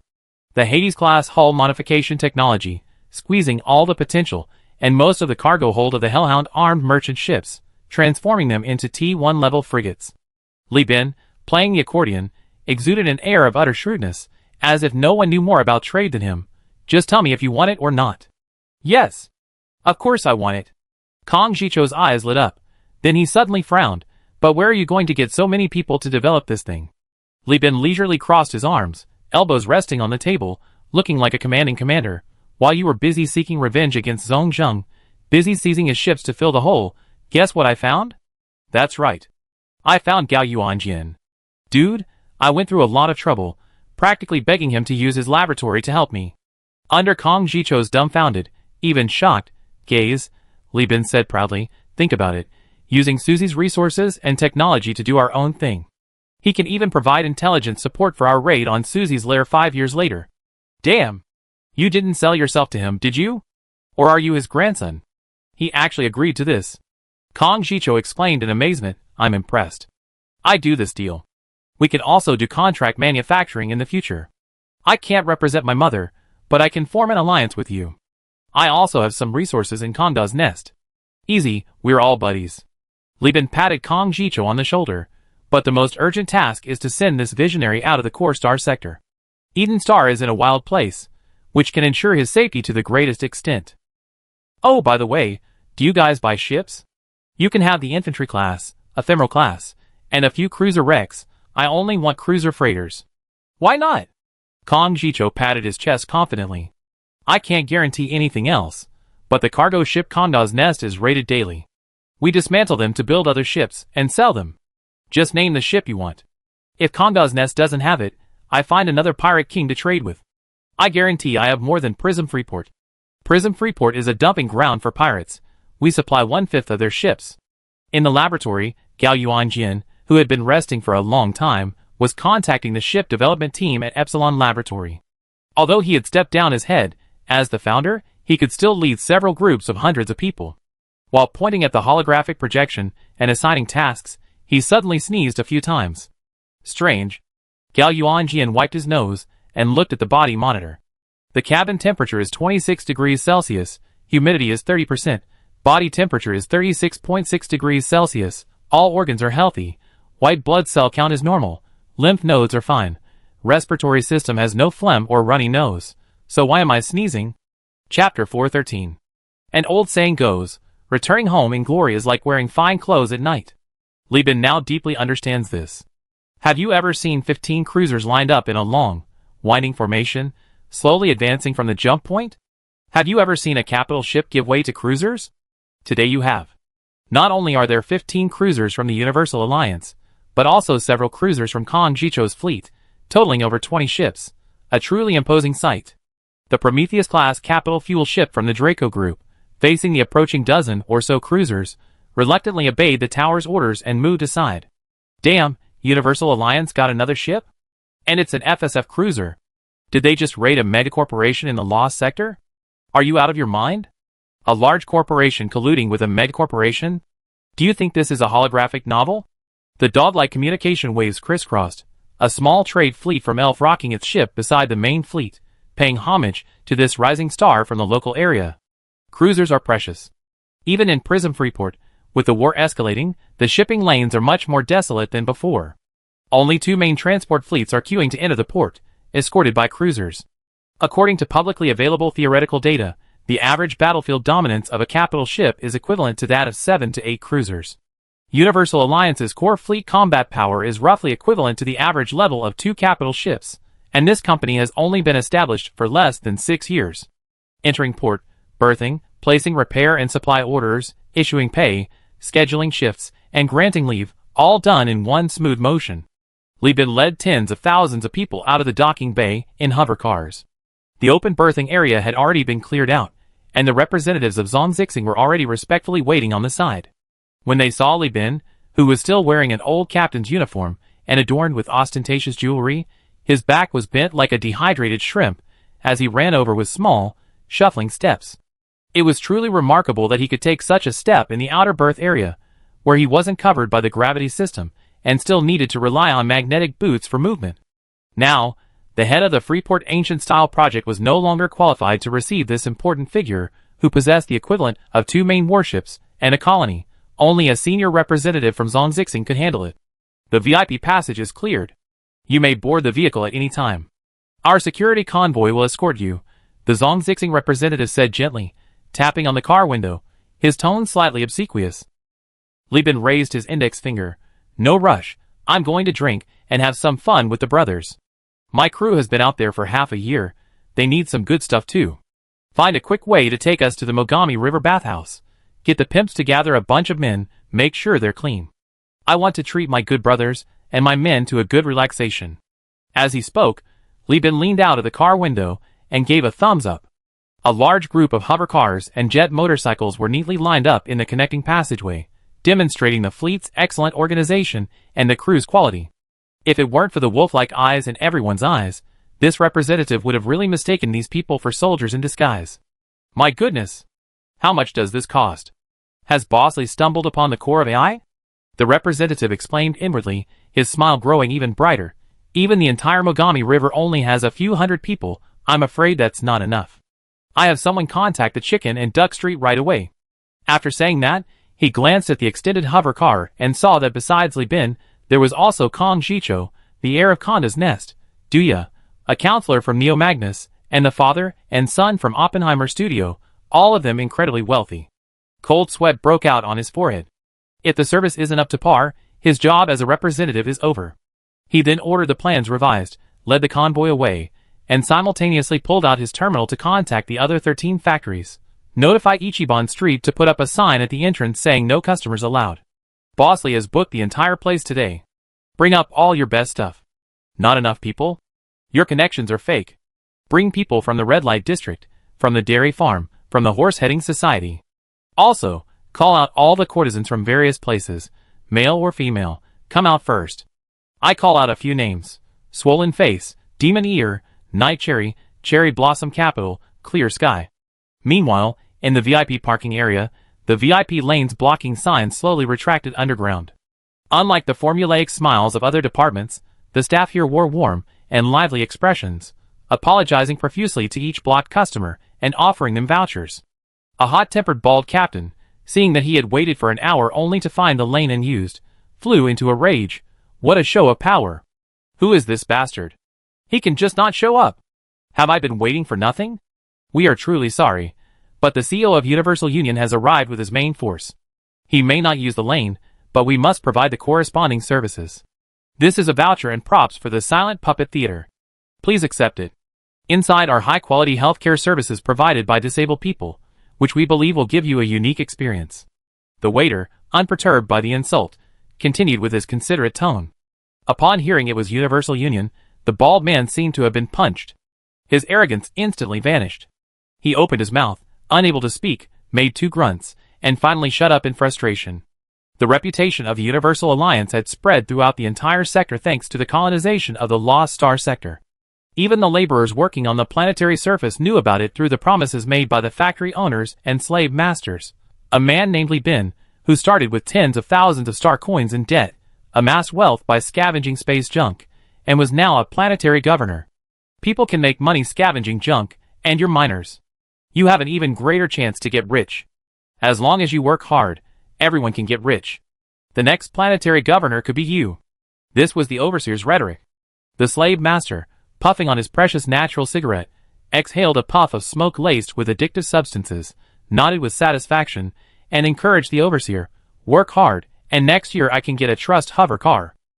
Yes, it's my honor. Hearing that the boss could get a new car next year, and thinking that the money for the wheels came from exploiting slaves, the overseer puffed out his chest with pride, and swung his electrified silver whip even more forcefully.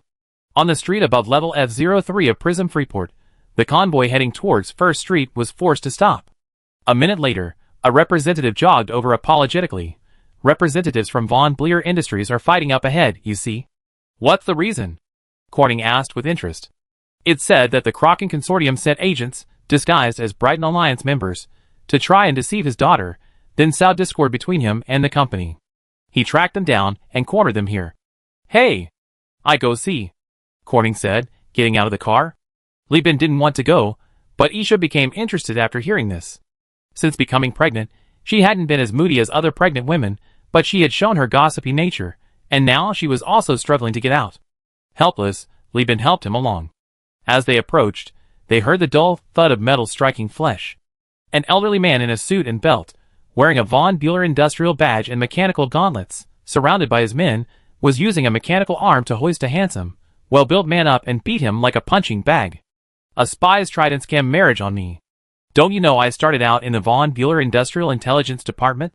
The old man punched, and the gold-plated, exquisitely designed steampunk-style gauntlets, now stained with blood, left a bruised, swollen mark. The agent was struck in the chest and immediately lost consciousness. Administer medicine. Someone immediately opened the first aid kit in the hover car, administering an injection of adrenaline and nitroglycerin. The agent gasped and regained consciousness. Then the old man, dressed like a thug in a suit, went behind the agent and began targeting his kidneys. Wow, an expert! The one-eyed old man who had approached saw this, and his eyes lit up. The sound attracted the older man. Enraged, he saw the golden eagle stepping on the Earth symbol, and then recognized Li Bin being protected. He immediately unfastened his boxing gloves, took a handkerchief to wipe his sweaty hands, and said enthusiastically, Mr. Li. Oh dear, I was so caught up in my own rage, I didn't notice you for a moment. What are you standing there for? Drag this dog away. Don't block Mr. Li's way. The man, who had been so arrogant just moments before, immediately regained his composure and elegance upon seeing Li Bin, who was 20 or 30 years younger than him. Please, go ahead. Looking at the open road, Li Bin nodded to the stranger and helped his satisfied wife away. Chapter 414. The Mogami River Bathhouse, powered by a gravity generator, pumped steaming hot water high into the air, cascading down layer by layer from the top floor. Viewed from the main entrance, the bathhouse resembles a 1,000-pool waterfall built in space. The top floor is the smallest and cleanest, while the bottom floor, though the largest, has been used by dozens of bathhouses and is no longer pristine. The Mogami River Bathhouse is the least used brothel in Prism Freeport, boasting a unique view at each pool. From the brown-skinned beauties of the desert oasis theme to the beast-eared girls of the Fong clan in the scorching forest pools, it offers a diverse range of styles from the Perseus constellation. The bathhouse owner even collaborated with a traditional Chinese theme, purchasing the licenses for the Cowherd and Weaver Girl and the Jade Pool themes from Li Bin, constructing a sizable paradise on Earth at the top. Naturally, it's also an ideal filming location for erotic scenes in holographic novels. No. I'm in my 50s, I can't handle this. On the 6th floor, in the Ocean Planet Waterway-themed bathhouse, the aging and faded Mrs. Mississippi was soaking in the warm tub, waving to Osborne. Beside her were a group of muscular men and beautiful women hired specifically for filming erotic scenes, and boxes of sex toys were piled up along the edge of the tub. Thunderclap. The dazzling-eyed demon stood awkwardly to the side. He had changed his title, and was now called the Chosen One. The adopted son playing Mrs. Mississippi, he now stared sadly at his cheap father, the Nameless One, his heart filled with humiliation. Located in the rooftop bathhouse paradise on Earth, Li Bin had just seen Kong Jicho off. Watching the crown prince hurriedly run behind the artificial hill with several girls in his arms, Li Bin smiled and soaked in the steaming hot bath. Beside him was a human wall of Jeff, Old One-Eye, and a group of boarding sailors, about 4 or 5 meters away, preventing any possible assassination or spying. ISA has Lan Yuan, Oglin, Amanda, and Yen Chong. With the seemingly indestructible Oglin around, ISA is even safer than herself. Li Bin pried open the maintenance interface in the pool from within the human wall and connected to the military terminal. Outside the human wall, Gao Yuanjian, seemingly relaxed, leaned against the pool wall, feigning sleep, but his restless fingers twisted together underwater, revealing his inner turmoil. Familiar numbers rippled across the screen, and Ms. N's face appeared. Li Bin sent the evidence. Ms. N flickered for a few milliseconds, displaying a progress bar. Trust level increased from 5 to 17. Thank you, Li Bin. Looking forward to the next collaboration. Li Bin typed rapidly, truthfully recounting his findings in the Lost Star sector, and began asking, "Are you part of the Coexistence faction?" Obviously, the Extinction faction cannot communicate with humans. Does the Perseus Star sector contain an Omega core? Are the Coexistence faction inspired by the Omega core? Miss N disappeared for a moment, and when she reappeared, her avatar was pixelated. Your own fear prevents you from providing the answers you seek. A strange voice, sounding like both an old man and a middle-aged man, inexplicably rang out in Li Bin's terminal. The employer has discovered the secret of Omega. Humanity in the sector is not yet ready to be blessed. They must be protected from those who abuse and desecrate the blessing, from those who are ungrateful. Once your trust in Yuhui exceeds 50%, you will be qualified to further access the secrets of Yuhui and the human realm. At that time, I will explain it to you. For now, for your own good, please do not delve into it. This was definitely not Ms. N's style. To avoid being caught by the giant corporation's AI core, Ms. N was always extremely cautious in her communications, and never used voice, a form that could lead to ambiguity due to pronunciation and be recorded by the giant corporation's monitoring equipment. Holy crap, could it be the Omega core? Li Bin thought with a start. The noise on Ms. N's screen had been eliminated, but through the torrent of numbers refreshing faster than usual in the background, Li Bin vaguely sensed that Ms. N was not at peace. Record, error, cannot be reversed, midnight dissonant hacked, trace tracking failed. Firewall check secure. A barrage of self-check information refreshed, and Ms. N fell into unprecedented panic. She seemed to be caught in some kind of error. Several minutes later, the self-check abruptly stopped. You completed the mission. I am pleased and look forward to the next collaboration. Her memory seemed to have been erased. Okay, this could be a backup plan from the Omega core, or it could be a trap set by a giant corporation. But regardless, based on this alone, Li Bin knew that the other party's power in the online world was beyond imagination, at least overwhelming him. He scratched his head and began recounting Gao Yuanjian's story, then asked again, I need Gao Yuanjian's assistance in developing my power. He's been rejected by the Tachyon Technology Core, and also knows about the Omega Core. Could you get him to contact you? Another flurry of panic, and a deluge of numbers followed. A few seconds later, Ms. N spoke, Yes. Grandpa Gao, come here. Yes. Gao Yuanjian stood up nervously, slowly walked over, and took the terminal. He first checked it, then inserted his most advanced security program into it, only to have it easily breached. His eyes lit up. It's definitely an AI core. No human could break my program in seconds without an AI core.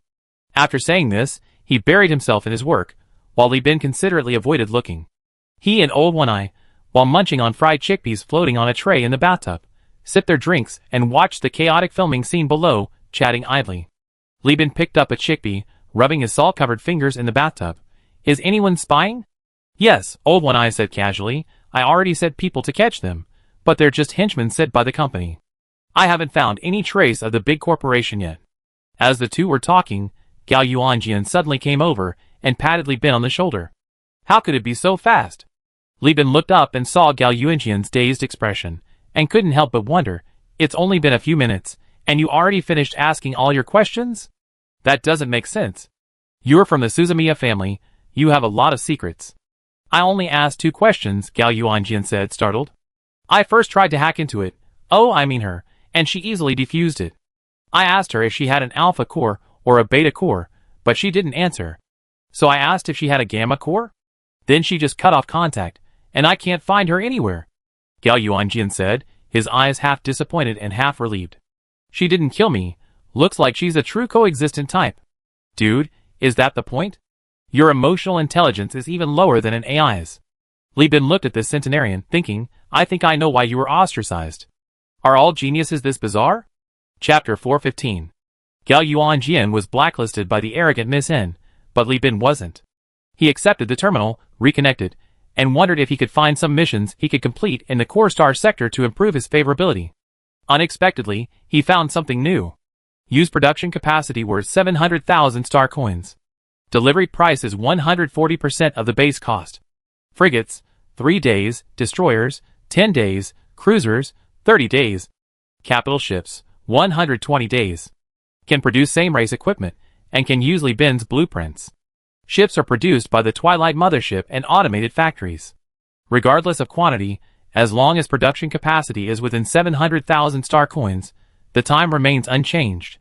Li Bin suspected that the Omega Core was helping him, but he didn't have time to think about that now. Besides, the human brain couldn't outcalculate the AI Core. At this moment, Li Bin's mind was filled with one sentence, we're rich. So, without bothering to comfort the dejected and optimistic Gao Yuanjian, he grabbed the terminal and went to find Isa. Isha didn't soak in the hot spring. She only immersed her legs in the steaming water. Amanda, carrying several boxes of medical equipment, gave her a routine checkup while massaging her legs. Amanda was dressed very scantily. Her swimsuit barely held her chest and buttocks together, looking as if it might burst at any moment. She lay on the edge of the pool, her pale flesh undulating in the rising steam, quite alluring. But Li Bin felt no desire whatsoever. Sex was insignificant compared to the spaceship. After seeing Amanda off, Li Bin presented the terminal to his wife like a precious treasure.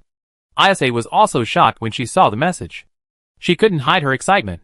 You mean Miss N is willing to sell unmanned warships? Yes, Li Bin nodded slightly, but unmanned warships require a command system installed inside the spaceship. Our cruisers are already full, they can't hold such large equipment. Besides, the Universal Alliance has already brought a bunch of unique ships from the star system. If we take unmanned warships too, I'm afraid we'd be hunted to the ends of the earth by the Speed Ox and the Overlord. The Twilight Unmanned Battleship, with a production capacity of 700,000 star coins and a 40% premium, calculated based on production capacity. What does this mean? Battleships are unavailable. The novel prioritizes cruisers, increasing the value of battleships, but cruisers are all readily available. A list of Twilight's capital ships and cruisers costs in the game, the novel significantly increases their costs.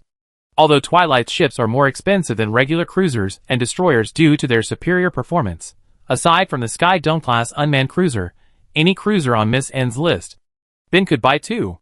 The Sky-class unmanned cruiser, costing 400,000 star coins in the game, is a hero among cruisers. Isa, stroking her belly, had a bold idea pop into her head. She looked at Li Bin. You probably already have a plan, right? Li Bin grinned mischievously. Why don't we write it on our hands, and see if we're on the same wavelength? Okay. They asked Oglin for 2 pens, scribbled something, and then the couple hugged each other, spreading their fingers.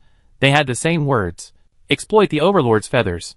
With Gao Yuanjian's definitive statement that the Yu Hui ship technology was superior to Tachyon technology, Li Bin confirmed the value of the Yu Hui warships. He believed that the Overlord, with its outdated ship technology, would definitely be willing to pay a high price to buy these ships. Li Bin bought the ships for 700,000 star coins, all of them undamaged cruisers, and the like. The Yu Hui was developed by the human leader's military and the solar system's Tachyon headquarters. It's not unreasonable for me to make 100% more profit, is it? I don't even want the ships or the money, I just want your production capacity transfer. Besides, I need to use this production capacity to help you fight the Tachyon. Giving me a 25% discount wholesale isn't unreasonable either, is it? The deal is done, isn't it? So satisfying. Li Bin couldn't help but laugh. Wouldn't it be a bit inappropriate for us to do this? What's wrong with that? Isa asked curiously. Haven't you taken enough advantage of us? The problem is how to deliver the goods. We can't exactly tow the ships all the way to the core star sector. That would offend Tachyon technology too much. Last time when you returned the 14th Legion's warships, you could just say it was returning them to their rightful owner. But this time, if you give them to the Overlord but not to Tachyon, things might go wrong. Li Bin gently stroked Isa's delicate nose. That's easy. After your bath, you take the fleet back to Eden. You know the route well, it only take a little over a month. The Lost Star sector is Miss N's territory. I have her place the ships in the star system, where the 7th Armory is located. You need to know the coordinates beforehand and use a horizontal jump to get there. You can pick up the ships there. After you set off, I use the Zongzixing route to contact the East family and the Montanetta family, and wait for them to contact the Supreme Overlord's advisors. The group finished their wrangling and rushed over, but you were already here. Isha thought for a moment and said, How about you get a capital ship? No. Li Bin shook his head. Capital ships and cruisers are different. Although my fleet can now easily overpower a lousy capital ship, I don't actually have any capital ships myself. I can only fight by sheer numbers. Besides, buying a capital ship from a giant corporation is like declaring that I already joined their ranks. Li Bin hugged Isha and explained, We still have about 5 years. During this time, we shouldn't provoke tachyon technology. I plan to get involved in the mineral wars, only taking orders for wind or to salvage wreckage, giving the salvage teams a little push, and seeing if we can cooperate with Conda's Nest to rob planets from the Perseus Alliance and get some AI cores to curry favor with Miss N.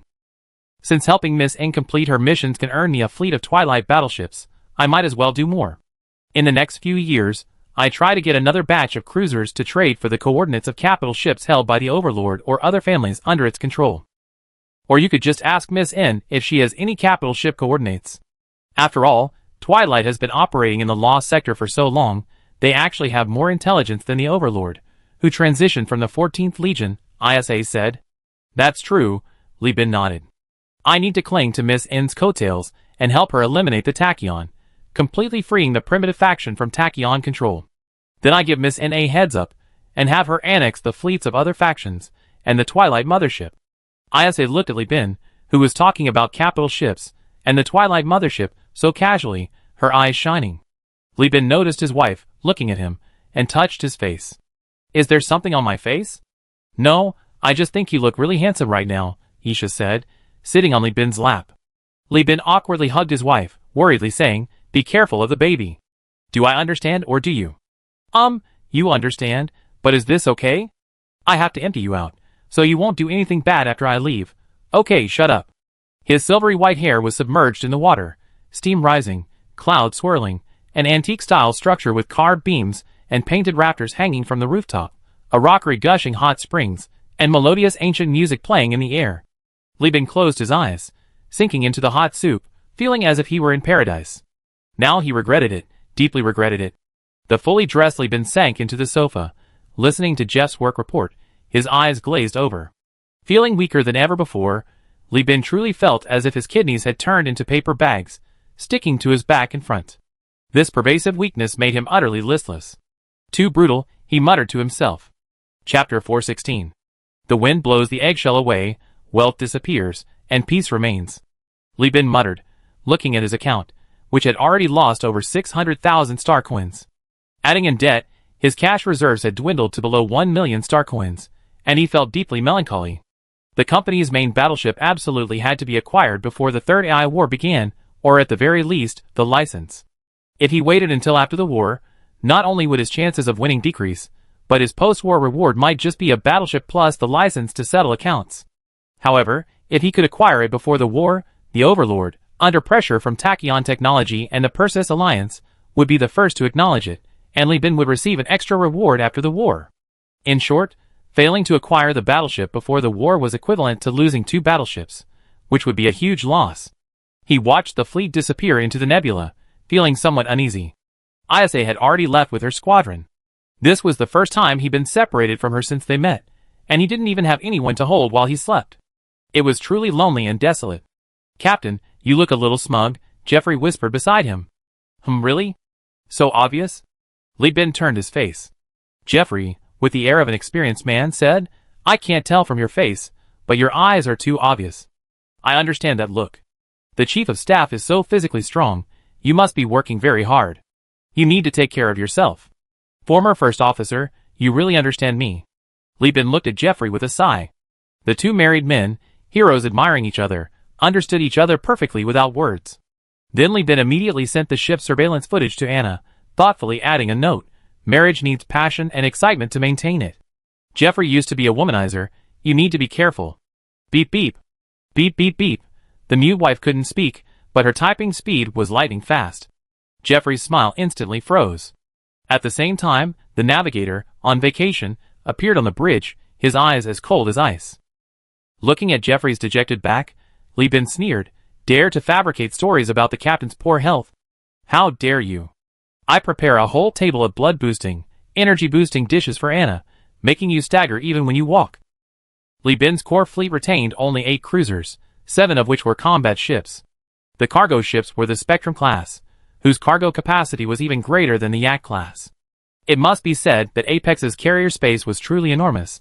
Even converted into a cargo ship, it still had 8 weapon slots, making it practically the king of cruiser cargo ships. Core fleet, cruiser section, core fleet, remaining section. As the scale of the war expanded, destroyers gradually became insufficient, thus diverting resources. Of course, its cost was comparable to that of military ships. If Li Bin hadn't robbed and seized one, he wouldn't have spent the money for a military ship to buy a civilian one.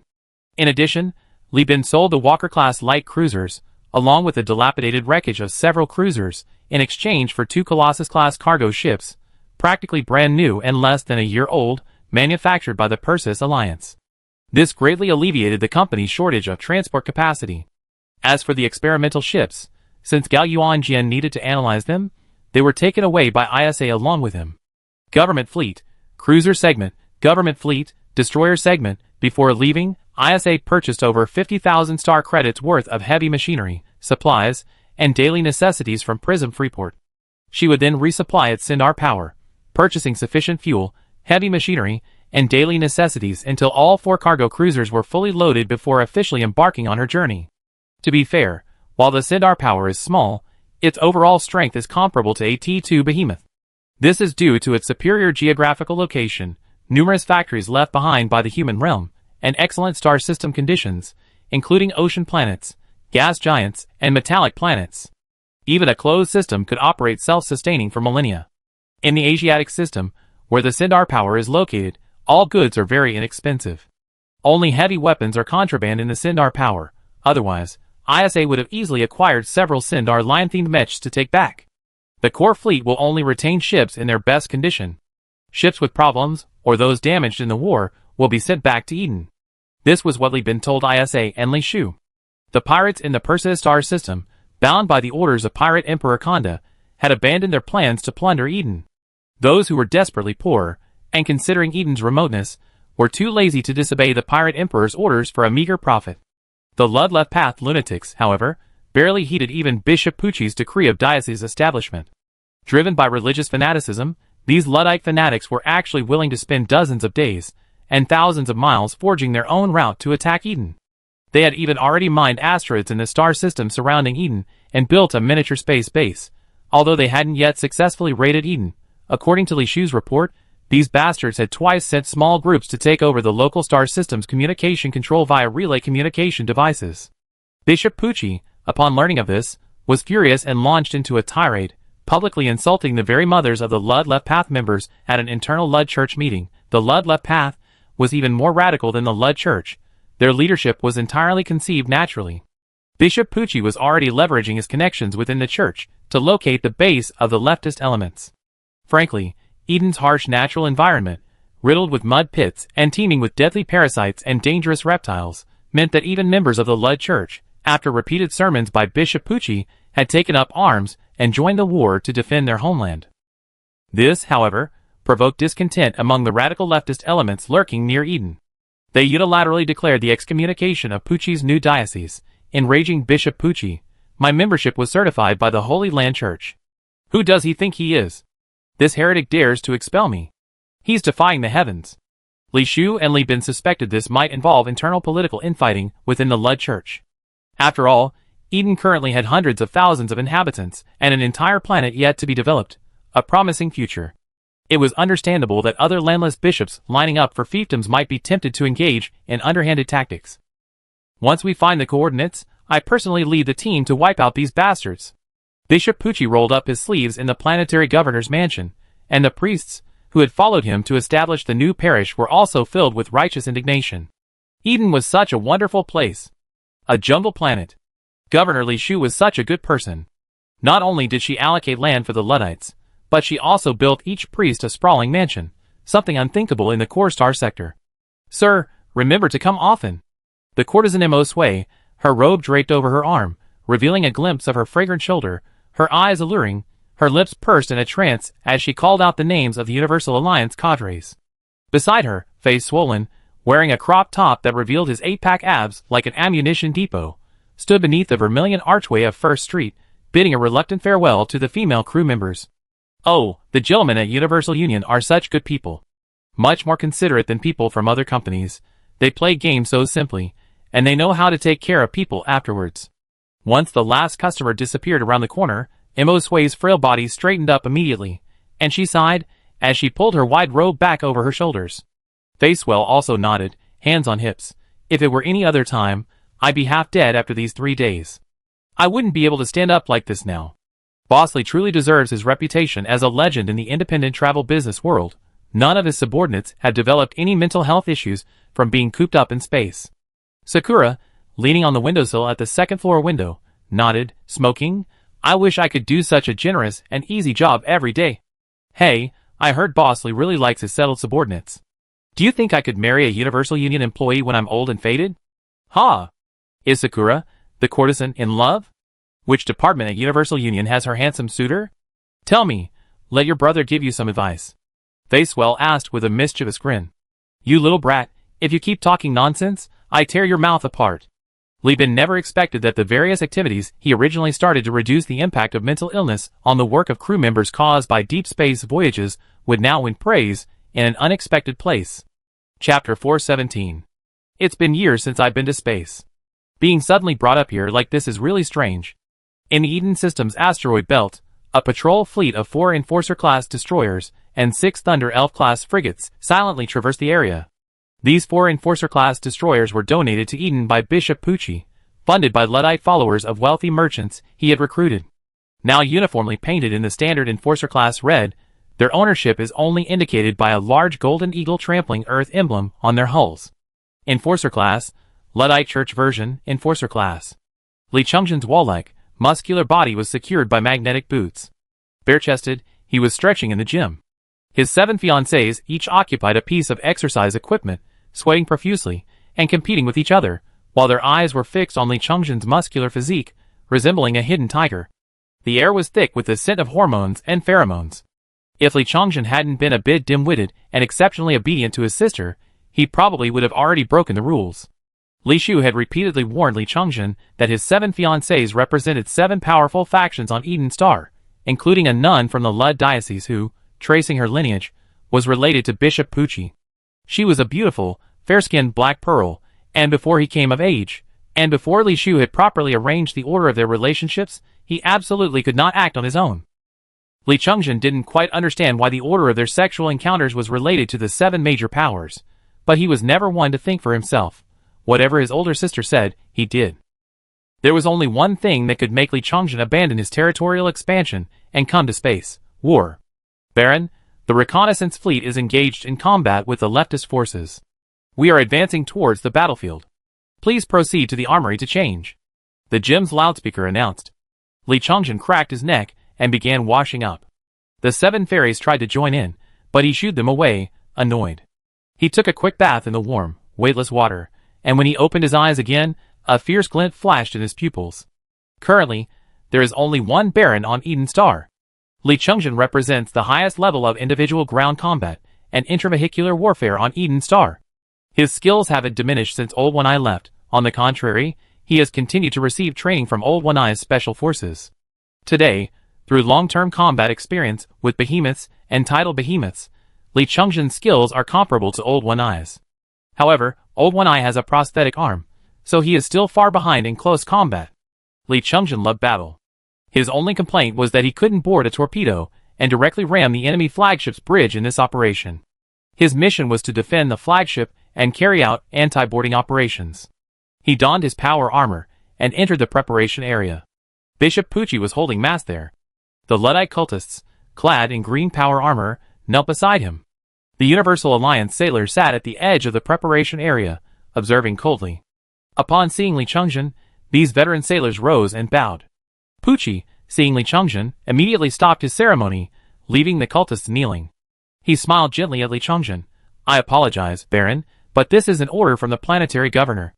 Furthermore, considering that those guys from Zwijing like to tamper with the ship's fuel tanks and would self-destruct if the battle turned against them, the governor forbids any boarding operations. Li Chongjin asked indifferently, what's the current situation? The reconnaissance fleet captured the left path fleet near the planet Desolate 2.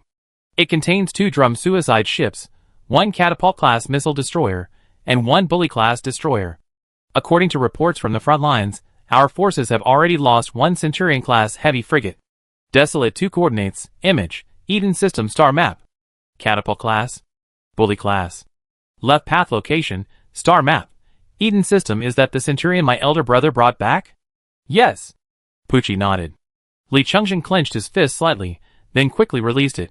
All right, please continue with the blessing, Your Excellency. Though thorns may entangle us, and stubborn rocks may obstruct our path, we walk the righteous road, and the crown of justice will surely remain for us. Bishop Pucci held an exquisite incense burner made of brass balls and chains. The essence extracted from the terrestrial purple sunflower subspecies churned and released a cloud of superior purple smoke that would make any interstellar empire drool. As the blessing ceremony drew to a close, a powerful tremor emanated from the outside in, causing the entire Enforcer-class ship to shake like a petrel flying in a storm. Commander Wahab orders all sailors to be alert. Left-wing militants are attempting to use the drum self-destruct tanker for a suicide attack to cover a boarding maneuver. Boom, creak, a sickening impact and metallic creaking echoed throughout the ship. The flagship's bosun's slightly anxious voice rang out. Life support, engine room, crew quarters have been boarded. Li Chongjin stretched his shoulders, stood up, scanned the combat zone, glanced left and right, and said succinctly, move out. Aye, boss. The mining hammer shattered the fragile bulkhead, tactical shields rose like walls, and composite smoke launchers fired toxic fumes, killing the unhelmeted left-wing militants. Left-wing militants are a more radical and anti-technological organization than the Luddite Church. Unless absolutely necessary, most left-wing militants do not use high-tech equipment. Meanwhile, the spaceship, detecting toxic components in the air, automatically lowered its airtight doors, confining the toxins within a limited space and further intensifying the toxicity. The dying leftist militants futilely pulled the triggers. They were using chemically detonated weapons, and for religious reasons, they hadn't used the more technologically advanced armor-piercing rounds. As a result, the laser protective coating on their tactical shields was scratched by the bullets, the metal beneath colliding with the bullets, creating a spectacular shower of sparks. The tactical squad didn't advance steadily, but aggressively, 3-man teams suppressing the leftist militants. Li Chongjin, with a chainsaw sword at his waist and a grenade launcher on his shoulder, advanced unarmed, protected by his fiancée. The smoke was cut through, and a 2-handed sword, recast and stamped from ship components and hand-polished over a decade, descended from the sky. The sword, carrying the weight of an adult man and his power armor, combined with the propulsion of a jetpack, forcefully pushed his fiancée down. The leader of this boarding squad, wearing a light green power armor, lunged at Li Chongjin. Don't move. Go find the bomb. Li Chongjin roared, halting his fiancée's reckless actions. Destroying the bomb was a higher priority than rescuing himself. He glanced at Captain Zwijing, still wielding primitive alloy weapons, and smiled contemptuously. Using his shoulder armor and making small movements, he knocked aside the alloy 2-handed sword. With a flick of his right wrist, a buzzing chainsaw sword landed in his hand. Li Chongjin crouched and charged forward, delivering a powerful elbow strike to Captain Zwijing's chest.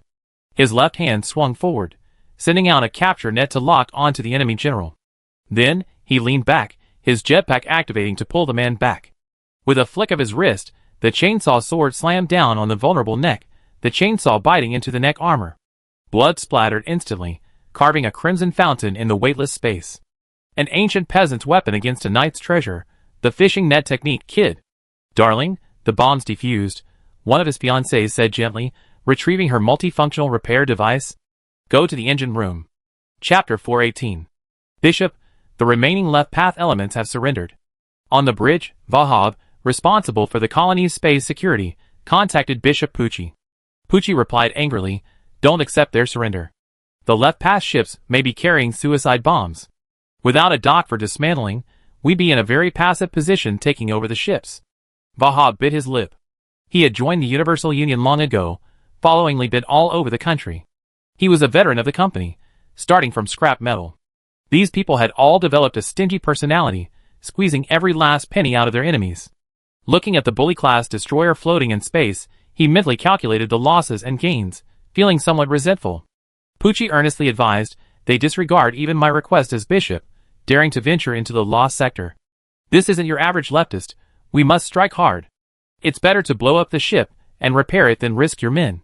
Eden is desperately short of experienced crew. Don't waste them on leftists. All right, Bahab reluctantly hung up the comms, nodding to the first mate. Full fire. Sink the ship. 5 minutes later, this decent frontline destroyer was reduced to a dazzling firework by a saturation barrage of hammer torpedoes. After annihilating the attacking fleet on the left flank of Lud, Bahab ordered the salvage of the wreckage. Only then did he have time to check on the boarding incidents. He wiped his sweat and asked, "How is the Baron?" The chief of staff glanced at the crew's real-time physiological monitoring. Very good. Heart rate normal, hormone levels normal. The Baron didn't even need a combat injection. The flagship encountered 3 boarding incidents. He led his harem to suppress 2 of them, and also captured a captain-level officer as a hostage. That's good. Wahab breathed a sigh of relief. Having to worry about the CEO's younger brother on top of the naval battle was undoubtedly torture for the usually cautious Wahab. According to his attitude, Li Chongzhen shouldn't have been in space at all, but Lu Zijing's use of a suicide squad to plant bombs at critical points on the ships, self-destructing regardless of cost or profit, had already caused too much damage to the colony. Since Lu Zijing repaired the mini-base 6 months ago, launching an invasion fleet into the Eden system on a weekly scale, Li Shu had already lost 9 frigates and 2 destroyers in 6 months. Although the casualty ratio was as high as 1 to 3, this result was still unacceptable. The ships were alright. After all, Li Bin had good relationships with various forces, and Li Shu could place orders to replenish ships at any time. They also had the ability to continuously produce Thunder Elf-class ships. The key was manpower. The colony lacked experienced crew members. In the 3K era, the value of a fighter jet was less than that of an experienced pilot. A Su-57, with its excellent aerodynamic performance, can perform high-difficulty maneuvers such as the Cobra maneuver and the Falling Leaf maneuver. However, not just anyone can withstand such high G-forces. Pilot selection requires a large population base and a brutal selection process. The same applies to the ship's outstanding captains, gunners, damage control personnel, and navigators. Having undergone genetic modification, they possess exceptional physical abilities, but their talents may not necessarily manifest on the ship. Even if they do, they need extensive combat experience and practical training to mature. The loss of 9 escorts and 2 destroyers means that Li Shu has lost at least 500 potential crew members, who could have supplemented her boss's core fleet and made outstanding contributions to the company. Eden Star Colony, Xianxiang City Governor's Mansion, Holographic Conference Room. Using the Holographic Transaction Matching Kit, Li Shu can directly hold remote meetings with Jia of Tanfa Star and Li Weiming of Granada Star, analyzing their psychological changes through their most subtle facial expressions and body language. Holographic Transaction Matching Kit. Detailed information. A 3-ring meeting, centered on Eden Star and composed of leaders from Tanfa and Granada, is underway. She rubbed her eyes, her voice tinged with exhaustion. This can't go on. The activities of the Lud left path elements have already affected the colony's trade and security. To date, the activity level of freelance merchants and individual captains on Eden Star has decreased by 61%. These people originally chose Eden Star because of its longer, but relatively safer voyages to escape the war in the core star sector. Now, with the appearance of the Lud left path, they're actually losing money. Li Weiming also complained on the projection. The left path elements have also appeared in the Dongshanmen system, where Granada Star is located, although they were driven away by the Cadillos using their remaining ground defense arrays. But the space environment on Granada is no longer safe, and the immigration ships have ceased operations. For the past 2 months, I haven't dared to sail out to space to mine after get off work. Of the 3 planets, only Tanfa, where Jia is located, has the best conditions. Tanfa is quite far from Eden, unaffected by the Lud left axis, and a space station has been built there. The system's stable point is within the space station's fire range, so even if some villains have ulterior motives, they wouldn't be able to withstand the terrifying firepower of the Tanfa space station attacking the relay communication device. She thought for a moment and said, Tanfa has produced 4 more Thunder Elf-class ships this month. If needed, we can send crew members to send them to Eden. It's not a problem with the spaceship. Li Shu shook her head. My brother said, you can't guard against a thief forever. We never have peace until we completely wipe out Zhu Jing's base. Heaven knows how these lunatics managed to establish a base in the lost sector in such a short time. Are their laborers all heartless? Actually, Li Shu was right. Zhu Jing's laborers were all captured and brainwashed with religion, then deceived by themes of rebirth and apocalypse. They believed that dying in service to Lud would allow them to ascend to heaven and avoid the end of the world. This cruel and exploitative approach was the kind of cult-like practice that even Bishop Pucci would call devil. Li Shu sighed. The colony currently lacks excellent fleet commanders and captains. Although Wahab has worked for the CEO for a long time, his personality is not suitable for the position of overall commander. He excels at commanding a squadron. Because of this lack of command skills, our defensive losses are 10 times that of the company's core fleet. But Wahab is currently the best in the colony. The remnants of the Brown family are all non-combatants. They bear heavy responsibilities in maintaining stability and economic development in the colony, assisting Li Shu in managing the colony effectively. However, space is an unfamiliar territory for them. They survive precisely because they are not combatants. Li Shu glanced at the intelligence report one last time and tapped the table. The Eden Star Patrol repelled a new wave of attacks from the left path yesterday, capturing several prisoners who are currently being interrogated. I received the latest intelligence from the core sector. The CO has separated the fleet, and a squadron with 4 battle cruisers, commanded by former Core Fleet Chief of Staff ISA, is on its way back. I plan to wait until the agents or operatives pinpoint the exact target of this leftist group, then mobilize the colony's main fleet to blockade the target system. Once Isha arrives, we dispatch cruisers to completely annihilate these lunatics. Li Weiming raised his hand. This way, the shipping routes between the Dongshanmen and Eden systems will lose all protection. Any disloyal-free merchants could potentially turn into pirates and rob us, which will undoubtedly test humanity. Based on the past history of the Core Star sector, humanity cannot withstand such tests. This is a last resort. If we let the leftist group continue their rampage, they will only grow stronger through religious brainwashing and plundering of free merchants, explained Li Shu, who lacked experience in naval warfare command. Furthermore, the CO has already made a deal with the Overlord, and the Overlord's fleet is on its way. What we need to do now is to withstand the leftist harassment, continue developing the colony, and cede some profits to the merchants to ensure their loyalty. After the meeting, Li Shu slumped into her chair, stroking the emblem of the Universal Union on her chest. Sister-in-law, please come back soon. I'm having such a hard time here. Meanwhile, on the fleet flagship, the ISA was pleading with the projector. Second uncle, you always doted on me the most since I was little. Their colony is ruined by that rotten apple, Ludlow's Wu Jing, and they're already running a deficit.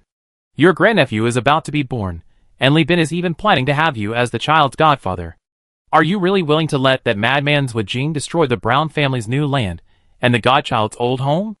Please help me, second uncle. Lone Brown Montanetta looked at the heavily pregnant ISA, his face full of doting affection, unable to utter a single word of dissent. He patted his chest and made a promise, then called his son, Logan Montanetta, and launched into a tirade, accusing him of not caring about his nephew and niece. He then contacted his wife. I don't care. Your niece is in trouble, so as her uncle and aunt, you have to help. If you, as a galactic counselor, can't do that, fine, I go help her myself. It's a pity. I just bought a vacuum miner suit and an ancient-style monk's robe yesterday, and even had a yoga lesson taught by the head of the Lud Church. I wonder who will benefit from it in the future. My niece's affairs are my affairs. You wait, I'll be right back. His second aunt, who was in the middle of a meeting, saw the resentful look in Logan's eyes, hungrily tugged at her tie, and immediately stopped the meeting. Chapter 419. Prism Freeport. Li Bin had been here for 2 days. He should have already started his reorganized fleet and left, but 3 things held him back. The first was allocating the 700,000 star coins of production capacity given to him by Miss N. After ISA's reminder before leaving, Li Bin keenly realized he couldn't sell all the capacity to the Overlord. There were still many valuable items on Yuhui's ship that he could use. Therefore, he only exchanged 2 glorious X-class unmanned cruisers, equivalent to 550,000 star coins. He used the remaining 150,000 star coins to buy 12 LPCs for the Flash Squadron. These cost 11,200 each in the game, more expensive than most brand new frigates. Glorious X-Class. The Glorious X-Class unmanned cruiser is the backbone of Yuhui's cruisers. It possesses a remarkably excellent hull and a built-in phase field, allowing it to disappear in the physical universe to avoid damage. Additionally, the ship is equipped with a high-energy focusing system, capable of unleashing considerable damage in a short time. The Overlord will definitely be interested in these ships. The Coexistence faction has broken through the technological limitations of tachyon technology. Unmanned warships produced by the Coexistence faction can identify tachyon technology ships as enemy ships and inflict damage. Combined with the human realm AI core retained by the Overlord from the 14th Legion era, these two cruisers can serve as a surprise tactic to protect the transport fleet, acting as an anti-tachyon phase fleet. ISA stroked her unborn child and said to Li Bin, "Even the Supreme Overlord might subjectively ignore how you acquired these two ships." The second AI war was hampered by the tachyon phase fleet's surprise attack. They suffered too much.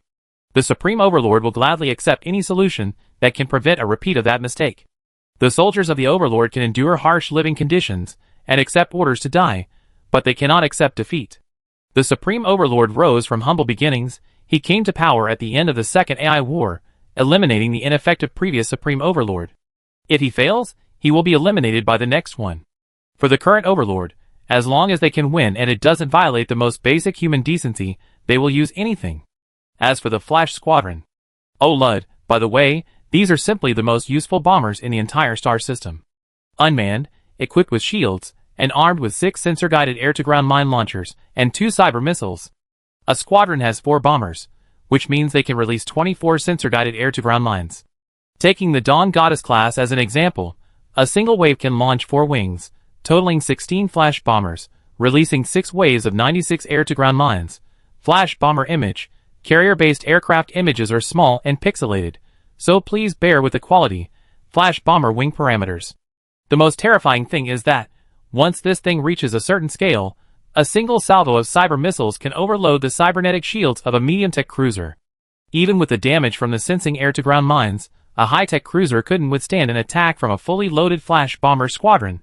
Combat image, purple represents air-to-ground mines, tadpole-shaped represents cyber missiles.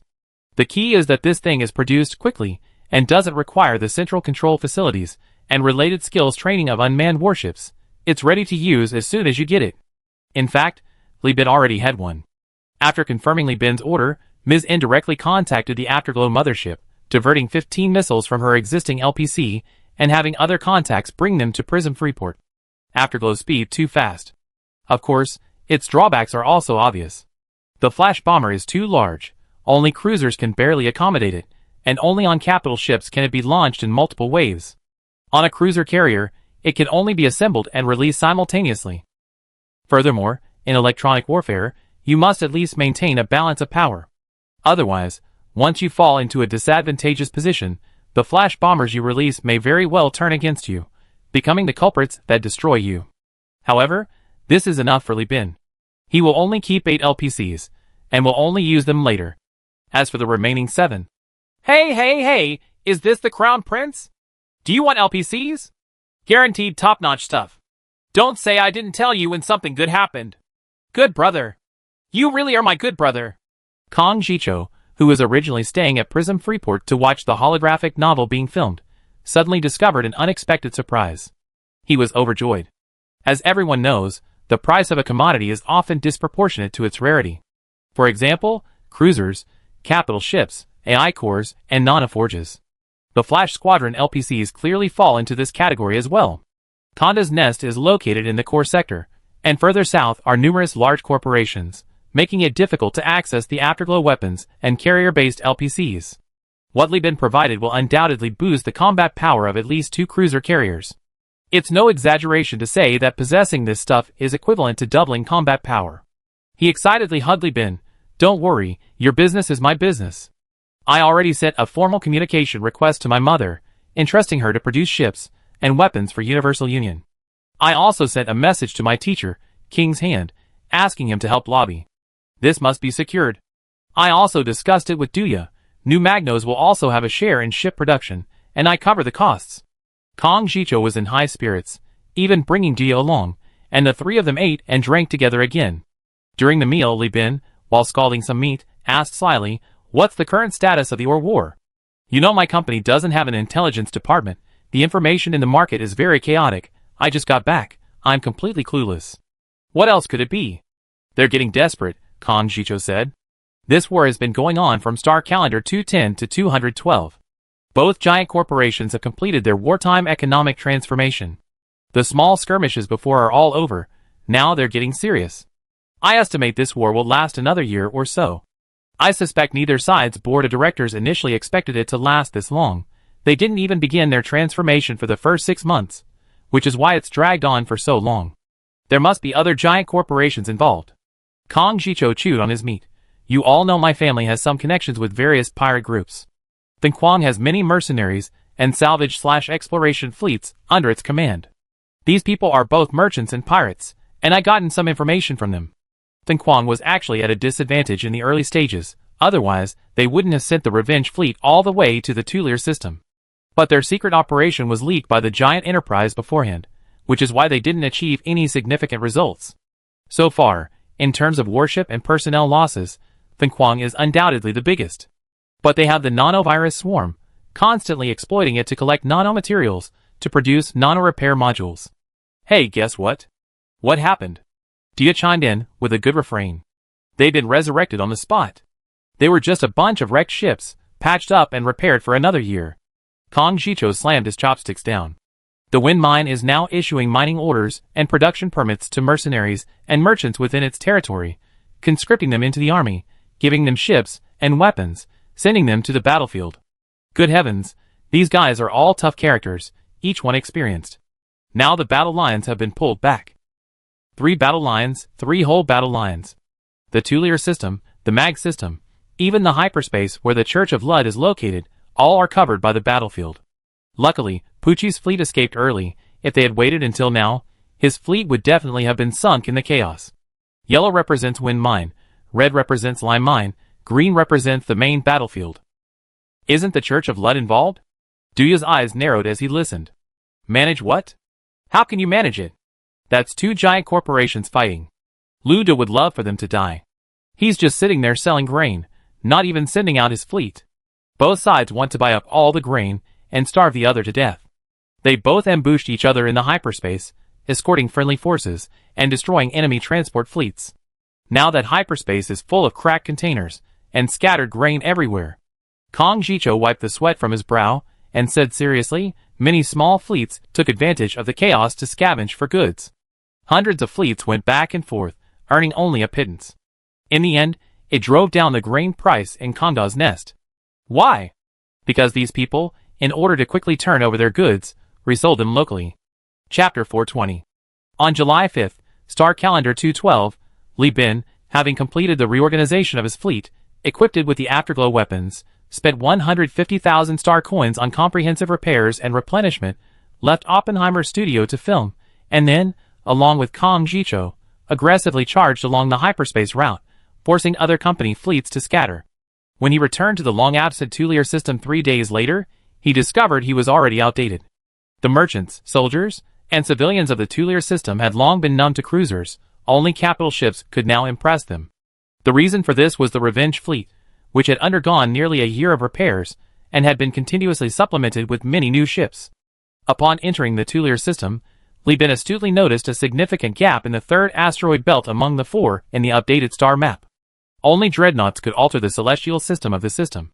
The Tulier galaxy, compared to before Li Bin left, the Steel Dragon-class ship had become much more bloated. Visibly, trusses composed of hollow steel pipes and metal, several meters thick, extended outwards, forming several seemingly rudimentary, but actually very reliable hull assembly plants around its perimeter. All component casting was completed inside the Steel Dragon class, and sophisticated instruments were not directly exposed to space, but were gradually transferred in through docking bays after the ship was sealed. In fact, all construction sites and shipyards exuded a rudimentary, almost barbaric, atmosphere during their initial construction phase. Building dams and fortifications is like this. Steel reinforcement encased in cement, but different grades, designs, and plans require different techniques and expertise. Countless waste materials, carrying industrial fumes, poured from the landfill and spilled into the asteroid belt. There was no pollution control, no reuse. For capital, efficiency, time, and return on investment were paramount. Spending human, material, and production capacity to extract a pitiful amount of resources from nearly exhausted waste was a waste of industry. Although this mobile combat fortress is visibly being lightened, struggling to break free from the countless external production lines and workshops, this towering giant still needs time. This is Kong Jicho's analysis. Steel Dragon Class, Endless Mine. Actually, it won't be long. Did you see those bullet-scarred heavy aircraft carriers surrounding the Steel Dragon? Li Bin pointed to the bullet-scarred aircraft carriers in the shipyard's auxiliary dismantling workshop. These components and metals will most likely be recycled by the carriers, attached to the ship's surface as armor, or sent into the cargo hold and then transported to the shipborne nanotechnology plant as raw materials for carrier-based aircraft production. Bullet-scarred aircraft carrier. Anyway, they're all assembled from scrap ships, so the appearance doesn't matter. As long as the combat order is given, the Steel Dragon class can perform a hard disconnection, ram through these things and fly away, leaving the cleanup work to other ships. Damn, they're really rich. That must be 800 boxes of alloy, right? Kong Jicho explained. They probably overwhelmed even Kazlan's demand.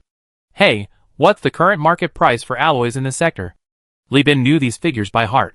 In the eastern sector, the Overlord and the Speedster are secretly preparing for war. Affected by these preparations and the ore war, the price of ore is 2.5 star coins, and the price of alloys is 11.5 star coins. In the southern sector, nothing's happening. The price of ore is 1.5 star coins, and the price of alloys is 9 star coins. In the western sector, the Hell Legion is still waging small-scale wars everywhere. The price of ore is stable at 2.2 star coins, and the price of alloys is between 10.1 and 10.5 star coins. In the southwestern sector, the wind or production capacity is too amazing. They're mining while fighting, so the price of ore has actually fallen. The price of ore there is 1.1 star coins, and the price of alloys is 8.5 star coins. As for the central region, haha. Ore is 3 star coins, and alloys are 15 star coins. My god, just hearing that makes me want to mine. Li Bin joked. Kong Jicho nodded, and then shook his head. At this point in time, salvage is much faster than mining.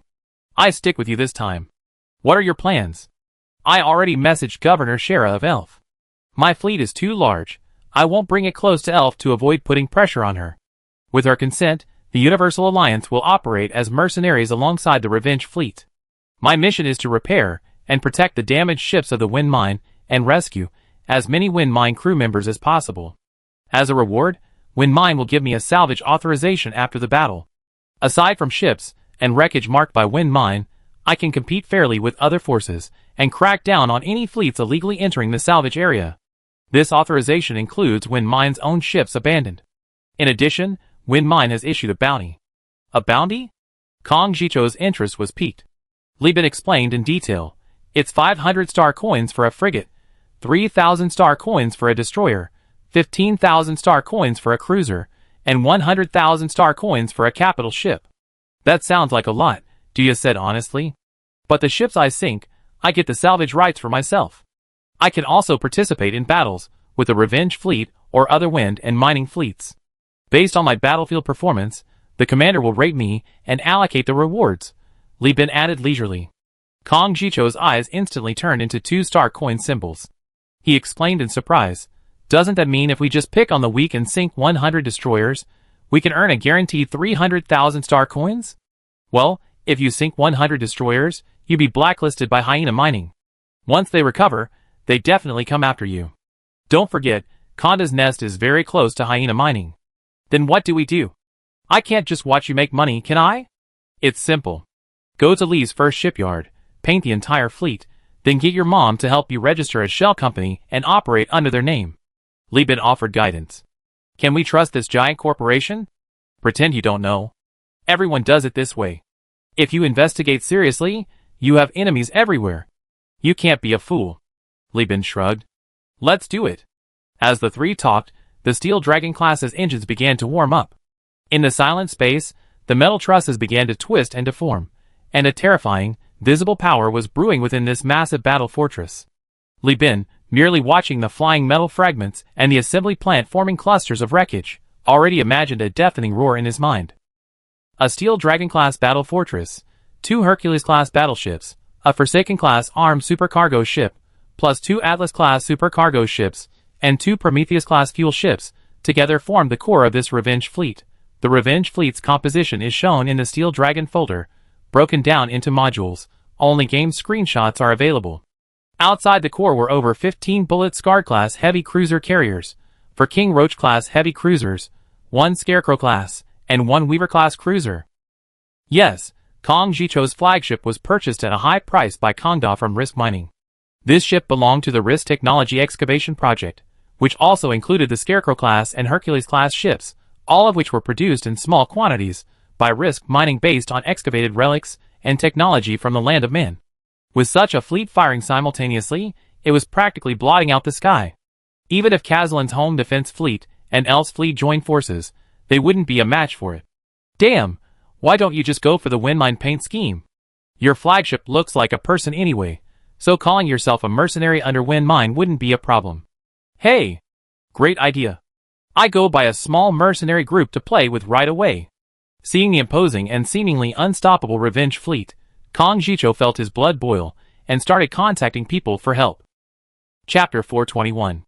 The time required for a dreadnought to enter hyperspace is far longer than that for a cruiser.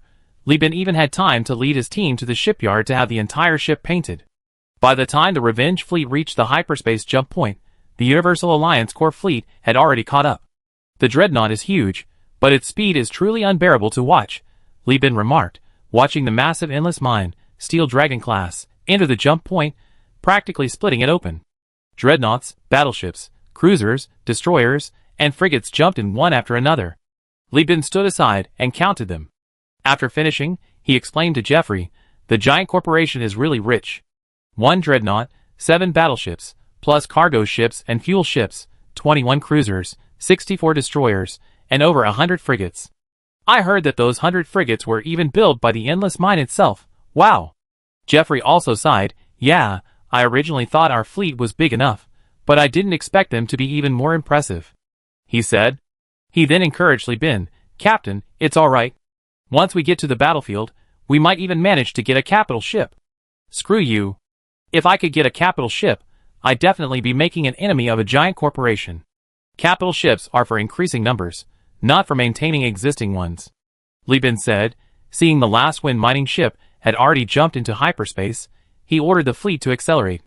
Cannons, lasers, and missiles rose from the barnacle-like armored turrets, arrogantly gesturing at the other wind mining mercenaries. He seemed to be saying, let's see what happens. We can't beat the giant corporation, but we can beat you guys. You're all behind me. These mercenaries, seeing the massive fleet formed by the merging of the two groups, could only swallow their anger, cursing Li Bin in their hearts, but outwardly giving up their positions. On August 2nd, Star Calendar 212, what should have been a 3.4-day journey for Li Bin was stretched to 10 days by the dragging down of the endless mine. In this game, the larger and worse the ship, the slower the speed. The Revenge fleet encountered a Hyena Mining interception fleet on its way to the Hyena Mining's home system, Dog Star, its actual name. Dotted line indicates the flight path. Red cross indicates the encounter location. Li Bin stared at the hyperspace jump point of Prism Freeport, so close at hand, his expression incredibly complex. All mercenaries immediately transferred to the Stylantia Nebula. We intend to place the battlefield in the physical universe. The order from the Wind Mining Fleet commander was relayed through the ranks. Li Bin and Kong Jicho turned without hesitation, tracing a huge arc behind the Revenge fleet, and entered the physical universe without a second thought. On the way, Li Bin discussed with Kong Jicho, I suspect it wasn't the Revenge fleet that set off first, but Hyena Mining. Think about it, it takes us 3 to 4 days to travel from the Tulir Galaxy to the Stylantia Nebula, and 4 to 6 days from the Stylantia Nebula to Hyena Mining. The two groups finally met here, so Hyena Mining must have acted first. Kong Jicho shook his head, I don't think so. You haven't been to the Great Dog Galaxy, have you? Let me tell you, Hyena Mining has 4 colonies in the Great Dog Galaxy, one of which is a level 3 space fortress called the Processing Station, built right next to the jump point. The Revenge fleet, for mining and shipbuilding, is some distance from the jump point. It took them 3 or 4 days to travel from the physical universe to the jump point, while Hyena Mining's intercepting fleet could quickly depart from the space station into hyperspace. Hyena Mining's Great Dog Galaxy, with the Processing Station space station highlighted in red, adjacent to the jump point. The Revenge fleet acted first, but Hyena Mining's intercepting fleet arrived first. Do the math, isn't that perfect? That makes sense. No wonder the giant enterprises are reluctant to head towards the lost sector. These dreadnoughts and capital ships are so slow, by the time they arrive, the flowers will have withered. The two discussed and deduced, speculating on the composition of the Lime mining interception fleet, while simultaneously hiding their fleet into the nebula. During this time, Kong Jicho generously shared his techniques for ambush, surveillance, and observation with Li Bin. This main fleet battle has so many intricacies. First, distance. We can't wait at the edge of the battlefield. Firstly, we're easily caught in the crossfire. Secondly, if the wind mining is defeated, the fleet commander will need an excuse. If he discovers we're nearby but don't provide support, a report will be filed, and the giant enterprises, to stabilize the situation, will quickly pin the blame on us, leaving us utterly disgraced. Of course, we can't go too far either, otherwise, we won't even have a hot meal after the battle. If the wind mining is defeated, we can still sneak up on 1 or 2 wrecks. Hey, don't look at me like that. This is experience passed down to me by an old pirate from Conda's Nest. Back in the day, they dared to sneak up on the battlefields of the Overlords and Tachyons during the Second AI War. If friendly forces are defeated in this kind of battle, don't send large ships. Send light cruisers and destroyers to sneak up. The giants won't be able to handle it. Why? Because their capital ships also need emergency repairs. They're large scale, and they have a lot to do after the war. Besides, if you only have a light cruiser, it'd look bad if they send a destroyer to intercept you and you blow it up. Sending large ships will delay things, so just sneak up on them a couple of times, and they pretend they don't see you. Kong Jicho said, showing off his terminal to Li Bin. Don't think I don't know anything, but this is Prism Freeport. There are relay communicators in the system. I already called the uncles, aunts, and sisters in Conda's Nest, and asked them to help me find the location. Awesome. Li Bin gave a thumbs up. After some deliberation, the two stopped at a point about 6 hours cruiser journey from the jump point. This is the best spot. It's on the edge of the nebula, and not far from the jump point. Trust me, once Wind Mines jumps into the physical universe, they definitely turn around and surround the jump point, ready to trap us. And Hyena Mines' fleet definitely has people who can perform horizontal jumps to direct the tearing of hyperspace. Those idiots squatting on the edge of hyperspace will only hinder the Revenge fleet's turning. The fleet will end up together, and Hyena Mines will wipe them out as enemies. Actually, in the game, Freeport doesn't have a secondary hyperspace node for horizontal jumps, but for plot coherence and excitement, I added a secondary node formed by the nebula as a whole. Apologies to those who have played the game. The entire nebula looks large, but its mass is actually very small. There's only one permanent jump point, the nebula doesn't even have a planet, and therefore there's no temporary jump point connecting hyperspace to the physical universe. Li Bin glanced at the detector array and, as expected, found that although the Revenge fleet had issued a dispersal order, most of the mercenary captains and commanders were still clustered around the edge of the fleet. The Revenge fleet commander, who was happy to see these people forced into the war, offered no further explanation. Only a few fleets had managed to maintain distance. The giant corporation was truly ruthless, and the mercenaries were truly greedy. Li Bin, participating in a giant corporation battle for the first time, was somewhat nervous. He kept asking Kong Jicho questions, like a curious child. Kong Jicho, seeing Li Bin, who was usually so confident and seemed to have the world at his fingertips, so awkward and dependent, felt a sense of satisfaction. Happiness often stems from comparison, especially when those who were previously superior bow down to you.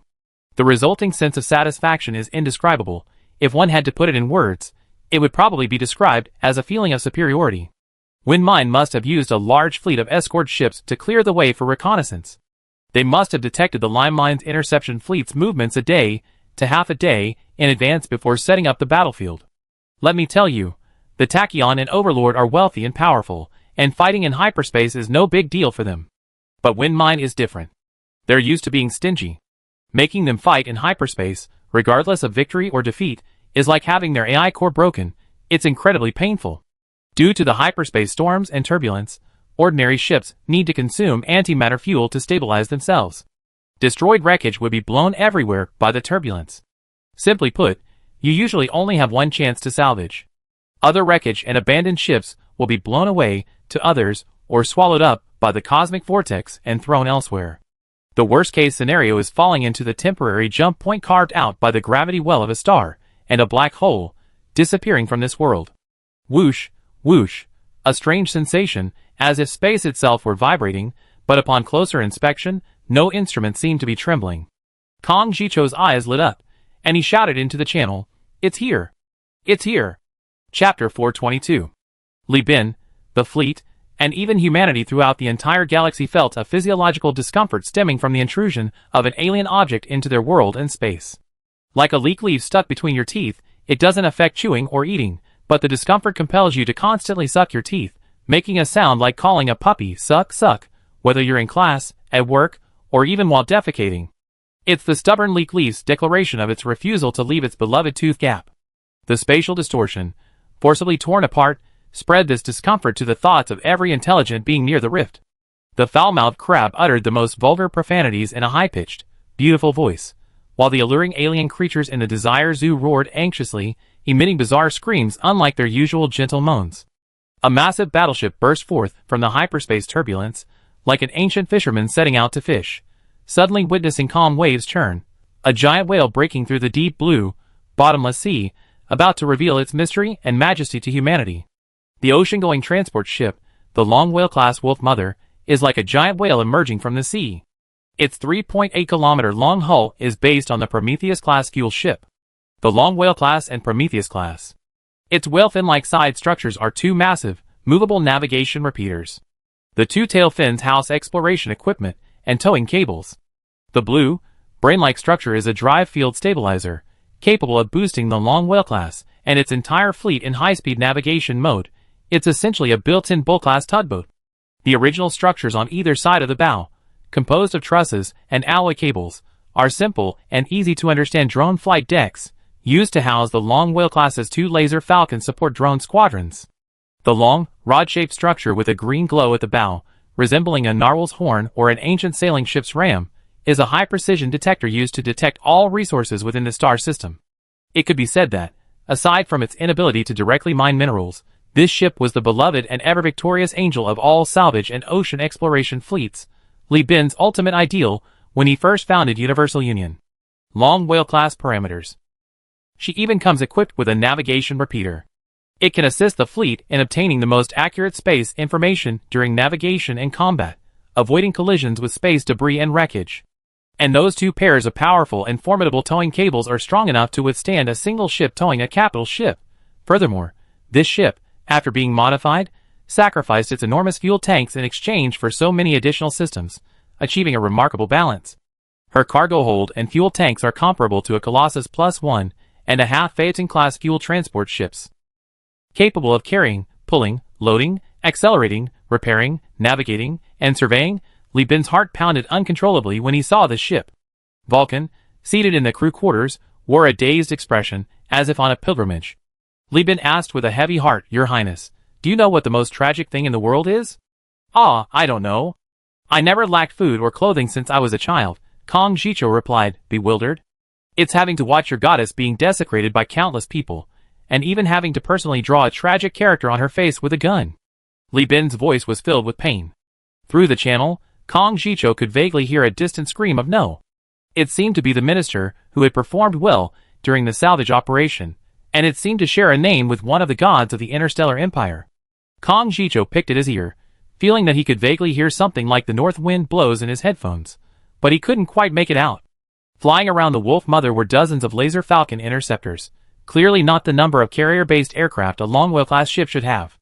Soon, the answer became clear. The four capital ships plunged into the physical universe in succession, white and blue arcs of hyperspace storm electricity flashing across their hulls. Their thick armor, stacked like dragon scales, drew despairing sighs from the onlookers. The heavy battleship, the Berserker-class Tango Wolf, and the heavy aviation battleship, the Pressure-class Tundra Wolf, were both capital ships designed based on incomplete blueprints and inspired by the Offensive-class battleship. The former was a capital ship designed by Hyena Mining when it took over the Great Dog system from the pirates. Although production ceased due to Hyena Mining's preference for carrier-based aircraft and the exorbitant construction costs, it remained active on the Hyena Mining's front lines. The Berserker class and the Pressure class. The Pressure class aircraft carrier battleship is also a rare anomaly among hyenas.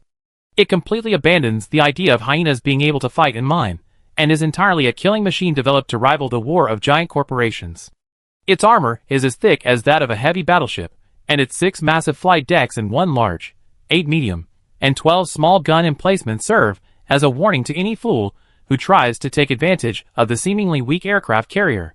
Pressure class parameters. Wait a minute. How thick is that? Over 16 meters of multi-layered composite armor? If you stack them on both sides, it's almost the length of a frigate captain. This is a dragon turtle reincarnated. Li Bin was shocked. The Yamato, the pinnacle of heavy battleships in World War II, was 294 meters long, and its frontal armor was only 650 millimeters, just over half a meter. The pressure class, however, uses Interstellar armor manufacturing technology. It has both performance and tankiness. You're telling me this is an aircraft carrier? Based on World War II battleship armor conversion, plus additional, scale-like outer armor, the rest is left to the advanced black technology of the human realm.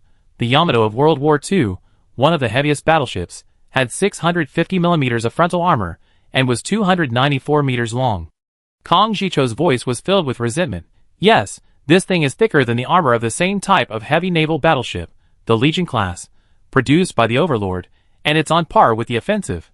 The average gold content of ships produced by Hyena Mining is much higher than that of ships produced by Risk Mining. The Overlord sends agents to infiltrate and steal technology every year, which has ultimately led Hyena Mining to get closer and closer to the Sindar power. If Wind Mine didn't have that Steel Dragon-class ship to hold the line, those few Hercules and abandoned ships wouldn't have been able to defeat Hyena Mining at all. You should know that the Hercules was built by pirates using incomplete blueprints of the Exemplary class, which they either stole or picked up from who knows where. The founder of Risk Mining learned of this, and led a team to annihilate and steal it, right? Li Bin loudly replied, "Of course I know."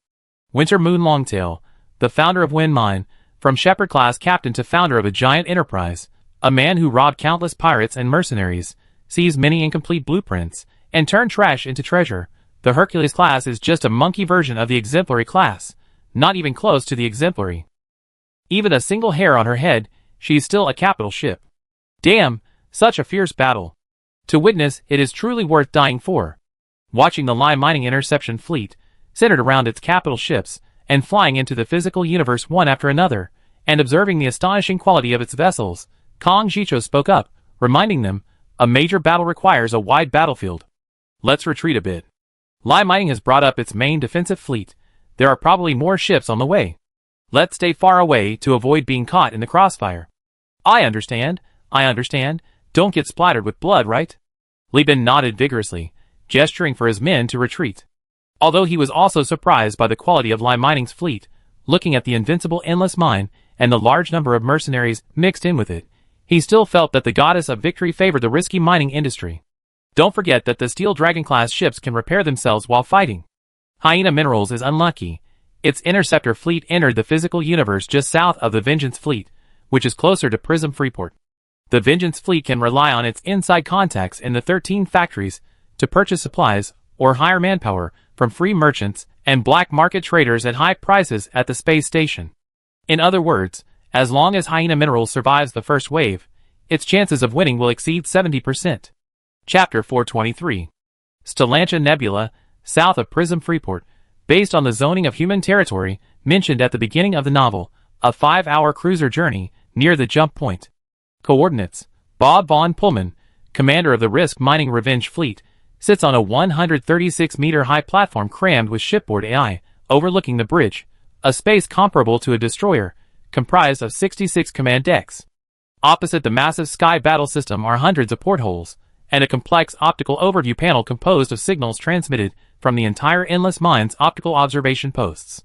It would take a normal person years just to understand these panels.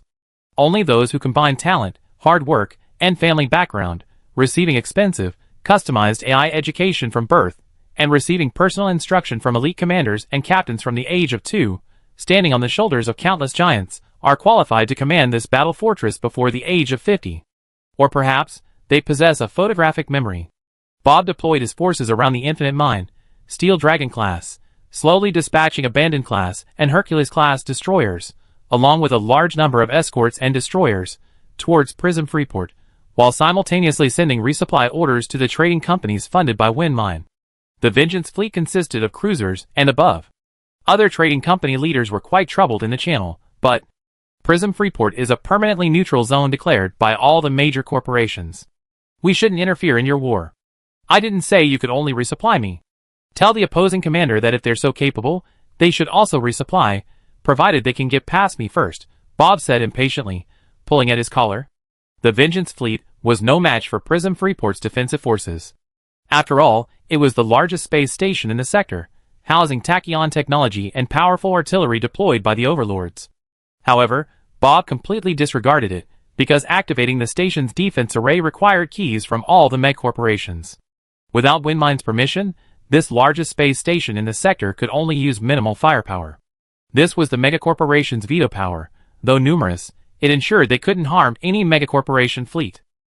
Receiving the helpless message from Freeport, the Interceptor fleet commander, Craig Vanma, ordered his fleet to urgently adjust its posture, deploying a three-dimensional battle line. He used cruisers, superior in both numbers and quality, to fill the gaps, pressing his forehead. The problem with lateral jumps was the unclear coordinates upon entering the physical universe. He had originally intended to bypass the Vengeance fleet lurking around the jump point while getting as close as possible to Prism Freeport, but the randomness of the secondary hyperspace nodes was too great, and unexpectedly, the enemy still gained the upper hand. Let's stall for time. Reinforcements are still on their way, and my fleet needs to adjust its posture, he ordered after discussing with his staff for a while. Large-scale space warfare requires ample space to maneuver and is exceptionally long. Unlike destroyers, which can complete a battle in about an hour, it often takes several days. Crowding large ships together would only result in their weapons having their firing arc blocked by friendly forces, preventing them from unleashing their full potential. Furthermore, although Windminer was the aggressor in this campaign, on the actual battlefield, the Revenge fleet, which arrived first and was backed by Freeport, was the defender. Kree hoped the opposing commander would be cautious enough to delay the battle for a day or two, so that his reinforcements wouldn't become a piecemeal effort.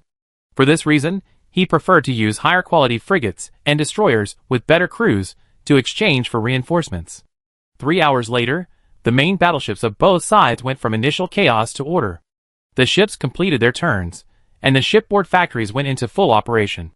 The alloys and ore stored on the endless mine began to be converted into missiles and various types of shells. Grayish-green fumes, carrying large amounts of toxic substances, billowed from the exhaust pipes, resembling a muscular burly man smoking. Lieben nudged the cruisers in the Lich mine. What's the configuration of these ships? Kong Shicho glanced at them, blowing on his coffee. They're light cavalry class, rock class, and burst class. The rock class is a modified Mora-class ocean-going carrier, very fragile. Although it has 4 flight decks, they're all occupied by the Worker Bee and Mining Bee drone squadrons, limiting its combat power. Its strength lies in its durability and ease of battlefield salvage. Light Cavalry class, Rock class, and Burst class. The Light Cavalry class is a high-speed cruiser based on the Falcon, one of the few fast cruisers in the Lich mine. The Burst class is a heavy cruiser. Its original heavy armor was used to assist mining capital ships, such as the Fish Disaster class super heavy carriers, in clearing obstructing asteroids. Later, discovering her impressive performance on the battlefield, tanky, durable, and capable of dealing damage, she was incorporated into the combat order, replacing the Berserker class in frontline duties. Lieben stroked his chin. 8 light cavalry class, 6 solid rock class, and 12 burst class cruisers, the Lime cruiser fleet has an overwhelming advantage. The Roach King, a heavy cruiser cobbled together from scrap, lacks shield generators, and has large armor gaps, it can't win. Kong Jicho downed his coffee in one gulp. But they have dreadnoughts. Even if dreadnoughts are cumbersome, even if the Steel Dragon class lacks shields, dreadnoughts are still kings of the battlefield. After cutting out unnecessary structures, living quarters, and commercial areas, a single combat fortress is actually more efficient than the prototype space station. Yes, and Windmine also has quite a few mercenaries. One of their mercenary fleets even has cruisers of decent quality. They already been drawn into the battlefield, and they fight tooth and nail to protect the endless mine.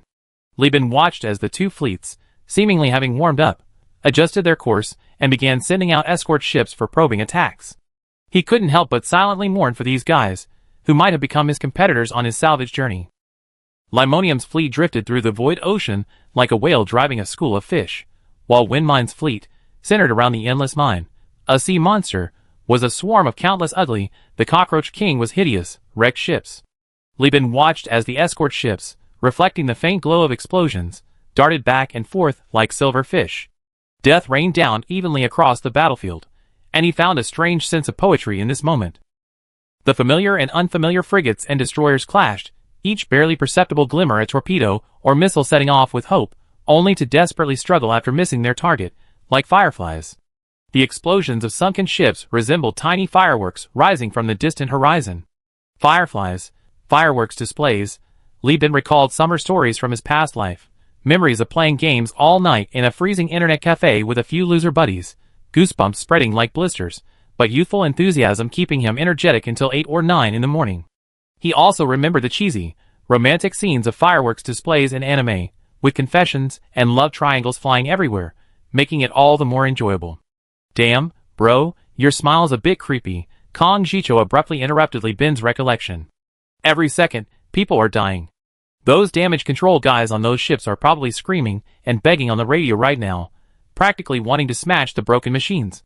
Even if they aren't, anyway, some of these people are already dead, and some are dying. And you're looking at the battlefield with that lewd smile, buddy. You haven't actually developed some kind of fetish, have you? Li Bin pointed to himself. I know people will die, probably in a pitiful way, but what can I do? I can't exactly send the fleet in to stop this war, can I? There's an old saying, if you can't resist, you might as well enjoy it. If we can't stop the bad things, let's think about the good things. Look, it's only been half an hour, and over 15 ships have already been sunk. When the battle ends, there will be wreckage everywhere. I just salvage it all. Kong Jicho glanced at the battlefield and suddenly laughed. What do I care if these people live or die? It's just a pity I couldn't stand on moral high ground to piss and shit on you. Enough nonsense. The cruisers are coming in. Chapter 424. First to move out was the Weaver-class heavy cruiser from Risk Mining. Following behind a swarm of carrier-based aircraft and a small mercenary fleet, it stealthily hid behind this mixed fleet, slowly unfolding its 6 spider leg-like cooling supports. The central heat pulse cannon extended, locking onto a Warhammer-class heavy destroyer. Warhammer-class. The terrifying power unleashed by the crimson-hulled live-fire weapon sent the entire Weaver-class staggering backward. The Warhammer-class, which had been wreaking havoc in the center of the battlefield, penetrating the Revenge fleet's destroyer carrier group and taking down 2 prisoner-class carriers, these things have no shields, making them easy targets at close range, was caught off guard and hit. Prisoner class, like the Husky, is one of those. Derelict ships have no shields, they simply don't deserve them. Flames, thick smoke, and billowing flames. 2 consecutive heat pulse cannon shots struck the Warhammer-class destroyer's side and rear, melting the armor, tearing apart the engine, and ripping the entire main booster structure off the ship. Fragments of deformed and shattered metal flew everywhere, and a piece of metal the size of a human head, carrying immense kinetic energy, sliced off the head of a minor drone. Seeing this, the Interceptor fleet commander, Kree, closed his eyes in frustration, still no use delaying them. He had originally planned to sacrifice the entire fleet's escorts and destroyers. Tactically, with Prism Freeport as backup and the endless minerals, comparable to a space station, the Wind Miner fleet should have been happy to engage in a trade-off. Hyena Minerals ships were high quality, but limited in number, while Wind Minerals' small ships were endless. Kree had originally intended to delay this Revenge fleet through tactical sacrifices, even at the cost of putting his capital ships in danger, to create an opportunity for strategic victory. He still had reinforcements. Unfortunately, Bob wasn't fooled. Do you really think my crew at Kwang are free? If I keep going like this, even if I win, what will I use to raid your base? Bob scoffed. The crew of this Weaver-class ship was highly skilled, comparable to Kong Jicho's elite forces. Every shot they fired resulted in a kill, and soon Kwang's losses reached a level that Kree couldn't accept. He had no choice but to send in the Burst-class heavy cruisers. These Burst-class cruisers were deployed in pairs, using their sturdy hulls and shields to create artificial terrain, providing cover for the frigates and destroyers. Seeing this, Li Bin knew the situation was gradually tilting in Kwang's favor. Among Kwang's cruisers, the toughest were the Burst class. The Solid Rock class had a hull based on the Moor class, but as an ocean-going exploration ship, its armor wasn't heavy, and it lacked a decisive damping field, making it unable to protect its crew in a gunfight. If conventional fleet warfare is like chess, using existing pieces to play, then large-scale fleet operations are like Go. The main fleet is positioned at the edge of the battlefield, ready to deploy new forces as needed. After all, throughout history, a massive army of 10,000 men is never deployed entirely to the battlefield. Instead, it is organized according to terrain, mission, and needs, with sufficient reserves. A swarm attack isn't a tactic, it's a chaotic charge. The feeling of "Mom, today I become a firefly" is so strong it's almost palpable. Ships have friendly fire protection, but carrier-based aircraft are unprotected. Wind miners' drones roam the battlefield, searching for Lie miners' carrier-based aircraft, while Lie miners' aircraft huddle together, launching a desperate, coordinated attack on Wind miners' frigates and destroyers. Miner drones tore at the ship's armor with their machine guns. Once the crystal cores of the laser cannons were damaged, these drones would ram into enemy ships, splattering fuel and nuclear batteries everywhere. Two Cockroach-class destroyers, cobbled together from scrap, struggled to provide flank cover for the Prisoner-class carrier amidst the drone swarm. The three ships couldn't even form a single shield, relying solely on patchwork armor and redundant hulls. The Cockroach-class, the Cockroach King's underlings, were standard scrap ships. You could even see parts of their hull made of meteorite, the junkies among junk. Faced with the swarms of hyena miners, the scrap ships fought with great difficulty. The Prisoner-class pilots, amidst the carrier's explosions and machine gun fire, stumbled towards their young dragon interceptors. These interceptors, equipped with light swarm cannons, had weak armor and simple structures, making them ideal for cheap, novice pilots fresh off the production line. If they could fire their devastating cannons before being mowed down by machine gun fire, giving this small fleet a breather and allowing them to withdraw from the battlefield for repairs on the endless mine, then, as the outer modular armor of the Cockroach class was torn apart, exposing the soft hull made of wreckage, and further aggravated by successive drone suicide attacks, the space cockroach finally succumbed, becoming a flickering cockroach spark after another drone self-destructed. The pilot on the open deck was instantly knocked down by the blast wave. His magnetic boots, binding him, made him sway like a sunflower in a typhoon. As half-person-high pieces of spaceship debris flew through the air, the pilot was severed at the knee. The debris crashed into the hangar, causing a fire and explosion, leaving a bloody trail and more than a dozen severed legs on the deck. The ship's AI detected a fire, and expanding fire-extinguishing foam took effect. The foaming agent was sprayed onto the fire, quickly solidifying and hardening, sealing off oxygen pipes and simultaneously stopping the spread of the flames. The only problem was that many crew members and pilots were still alive in the fire. Some were merely stunned by the blast wave and could still be rescued, but the expanding, hardening foam covered them along with other wounded and groaning soldiers. They faced either exploding with the ship or suffocating from lack of oxygen. One oxygen tank wouldn't be enough to sustain them until evacuation and rescue. Sizzle! The ore-destroying drones attacking the fleet suddenly went into a frenzy, attacking and colliding with each other within seconds. The Vengeance fleet's electronic warfare had gained the upper hand in this small area. They were saved. Soon, a wing of modified suicide drones arrived from afar. These were prospecting drones, with their laser cannons removed, all their or storage compartments filled with explosives. Once deployed, they would explode like torpedoes on the enemy ships. They self-destructed within the formation, quickly clearing out the swarm of hyena drones resembling mosquitoes. Destroyer Squadron 13, your fleet's operational strength is below 50%. Return immediately for rest. As ordered by the Commander-in-Chief, all crew members have been battle-tested and promoted to veterans. 1/3 of the crew will be rotated. Replenish personnel on the flagship, the Endless Mine. I, Commander. The Prisoner-class carrier captain and commander of the 13th Destroyer Squadron responded with tears of joy. However, as he turned with his ravaged fleet, it also meant that the fleet's speed had reached its lowest point. A squad from Hyena's Electronic Warfare Division had been targeting them for some time. Seizing the opportunity, they immediately counterattacked, disrupting the squadron's communications and drone support, while simultaneously calling in reinforcements. A hunting fleet centered around light cavalry-class light cruisers quickly infiltrated, using their shields to withstand the Weaver's heat pulse cannons. This fleet then hid behind Squad 13, forcing the Weaver-class cruisers to hesitate. Then, one ship at a time, one Reaper torpedo to mark their targets, turning the wrecked ships, made of junk, back into junk once more. This was not an isolated incident. Kree frequently used light cavalry-class light cruisers, employing burst-class heavy cruisers as fortresses and pivots to launch attacks, rapidly crushing and eliminating Hyena's small fleets with the overwhelming force of cruisers. Those men are veterans. They should have been on cruisers after this battle. With this blocking fleet destroyed, the fleet will have 2 or 3 capital shipwrecks, enough to rebuild the cruisers lost in this battle. We need veterans to operate these ships. Rookies aren't qualified to control cruisers. Bob looked at these soldiers, battle-hardened survivors, who should have greatly expanded the fleet's strength, now wiped out while piloting destroyers, and his anger flared. In the risky mining industry, due to the extensive use of scrapped ships, the soldier casualty rate is high, often resulting in a shortage of cruiser crew, forcing the recruitment of mercenaries and pirates. Chapter 425. Kree glanced at the battlefield and ultimately decided to take the plunge. He noticed many ships on the battlefield, not bearing the Wind Mine's name, were risking their lives to tow wreckage to the endless mine, which was spewing out thick smoke like pollutants.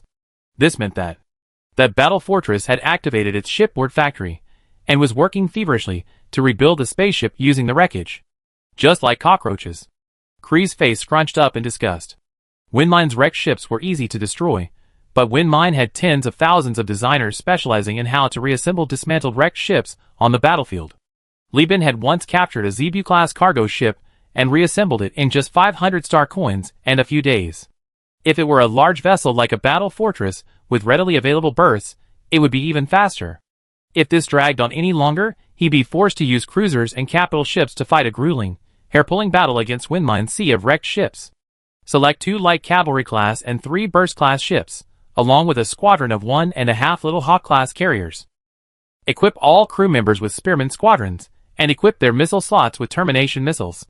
Follow the capital ships into the battlefield. When passing the nebula, activate wide-area electronic jamming to cover their entry into the nebula. Parameters for light cavalry class cruisers, burst class cruisers, Kitty Hawk class cruisers, and Kitty Hawk class cruisers are included. Also, notify the entire fleet to form left and right spear formations, with the Tango Wolf and Tundra Wolf as the core. The capital ships prepare to enter. Observing the battle, Lieben gradually figured it out. He quietly said to Lan Yuan, "It feels like fighting a necromancer when you're fighting a wind mine. Someone dies, and you just summon an undead to revive them." Only someone like Lan Yuan, who had received pre-collapse education, could understand this kind of joke. Lan Yuan glanced at the hideously ugly wrecked ship and nodded in despair. On the bridge of the endless minerals, with its dense intelligence on the main battle and complex situation, it was impossible for the commander-in-chief to pay attention to every detail. In fact, Bob only reviewed the sky battle system briefly before the battle began. Before the main ships clashed, he spent most of his time focusing on electronic warfare, the ship's factories, discussing tactical deployments with his staff, and reassuring Prism Freeport. Commander-in-Chief, the enemy flagship has been deployed and has broken through the nebulous cover. Based on its hull number, it's identified as the Berserker-class Tango Wolf and the Heavyweight-class Tundra. The enemy command ship is the Long Whale-class Wolf Mother. Bob exclaimed in surprise. Using an ocean-going transport ship as a flagship? Who is this commander, to be so outlandish? And only destroyers and frigates are prepared around it. Isn't this ridiculous? He carefully examined the Sky Dome exhibition system. The staff officers were providing detailed reports on the battle situation. Each staff officer had a specific small fleet to coordinate with, their task being to provide limited intelligence to command at all levels. After all, the commander-in-chief wasn't Chiang Kai-shek. He couldn't observe the actual machine gun positions to see if they were aesthetically pleasing. The Wind Miners' frigates and destroyers were on high alert. Under the command of their squadron commander, they released support missiles and simultaneously deployed decoy flares, pulling back to avoid the missiles and torpedoes launched by the Wind Miner. Wind Mining continued to order the Bullet-Scarred-class aircraft carriers to remain stationary as targets to absorb fire, while the slow engines of the King Cockroach-class carriers finally propelled them to their designated positions. The numerically superior wrecked cruisers stretched out a double-layered elastic battle line over 40 kilometers long, with a massive number of carrier-based aircraft circling around these cruisers like seagulls among the reefs. The 6.2 kilometers long and 1.6 kilometers wide Abandoner-class armed supercargo ship Scavenger traversed its hull, aiming its internal heavy-fire rapid-fire cannons and auxiliary artillery arrays at the enemy fleet. Abandoner-class armed supercargo ship. The twin-gun version is the auxiliary artillery. The single-gun version is the heavy-fire rapid-fire cannon. This behemoth's predecessor is said to have originated from the Titan behemoths of the human realm era, specifically used for transport within stargates. However, its poor engine power, incredible size, and maintenance requirements led to its rapid replacement by the Atlas-class supercargo ship, resulting in extremely limited surviving examples. Fuyuki Nagao discovered the Titan behemoth's wreckage within a nanovirus swarm and guided reverse engineering. Thanks to the efforts of the RIS Technology Excavation Department, this ship has reappeared. It possesses outrageously large cargo and fuel tanks, but its overall combat capabilities are not outstanding. The only noteworthy feature is its heavy-fire rapid-fire cannon, originally designed for space stations and orbital defense arrays. Rearranged rapid-fire cannon. This cannon is touted as an anti-frigate weapon, capable of vaporizing a frigate with a single shot. Deploying her on the battlefield would undoubtedly be a terrible choice, as this ship is essentially a cargo ship. Fortunately, over the past year Bob, the commander of the Vengeance Fleet, personally ordered the ship's modification. Squire Artillery Array.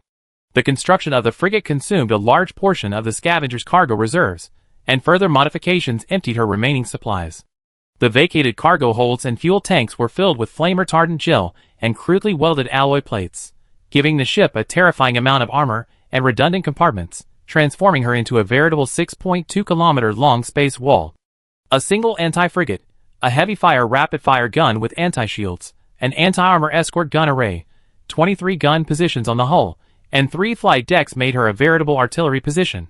2 Hercules-class battleships, HMS Beetle and HMS Dung Beetle, flew in from a distance, positioning themselves to the left and right of the Scavenger, their large frontal Thor cannons menacingly poised to strike. The Hercules-class, a clumsy imitation based on the Tachyon wreckage. The 3 capital ships gathered together, their firepower so overwhelming that it sent chills down Li Bin's spine. He couldn't help but pull Kong Jicho into the group chat to simulate the attack with Lan Yuan and his men, only to discover that if he played the role of the hyena mine, he would have to pay an extremely high price to breach this wall from the front, while the endless minerals behind would bring death and destruction. On the bridge of the USS Wolf Mother, Kree unconsciously bit his hand, lightly nibbling at the tender flesh, seemingly using the pain to stimulate himself. He issued orders every few minutes, mostly containing messages like beware of enemy Thor's guns and enemy carrier-based aircraft formation is approaching. The probing attack was complete. Both sides' command systems had largely ascertained each other's strength. Before the main battleships officially engaged, the battlefield was filled with carrier-based aircraft. From Claymore fighters to steel spike drones, from longbow bombers to fallen torpedo bombers, from Wasp drones to prospecting drones, the fierce air battle, accompanied by electronic warfare, entangled hundreds of carrier-based aircraft. 1 second, they were marked as enemy, the next as friendly. Sometimes friendly forces hacked enemy Wasp drones, and both sides worked together to destroy a bomber. Other times, friendly drones were hacked, turned around, and their missiles shot at them. Initially, both sides maintained their formation, with carrier-based aircraft and drones operating separately. However, as the battle intensified, the two sides gradually merged, and friendly fire incidents began to rise sharply. Pilots were dying every moment, and new carrier-based aircraft were being assembled every moment. Even survivors who escaped through the cockpit were marked and killed by drones, and dozens died from stray bullets from friendly aircraft. But Li Bin clearly saw that the Lai Mining's Ironclad-class destroyers had 4 flight decks, while the Bullet-Scarred-class destroyers, also based on the Moore class, had more gun emplacements but only 3 flight decks. Furthermore, their carrier-based aircraft numbers were significantly insufficient, putting them at a disadvantage in air combat against Lai Mining, allowing the 2 Lai Mining offensive spearheads to close in. Kong Jicho narrowed his eyes and shouted into the channel, which was being interfered with by the battlefield's electromagnetic interference. Battleships engage! The first to attack was the Abandoner's heavy rapid-fire guns, which pierced through a Coyote-class guided missile destroyer that was busy on its way and had not yet activated its shields. The secondary explosion disrupted the enemy fleet's formation, but it also marked the official start of the main battle. Chapter 426. Heavy artillery bombardment, torpedo and missile barrages, shields rising and falling like soap bubbles. With battleships at their core, the Tango Wolf and Tundra Wolf led the hyena-blocking fleet in a valiant frontal assault against the far greater Wind Mining Revenge fleet and its mercenary henchmen. No, to be precise, it was a battleship duel, cruisers weaving in and out of gaps, while destroyers and frigates constantly maneuvered through the battlefield. The commander-in-chief and deputy commanders were focused on the behemoths several kilometers long. They had no time to deal with these other ships. As the two sides drew closer, the intensity of electronic warfare intensified, and the dominance of regional information could change hands at any moment. Many smaller fleet commanders had lost contact with their superiors. They were making full use of their initiative, leading their fleets to maneuver back and forth between the behemoths, seeking opportunities. As an aviation battleship, the Tundra Wolf was equipped with an all-Sparrow high-speed interceptor fleet, armed with Rockbreaker swarm missiles and a mining cannon. Combined with its own anti-aircraft gun emplacements, 2 large-slot wasteland missile launchers, 4 medium-slot triple-barreled breaker cannons, and 10 small-slot breaker cannons, forming an impenetrable net of fire that could easily tear apart any aircraft that dared to approach. Tundra Wolf. Sparrow Squadron. Triple-barreled breaker cannon. Under such firepower, even frigates and destroyers could not get close, otherwise, their shields would easily be overloaded by the excessive, dense cannon fire. The Tundra Wolf took the lead, deflecting all missiles and torpedoes for its left-hand spearhead formation, and rapidly approached the wind mining position. Beside her were several Rock-class and Burst-class ships. After the Rock-class ships activated their backup deployment, they spawned hundreds of mining drones in an almost ruthless manner. With their cargo holds filled with explosives, one after another, they rushed toward the arrayed wind and mine positions. The intense heat of the explosions made the surrounding area appear reddish-yellow under infrared vision. Radiance increased too rapid. On the bridge of the USS Tundra Wolf, the first mate anxiously stared at the alarming electrical grid and loudly reported to the captain. The simultaneous firing of so much anti-aircraft fire overwhelmed the Tundra Wolf's electrical grid. In less than an hour of engagement, the ship's radiation level had already risen to 35%. The ship attracted roughly 2/3 of the firepower. The Sparrow's squadron was even overwhelmed by the rapid-fire cannons and escort artillery arrays. The first wave of pilots was wiped out, and the second wave had suffered more than half casualties. However, their close proximity to the enemy fleet also yielded brilliant results, sinking 12 destroyers, 23 frigates, and countless carrier-based aircraft. Of course, this wasn't solely the Tundra Wolf's achievement. It was the result of the entire port-side spear array's combined efforts. One Burst-class ship even sank 2 Bullet-class ships with its Impact Drill X kinetic energy missiles. These ships quickly disintegrated under the Tundra Wolf's relentless barrage and the spear array's continuous bombardment, but the Tundra Wolf bore the brunt of the damage. The captain of the Tundra Wolf, a shell-scarred class ship, trembled, but bit his lip and insisted on not retreating. Flagship, slow down. Shut down 2 medium-sized and 4 small-sized cannons. Activate the tactical system.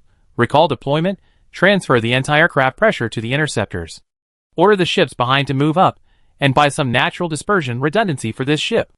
We can't retreat. Friendly forces are launching a surprise attack. Meanwhile, further away from the wind and minerals defenses, the Tango Wolf, having received only 1/3 of its firepower, was steadily and methodically lowering its fleet, waiting for the Tundra Wolf's swift attack to force the wind and minerals fleet to shift its defensive focus towards the Tundra Wolf. Watching the shifting sand table, Lan Yuan pointed out incisively, the wind and minerals spear formation uses the Tundra Wolf's dense anti-aircraft gun positions as a blanket, and the Tango Wolf's spear formation as a hammer, trading casualties for casualties to crush the wind and minerals position in one fell swoop. Duya, the foodie on the bridge, expressed skepticism. Feng Kuang isn't stupid. How could he sit idly by and watch such blatant actions? Holy crap, it really is.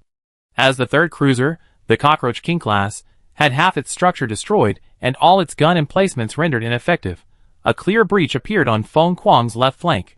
The Hercules-class cruiser had to move forward, activating its shields to cover the breach, while simultaneously being besieged by the spear formation of the Tundra Wolf. The frigates and destroyers on the other flank began to rapidly relocate, hoping to fill the gap with sheer numbers. King Cockroach-class cruiser, Li Bin explained, you forgot that Windmine's fleet quality is very low. Whether it's the King Cockroach or the Bullet-Scarred class, their armor is very weak, relying entirely on structural durability. Compared to anti-aircraft carriers, and even the Tundra Wolf, with its offensive armor, they're easily destroyed. Have you forgotten that anti-aircraft guns have an extremely high rate of fire, making them very efficient at destroying structures? Dia scratched his head awkwardly. When I watched pirate battles, they would organize their men to board the ship when the fighting was almost over. Who would hesitate to attack a cruiser that's about to be scrapped? They would just seize the ship when it was almost destroyed. The King Cockroach and Bullet-Scarred classes have extremely bulky structures, allowing for rapid reconstruction after dismantling. Even if their wreckage is destroyed, it can still provide protection for friendly forces, but the cost is weak armor, making them quite vulnerable to missiles, noise, and the breaker's machine guns. The hulls, made of flexible materials and ordinary alloys, perform poorly against these weapons. Although both types of cruisers are equipped with an automatic repair system based on nanovirus swarms, meaning that their onboard nanobots can slowly repair the ship, the nanobots are destroyed before they can take effect under the concentrated fire of the fleet led by the capital ship, leaving the nanobots crawling on the wreckage and unconsciously performing repairs. But all they could do was facilitate post-war reconstruction of the Wind Mine. The Vengeance fleet had prepared the Scavenger as a space fortress, and the Hyena Mine, which had also been fighting for a year, wasn't unprepared. They had been on guard, but the sudden increase in pressure on the main battlefield in the southwestern sector forced them to deploy many ships to resist ahead of schedule. As everyone knows, the higher the quality of a ship, the higher its cost and production time. Compared to the Wind Mine, which had the Endless Mine as a mobile ship production line, the Hyena Mine's production capacity was actually insufficient. Therefore, the Hyena Mine was going to fight a decisive battle, aiming for total annihilation, or at least driving the Wind Mine off the battlefield to prevent them from recovering the wreckage.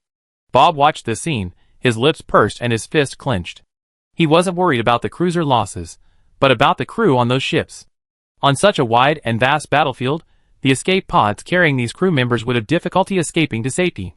They could only launch escape pods backward, but the signals and heat from the escape pods attracted cyber missiles and swarm missiles. Although the escape pods, in a way, served the same purpose as heat decoys, drawing fire for the ship, Bob still felt a pang of heartache at the thought of thousands, even tens of thousands, of elite crew members being blown to bits.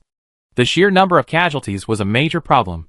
These cruiser veterans were all survivors of countless battles. With the Revenge fleet far from headquarters, replenishing the fleet was extremely difficult, so he issued a reinforcement order to all mercenaries. The mercenary fleet and their armed cargo ships began to exert their strength. The mercenaries on the battlefield, frantically cursing the commander of the Hyena Mine, rushed to the right flank to fill the space vacated by the Wind Mine. Meanwhile, the fleet hidden in the nebula burst forth, attempting to attack the two spear formations from the rear. Two mercenary groups with cruisers even dared to dream of a sneak attack on the Wolf Mother, located at the edge of the battlefield, intending to decapitate it. Idiots. Kong Jicho only offered 2 words of blessing to those mercenaries, who went to decapitate. He gestured towards Li Bin. Boss, what do you say? Where do we attack? Li Bin closed his eyes, using his chi to process his memories. After repeatedly comparing his thoughts, he finally spoke solemnly, nowhere. Huh? We're just going to watch. Kong Jicho was stunned. Wouldn't it be a huge loss if they didn't fight? Both sides were currently locked in fierce combat. They could easily gain a lot by going anywhere, or even salvage some wreckage if necessary. Li Bin looked at Kong Jicho. Why don't you count the number of cruisers in the Lime Mine? Is there anything wrong with that? Jicho tried to count, but quickly gave up. There's interference everywhere. Electronic warfare interference, electromagnetic interference, radiation interference, and all sorts of ship wreckage blocking the way. We rely entirely on the intelligence and optical observations shared by Feng Quan to see the war. How am I supposed to count them? Then let me tell you, Li Bin said calmly, because of the electronic interference, I can't see clearly either, but at least 2 light cavalry-class destroyers have disappeared from the battlefield. How do you know? I counted them. Li Bin said without changing his expression. I suspect at least 2 cruisers have disappeared from the battlefield. Lai Kuang is probably preparing a decapitation strike. Chapter 427. In the staff group near the Sky Battle System on the bridge of the Black Widow, Kong Jicho, who was discussing whether to launch an attack with Li Bin, gave him a look that said, Dude, did you forget your meds or just finish taking them? Decapitation strike? A cruiser decapitating a dreadnought? Are you kidding me? Isn't that a million times more absurd than those 2 idiot mercenaries decapitating a whale-class destroyer? Yeah, even Dad doesn't understand this, Li Bin admitted. Even with his transmigrator experience and cheat-like abilities, Li Bin, was still not omniscient. Isn't being a small fry considered being a small fry? The main battle lasted only 2 hours, but Li Bin and Kong Jicho had been lurking in the nebula all day. The BYD ships had spent far too much time turning, positioning, launching, and getting on their way. In that time, Li Bin could have already led his cruisers to finish off the Mississippi ship and filmed the battle. He even finished his second meal of nutritional paste. During wartime, the mess halls were closed, and the yin-style food was mostly soupy and watery. Once the ship started, it was like a deep-fried mess hall. The Wind Mine's battle line was being distorted by the Hyena Mine's high-quality fleet, but the frigates and destroyers were still trying to tow the wreckage away. These ships were hired by Bob from neutral Freeport merchants. They often entered under the guise of indiscriminate rescue, towing away wreckage and also rescuing some escape pods from the 2 mines, which made the Hyena Mine ships hesitant to act. Meanwhile, a distance of 2 hours' journey, the Endless Mine had rebuilt over 20 corvettes and 5 destroyers from scrap ships. The new recruits were awakened and, looking bewildered, were led aboard by the captain. Before their hibernation-induced dizziness had even subsided, they piloted their ships, now equipped with countless spirit rings, onto the battlefield. Leading these ships were the Weaver class and Scarecrow class. Yes, pressured by the front lines, Bob had no choice but to commit all the cruisers protecting him, and the intensity of the battle exceeded his expectations. The opposing command clearly didn't want to prolong the battle, hoping to break through with heavy firepower and destroy his position. Although the Scavenger had undergone a year of modifications, and was quite durable, if her gun emplacements were destroyed at close range, she would be like a flying baguette. After all, people can hide inside a ship, but cannons can't. No matter how thick the turret armor is, it can't compare to the armor of a spaceship. Hold on, the line can't be breached. He encouraged his subordinates in the channel. Bob, I'm going to use a pile driver to beat your teeth to a pulp. In a deserted private channel, the leader of the Scrap Master mercenary group, ranked first in mercenary strength by Lee Beanroy, was on the verge of tears, having been dragged into the battlefield. Positioned on the right flank of the battle line, she faced a leisurely spearheaded attack from the Tango Wolf.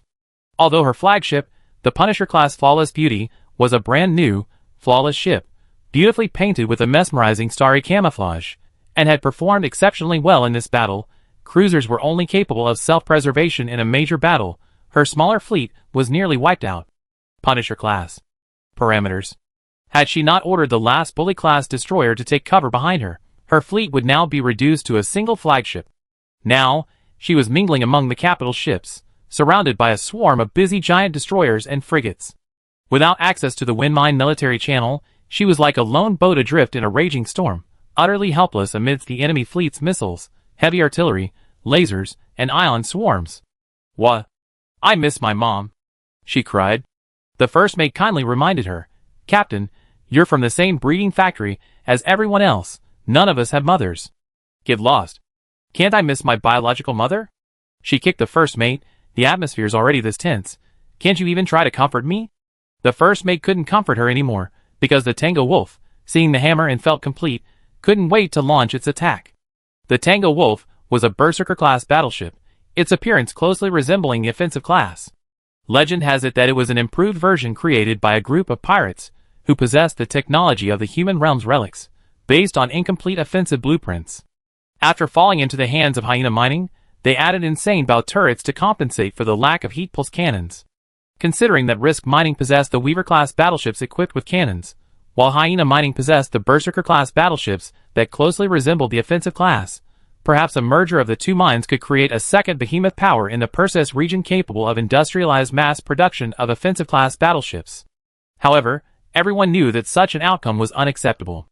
After all, the two mines combined account for over 60% of the ore and alloy market share, and no one can stand idly by while such a force exists. That's even larger than Ludd's grain share. But the bow turret wasn't a bad choice. Quite the opposite. It not only essentially gave the Berserker class a 66-meter thick multi-layered composite armor plating on the front, but also added two mid-slot composite hardpoints, compatible with missile/torpedo launchers, or capable of mounting two mid-slot live fire weapons. The Tango Wolf chose the Kelja Technologies mid-slot plasma howitzer, a special projectile that confines high-energy plasma within a solid shell, officially called the Heavy Shell. This peculiar weapon has a moderate range, but its tricky aspect is that it supports preset targets and can be fired from behind friendly forces. Plasma howitzers. In other words, these things that require energy storage to fire, seemingly projectiles, but actually energy weapons. Hey, they can curve. Utilizing high-energy plasma colliding within their hull, they can bypass friendly warships and, consequently, enemy ships with a Brownian motion-like trajectory. So when the Tango Wolf activated its shields and fired two glowing green orbs, like a necromancer's wave of energy, the shells curved around the incoming anti-aircraft fire, passing under the defensive line and flying in a U-shape.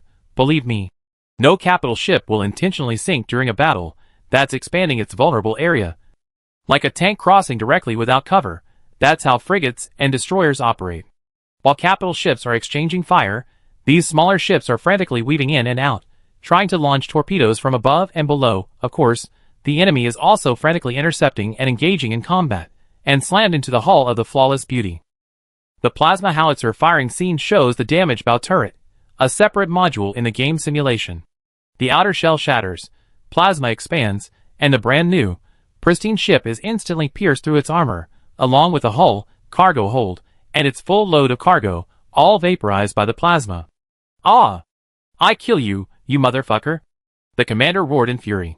The first mate didn't warn her this time, because the captain of the giant Enterprise's capital ship was indeed born of a mother. She wanted to escape, but there was no escape. A damaged ship is the best prey. The intense heat of the explosion guided the plasma howitser's gunnery crew to re-enter the target coordinates.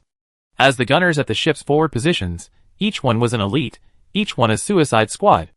Unlike the rabble preferred by Risk Mining, who specialized in high-quality fleet warfare, these gunners were more like the soldiers of a hegemon. Gurgle, thud. High explosive shell casings in place. Buzz, duong. Plasma charging complete. The rationality of mechanical loading and the dynamism of energy replenishment always brought the gunner a double joy. He closed one-on-one last time, using the fire control AI's assistance to see through the lumpy cockroach king in front of him. The gunner disdainfully raised his middle finger, and with the final, elegant touch of a piano melody, pressed the fire button. Then plasma shot out, each trajectory a different Brownian motion, laden with the gunner's love and blessings of victory, landing in the same spot. And so, the flawless beauty was blasted in half and sunk. Tom! These were the last words of the mercenary leader, who was probably a beauty. The one who had cursed in the public chat had vanished without a trace. Chapter 428. Tango Wolf Ship Formation. The spear formation commanded by the Tango Wolf was rapidly deploying, changing from a triangle to an inverted trapezoid. The anti-aircraft guns roared incessantly.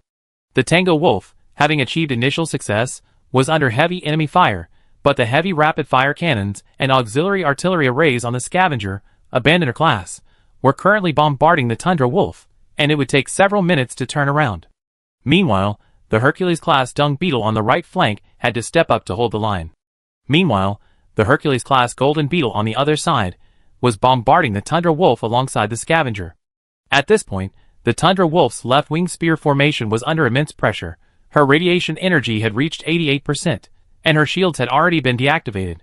One of the burst-class ships responsible for support had been sunk by the heavy rapid-fire cannons. Dung Beetle Hercules class. In addition, 3 Rock-class ships on the left-wing spear formation were heavily damaged, barely managing to complete forced radiation dissipation, stubbornly raising their shields again to hold the line, and by time for the flagship to disperse its radiation. The Rock class. Another Rock-class ship was crippled. Although the hull was intact, its armor had been stripped away. Now, it was as powerless as a crab that had just molted. The capital ships and cruisers didn't even bother to look at it. What awaited it was the humiliating death of the derelict destroyers and frigates of the Wind Miner. If it could speak at this moment, it would probably stubbornly say, "Gulp, kill me," right? But that was useless. Just as the Wind Miner's right flank was destined to never see the Weaver-class and Scarecrow-class reinforcements spun out from the flagship group, even if the Scarecrow-class's propulsion systems were firing like sparks, with a journey of several hours and no long-range teleportation, how could it possibly catch up? It could only launch support missiles along with the Weaver-class, and these missiles still had to travel a long distance to reach the battlefield. Trading injury for injury, huh? But your reserve only has 1 Whale-class ship, while mine has Steel Dragon-class. What do you have to fight me with? Commander Bob of the Wind and Mines, biting a lewd-branded Sacred Lady cigar, frowned deeply. The Berserker-class's performance far surpassed that of the Hercules-class. Although the Tango Wolf activated its flame drive to tear through the enemy lines, resulting in several torpedo hits to its bow turret and the destruction of its plasma howitzer, this system, while granting a significant speed boost upon activation at the cost of forcibly shutting down shields and rendering it unable to turn, was worthwhile. Relying on its superior hull and guns, the Tango Wolf plunged into the enemy lines like a sharp blade. Its structural integrity remained largely intact. Termination torpedoes, death torpedoes, hammer torpedoes, etc., were intercepted by the combined efforts of the Laser Falcon and Rain Sparrow squadrons.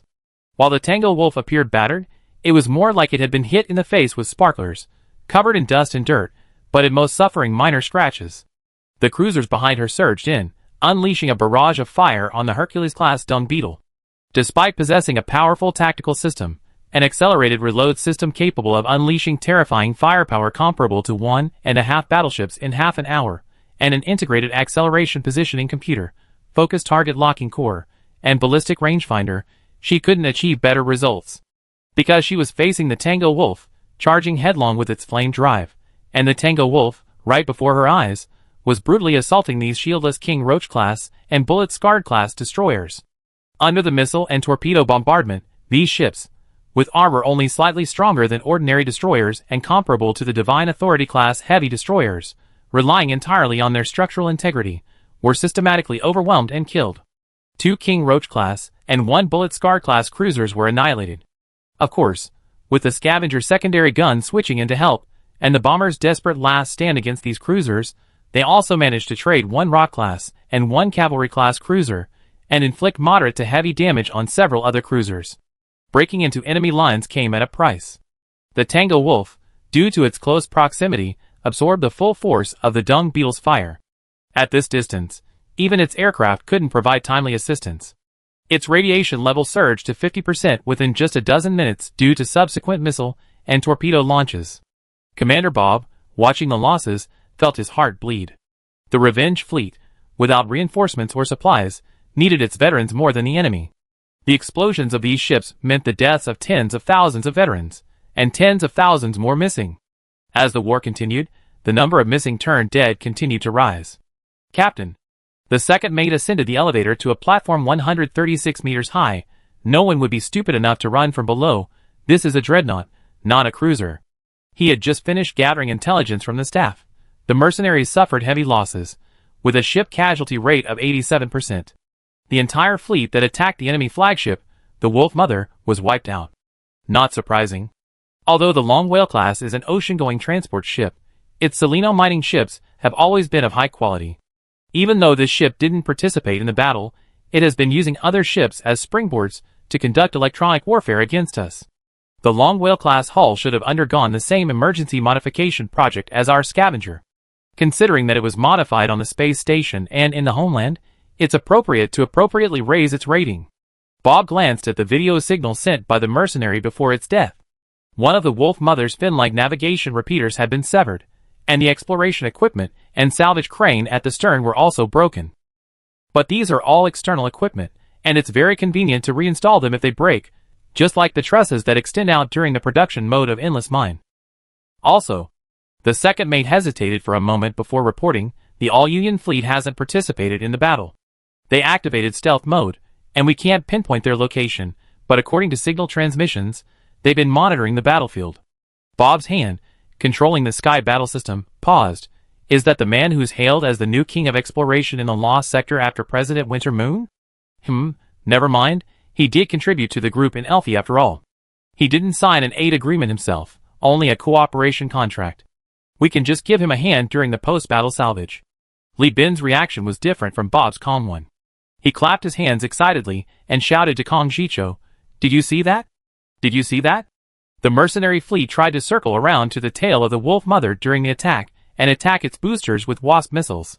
But the Wolf Mother fired. The salvage cranes, originally designed for launching to the surface, constructing makeshift elevators, and hauling cargo, were used to salvage a spaceship struck by multiple cranes. The ship was torn apart by the battleship's outer deck, lost its balance, and was eventually destroyed by the escort group. Holy crap, so salvage cranes can be used like this. That's really outlandish, I almost laughed. A giant space pendulum. Kong Jicho and Dia couldn't help but laugh. But this thing really depends on the crew's skill. Mine isn't up to par. My men are. My subordinate Vulcan, an old explorer, he can launch salvage cranes with an error of no more than 200 meters. And that's in a distant Earth orbit. Li Bin boasted, not forgetting to remind the engineering department head, hey, remember to practice more next time, try to reduce the error to 50 meters, so it can be used against destroyers too. Aye, Captain, Vulcan called out.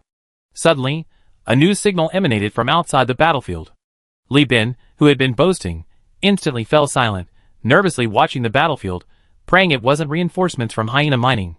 After all, the situation on the central battlefield was very unfavorable for Hyena Mining. The Dung Beetle was in dire straits.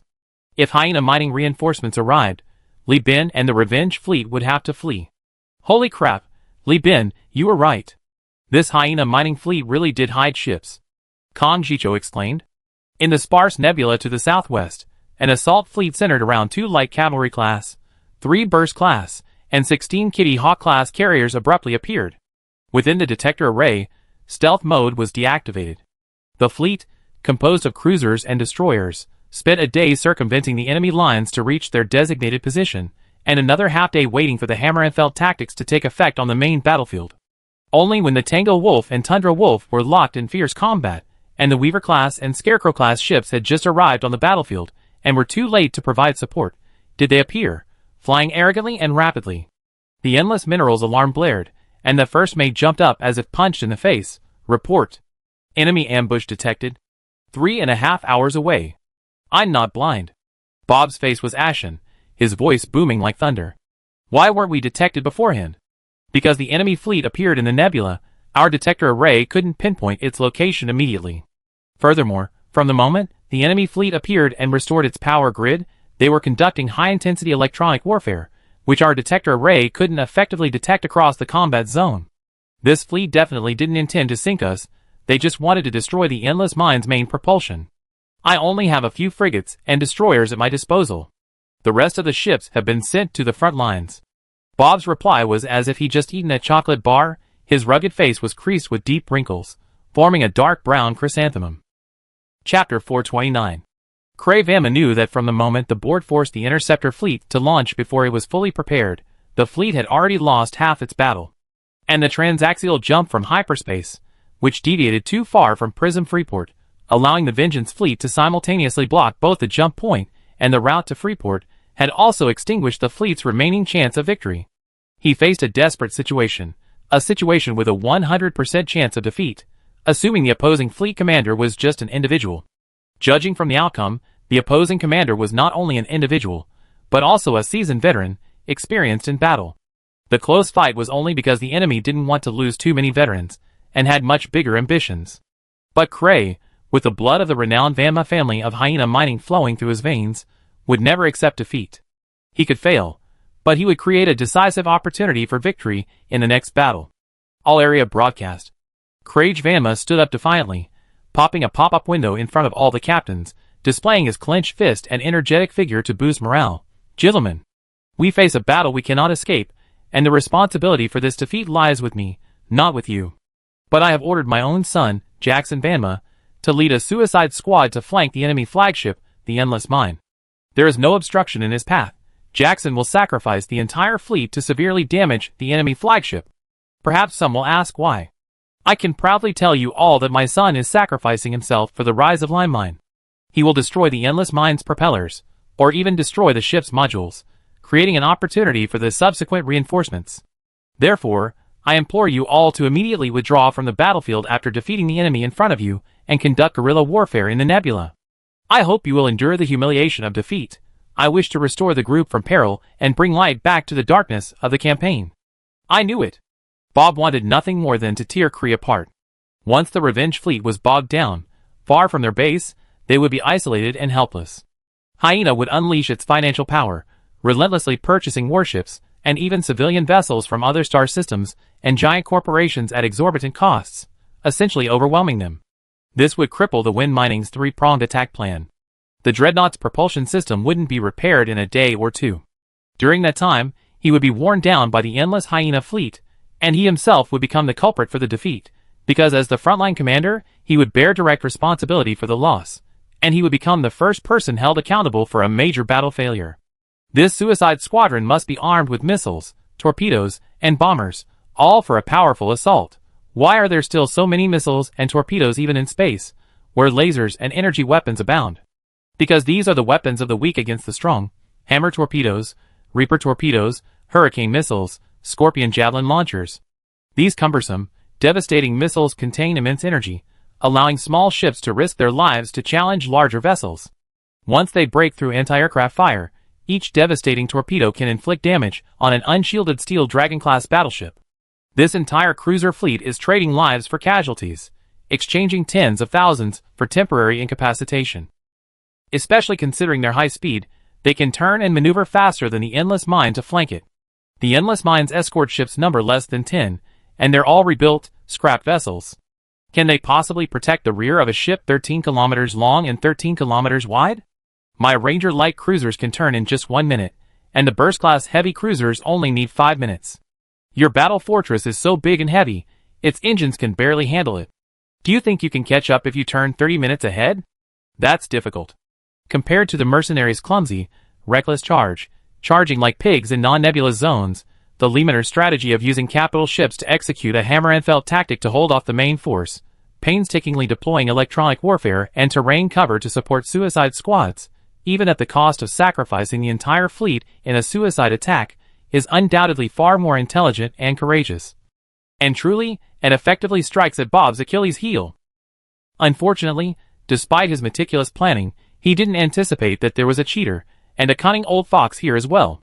Commander-in-Chief, Li Bin from the Universal Alliance has sent a public communication request. The first mate shouted excitedly from the high platform, as if grasping at a straw. Blinded by rage, Bob immediately snapped out of it.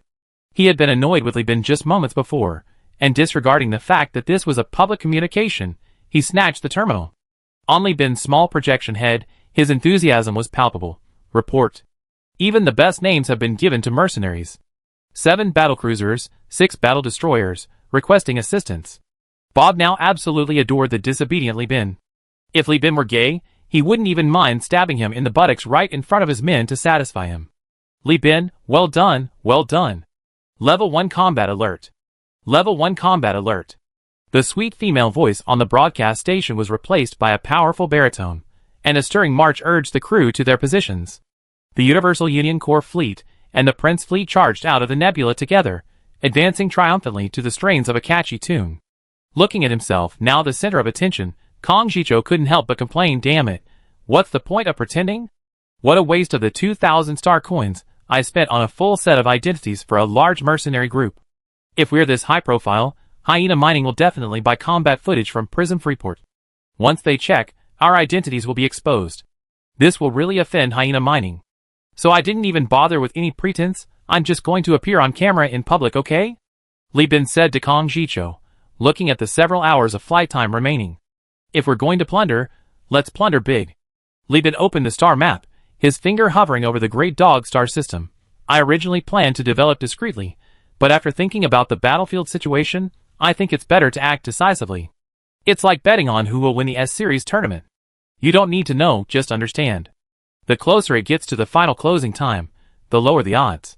In betting on a tournament, bettors are just spectators, they can't manipulate the outcome. But betting on war is different, we're both going to be involved. What's the point of plundering these wrecks as spoils?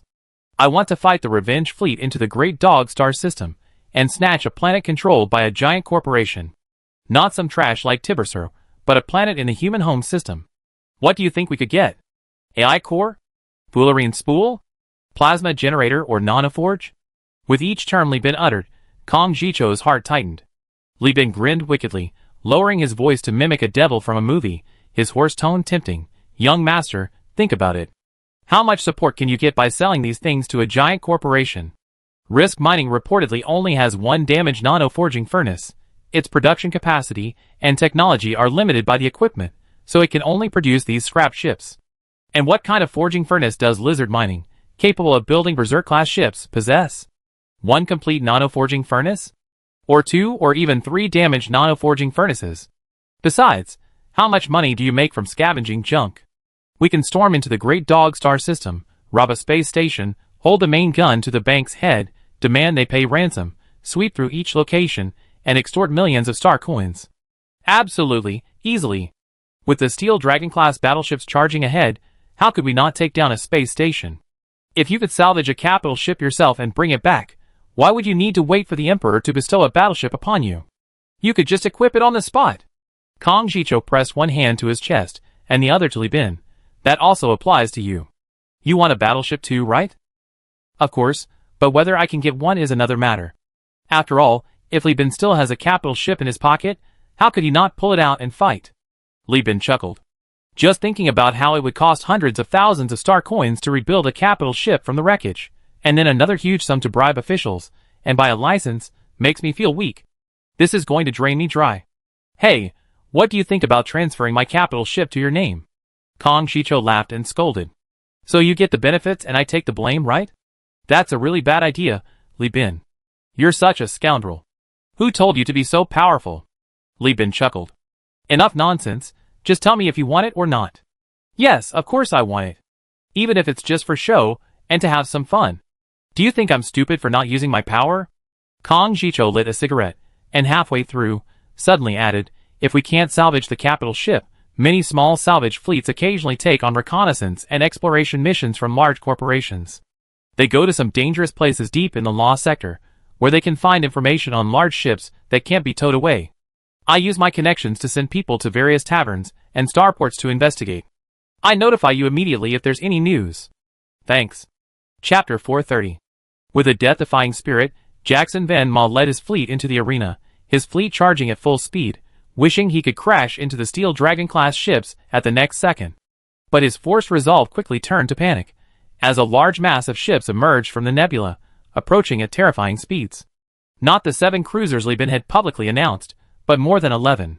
Besides the cruisers in Li Bin's fleet, there were Kong Jicho's Weaver-class and Eagle-class ships, as well as the captured Fury-class and Pinnacle-class ships. Even more terrifying, there were also 10 Whiplash-class ships. The paint scheme had changed, he couldn't recognize them. This fleet was divided into 2 groups. The Vanguard, led by unfamiliar cruisers glowing blue and Eagle-class ships equipped with Whiplash-class ships, rushed towards them at extremely high speeds, while the slower-moving other ships were left further and further behind. The Vanguard, led by the old man Lao Bangkai, was speeding through space. He even shared intelligence through the Lich Mines detector array, clearly seeing the Dawn Goddess class, Hot Spring class, and Midstream class. What's going on? Why is Tachyon's high-tech warship mixed with FSF ships? This is the fleet of Universal Union and Conda's Nest. Looking at the intelligence, Jackson quickly realized what was happening. He stared furiously at the Dream Eater and the Spiderweb Eagle, gritting his teeth, and a burst of urging erupted in the fleet's propulsion department. Damage control personnel, clad in protective suits, rushed into the engine room. The chief engineer led the team, adding various catalysts and injecting excessive amounts of antimatter fuel into the ships. The ship's engines began to emit strange noises. This suicide fleet was united in purpose, but the spirit could not warp matter. They were destined to take 3 hours to reach the vicinity of the Steel Dragon class, while the Steel Dragon class was turning and simultaneously activating all auxiliary engines to retreat, attempting to face them head-on and strive to approach Universal Union. According to the shipborne AI's unemotional and rational analysis, they would only arrive at the battlefield an hour earlier than the Allied forces' Vanguard, whose speed had greatly increased after escaping the company's slow-moving ships. If the time it took for the Endless Mine to release long-range support missiles and the death zone of heavy artillery fire was factored in, their chances of success would be further reduced. We have to make it. Jackson gritted his teeth, the physical pain succumbing to the power of his mind and hormones, leaving him numb. It was a race against time, but it was still a 3-hour journey. There was nothing that could be done during the journey. Family, let's focus on the front lines. The front lines were blocked by wreckage. To avoid the debris and fire at the enemy, all ships, except the Scavenger, flew up and down around the linear garbage dumps. Some even stood upright, facing away from the enemy, using their hulls with multiple cargo holds as cover, and engaging the enemy with their dorsal gun emplacements. From a distance, these ships looked like goldfish in a fish tank, bobbing up and down. Thankfully, there's no gravity in space, and the directions were artificially marked, otherwise, the battle would have been utterly disastrous. Both sides had lost their formations. Under the Hyena Mining's Hammerfell tactics and electronic warfare interference, neither side could maintain their formations, and they could only form a loose local command network centered on the highest-ranking nearby ships. Some might ask, isn't the sidewalk wide enough? Wait, isn't space vast? Why not go around it? Li Bin asked this same question when he was a child, watching movies and documentaries about attacking castles. The castle was right next to a wide road. The army could easily pass through, right? Yes, the army and these warships could indeed go around it, as long as they positioned their soft undersides and rear ends facing the defensive line composed of ships wielding heavy artillery, missiles, torpedoes, and laser energy weapons. What follows is a spectacle of attacking halfway, turning victory into defeat, and the wind howls, and the grass seems to be an enemy soldier. Don't use the analogy of a siege. The saying goes, if you have 10 times the number of ships, you can surround them. If there were so many ships with a numerical advantage in interstellar warfare, the commander would deploy 10 attack directions, like attacking a small town, all main attacks. Battleships and cruisers have large turning radii, and enemy ships are not immobile targets. Any attempt to maneuver around them is as conspicuous as a flea on a bald man's head in the array of probes, and in the vastness of space, which is more open than a plain. If you maneuver around them, they will block your way. If your battleship withdraws from the battlefield to adjust its position, the area you vacate becomes the focus of attack. In ancient times, when besieging castles, only small groups of troops could often infiltrate. On the main battlefield, only destroyers and frigates can infiltrate. They utilize their slender hulls, only tens or hundreds of meters long, and high speed to circle around from the outside of the battlefield, sneaking up on the rear of larger ships, their aim merely to create opportunities for the battleships on the front. Of course, if you infiltrate, I will too. The infiltrating ships on both sides are like magnetic field lines, originating from opposite poles, then colliding, firing, and dying. The battleships are the north and south poles that collide. As shown in the picture, if the cockroach-class carriers died like German cockroaches sprayed with insecticide and lighters, their bodies churning the mud, then the Queen cockroach-class carriers were like giant American scythes. Under the command of their captains and veterans, they bravely shielded the incompetent Hercules-class and bullet-scarred-class carriers, allowing them to launch their aircraft at any cost. These aircraft were so numerous that even the cargo terminal of one bullet-scarred-class carrier went on strike. Damn it, the 3D printing plant is down. In the cargo terminal, the foreman responsible for manufacturing carrier components removed his mask, breathing in the pungent white smoke released by the overloaded factory. He inhaled through an e-cigarette, trying to suppress the discomfort in his lungs, and shouted. The burly man's breath billowed smoke as he spoke, and combined with the harsh factory environment and his half-alloy head, he seemed to have become one with the factory, a kind of mechanical life form. The LPC is broken. Too many short-term data reads. The coolant burned out and wasn't replenished, it burned the chip. The engineer shouted, covering his ears at the explosion-proof, airtight door. Where's the operator? Where did the operator go? The foreman stared wide-eyed. A worker shouted back from afar, the operator was crushed to death by the collapsing bulkhead. That's the last operator, boss, we're all gone. The foreman gripped his helmet in frustration, utterly helpless. Meanwhile, after a 3-hour and 7-minute trek, Jackson Van Ma arrived at the battlefield. He wasn't greeted with flowers and applause, but with the enthusiastic cannon fire of the endless mine. Several heavy fire cannons opened fire. Amidst the dazzling muzzle flashes, a light cavalry-class carrier foolishly deployed its shields, taking 2 shells that would have grazed it, instantly paralyzing it. Release the bombers. All bombers take off, ignore the carriers. The Lancelot bombers' electronic countermeasures are only for their own protection. No formation, no organization, each carrier-based aircraft operates independently. Load the Spear missiles into the Steel Dragon-class carrier Spitz. Lancelot bombers, also known as Lancelot missile launchers. Under his command, 3 Burst-class heavy cruisers advanced, forming a diagonal line, using their shields, armor, and structure to create space for their allies. Meanwhile, 2 light cavalry-class carriers, one was disabled and abandoned, and 16 Kitty Hawk-class carriers charged forward at full speed, their aircraft taking off one after another from the decks. Left, light cavalry, right, Burst class. In this fleet, the Burst class's mission was to deliver the enemy, the Kitty Hawk class's mission was to release all its carrier-based aircraft before it died, and the light cavalry class's mission was to rely on its speed and agility to crash into the boosters of the endless minerals, even if it meant the captain had to ram the ship. Kitty Hawk class carrier. During the mission deployment, Kree made it very clear to his son, use your death to secure victory for Hyena mining. Jackson understood that the Vanma family's 150 years of glory would either reach its zenith or its end today. Chapter 431. Only by facing the dreadnoughts head-on could one truly understand the pressure Jackson was under. A single ship forming an army, this was his first encounter with a dreadnought, and he felt as if he were carrying an immense weight. Aegis anti-aircraft cannon. The staff shouted from the bridge, issuing evasive orders to all ships. These large-barreled, live-fire anti-aircraft guns were far superior to the twin-barreled anti-aircraft guns of cruisers. They could destroy large numbers of missiles with a single shot, and even one heavy fighter aircraft per shot. The Spearman bombers had thicker armor than the Claymore and more firepower than ordinary bombers, but at the cost of slow speed, similar to destroyers. Facing the close-range bombs from the Aegis anti-aircraft cannons, they had little chance of evading. Therefore, the Burst class activated its tactical system accelerated reload, unleashing a frenzied barrage of fire, attempting to detonate the anti-aircraft guns, while simultaneously turning its hull to shield the bombers. Jackson piloted his light cavalry-class cruiser through the edge of the battlefield. The ship's side armor was riddled with holes, and in pursuit of speed, its shields were not activated. Sweating profusely, He directed his bomber squadron to circle around. But under the full force of the Dreadnought's anti-aircraft network and the interceptors launched from their flight decks, Jackson's fleet was like a swarm of mosquitoes at night, buzzing and harassing you. You slap them, and they shut up. You fall asleep, and they start buzzing again.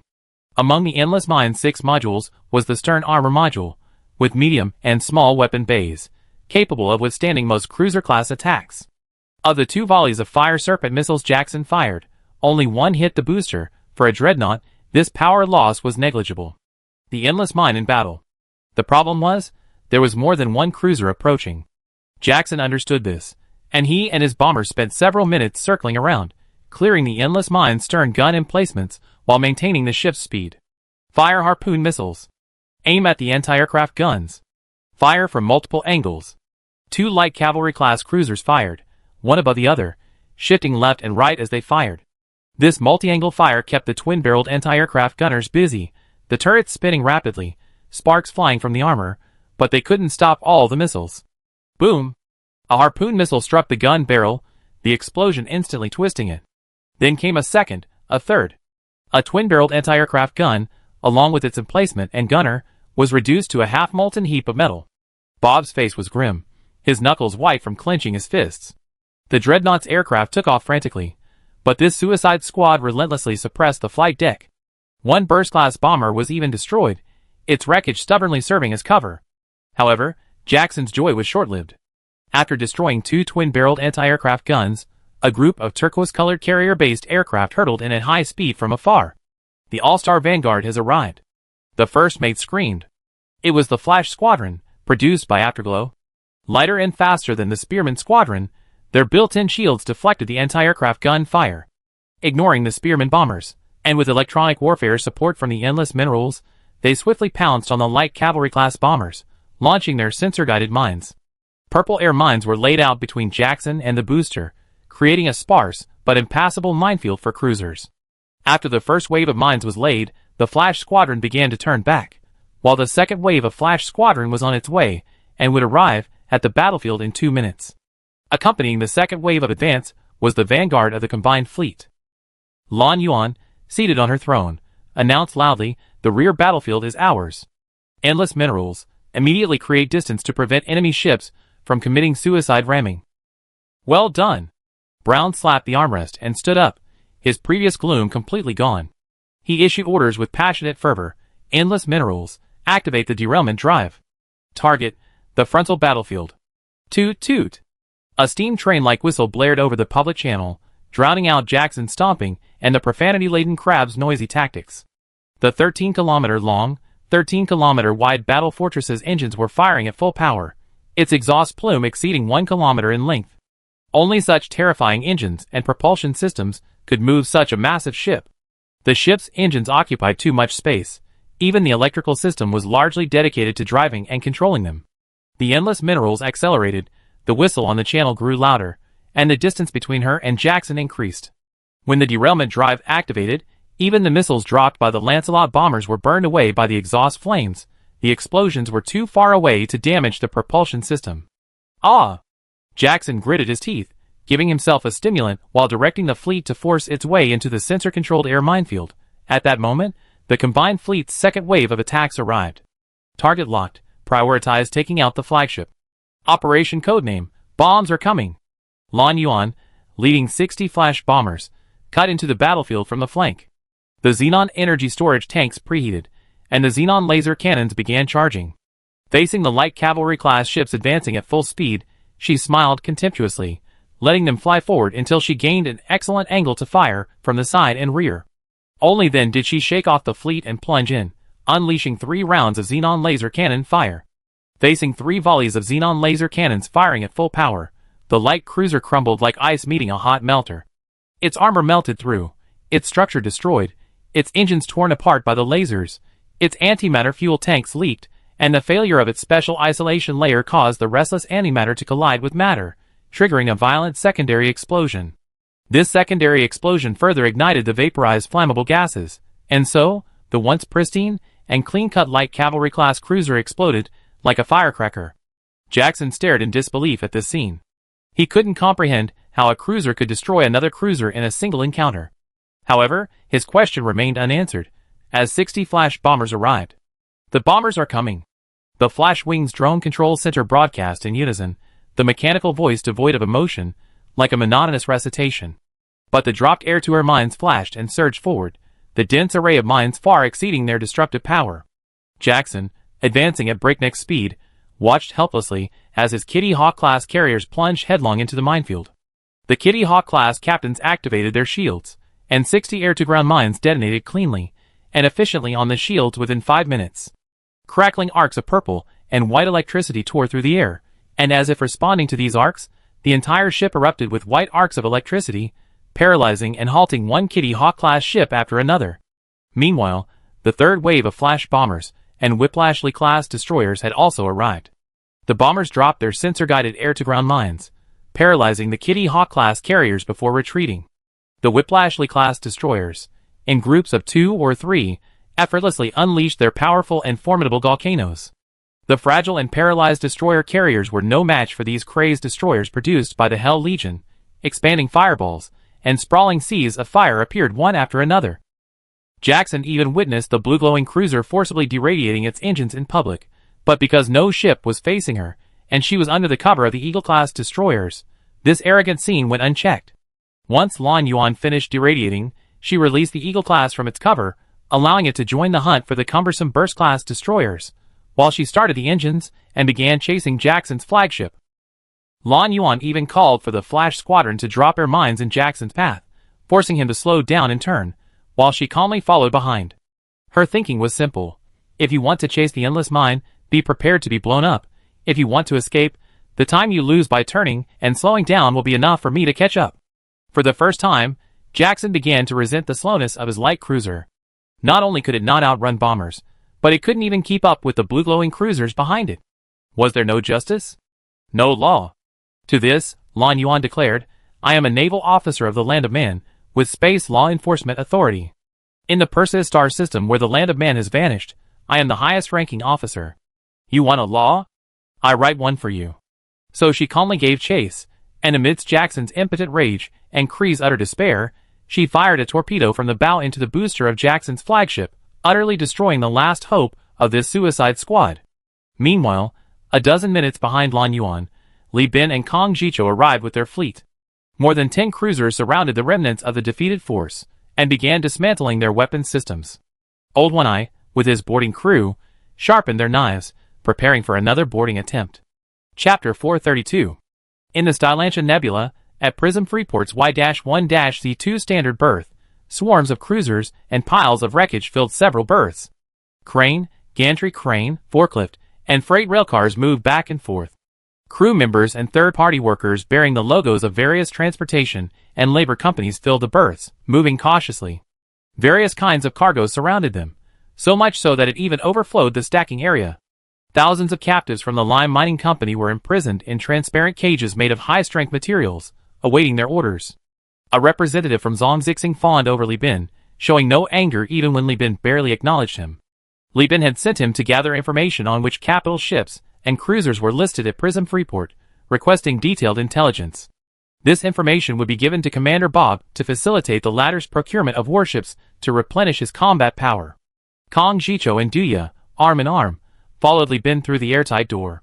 The once bustling Freeport was unusually quiet. Not deathly quiet, but compared to the sheer size of Prism Freeport and the number of ships docked there, its activity level was only 1 or 2 levels higher than else. This was truly unacceptable. However, Li Bin understood. After all, a war was raging right outside the gates, a war between giant corporations. Even though both minds had repeatedly assured them they wouldn't touch Prism Freeport, everyone was still worried. It was normal for them to hide in their rooms or on ships for a quick escape. With over 1,000 people on a cruiser, if every ship had its crew restrained, business would naturally be slow. Kong Jicho ignored the no-smoking zone sign. He took out a cigarette, lit it, and said to Li Bin, Risk Mining is still fighting Hyena Mining outside. Is it really a good idea for us to just run away like this? We're here on a bounty, not under the Wind Mine's command. You really want to get involved in their war? Li Bin exclaimed in surprise. Dreadnoughts and capital ships are fighting. How many cruisers have already perished? How can this be any of our business? Killing more would be impolite, brother. Besides, Hymeneum is currently on the run. The Tundra Wolf went too deep and can't escape. The Tango Wolf, despite being heavily damaged, abandoned its fleet and fled into the nebula, pursued by a bunch of wrecked ships. The Wolf Mother even destroyed the last light cavalry-class ship in Orchid Garden and then fled. They didn't even have time for a side-scroll. The Hymeneum reinforcement fleet that arrives will probably be surrounded. We already done a great service by saving the Endless Mine. What are you planning to do if we go in again? Are you trying to outdo the other wind mine fleets? So, you're going to take the lead as an outsider? That's true. Kong Jicho nodded and asked again. We captured 1 burst class and 1 cavalry class, and the commander of the Suicide Squad, Jackson Ben Ma, was also captured. We captured 5 Kitty Hawk class carriers. How should we divide them? Li Bin scoffed. You can have them all, just give me some money. Let's make it clear first. I don't have enough crew to operate the new ships. To pilot the ships captured by FSF Military Company, I already allocated the crew to the alert level. Any lower, and it will affect the ship's control. Me too. Kong Jicho scratched his head. His fleet was even smaller than Li Bin's, and he could only control a few Kitty Hawk-class ships at most, but he was extremely reluctant to put his loyal veterans on these ships. Dia interjected, then who will we sell them to? These were snatched from a giant corporation, fresh and hot, with combat footage from Prism Freeport. They're not some black market. Li Bin chuckled, are you stupid? Didn't you see how many ships the Revenge fleet sank? They definitely want to buy them. Let's hurry up and find a shipyard to repair the ships and sell them to them. Through this incident, I figured out Bob's thinking. He definitely wants to try his luck in the Great Dog system, so time is money. I bet Hyena Mining's second wave of support fleet will arrive soon. Their mission is also to die. Use the lives of these fleets to delay the Revenge fleet, giving Hyena Mining time to acquire cruisers and capital ships from nearby star systems. The surrounding giants and free planets will definitely be happy to take a big bite, from market share to expensive human realm relics and technology. These ships also buy time for the main fleet retreating from the main battlefield in the star sector. Kong Jicho nodded. I heard that Risk Mining sank a lot of ships on the main battlefield, but their shipbuilding technology is top-notch. Their post-war salvage and reconstruction speed is amazing. The speed is even faster than the repair speed of the Hyena Mine's large fleet. It's practically an exploitative war. According to my teacher, King's Hand, the Wind Mine's qualified crew is almost exhausted, while the Hyena Mine ships are outnumbered. So the climax of the war is coming. Dia's eyes lit up. Does that mean the war will end soon? No, it's not that simple. Li Bin denied, leading the two into the Mogami River bathhouse, chasing away the women who surrounded them, and having his men control the top-floor bath. The group soaked in the tub, scrubbing themselves directly. War isn't a superhero movie. After the final battle, there are various closing battles. Some are to resolve differences, some are to settle personal scores between the respective armies, and there are also suppression battles, sweeping battles, stability maintenance battles, and diplomatic battles. It's estimated that there will be about another year. After all, the two mines still need to negotiate reparations, and give other giant companies an explanation. The three chatted idly as Jeffrey squatted by the bathtub adjusting the equipment before projecting the image. Li Bin and his brothers, along with the crew, were enjoying themselves at the Chicken and Duck Street, while Bob piloted the Endless Minerals in a tense and exciting chase on the projector. The Tundra Wolf struggled to hold off the enemy, buying time for its cruisers, but against 2 Hercules class and 1 Steel Dragon class, this aviation battleship was simply no match. Its anti-aircraft firepower couldn't even withstand the missiles raining down from all sides. The Tundra Wolf was now almost entirely armored, its gun emplacements nearly destroyed. With the last mid-slot anti-aircraft gun shut down, the Wind and Minerals offensive halted for 10 minutes. Next, over 300 boarding torpedoes easily penetrated the bulkheads, sending over 4,000 Ricky Marines up from the bridge to the engine room in a saturation boarding maneuver, beginning the takeover of the ship. With its flank protected by numerous destroyers and frigates, the Endless Mine still had the capacity to activate its shipboard factory even during combat. Amidst the smog and the assistance of extended cranes, it began construction work on site, simultaneously rescuing company employees who had survived thanks to blast-proof airtight doors and scavenging usable components to rebuild the Cockroach King. Dia splashed water? Damn! I remember now. Both the bullet-scarred and solid rock-class carriers were modified for Mora-class hulls, meaning Risk Mining can use the solid rock-class wreckage to accelerate the reconstruction of the bullet-scarred class. Look, those surviving King Cockroach class and destroyers are chasing the remaining solid rock-class ships. He excitedly added, "Risk Mining's endurance will only be faster than we guessed." Kong Jicho glanced at it and smiled. "That's right, now Hyena Mining's support fleet is going to be in trouble." As they were talking, a communication came through the terminal. Thanks to their contribution in rescuing the Endless Mine, Li Bin and Kong Jicho had proven their strength through war, earning them access to Wine Mining's military public channel. "We have sunk the Tango Wolf. Repeat, we have sunk the Tango Wolf." The kill was completed by the Golden Beetle, piloted by Commander Simon Fong Mining. "Yay!" The channel erupted in cheers. Li Bin glanced around, a cigarette dangling from his lips as he soaked in the water, oblivious to the dried cigarette but falling into the water. He quietly connected his military terminal to the underwater maintenance port of the Mogami River Beach and contacted Ms. N. "I want to purchase intelligence and system security codes for Hyena Mining." Seeing the battle going smoothly, Li Bin decided to escalate the stakes. His main battleship was about to be deployed in this fight. Chapter 433.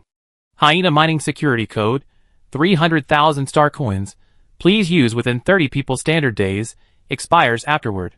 Hyena Mining Detailed Information, 150,000 star coins. Li Bin bought it without hesitation, his 450,000 star coins instantly gone. Looking at his cash flow of less than 400,000 star coins, his adrenaline surged. What can this little bit of money do? It'd be gone in a year or two. Li Bin looked at the missions, wanting to find a few Hyena Mining hunting missions to casually raise his favor with Afterglow, hoping to get a discount on security codes later. Unexpectedly, he discovered that Hyena Mining had several cruiser fleets currently on missions in the Lost Star sector. Taking them out would also earn him money and increase his favor, but it would mean missing out on the war. So, he only received one annihilation mission in the Great Dog system. The target was a patrol of 3 cruisers. According to Miss N, the fleet commander had risen to prominence by sweeping through the Afterglow fleet in the Lost sector, and had only been transferred back 2 years ago. He was only worth 90,000 star coins, but his Afterglow trust points were worth 8. This guy definitely had a deep grudge against Afterglow. I wouldn't have dared to dream of this kind of job before, since the guy was at the headquarters of a giant corporation. But now, I don't necessarily have to handle it myself. I can persuade the Revenge Fleet to do the work for me. Thinking he could at least salvage something, Li Bin calmed down and began reading the intelligence on Hyena Mining, waiting for the war outside to end. On August 5th, Star Calendar 212, the Hyena Mining support fleet appeared in the Stylantia Nebula. This fleet also entered using a horizontal jump, but they didn't linger. Instead, they patiently set up all the necessary conditions for the horizontal jump before circling out of the nebula to attract the Revenge Fleet. This fleet has 2 capital ships, the Resurrector-class battlecruiser and the Heavyweight-class aviation battleship. According to information provided by Miss N, the Resurrector-class battlecruiser was salvaged from an unknown cruiser in the Lost sector and converted into a battlecruiser by cramming in various equipment and structures. However, Li Bin felt that its prototype was likely the supreme point. This ship wasn't particularly strong among battleships, and even with the support of the Heavyweight class and the Long Whale class Wolf Mother, they were powerless against the Revenge Fleet. What is the board of directors doing? Why only sit 2 capital ships? Aren't there 2 Heavyweight class ships in the Great Dog system? Kree, believing his son had perished, questioned helplessly and indignantly. The support fleet commander looked ashamed. The board believes we need to preserve the fleet as a precaution. They think, with our 2 ships plus your 3, a total of 5 capital ships, we have a high chance of winning against the unshielded Steel Dragon class. Doesn't this just turn into a piecemeal tactic? Kree exclaimed indignantly. War isn't something we can just decide how to fight. War is a 2-way street. Commander, what should we do now?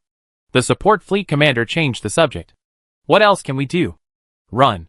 Hide in hyperspace first, wait for the Revenge Fleet to enter the Great Dog system, then follow up and encircle them with the home defense forces. Where's the jump point? Let's move quickly. It was still at the Mogami River bathhouse, but this time it was reserved for risk mining. Bob soaked in the newly renovated hot spring, enjoying the scrubbing service from the 2 courtesans, Mo Sui and Ying. He laughed heartily. No wonder you guys came here after the war. Prism Freeport has such a nice place. As he spoke, he lifted Ying's chin. This beautiful woman, with cat-like features and golden black hair like a tabby cat, and a voluptuous figure, was as soft as a feather. With her chin lifted, she glanced sideways, revealing an utterly delicate and tender appearance. You're from the Fong clan, aren't you? Bob's eyes were filled with amazement. I dealt with the Fong clan before. Most of them are disfigured by a genetic virus, rat heads, dog heads, pig heads, even insect heads. Their body organs and limbs are a complete mess. Their genetic information is extremely chaotic. For you to give birth to someone like this, you'd be considered a saint in the Fawn clan. However, that would mean you spend your life breeding, mating with all sorts of ugly creatures. To restore genetic stability and regain human form, the Fawn clan forces all human captives, regardless of age or gender, to become breeding machines. You actually be able to live a peaceful life here. Fawn clan symbol. Fawn clan introduction sector power. The Fawn clan is located in the Risk mining area. Below the Hell Legion, on the left side of the map, he said, patting Night Cherry Blossom. He had the two courtesans help him sit up, then turned to Li Bin, who was being scrutinized by a group of wind mining captains, with complex expressions, his heart filled with unease, as he returned for a second round of soaking. Mr. Li Bin, he said, you contributed greatly to this battle. You saved the Endless Mine, and more importantly, you saved Risk Mining's war plan. If you need anything, just ask. Within my authority, I will grant your request. Li Bin scratched his head, hesitatingly speaking. In this battle, I deployed over 100 flash bombers. These bombers were produced and assembled by my men working overtime, since I was hiding in the nebula. They even filled the flight decks. These things are expensive, requiring rare metals, and my inventory is already depleted. Easy. Risky mining has plenty of minerals, though. I give you 300 stacks of rare metals right now. Furthermore, my colony is too far from the core star sector, and we have a huge shortage of resources, the most lacking of which is quantum solution. Eden is a jungle planet with a complex environment, and the hostile biosphere puts a lot of strain on the colony's AI's computing power. I need quantum solution to improve the computing power of the colony's computing center. This was obviously an exaggeration. With its AI core, the hostile biosphere wasn't a problem for Eden at the moment. If all else failed, there was always orbital bombardment. Li Shu had always been thinking about how to use the hostile biosphere to promote development and turn it into a source of wealth for Eden. Li Bin wanted quantum solution mainly to further enhance the computing power of the AI core. That's easy enough. Bob, tall and powerful, was generous with his money on prostitutes and rewards his subordinates and servants. I have some quantum solution, but not much. I can only give you 100 sets. I need it to rebuild the ship, and for the endless minerals. Do you want it? Yes. Only a fool wouldn't. Currently, only Risk Mining in the Perseus constellation produces quantum solution on a large scale. How much does it cost? 390 to 400 star coins per set. Bob just casually offered 100 sets, plus rare metals, and Li Bin would directly receive nearly 100,000 star coins. If resold to Demon Aeronautics or the Interstellar Empire, a set could fetch nearly 500 star coins, even 550. That's probably not enough. The cruisers you attacked, the spoils, the prisoners, you can do whatever you want with them. I don't care what you do with them. You can even sell them to Lime Mining's representative in Prism Freeport. I only have one request. Don't sell them now, at least not in a month. Besides that, is there anything else you want? Just say it all, then I get down to business. Bob said, his underwater hand gently patting the cat-eared girl's ample buttocks. Night Sakura obediently lowered her head, her exposed breasts appearing faintly in the mist like the moon's reflection in water. Some of the captains sitting around were already staring wide-eyed, their heads being forced to turn away. This was at least another 400,000 star coins thrown at Li Bin. The giant corporation was indeed wealthy and powerful. Li Bin swallowed hard, thinking that this Bob was lecherous and greedy, but certainly a good client. So he spoke up. Kong Jicho, and I want to join the upcoming attack on the Great Dog system. The captain's complex expressions instantly changed, replaced by ferocity and contempt. If it were merely about participating in the attack and dividing the battlefield debris, there would be no need to speak up, because all those who aided would get a share.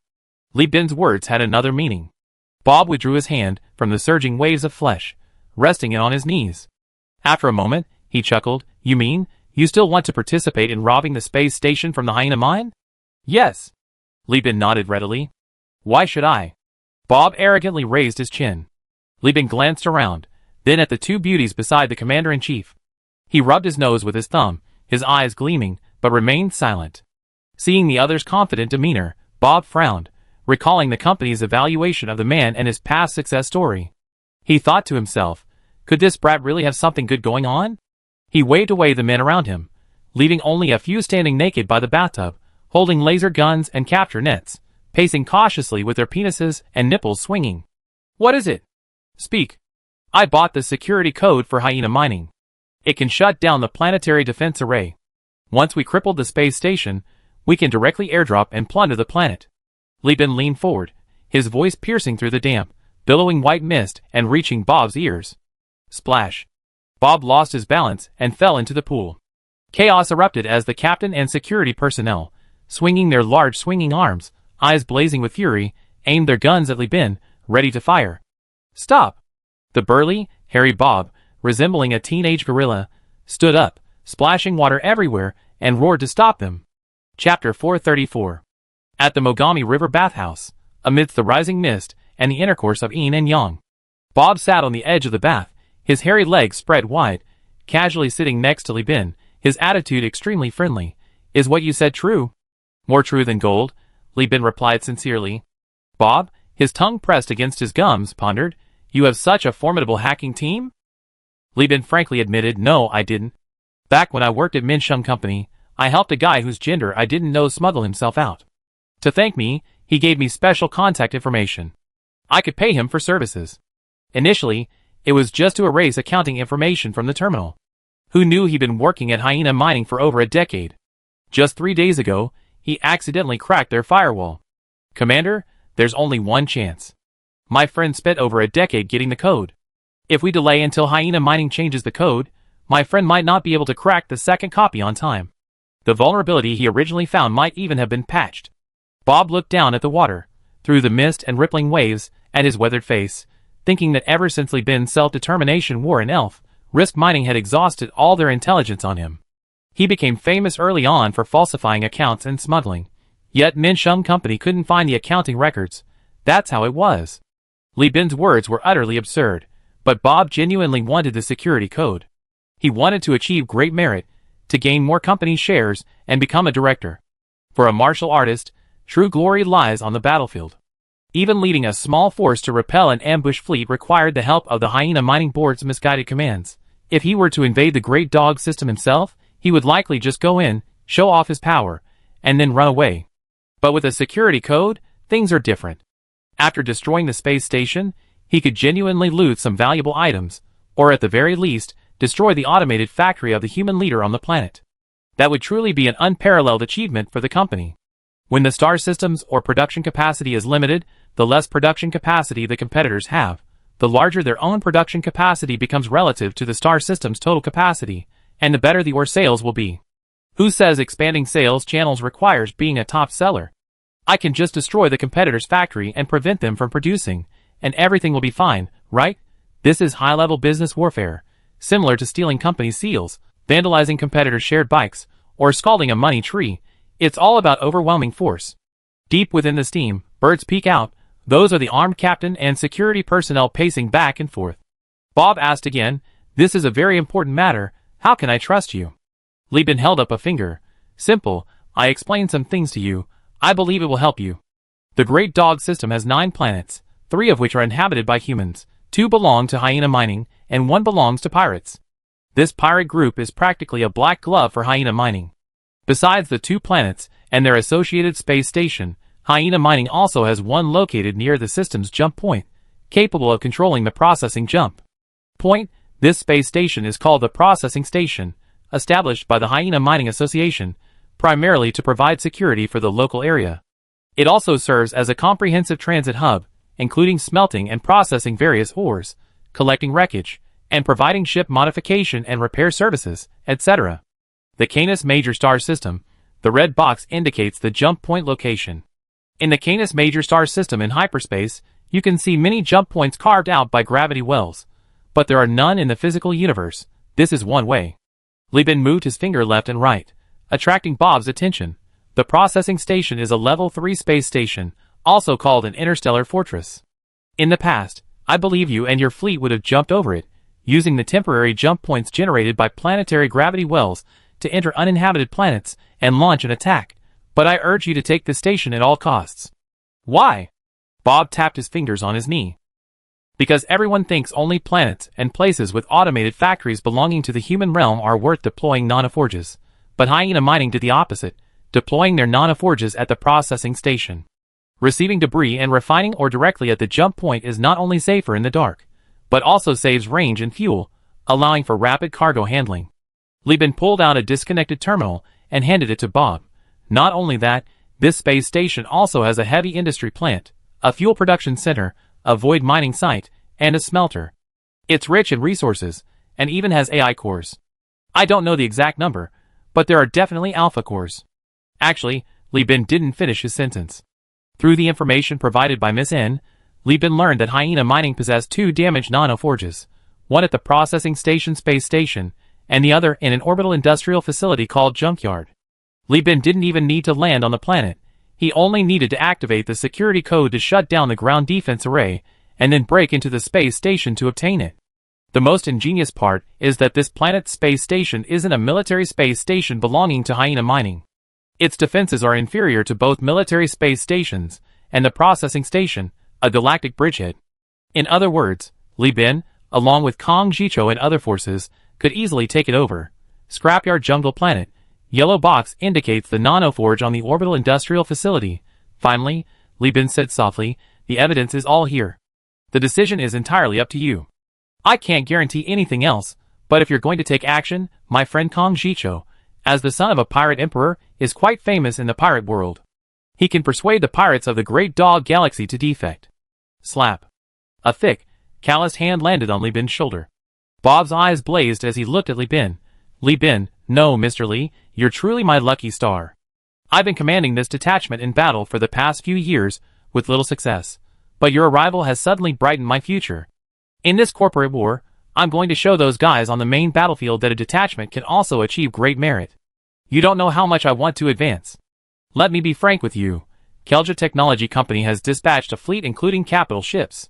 Your support was originally intended to force the main fleet to retreat, but with your help, I'm not only going to invade the Great Dog Galaxy, but also seize the nanoforge and advance to the board of directors. I'm determined to win this round. Li Bin grimaced and clutched his shoulder as he walked out of the Mogami River bathhouse. This bathhouse, originally just a well-known spot in Ichiban-gai, had become quite famous after Li Bin and Risk mining several rounds of lavish parties. The madam felt it wasn't enough to see Li Bin off at the door, and reluctantly left only after seeing him off to the street corner. As Li Bin boarded the hover car, Dia eagerly asked, how did it go? It's all settled. Commander Bob is a straightforward man. He agreed to all our conditions. Li Bin looked at Duya and patted him on the shoulder. Go tell your governor to prepare for a military operation to encircle Hyena Mining. Kelja Technology Company has also sent reinforcements, with 3 main warships as a base. What did Konda's Nest say? Li Bin looked at Kong Jicho as he spoke. Kong Jicho was calculating his power percentage in the next pirate fleet, but Li Bin's interruption had messed everything up. He simply put down his terminal, leaving these matters to his teacher, and stretched his neck, saying, my mom, we definitely can't come in with a big fuss. Hyena Mining has some cooperation with the Sindar powers, and my mother has considerable influence now. The Sindar teams are very wary of her. She can only send 2 Renegade-class battlecruisers and 1 Atlas 2 Malawin Quatches. Is that enough? That's enough. Li Bin slammed his fist on the sofa. I already got Bob's permission. You and I are now strategic partners of Risk Mining. If we can help with the invasion of the Great Dog system, he entrusts us with a mission to conquer a planet, along with a space station and all the resources on it. They might even provide us with assistance. Bob is being so kind? Duya asked, puzzled. That's not how it works, Kong Jicho explained. Bob actually wants a lot of people. The more people he has, the higher his success rate in dealing with the star system's guards. He's going to rob, not to become a bandit king, so the more fleets that help, the better. Anyway, it's a huge corporation. We can't possibly take it all. Li Bin suddenly spoke up.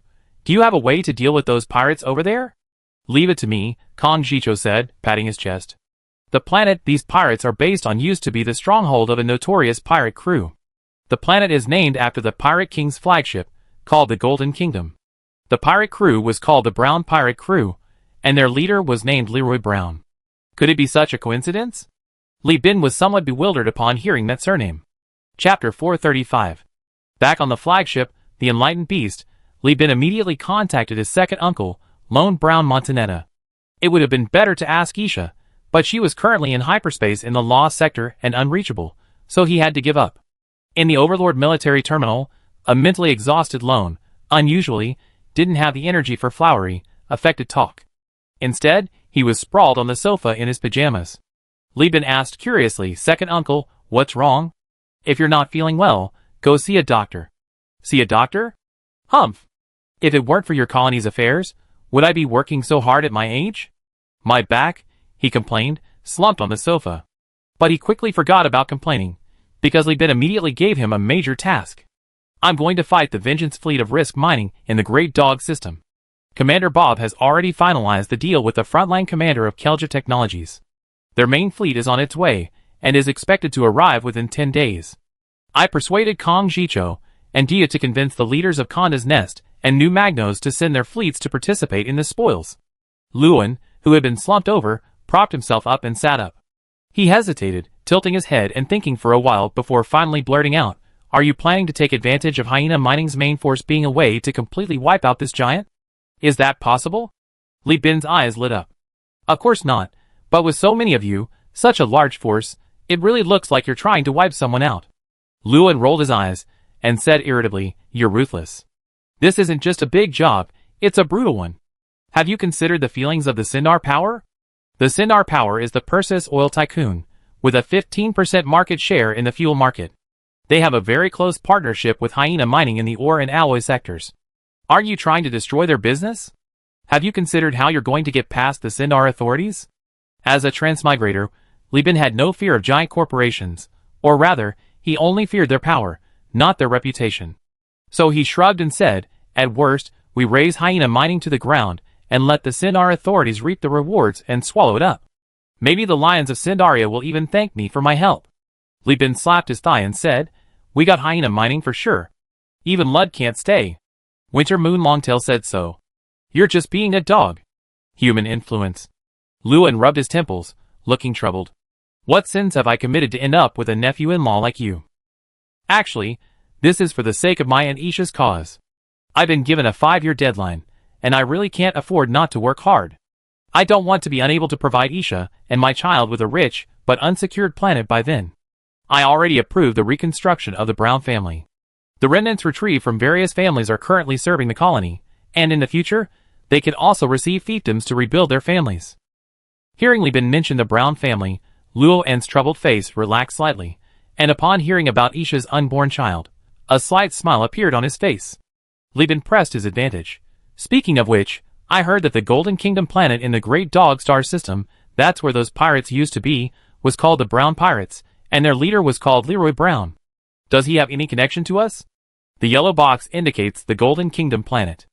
In the game, this place is right in the Limine's home base. Many large corporations have pirates in their home bases, so I can only try to find some connections. Luan nodded. "Ah, you mean him?" Yes. Leroy is the grandson of the first patriarch. His father didn't inherit the gene due to a genetic defect, so he left the family with his fleet and disappeared for many years. When Leroy reappeared, he had become a renowned pirate king. He came to find the Brown family. The patriarch welcomed him back during the war, but he didn't like the restrictive atmosphere of a hegemon and left again. However, he's very clever. He never uses the Brown family's name when making public announcements. After he was wiped out by the combined fleet of Hyena Mining, Tachyon Technology, the Perseus Alliance, and our rival families, we even took in Lyra's granddaughter. But you're not asking about that. Lone spirits lifted, an incredulous expression appearing on his face. "You want to drag them down with you?" Li Bin laughed. "What are you talking about? It's not about dragging them down. If it's about breaking blood relatives, it's clearly about making money together. We have dreadnoughts, and 7 or 8 main warships from various factions combined.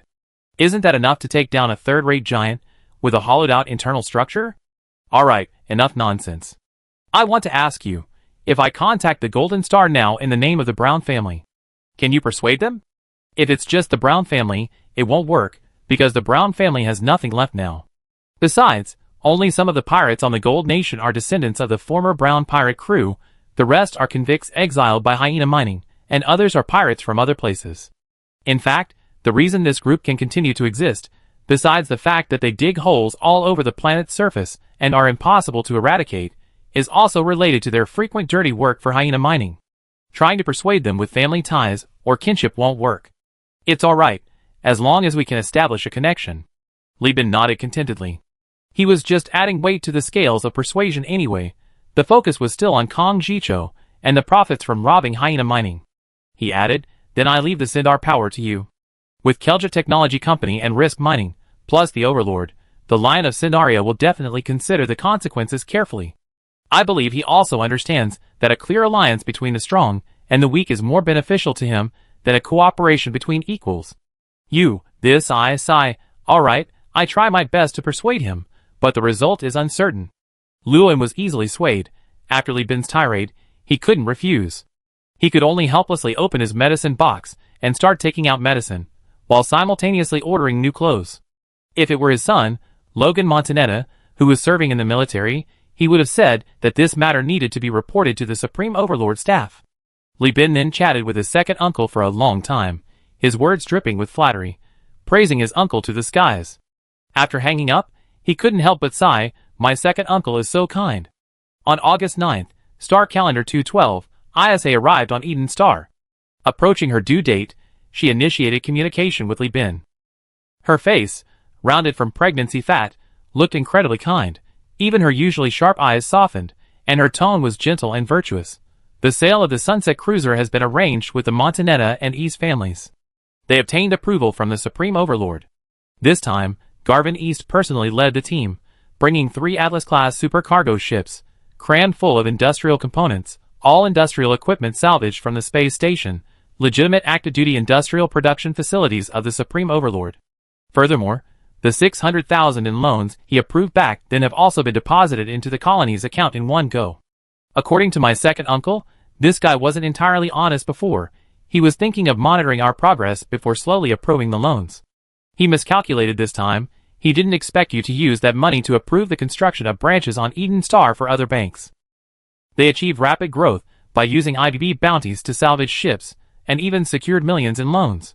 His visit this time is both to maintain relations and to further represent the hegemon in allocating funds to us, and he's also placed orders for heavy equipment and heavy weapons for the colonies," Isha said, covering her mouth and laughing.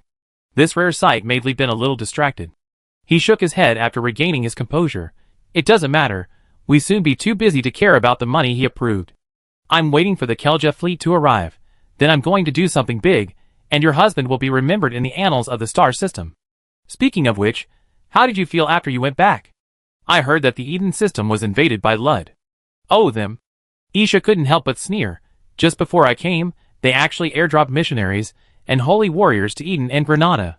Chapter 436. The Luddite Left is a loosely organized group comprised of marginalized, radical doomsday cult members who claim a deeper understanding of the message Luddites have given to humanity. In their eyes, the church is complicit and corrupt because, as the end times approach, it prioritizes worldly self-comfort over the pursuit of true salvation. The final battle is now. Its curtain has been raised. Only through powerful acts of justice can the evil be more effectively defeated. Only through violence can humanity's arrogance and disrespect towards God be swept away. This is the evaluation of the Lud Left Path by the Lud Church, provided by Bishop Pucci. If it were any other faction, their rating of the Left Path members would be simply, spit. Just as Li Bin returned to Elf to reunite with Risk Mining, the Left Path members, under the call of their Doomsday Transmission priests, disguised a destroyer fleet as a transport fleet and approached Eden. They then launched dozens of drop pods onto the surface, sending over 300 Left Path members, along with missionaries, to what they called their Holy Land. Yes, Lud believers and Left Path members call all jungle planets Holy Lands, believing these planets to be gifts from Lud saints. Eden Planet Data. Top is the planet, bottom left is the star system coordinates, bottom right is the star system. The Left Path members dropped pods, smashed calcareous trees, crushed terrestrial anemones and corals, and sank into the quagmire accumulated over billions of years on the jungle planet. These left radius molecules, hailing from desert planets and frozen planets with rampant industrial wastewater and harsh natural conditions, immediately removed their helmets upon exiting the capsule to breathe in the oxygen-rich atmosphere. Then, some unfortunate souls were approached by parasites, as thick as a thumb and topped with chitinous horns, which swam towards them from the mud. One of these parasites, having gathered its strength, burrowed into their gaping mouths, biting through their stomach walls and spewing out the powerful hydrochloric acid, second only to scavengers on Earth, on their internal organs. These people collapsed onto the mud, convulsing and struggling violently. As they fell and struggled, More and more bizarre parasites emerged from the mud, gathering towards the fresh flesh and blood. These were native parasites of Eden, using giant, shelled creatures tens of meters tall as hosts. Humans were not within their parasitic range, so the small human bodies could not withstand their torment. As blood flowed from their eyes, ears, mouth, and nose, other scavenging worms and beetles also gathered. The left-handed operative watched his convulsing colleagues, his face filled with shock and bewilderment. The leading missionary, seeing this scene, compassionately made a Luddite gesture, drew his pistol, and released each of them one by one.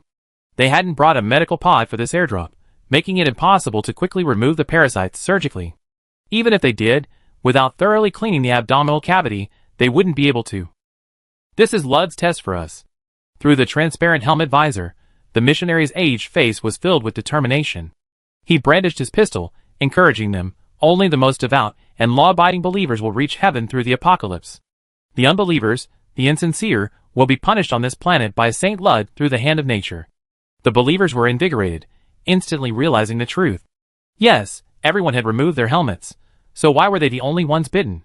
Because they were not devout, and harbored doubts about Ludd and the doctrines of the apocalypse. What was a matter of probability, through the cooperation of the listener and speaker, transformed into a matter of faith, further proving the boundless power of Ludd. Let's go! Over 200,000 people on this planet are being proselytized with false scriptures. We must spread the true doctrine. The missionary tucked his pistol back into his scepter and trudged through the mud. Missionary issue, what should we do if they refuse to accept the true scriptures? Someone asked anxiously. The old man named Ishu smiled, revealing 8 yellow teeth. Then we will become Ludd's sword of judgment, bringing destruction to the unbelievers. Believe me, child, this is the highest honor. What bullshit, true or false scriptures? A bunch of lunatics. In the planetary governor's mansion of Xinjiang City, Bishop Pucci's dark skin shone brightly with anger, his black and white hair testifying to his tireless efforts for the Ludd Diocese of Eden. The Ludd Diocese, officially designated a Luddite reservation by Eden Star, covers 80,000 square kilometers, and is situated on fertile, flat tundra land free of mud and swamps. This wasn't due to Li Shu and Li Bin's respect for the Ludd Church, but rather because Bishop Pucci brought 14 integrated farms, and over 40,000 experienced workers skilled in industrialized food production. Furthermore, the entire reservation operates under a dual management system. All Luddites can only hold deputy positions in local departments, while the principal positions are filled by appointees from the planetary governor. Even Bishop Pucci can only serve as a reservation counselor and religious leader, while Li Shu serves as the administrative head. This number far exceeds the number Li Bin had agreed upon with Bishop Pucci years ago. Without a doubt, Bishop Pucci has gone all in on Eden Star. 14 integrated farms, encompassing planting, harvesting, sorting, agricultural and sideline product processing, and grain refining, can produce industrial raw materials such as erythritol and protein peptides in addition to nutritional pastes and compressed rations, based on wheat, corn, and potatoes. Furthermore, corn syrup, vitamins, fiber, and alcoholic beverages can also be produced on a large scale. Image source: Internet, cornstarch processing and storage in the 3K era. In short, with Bishop Pucci and his 14 integrated farms, the dining tables and daily necessities of the people of Eden Star have been greatly improved. At least they no longer have to eat crab meat and artificial starch every day. Chinese cuisine has rapidly expanded on Eden Star. Merchants arriving here often don't immediately start business or seek out prostitutes, but rather go to a restaurant for a meal. Bishop Pucci has made outstanding contributions to the rapid development of Eden Star's economy and people's livelihoods, which is why he is particularly angry about the silent arrival of the left-wing elements. These people are ruining the positive image of the religion that he and his followers have worked so hard to build up in the area. In the governor's seat, Li Shu reassured Bishop Pucci, "Don't worry. The colony's satellites and ground-based detection arrays detected them when they broke through the atmosphere. Their landing location is near Sunset Canyon. Without vehicles, it would take about a week to reach the tundra. Even if they manage to get vehicles, the local hostile biosphere will teach them a lesson." "I'm not worried about them. I'm worried about the Luddites in the reservation," Bishop Pucci said anxiously. "Governor, to be honest, the immigrants on Eden are diverse, but apart from the refugees I brought, they're all unreligious. Tonfa and Granada have never had contact with the Ludd Church, so they naturally don't believe in it, and the immigrants in the factory area are even less likely to be. Everyone's lives are 100 times better than before. By attracting ambitious and adventurous hunters to hunt giant beasts through the Hunters Guild, the colonies have ensured a smooth transition from a wartime to a peacetime economy. Ordinary people, as long as they don't leave Xinjiang City, are minimally affected by the war. Therefore, everyone's lives are peaceful, even prosperous compared to the core sector. There's simply no fertile ground for the doomsday cult here. They would only bring destruction. Bishop Pucci said indignantly, I know the leftist elements quite well. Trust me, Governor, if we allow them to develop here, their numbers will dwindle, but their spirit, it will become increasingly radical, and it will inevitably escalate into terrorist attacks. Their missionaries will believe that we have deceived the people with our prosperous lives, making them refuse to believe in the apocalypse. They will take matters into their own hands, plunging Xinjiang City into crisis by destroying its economy and production facilities, creating a social environment conducive to the growth of the doomsday cult. At that time, the believers in the Lud Reserve will be the first to be deceived by these doctrinal fools, becoming their pawns to be sacrificed. Then all my efforts will have been in vain. At this point, Bishop Pucci pressed his forehead. For this secular bishop, his ideal was for his believers to live a good life. His pursuit of a powerful bishop's position was also for the sake of improving their lives. Now, he had abandoned everything in the core sector to rebuild here, enduring countless pressures from the church. He could not accept such a bleak future. Li Shu looked at Bishop Pucci and said in a gentle yet unwavering tone, Please trust Bishop Pucci. Universal Union is a company that grew from war and adventure. 87% of our employees' families are located on Eden Star, our home. We will not tolerate any atrocities that attempt to destroy our beautiful lives. She nodded to Bond, an investigator, the colony's military commander, former member of the One-Eyed Special Forces team, and now Eden Star's police chief, and Dolly, a veteran demolition expert, the Marine Corps commander, issued drone control orders. Notify the military to deploy Air Force One. Air Force One deployed. Chapter 437. Led by their missionaries, the Left Path warriors trudged along the mountainside. It wasn't that they didn't want to take the easier valleys, but rather that the muddy swamps were too deep, and without vehicles, their power armor would be relentlessly attacked by the alien parasites and scavenging creatures. They had actually brought tanks with them when they landed, but faced with the hard calcareous trees and the complex environment where tanks could sink halfway down into the mud, the Left Path warriors, without heavy machinery and supporting industrial equipment, had to abandon these valuable items worth hundreds of star coins. These creatures, living year-round in the black and stagnant water and mud, would launch a frenzied attack on any movement. When the Universal Alliance colonized Eden, they initially thought the biggest problem was the giant beasts, but after venturing deep into the calcareous rainforest, they realized that these smaller creatures were the real trouble. Just like in Earth's tropical rainforests, leopards and elephants are dangerous, but the probability of encountering them is low. If you do, you can take them out with a single shot. Large targets are easier to hit. But for the venomous spiders, leeches, mosquitoes, and flies lurking in the rainforest, these creatures can't be eliminated by firearms alone. Even elite border patrol soldiers tremble at the sight of swarms of insects. The Three Rings Council has discussed many issues in recent years, with the management of destructive microorganisms in the rainforest always being a top priority. Thanks to Eden's calcium-rich natural environment, the production of high-hardness concrete is very convenient. However, the local ecosystem's destructive impact on concrete pavements far exceeds that on Earth. Even according to assessments by technicians supported by the Overlord, the level of damage to concrete in the area is higher than in Jiangra. There's no way around it.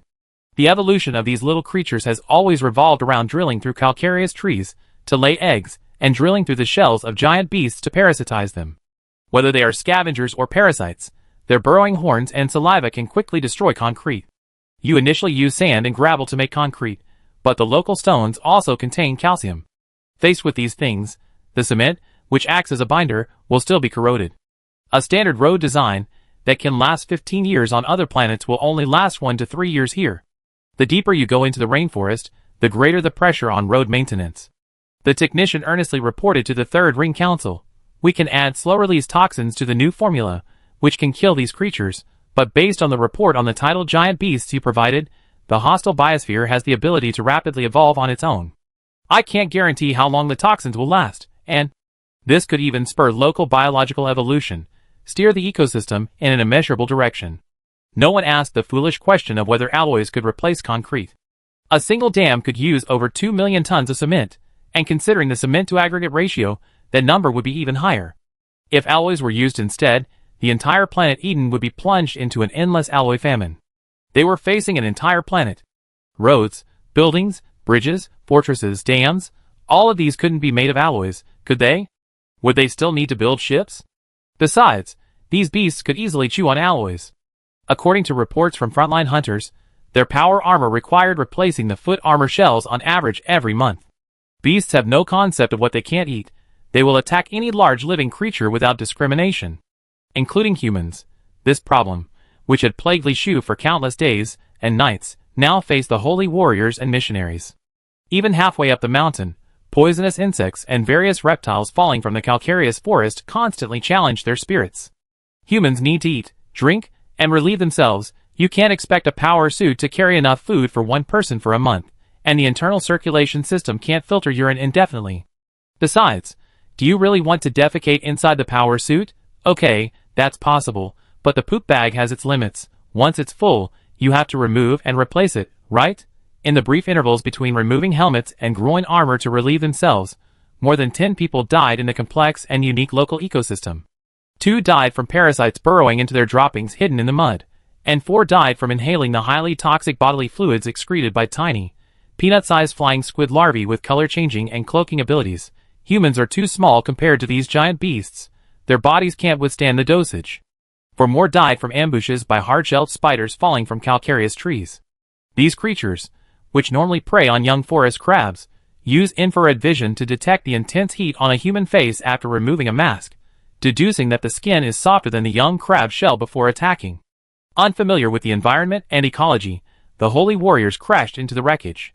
Of the 308 who landed, only 271 remain. The hostile biosphere of Eden, resembling a super male syndrome, taught them a harsh lesson. After a long journey, the missionary looked at his terminal, a look of joy on his face. Sunset Canyon is just ahead. According to our inside information, colonial construction is underway here. The person in charge is Li Chongzhen, the younger brother of the CEO of Universal Union. He's a brainless idiot. We can easily infiltrate. Everyone, remember the interface command. May the light of Lutter shine. May the light of Luddle shine. The holy warriors responded enthusiastically, forming a long line as they descended the mountain. On the opposite mountain, bipedal mechs, painted entirely in gray-black camouflage, and concealing their sun-shaped emblems on their chests with tactical shields, crouched in the jungle, their feet on rainforest sleds made of large alloy plates. The Millennium Falcon, having finally saved enough money, sat in its cockpit, looking at the holy warriors who, despite their conventional rainforest camouflage, were exposed within their hunter mechs, and said with disdain, "Target has entered danger zone, requesting air transport marking." Millennium Falcon emblem designed by a friend. Blame him, not me. A few seconds later, the drone airfield replied, "Received, air transport has taken off, and is approaching the target. Please take evasive action." 5 minutes later, 3 15-meter wingspan first air transport wings flew in from afar, dropping special shells along the strip of land left by the holy warriors. The shells landed in the swamp, and were instantly swallowed, injecting special biological pheromones developed by the Eden Planet Biological Research Center into the mud. The holy warriors lay prone in the mud, enduring the grating gnawing sounds from their power armor, having survived this seemingly random air raid. After several minutes of searching without finding any trace of marines or heavy weapons, the missionary finally rose to deactivate the alarm. They continued forward, their feet treading through the mud, the pheromone-soaked black mud clinging to their bodies. As they went further, the damp mud slowly dried in the heat of their power armor, releasing the pheromones. "We're almost there. 3 more hours," the missionary encouraged. Then he was pierced through the heart by a poison hook fired from afar, hoisted into the air, struggling violently. The holy warriors, on high alert, raised their weapons. When the attacker emerged from the damp mist, all the holy warriors were stunned into silence. A gigantic alien scorpion, its body scarred and riddled with wounds from missile and artillery fire after molting, revealing large scars where small, human head-sized pincers had sprouted from its severed hand, emerged from the calcareous forest. Over 20 meters long, its tail was folded into 3 sections, extending to a full 40 meters when fully extended. Its abdomen bore 7 pairs of eyes. Scorpion structure. Title: Behemoth, King of Venom, also known as a tempered individual by hunters. The missionary, injected with a dose of venom sufficient to kill a rock crab, swelled in the chest and abdomen, even bursting its power armor. Broken bones and skin oozed a high concentration of yellowish venom, mixed with crimson blood. He spewed out a yellowish-brown venom, his nerves burning, driven mad by the poison. In a final, delirious daze, he uttered incoherent, frantic cries, "Run! Run!" The next moment, stimulated by special pheromones and prematurely entering its mating season, the venomous king, now in a warlike state, rattled its mandibles. Unable to find a mate capable of releasing its wide-ranging, soul-crushing venom, it vented its fury on the bipedal creatures that had inflicted endless pain upon it. The venomous king charged like a super-heavy tank, its evolved carapace blocking bullets, grenades, and lasers fired by the holy warrior, crushing, smashing, and grinding countless corpses. Carmen's rainforest scorpion's pheromone inducement has taken effect, attracting the tidal behemoth venomous king. The effect is significant, and can be used for hunting and planetary defense. The current duration is 3 hours. Further tracking and testing are needed to determine the maximum duration. Millennium Falcon sealed the recording and uploaded it along with its report to the Hunter Association to collect its daily points. He looked at the group of holy warriors, who were like headless flies, and sneered, "This isn't Lud's paradise, it's your hell. Enjoy it." Chapter 438. On August 9th, Star Calendar 212, the day Isha and Liban re-established communication, the holy warriors were systematically annihilated by the tidal behemoth poisonous enemy king, leaving only remnants to tragically cross the war-torn Sunset Valley, attempting to reach the Lud Reserve to seek help from their cult brothers. On this same day, the Overlord-supported industrial equipment was being deployed. Near the Arctic Circle, 35 kilometers from the outer zone, lies a dormant volcano, covering 1.8 square kilometers, its terrain primarily highlands. This island is pie-shaped, with the dormant volcano on one side, and a newly formed island formed by massive lava flows from its active period millions of years ago on the other. The two islands are connected by a 6-kilometer-long strip. These two islands together constitute the industrial zone of the Eden Star Colony. The original dormant volcano crater became the launch and reception base for the space elevator.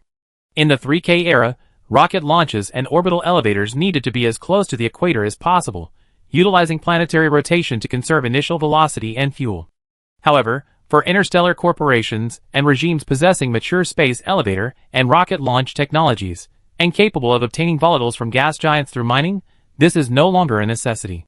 They only need to comprehensively consider construction costs, surface transportation costs, and fuel costs to find the optimal solution. For Xinjiang City, primarily located in the Arctic, the transportation costs across the vast and dangerous calcareous rainforest far exceed the maintenance costs of building an orbital elevator in the Arctic.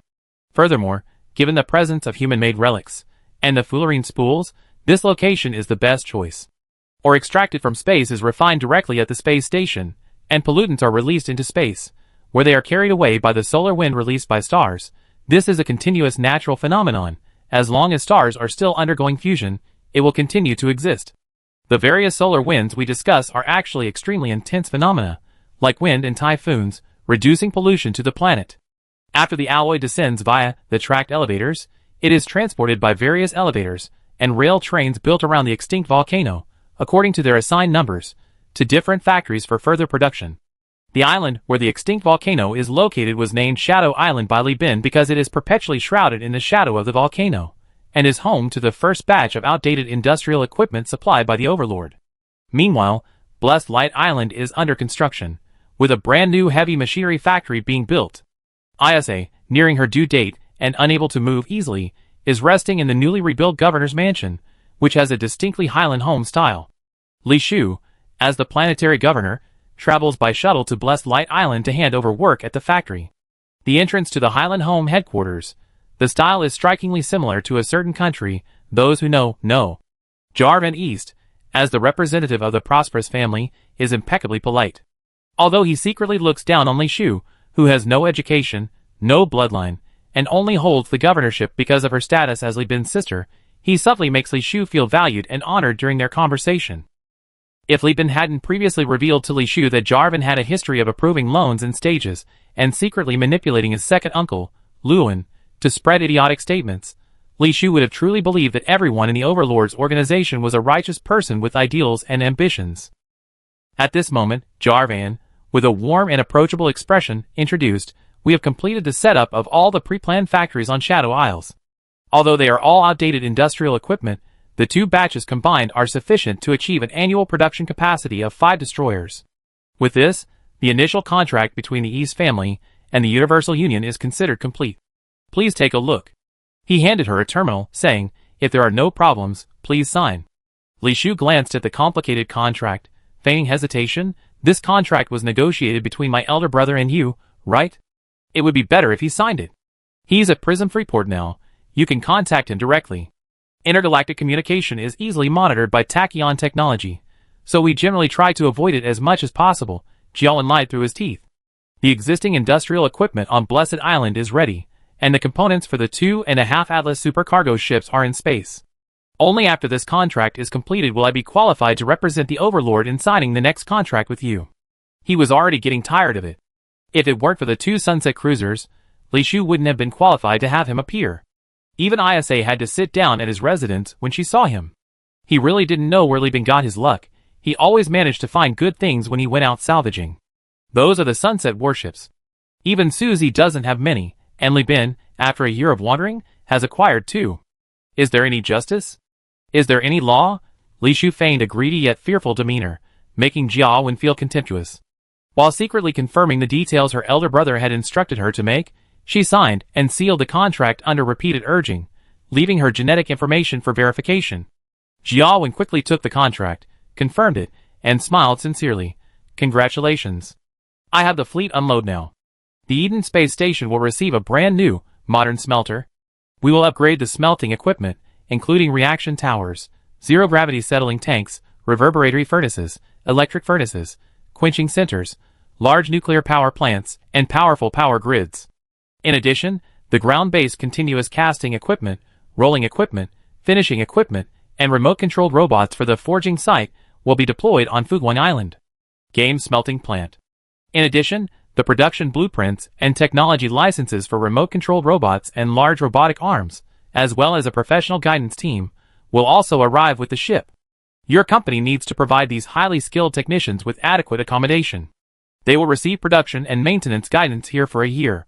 If you wish to purchase any technician, you will need to purchase a lifetime contract at the market price of 140 star coins per person.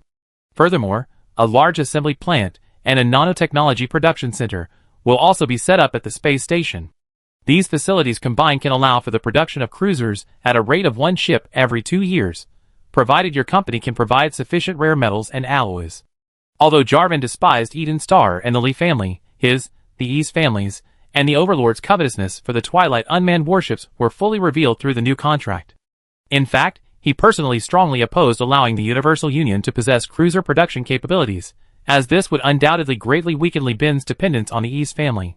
As a prosperous family, the East family focuses on industry, production capacity, and markets are what they value most. Unfortunately, the unmanned warships of the Afterglow were too valuable, and the decision was made directly by the Supreme Overlord's advisors and strategists. He had no influence and could only accept it. The brand new, operational industrial equipment allowed Eden to surpass Elf's terrifying production capacity within a single year. This is why Li Bin wanted to leave Eden and seek external assistance. Independent production and research and development is so slow. The Soviet Union's post-World War II heavy industrial strength was inseparable from the support of the United States during the war, and the German technology and researchers seized afterward. Elf achieved its success by relying on a few automated factories left over from the human realm, by selling its mines like blood, and by being exploited by Kazalin and various giant corporations.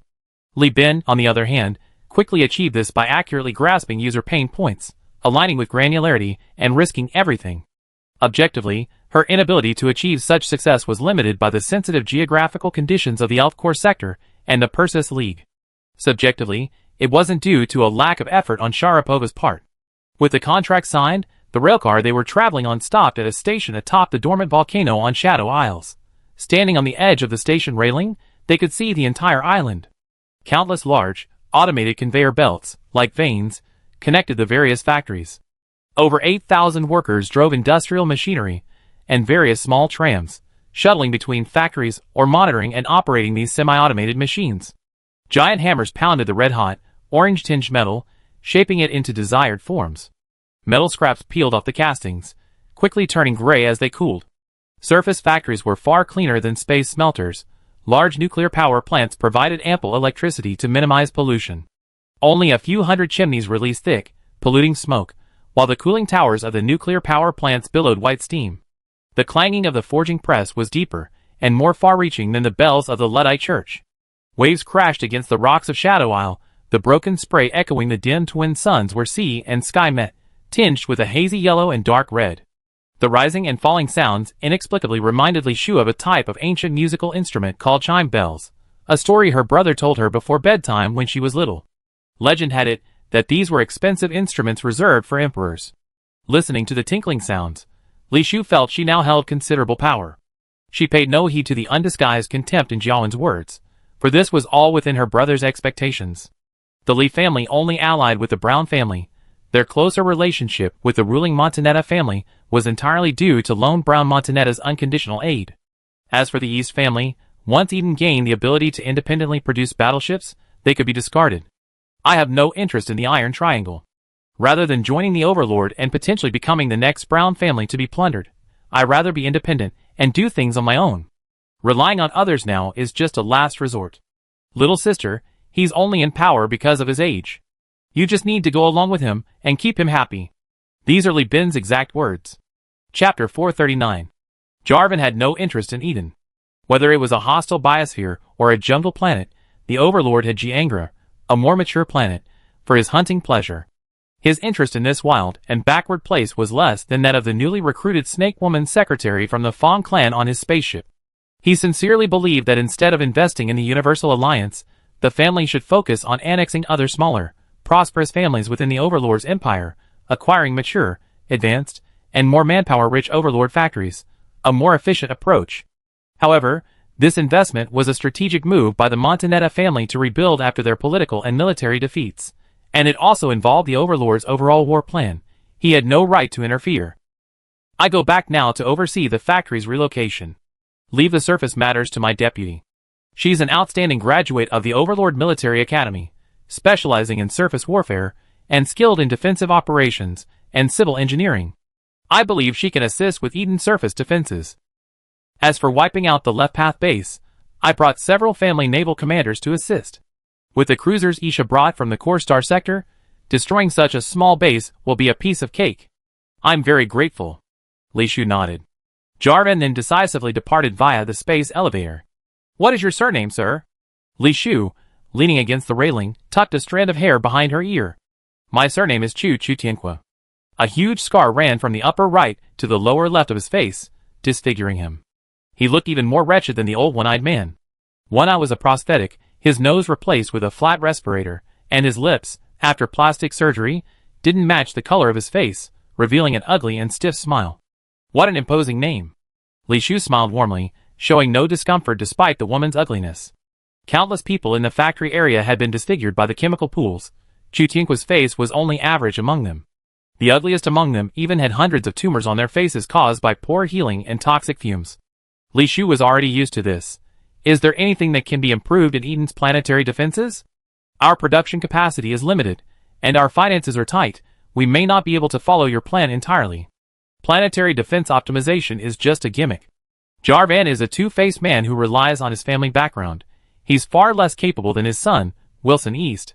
Li Shu frowned, taking a slight step back. She realized this woman wasn't on Jarvan's side, and judging from her words, she didn't seem to be from the Montanetta family. Crucially, the people Jarvan left behind didn't react at all to her blasphemous words, as if it were perfectly natural. The Eden Marines at the station had already raised their weapons, waiting only for the governor's signal to open fire. Chu Tianqua, however, spread his hands in a gesture of surrender. Jarvan's hacking team's surveillance of this place has been cut off by our people. He won't know anything about our conversation. Given the Overlord's domineering nature, it was only natural for him to monitor those he sponsored. Li Bin never conducted any secret activities on Blessed Isles or Shadow Isles. All discussions were confined to the governor's mansion. He and ISA had long been prepared, with Jugapa in charge. Li Shu's expression was stern. Who exactly are you? Chu Tianqua's lips parted slightly, his expression unchanging.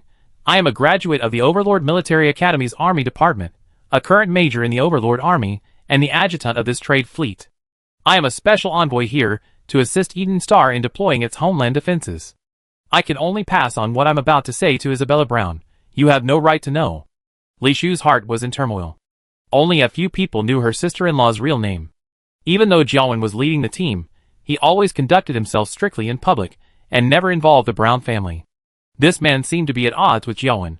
How did she know about her sister-in-law's situation? Li Shu hesitated for a moment, then contacted Zhugepa first. After Zhugepa protected the network, she finally contacted Isabella.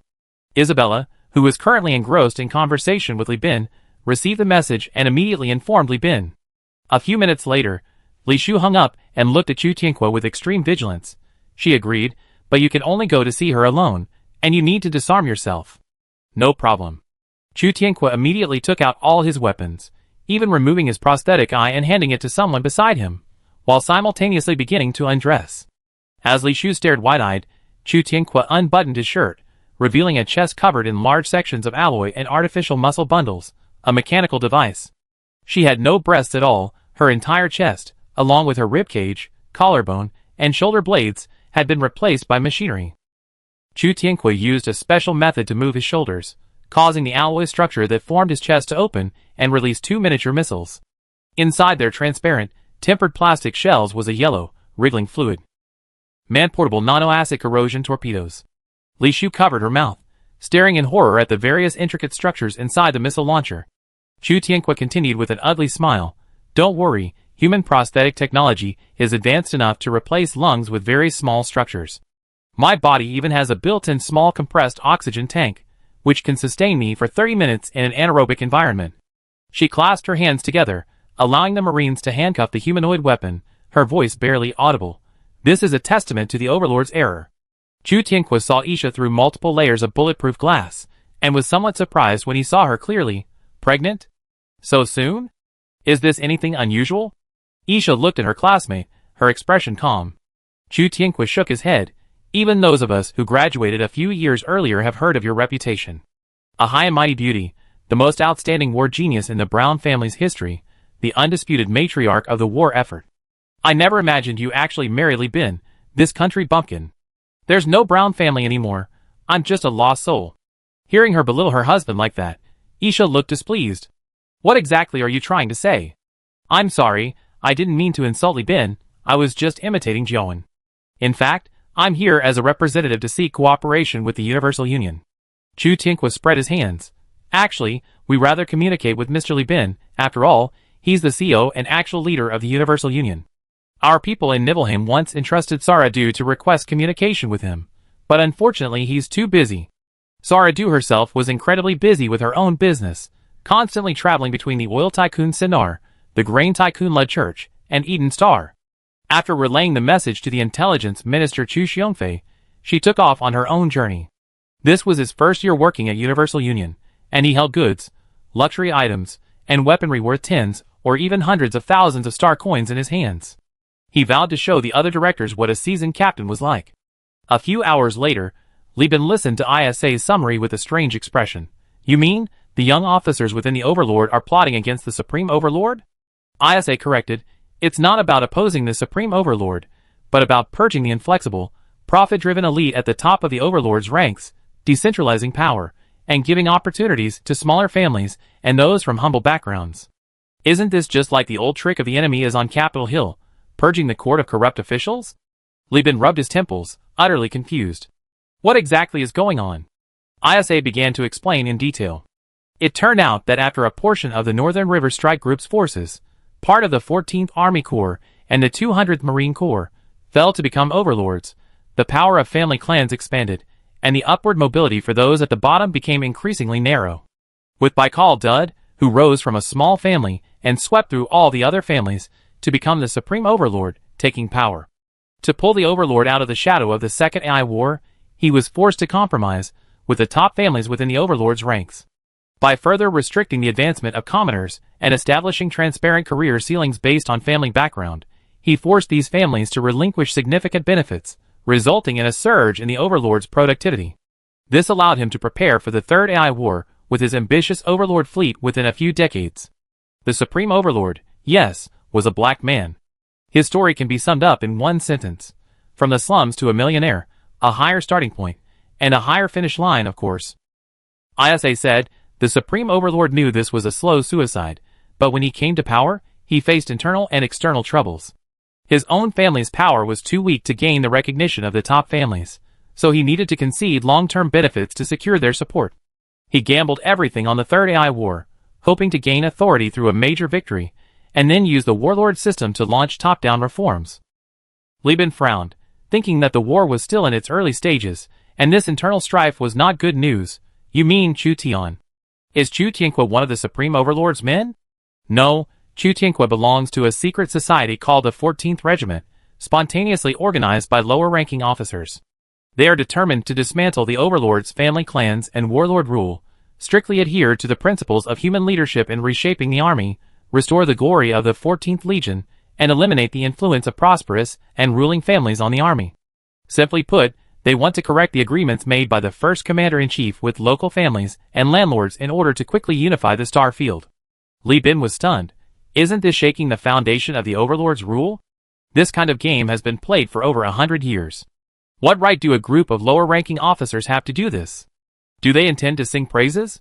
The Miluo River surges with waves, and chaotic clouds fly beside the peaks of Wushan. The 226 incident? ISA explained, because they united a large number of officers who participated in the Atonement War, and those who rebuilt their families through the Atonement War, but were forced to depend on other powerful clans, spending their lives as elite patriarchs of small, powerless families. Li Bin now truly understood what it meant for the world to be a giant makeshift operation. Chapter 440. Prism Freeport, Global Joint Office, CO's Office. Listening to ISA's account, Li Bin covered his face with his hands, speechless for a long time. He only knew that Tachyon technology was plagued by internal strife. Even Sunai could be ousted during wartime. He truly didn't know that even a dominant force could be in disarray. Junior officers forming secret societies. It looked like the army acting alone, unlike the isolated actions of the February 26th Army. Judging by this, it was a combined land and sea force. Could such a dominant force defeat Tachyon technology? Li Bin seriously doubted it. But ISA's next words sent a chill down Li Bin's spine. Chu Tianque also revealed some intelligence to me, namely that these top-tier families not only suppress commoners, but also other families, aiming to prevent the limited resources of the hegemon from being controlled by new top-tier families. The three Iron Triangle family alliances, led by the Gwen, Jiangrichin, and Isdal families, will instigate and sow discord among various promising families, and even secretly instigate other families to launch internal wars. Wait! You mean there's more to the story than meets the eye regarding the Brown family's downfall? Li Bin was dumbfounded. The Eisen war family alone was troublesome enough. According to intelligence shared by the Montanetta family, after defeating the Brown family, the Eisen family possessed 4 battleships. Although they later lost one in wars with other families, they still had 3 remaining. Even if Li Bin were to wield the entire Universal Union, they wouldn't be a match for them. ISA shook her head. It's just a possibility. Without the 14th Legion's warships, the Brown family is only considered a second-rate family within the major powers. There's really no reason for them to be specifically targeted by a major family. This might just be routine for them. But as you said, a grain of sand in the era can become a mountain on an individual's head.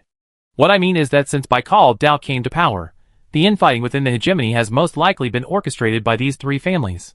Chu Tianque showed me a battle video, recorded by a member of the 14th Regiment using a prosthetic eye. He was originally a member of the Sven family, but after the family's destruction, he rebuilt it through the War of Atonement and joined the Eisen family. He participated in the operation that destroyed the Brown family. He secretly kept his battle video, intending to wait and see if the Brown family had any hope of revival, and if not, sell it to the Montanetta or East families. However, the 14th Regiment later recruited Wang Dayo, the former captain of the Atonement Officers Corps, the one played by Li Bin, who first appeared in Chapter 98, and through his conversations with other officers, they discovered my presence. Plus, other members had seen me, and after comparing various accounts, it was confirmed that I was with the Universal Union.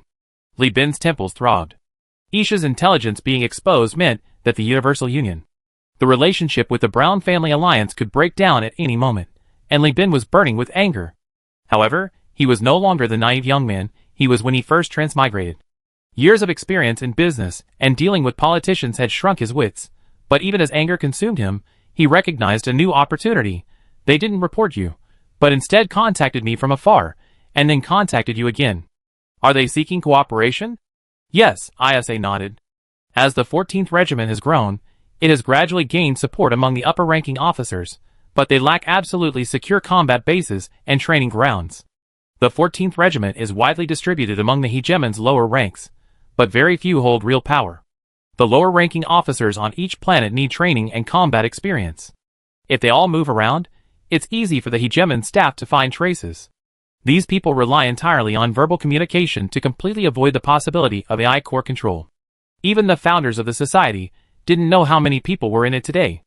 ISA went on, and on about the 14th Regiment, its internal strife, its betrayal of intelligence to other giant corporations that led to the destruction of its subordinate families' fleets, its use of borrowed weapons to hinder the development of second and third-tier families, its use of promotions, and the establishment of families as bait to lure low-ranking civilian officers into secret missions, only to kill them afterward. Li Bin had seen all this in movies and anime before, but it was still hard to believe that it was happening to the so-called light of the starfield, especially since Chu Tianqi confessed that she was one of the deceived officers. She was ordered by the Eisen family to participate in an assassination mission, and afterwards, she was shot in the lung and spine by an Eisen family soldier. If officers from the 14th Regiment hadn't been on other missions at the time, and hadn't coincidentally saved her and two others, she would have suffered the same fate as the other officers who died on the spot from ruptured hearts. Chu Tianqui's collaboration with Li Bin on behalf of the 14th Regiment was based on the fact that the Brown family, like everyone in the 14th Regiment, had suffered from internal strife, unfair treatment, and even betrayal within the Overlord's ranks. They approached Li Bin because he possessed his own planet and fleet, located on Eden Star, beyond the Overlord's reach. In fact, Chu Tianqi was initially surprised, then overjoyed, upon seeing my pregnancy. She believed her mission's chances of success were much higher, ISA said, stroking her belly. The 14th Regiment hopes to acquire land on Eden Star to provide training opportunities for their officers and troops. Additionally, some of their naval officers, especially the Redemption officers, will be assigned to serve here. The excuse has already been prepared. The Redemption officers, under the guise of preparing for 5 years from now to improve the level of the Universal Joint Fleet. This is good, Li Bin thought to himself. But he couldn't agree immediately. After all, it was a matter of great importance. After cutting off communication, Li Bin carefully considered the matter for several hours, even activating Miss N's contact information to inquire about the internal situation within the Overlord organization. After confirming that there were indeed weak dissenting voices within the Overlord, please forgive me, in Miss N's view, a group of officers without ownership of the main warships were indeed weak compared to the Overlord, he recontacted ISA. Tell Chu Tianqi that if you want to cooperate, you have to show strength. Although the Universal Alliance is small, it's not something that can be easily manipulated. To do big things, you must offer equivalent compensation. Future boasts are just empty words. I want genuine materials. Give me blueprints, technology, scientists, discounted contracts, and heavy weapons embargoed by the hegemon. The more the merrier. I also want their help in matters involving the Sindar power. I don't care how they steal or rob, just convince me with things. Furthermore, once the goods are in place, have them send someone influential to talk to me personally before deciding on the future. As for now, I'm the hegemon's most loyal dog. Li Bin is only acting after seeing the benefits. Even if the hegemon censorship department finds out, he has an excuse. This person is obviously a fraud. I offer her an impossible price, take whatever she can get, and then report her. This is my businessman nature. Everything I do is for the company's development, for the 5-year plan. I, Li Bin, am not wrong. Throughout history, countless people have greedily demanded, and then betrayed their partners. Yuan Shikai and Nurhisai are prime examples. People should learn from history. Of course, if the 14th Regiment could really provide all of them to Li Bin, he could have been a member of the 14th Regiment long ago.